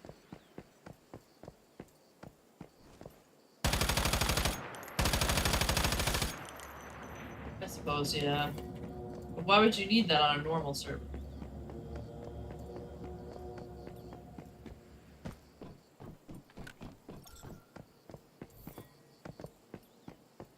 Yeah, it sucks. Well, so what I hate about it is the Chaos Weavers are literally just like what they call it, like a bullet soaker. So I played it once. I would go back just for deviant stuff. Like, if you want to go back and we play together all the time, I would. But only because I know that we'll play together. And then I'll have somebody to, like, collect deviants with. Otherwise, there's no point.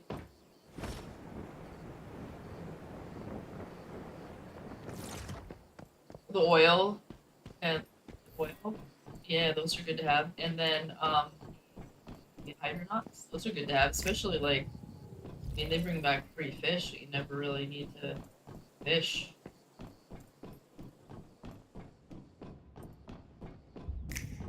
Oh yeah, they're like imperative if you're raising bears, but also like they get you the free, like you don't have to fish at all for like the food that the fish food that makes you mining, and then you don't have to fish for the pikes, so you can use them to buy the stuff from the vendor. So I mean, like having one of those, you know, could be useful. But mostly it's the oil things, and also the hydronauts. They make the brewery work faster. Yep, they work in the brewery. Just like how the oil ones, they go in the oil, they go in the refineries. These go into the breweries. So it's worth it for that. Oh, fuck me. See, this is why I gotta do this stuff, because I need those shields.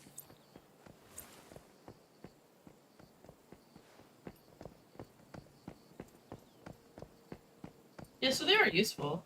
I mean, like, maybe if you had, like, 5 good ones. It's like, how many breweries would you have? But the other one's, like, 15. I have, like, 15.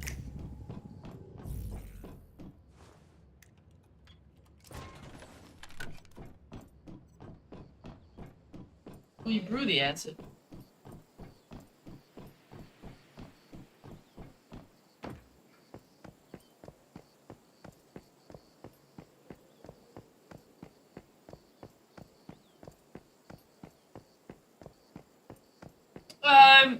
I don't know. Honestly, I like the oil ones. Do I have this already?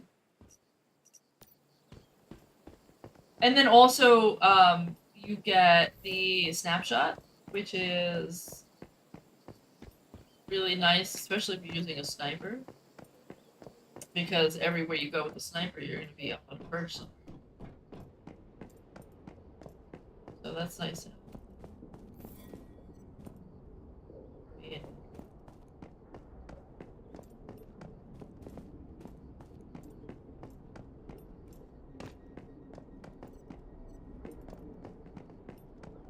Well, yeah, but the whole point of the sniper is to be far away.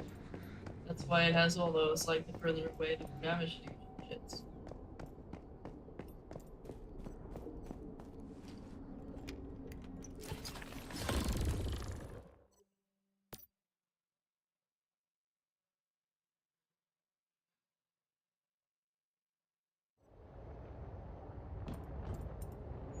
Yeah, one of the perks, one of the mods, the further away you are, the more damage you do, yeah.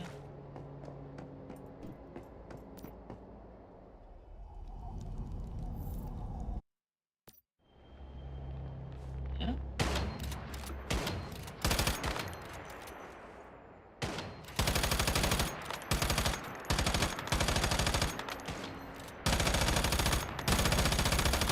Motherfucker, I can't hit the... There we go, now I'm hitting it.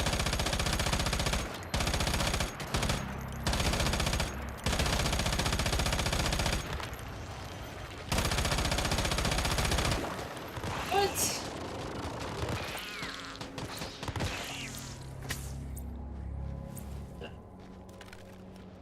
You need to hit that guy. I can't. I'm not accurate enough to get through that window. I'm wasting all my bullets.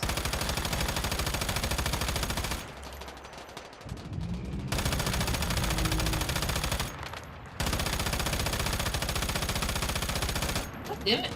My own deviant is in my way.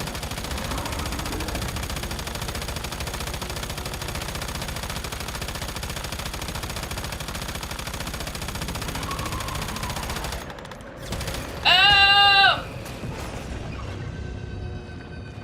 I didn't panic.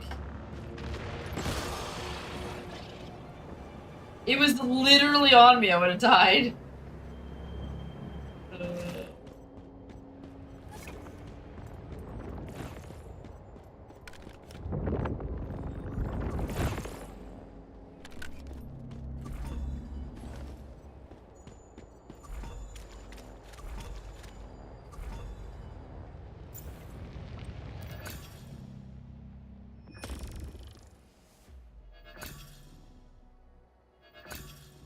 My god, my damage is so fucking bad. Well, it's not too bad. Yeah. Well, I couldn't. I was trying to what did damage my DPS. I was trying to hit that one tree through the window, and my gun isn't accurate enough to hit through the window. That if I had a sniper.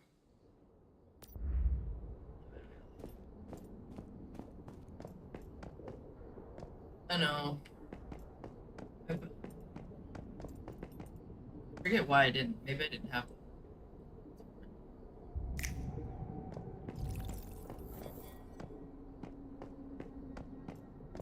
Okay, so now we want to go. Oh, where's the mystical crate down here? I didn't get it.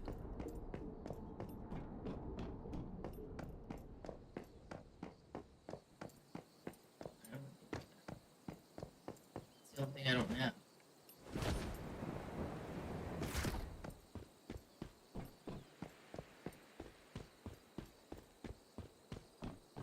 You're the first person I've met on this game that seems normal.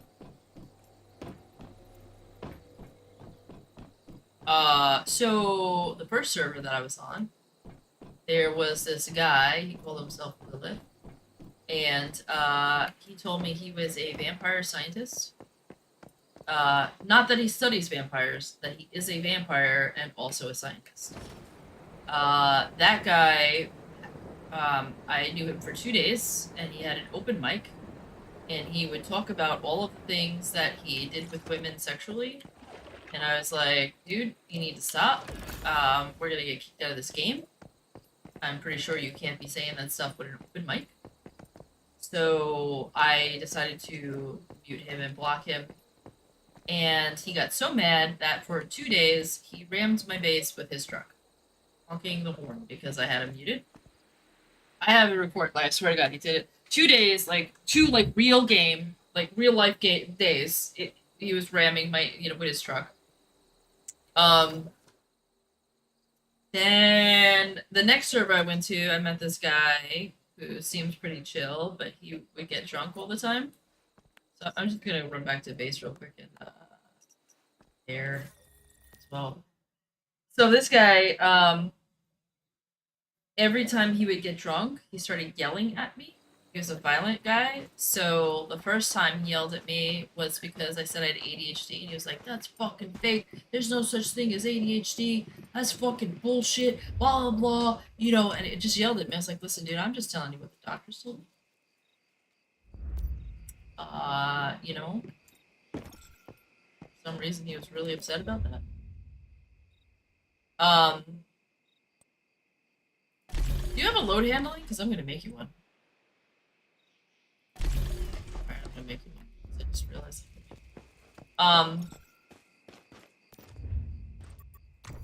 So that was the second server.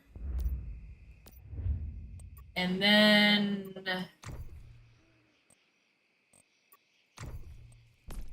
what was the next weirdo?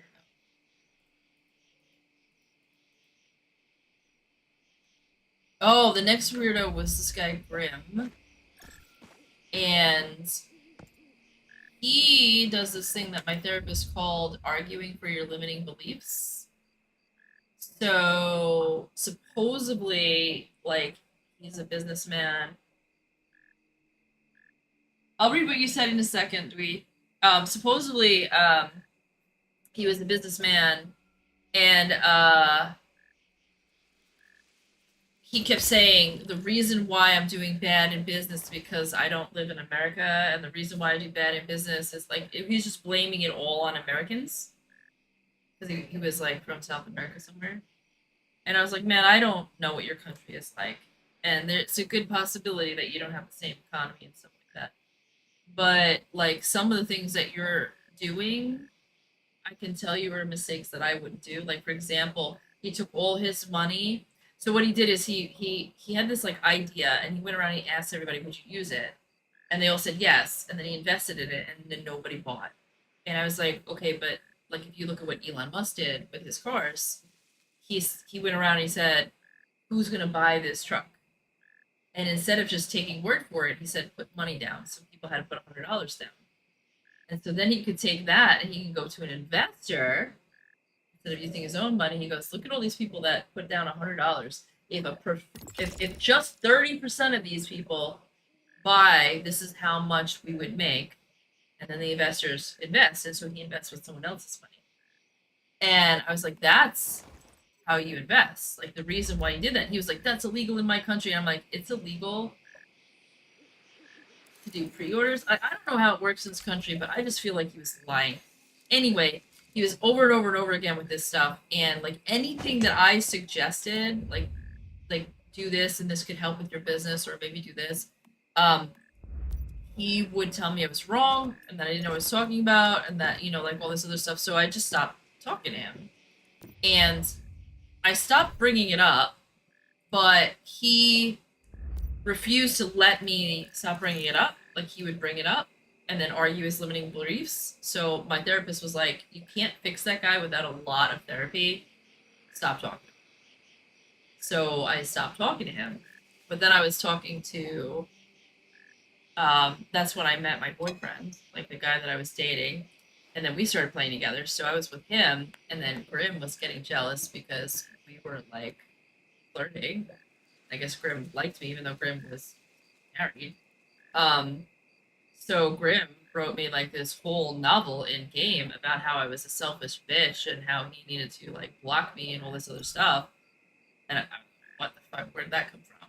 And he was like, because I stopped hanging out with him to hang out with the boyfriend. And I was like, I don't owe you my life. Like, what the fuck? So, yeah, there was one crazy after another. So this guy says, on my server, I had a guy who's in a glass house next to me. It would run me through dungeons. normal and hard mode, and then run me through my quest a week straight. And then he decided to chat by voice, heard I was a guy. Ah, I thought you were a girl. Dipped out of the group so fast he never spoke to me again because you're in game characters. Dude was trying to stick it to you, literally.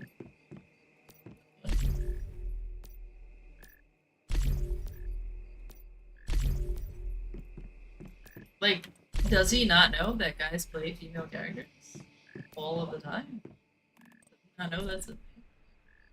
Yeah, like, did that guy not know that? Like, what?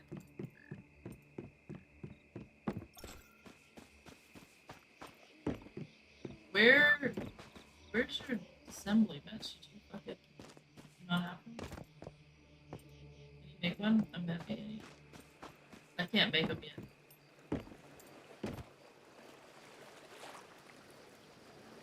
Like, even I know that 90% of female characters in video games are dudes playing females. Where'd you put it? Oh.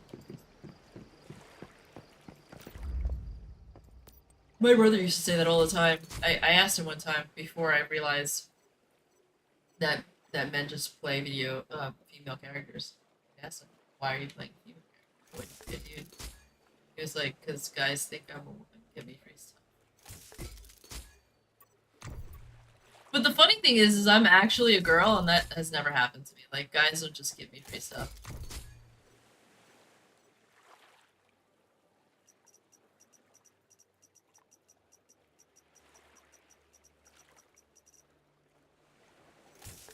I think it's because my brother, he was doing it in Warcraft, and he's actually bad at the game. And so they assumed he was a girl, but I'm good at the game. They always assumed I was a guy. Because I was good, really good. So, like, I'm doing, like, top-level dungeons and stuff with all, like, top mythic gear. Everybody always called me he. Nobody ever said she. And I never corrected them. Because I don't want to be a girl. Because then, like, bad things happen. You know, like, they don't want to take you because you out DPS them. And, they, you know, like, all that, you know, shit. So I just let them think I'm a dude. Because you get more respect. But I think that's the difference, is he was crap at the game and I was good at it. You're a dude in real life, you don't want to stare at dude's butt running and bouncing in your screen unless male character is all I can pick.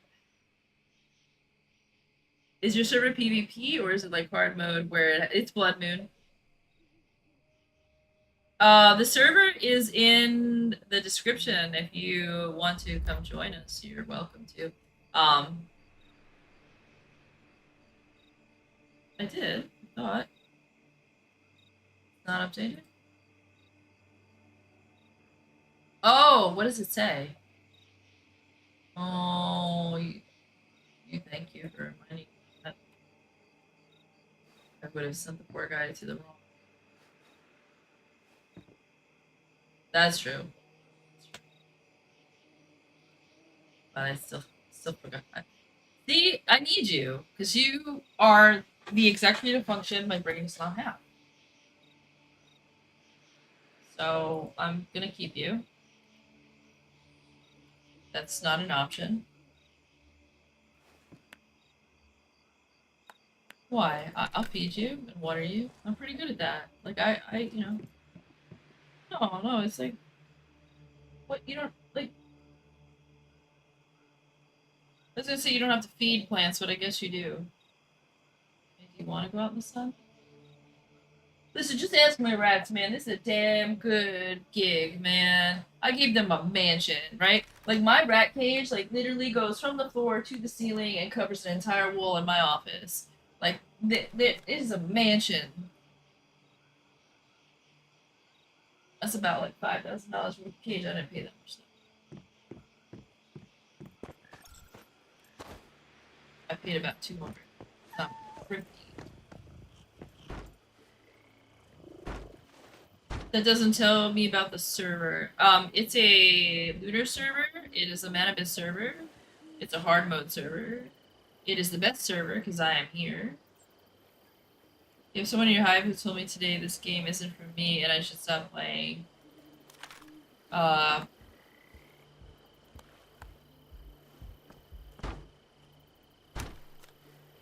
Oh, you're on a Manimus noob server? Did you just start playing? Because this would be kind of hard if you just started playing. Unless... Well, you're not a new player. Because we all have, like, 5-star weapons and 5-star or 6-star weapons. Started playing 3 weeks ago.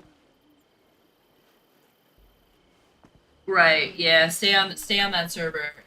Get some hours in, because we all have, like, if you look at, like, all my blueprints are maxed out, like, all my weapons are maxed out.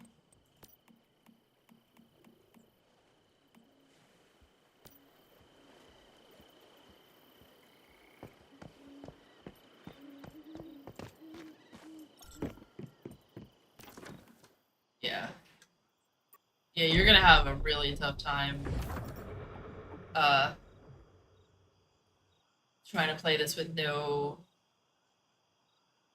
upgraded anything. And then you don't even know, like, what guns you want to use, or, like, what your playstyle is.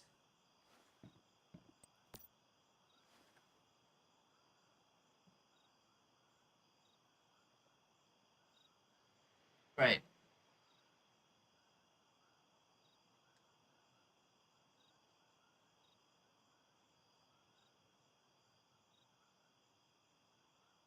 I would have been able to do it. I would have been able to do it. It would have been hard. I would have been able to do it because, like, I did easy and it was so easy I was bored, and then I did hard mode and it was so easy I was bored. So I could have done it, but I think I would have been frustrated doing it. Like yeah, like, and I wouldn't have done it solo. And the bad part is because my DPS would have sucked. Like, making friends would have been hard because, you know, people look at your DPS and they don't hang out with you. Suck. So I think it would have made everything just really, really hard for me because it would have pushed me towards being solo because nobody would have wanted to play with me. Yes, the reason why I told you that is because I told him, like, building and decorating more than anything, and I don't like being rushed through the game. And I want a PvP, I'll join PvP server, and if I want to start over, I'll do a new character. And he keeps telling you this game isn't for me. Don't talk to that dude. That's a guy that thinks the only way to play the game is to play the way he plays. Don't talk to that dude. Yeah. If you rush it, you're gonna be bored, because then you're gonna be like me, and you're gonna be like, well, fuck, this is too easy. So play it how you want to play. It's for fun. This isn't like even Warcraft, like something like that. Like, you don't have to play Mythic. I'm just highly competitive, and I want to prove to the boys that my dick is just as big as theirs. So.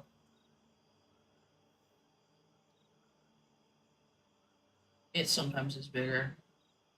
It causes a problem, especially in video games. Like, if I'm out DPSing them, there was one time. So, like, I was playing Survival Hunter, and Survival Hunter was supposed to suck, but it doesn't. You just have to know how to play it, and it's very hard. And I went into a dungeon one time, and there was a BM Hunter, which was supposed to be the top DPS at the time, but I knew it wasn't. Just nobody played Survival because it's really hard. And I came in, and I was doing more DPS than him. Finally, nobody noticed that I was melee and that I wasn't ranged because I had high DPS, and they had it in their mind that a Survival Hunter couldn't pump out that much DPS, so they didn't even look that I was in melee. The other hunter turned around and said, "What the fuck is this shit? Why are you doing so much DPS?" And I was like, "That's a bad thing?" "Hey, Horizon, what's up?" I was like, "That's a bad thing?" And he's like, "How the fuck are you doing that? You must be cheating." Made a big stink out of it, and then finally the other guys were like, "What's the problem?" That's a time dungeon, like, we're supposed to be, like, going through it. The problem was, he played a BM Hunter, and he was embarrassed that he was being beaten by a Survival Hunter, even though he was doing the damage that he was supposed to do. He was right on point where he was supposed to be, and I was like, "Dude, what's the problem? Like, you're still doing the amount of DPS you're supposed to." And he's like, "Well, I don't understand how you're out DPSing me." I'm like, "Because I'm good. Like, I'm literally the 5th best survival hunter in the world. Like, dude, like, he's like, well, I'm like, look it up. Like, at the time, I was the 5th best. I was like, I'm good. Like, I'm just good. All the rest of the survival hunters you met, they suck. I'm good. Like, go look it up. 5th best in the world, at least the US, right? And he quit the dungeon because I out DPS to survival. Because his PV was too small. And everyone was mad at me. They're like, man, why did you do that? I'm like, what did I do that? What the fuck are you talking about? Like, I'm literally playing the hardest spec in the game and I'm out DPSing BM Hunter. They were mad at me. I should have told him he was a. I should have told him I was a girl. That really would have frazzled his nazzle. Is this a new character? No. No, this character's been around a while. I have a lot of shit on this character. This is not a new character. Look at all my mods, man. No, it's definitely not new. Don't poo on the. I'm not pooing on the BM Hunter. I'm saying he got upset because I wasn't supposed to out DPS him in his mind. It's like tasting coffee and a bit like turd. You're good, you may drink another coffee. Wait. Oh, you got the cheap stuff. Okay, I missed it. You know what I got, Horizon? I got, this mushroom coffee replacer. Because, so I'm, like, on this, like, kick this year where I'm trying to fix my body by putting in more nutrients. And so I saw that this mushroom replacer is more nutritious than the coffee. But it has like a slight dirt taste to it. It's not bad, but like if you don't flavor it, I've been drinking that. And then you know what I did to rice it because I can't flavor it on my coffee. I put it in the coffee. It's supposed to replace the coffee, and I was like, "Fuck this!" And I put it in the coffee. So I still drank the coffee. But the mushrooms are good for you, so it's like more nutritious coffee. I just like the coffee taste. I couldn't help myself, so I put in the coffee. And like that defeats the purpose, but do I ever drink gamer subs? I don't know. Did you sub to me? Did I ever drink you? The server you're on has a lunar thingy where your sanity goes down at night. You can't stand it. You can get rid of it. You can, if you get lunar suppressants or whatever the fuck they are, you just jab it and then it doesn't matter. Then you never have to experience it. Just make those. I don't. This game is definitely promoting taking drugs. It's like shoot yourself up with stimulants, shoot yourself up with depressants, shoot yourself up with medics and all kinds of other stuff. Oh, where are you? I need to give you a load handle. Okay, then I forgot to give you. You subscribed! So now here's your answer. Did I drink you? That'd be weird. I don't even want to get into that because I don't want to know what I'm drinking. Like, am I drinking tea? Hey! Pick this up! This.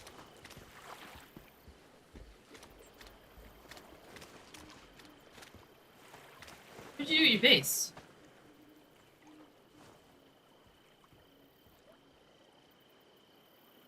You were too big?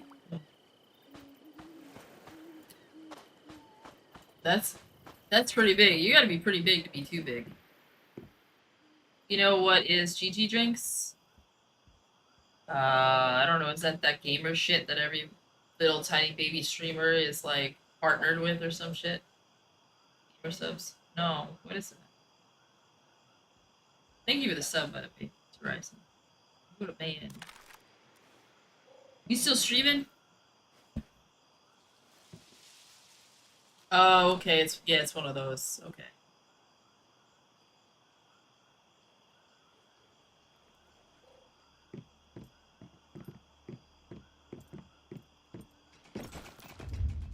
Did we use all of your copper?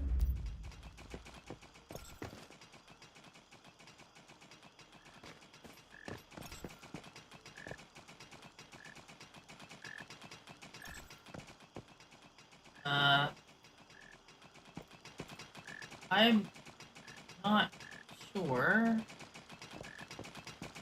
I'm trying to put. Did you take my provisions away? No, you did not. Just not.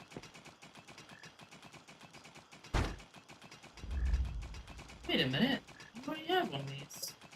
Yeah. Primary supply vent. Where's the one that reported?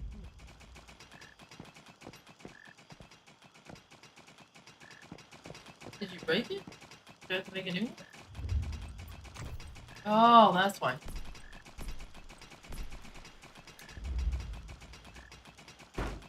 Wait, no. That's the same thing. Am I so, like... I literally just did the same thing. How come I can't put... Oh, we don't have copper. Shit. Oh, I guess I gotta get some. Well, while you're building, I'll go get some.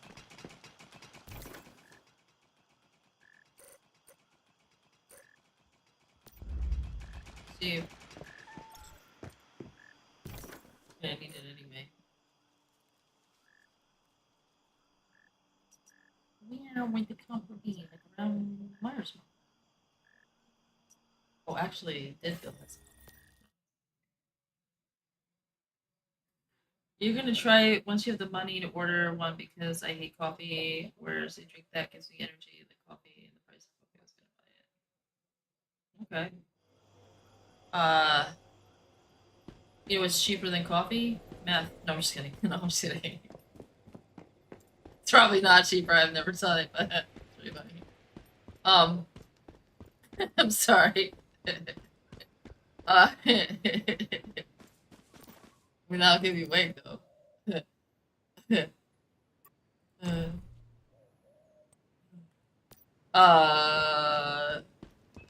You know what I started doing, and like, so there's this guy Brian Johnson. He's like the guy who created Venmo, and he like sold it, and he's like billionaire now. And he spends $2 million a year because he's trying to find a way to stay young forever. And he doesn't just mean look young. He means like I want all my body markers to be on the same level as like an 18-year-old. So he's like obsessed with this. And a lot of people think he's crazy, but I was looking into like his programs and stuff, and there's this thing called Nutty Pudding, and I was like, you know what, I could try that because my he put the recipe up, you just make it at home.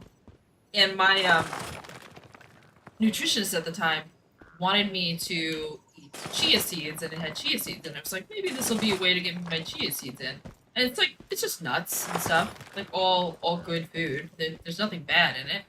So I decided to try it, and it actually tastes pretty good. And eating that every morning started to make me feel really good, and like my muscles were hurting less, and I was getting more energy and stuff. And I thought for a while that I'm not getting enough nutrients because I have food allergies and I stay away from certain foods. So I've always thought that the pain in my body and stuff was caused by nutrient deficiencies. Because I have to avoid certain foods. So,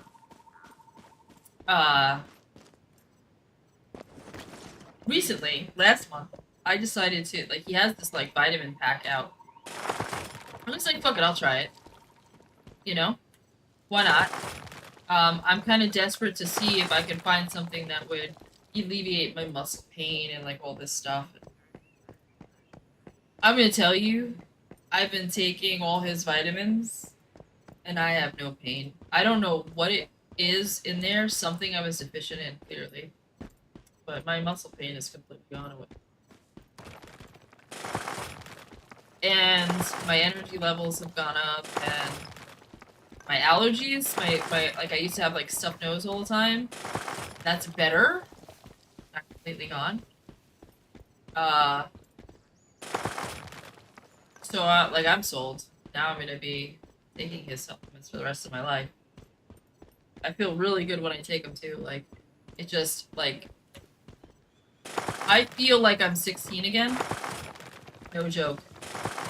And what I mean, like, not because I look younger, but, and also my face. My face feels really, really soft. I don't know why that is, but... Oh, there's a deer out here that I need. Hold on, I gotta... Where is it? It's a purple deer. Hopefully I can get this thing in like 2 parts of this one.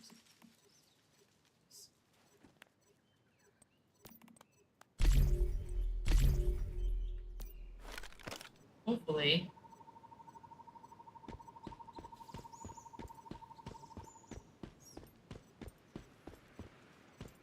It's gotta be not a person's deer.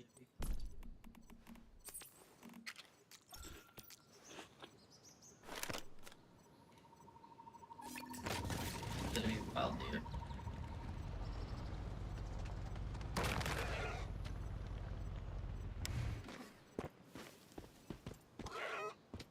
Uh-oh. No! I got it! I am now the proud owner of a purple deer.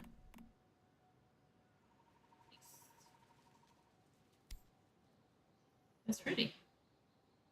Look at that. Dieting in thick hides. It's got nothing cool, but that's a cool looking deer.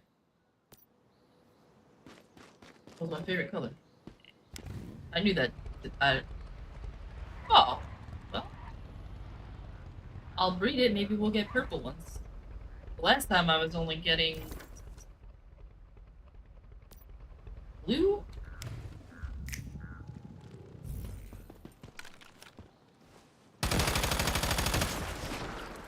I don't know if you can get purple ones. Let's see.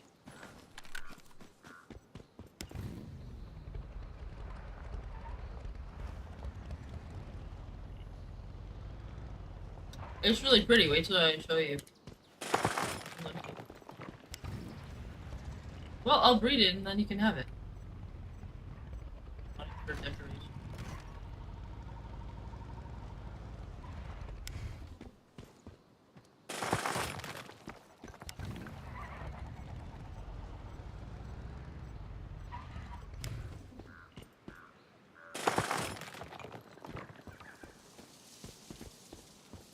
Well.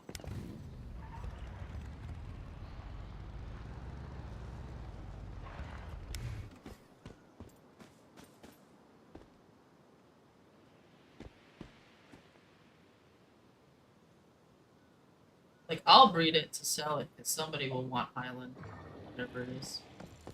You know, like, I'll breed it with, like, one of the animals that has the, official on it.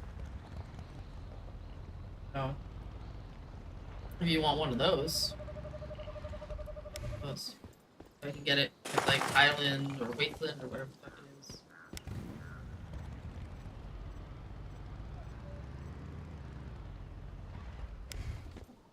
I figure I sell them to the server. Somebody will have a girlfriend who'll be like, "Oh, baby, I need a pink deer." You know I'm right. Then they'll pay 100,000 PL for it or something because, you know, I'll see it that something. You might have cocked it, you know? Just here to help the man get laid.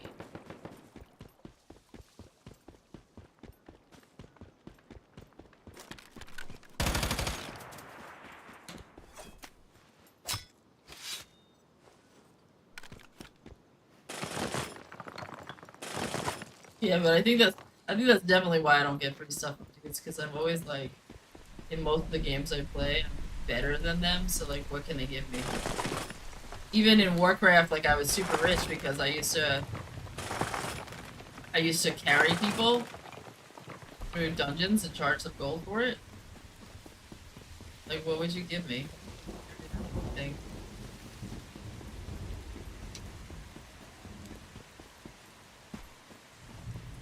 This game?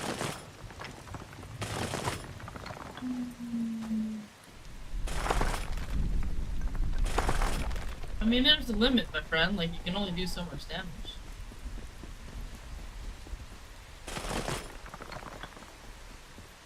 The only thing in this game that really takes a lot of skill would be the last boss, and even he's not that hard.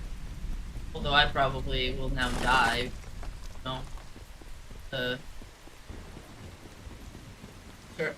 the servitor. What's his name?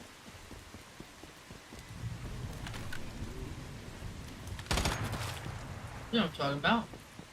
Forsaken Giant.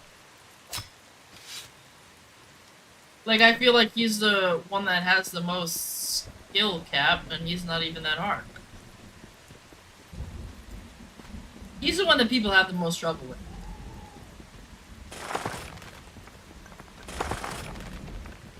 Right.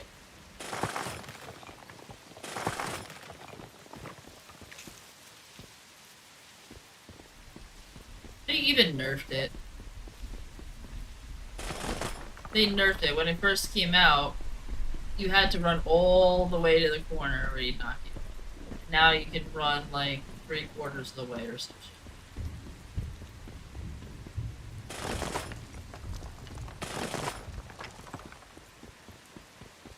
When he first came out, no one could do it. I remember everybody bitching. Like, there was one person who was like, I don't understand, like, how can you possibly do this? This is impossible, what? Like, thanks a lot. Now you got it nerfed. It was, like, the hardest boss, and now it's nothing. Now I'm bored.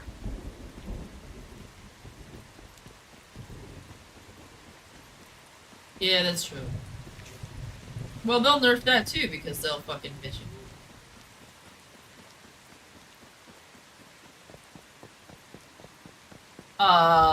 Like, so I have, like, that's easy unless they changed it.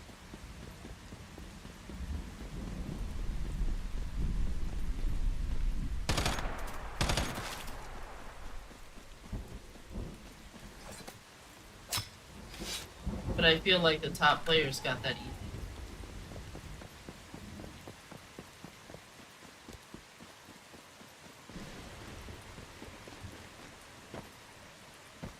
Yeah.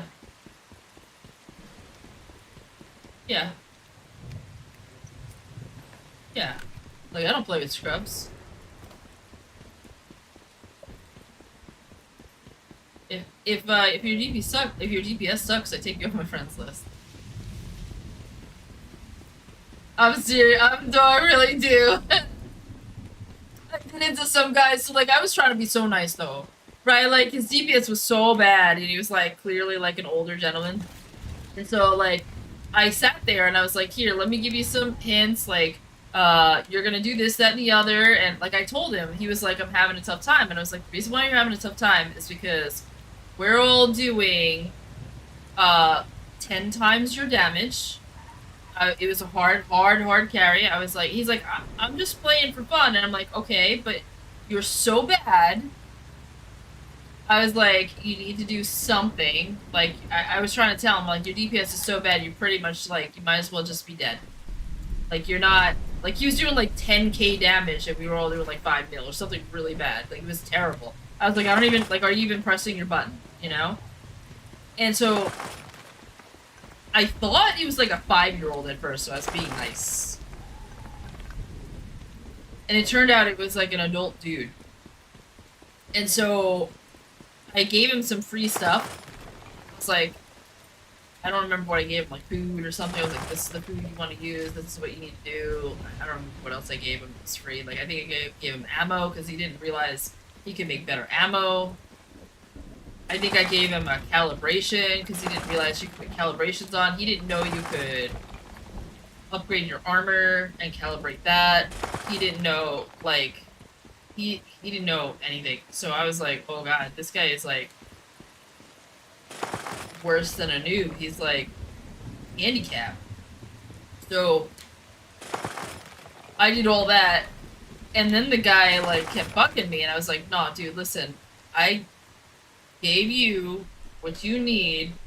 I was like, I even linked him like the build that he wanted to play.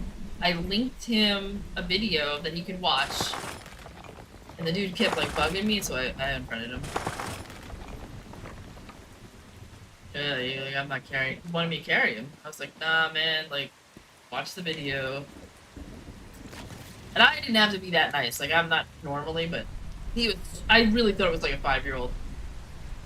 I wasn't gonna like curse a 5-year-old out, you know. But I was like, this gotta be like a baby. He was an adult man. Thank you for the hydrate. Did I play Repo?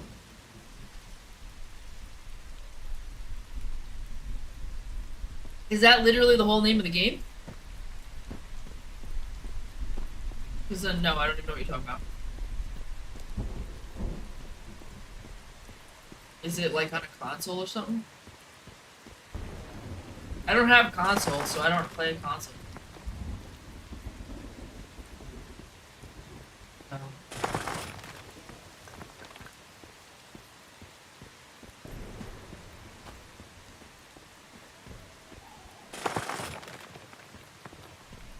Among Us for adults. Did it recently come out after Among Us?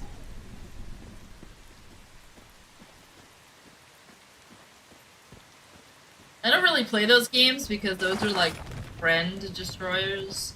There's some people that cannot take a joke. They can't like play deceitful games and have fun. I don't play those games because they take it personally. Like, oh my. Last time I played Among Us, I played with a girl and her boyfriend and her brother, and I kind of met them in the game, and they were upset with me because I successfully lied to them, and they lost. And she was like, I can't believe you lied, like, what kind of person does that? Like, you're horrible. And I'm like, it's a fucking game, psycho.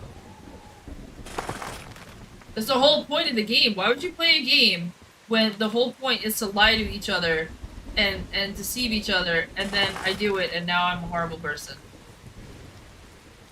Oh, I remember. There's another girl. There's 2 girls, and one of the girls was upset with me because I deceived her and then killed her, and then the whole group was like, she's got mental issues, and she kind of gets really upset, so you have to be careful with her. So like, you should probably apologize to her.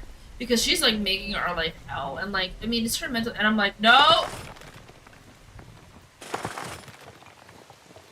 I am not... I was like, yeah, I'm out. I'm not catering to some psycho. It's not my fault you have mental issues. You need to deal with that shit on your own. Fuck that shit. That's somebody who's taking advantage. That's somebody who is... She's got a group of people and she goes, I'm mentally ill, so therefore I can abuse you and you have to deal with it. No. That's not how that works.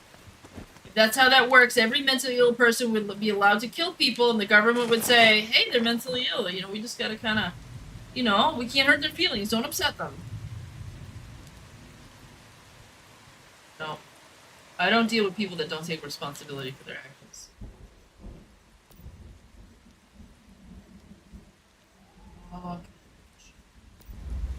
Actually, I'm about to smelt a bunch of these.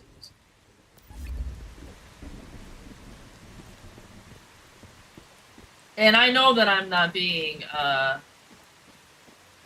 bitch over this because I had a long conversation with a psychiatrist one time with this.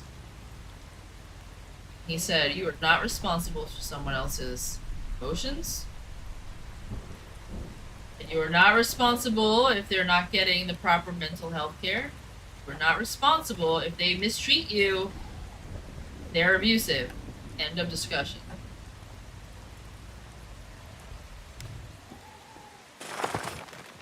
So, I know I'm not being an asshole.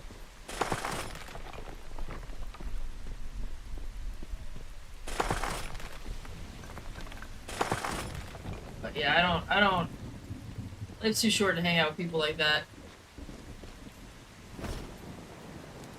The ones you have to walk on eggshells? No, I don't walk on eggshells, not anymore. I got rid of all those people out of my life. If I had to walk on eggshells, I'd cleansed. No more walking on eggshells. I have to deal with that shit.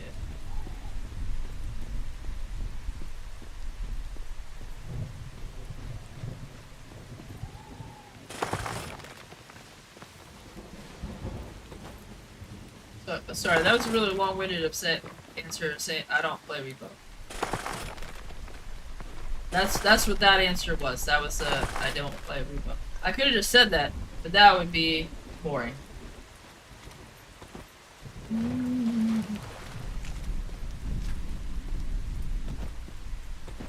Look how many blueberries I have. Blueberry. Do I not have any? Oh. Popcorn seeds. None. Out of all the blueberries I picked, I have no seeds. Oh. What the fuck?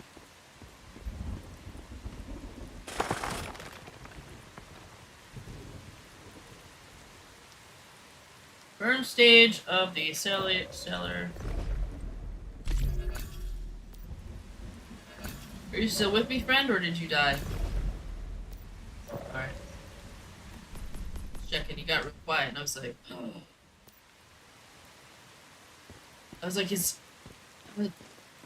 is he one of those people? He's like, uh-oh, we're not long, so I think no. Get his own build.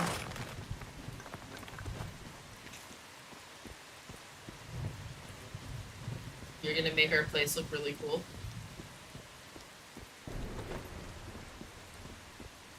I'm gonna put down my main building and then you can build around it. Well, so here's the thing, like, are you sure you want to spend as much time building right now? Because when we move, and we want to get the best spot, it's easier to move with just a little thing than to move a whole base. Okay. Oh, that's fine. As long as you're okay doing that. Then it doesn't matter. Some people, like, they build it and they're like, gee. You know, they get attached. Which, I mean, I'm not really gonna care. Like, I mean, you do what you want to do, but I would like a person on my team that's gonna help. I don't want to have to... I don't want to have to be the one where you're like, I gotta come over to your place and steal all your fuel because I fucked up.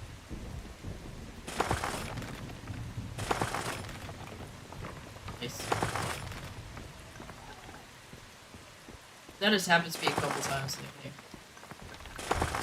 Lazy people, like Brimby did that. Brim would like be like, I need you to do this, that, and the other. Like, fucking do it yourself, man.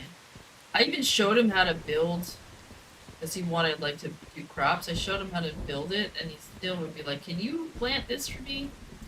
No. He wanted me to plant aloe and give him deviated aloe. It's like, do your own, man.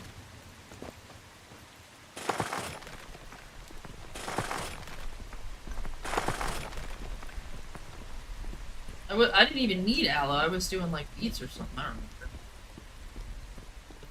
But it wasn't aloe. Oh, yeah. We're gonna have so much copper. That's what I've been doing, is just getting copper. Aww. Actually, you know what I should have done? Nah, I'll save that. I was gonna say I should have ate the food, but then I'm like, nah, not. I'll save that for like titanium and whatever.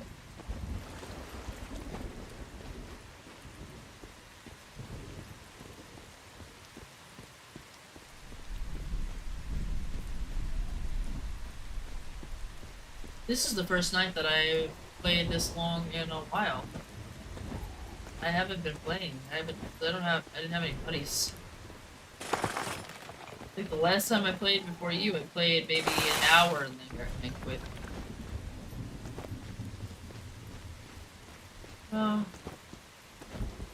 I'm a social person. When I have 0 people to play with, it's kind of depressing. Well, I don't know if it's depressing, it's more boring than depressing, but yeah, it's sort of a little depressing. So.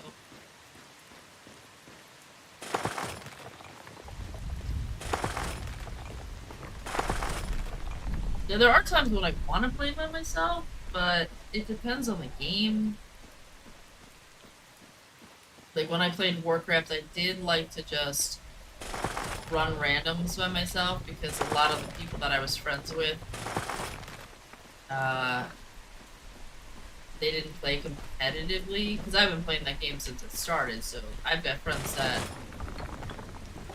aren't very good at the game that I've known for years that I just like, talk to or whatever. And I like to play by myself in that instance because then I'm not carrying them.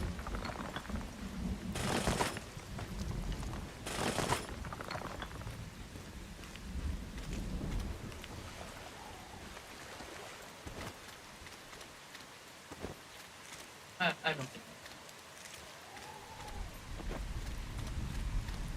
If I had to carry you, you'd already be asking me questions about stuff that you should have known 12 servers ago.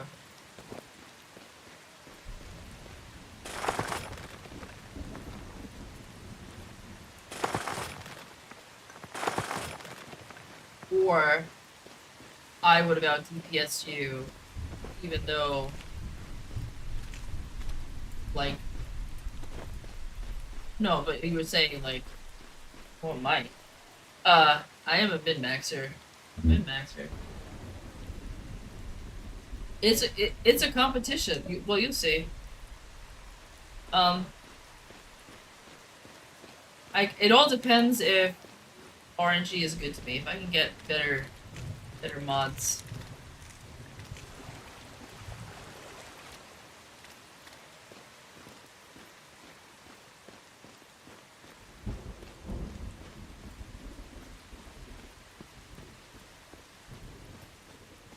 Yeah, so have I, but I just didn't get very lucky.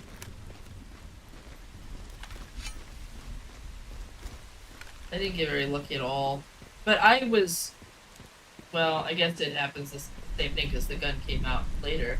I have some really good sniper mods. But...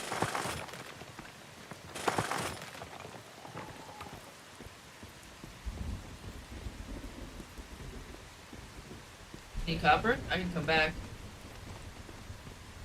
I've got plenty of copper. I'm like heavy. I can come back and start smelting it and come back out. It doesn't cost anything. It's like 50 PL.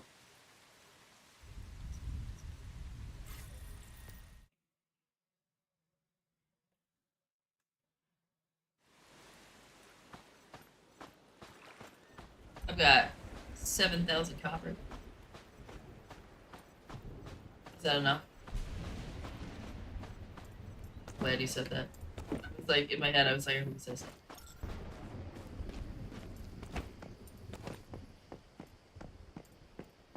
So good. But we, listen. We don't have a pool. That's the problem. I mean, like, literally, like, where's the pool? Oh, you got a pyramid, you son of a... What does the pyramid do? I forget.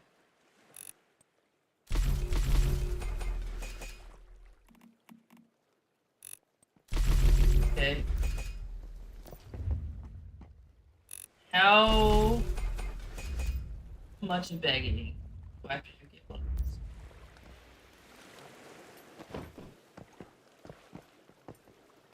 You can't get it on this server, can you? You have extra? Man. No. I was gonna buy your extra. No, don't give it to me. Somebody will sell one. There'll be one in the vending machine. Yeah, they will. I got a puppy.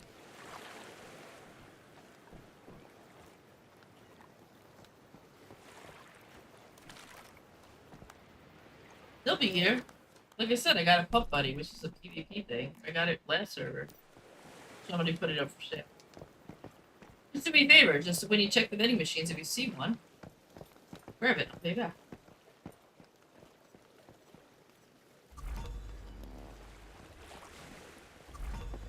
Okay, might. I'm just saying if you see it, I'm not saying you have to check them anyway.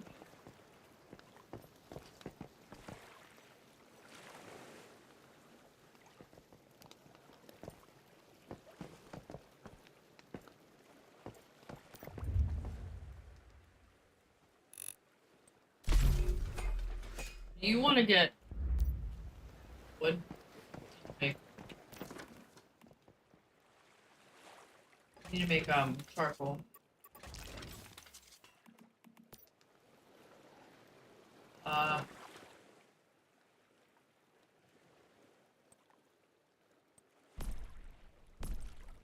Can we make the electric ones?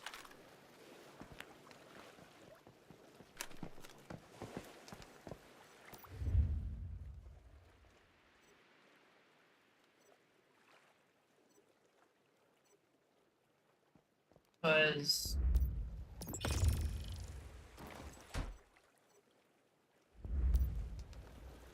you get a free electric thing.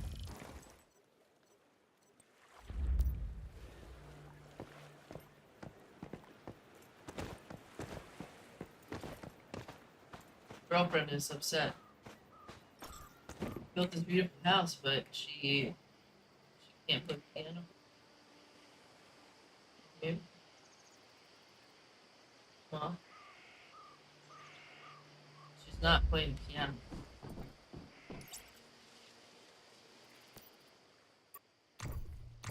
It didn't give me. Give me.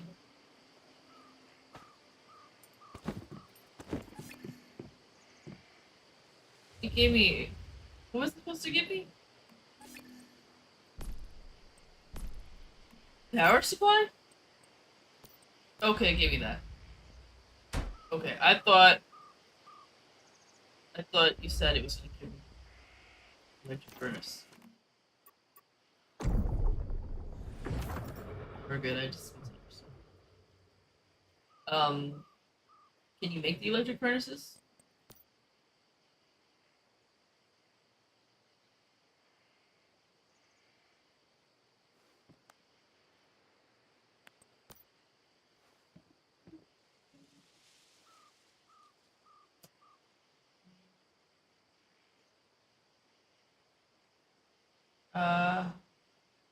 No, I took it out. I mean, it wouldn't matter anyway, because if you broke it and I was cooking something, it would return the mats to me. Found that out a while ago. Do you need copper bars? I have 37 copper bars.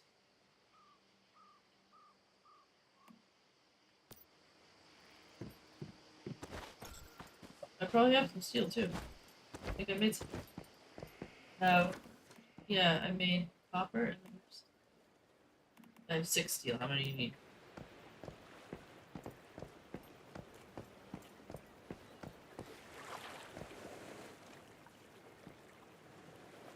Alright, well here's the copper and the steel. And then let me give you the copper ore. Let's start cooking this up. And I'll give you the steel ore that I have.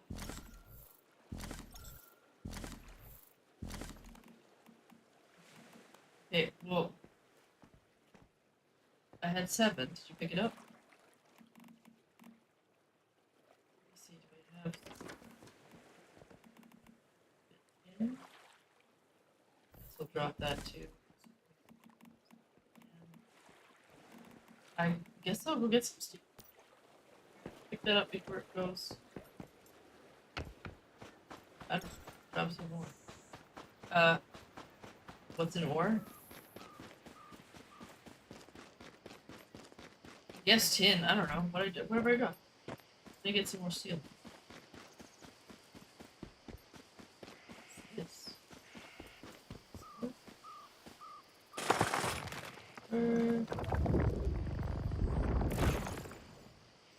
Hey, this level 3 Digby. Oh no. If it's a level 5, I would have like been so pissed. Oh my god.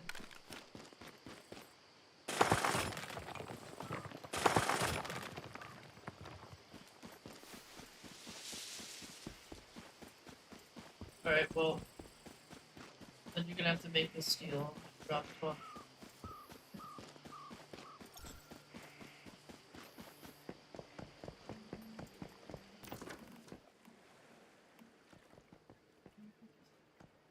Right. Oh. It's iron, I'm gonna see. Alright, I'm gonna go run to the potty. I'll be right back. And you've got the ore, so you're good.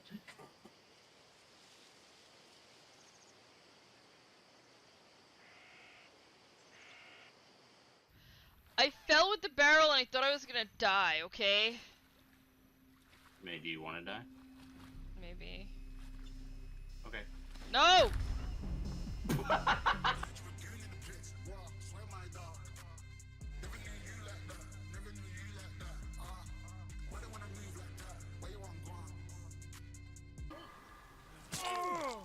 Now he knows where we are. I turned my car on. Yeah, I need to do that too. Bye! Hey, I'm too short.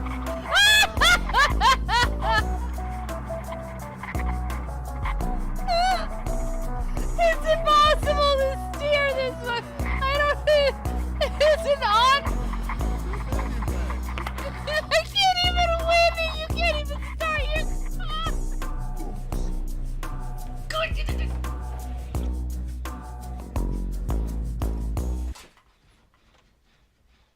Are you okay? Yo, my dog was just sleeping and fell off the bed. God, that thing scares me every time!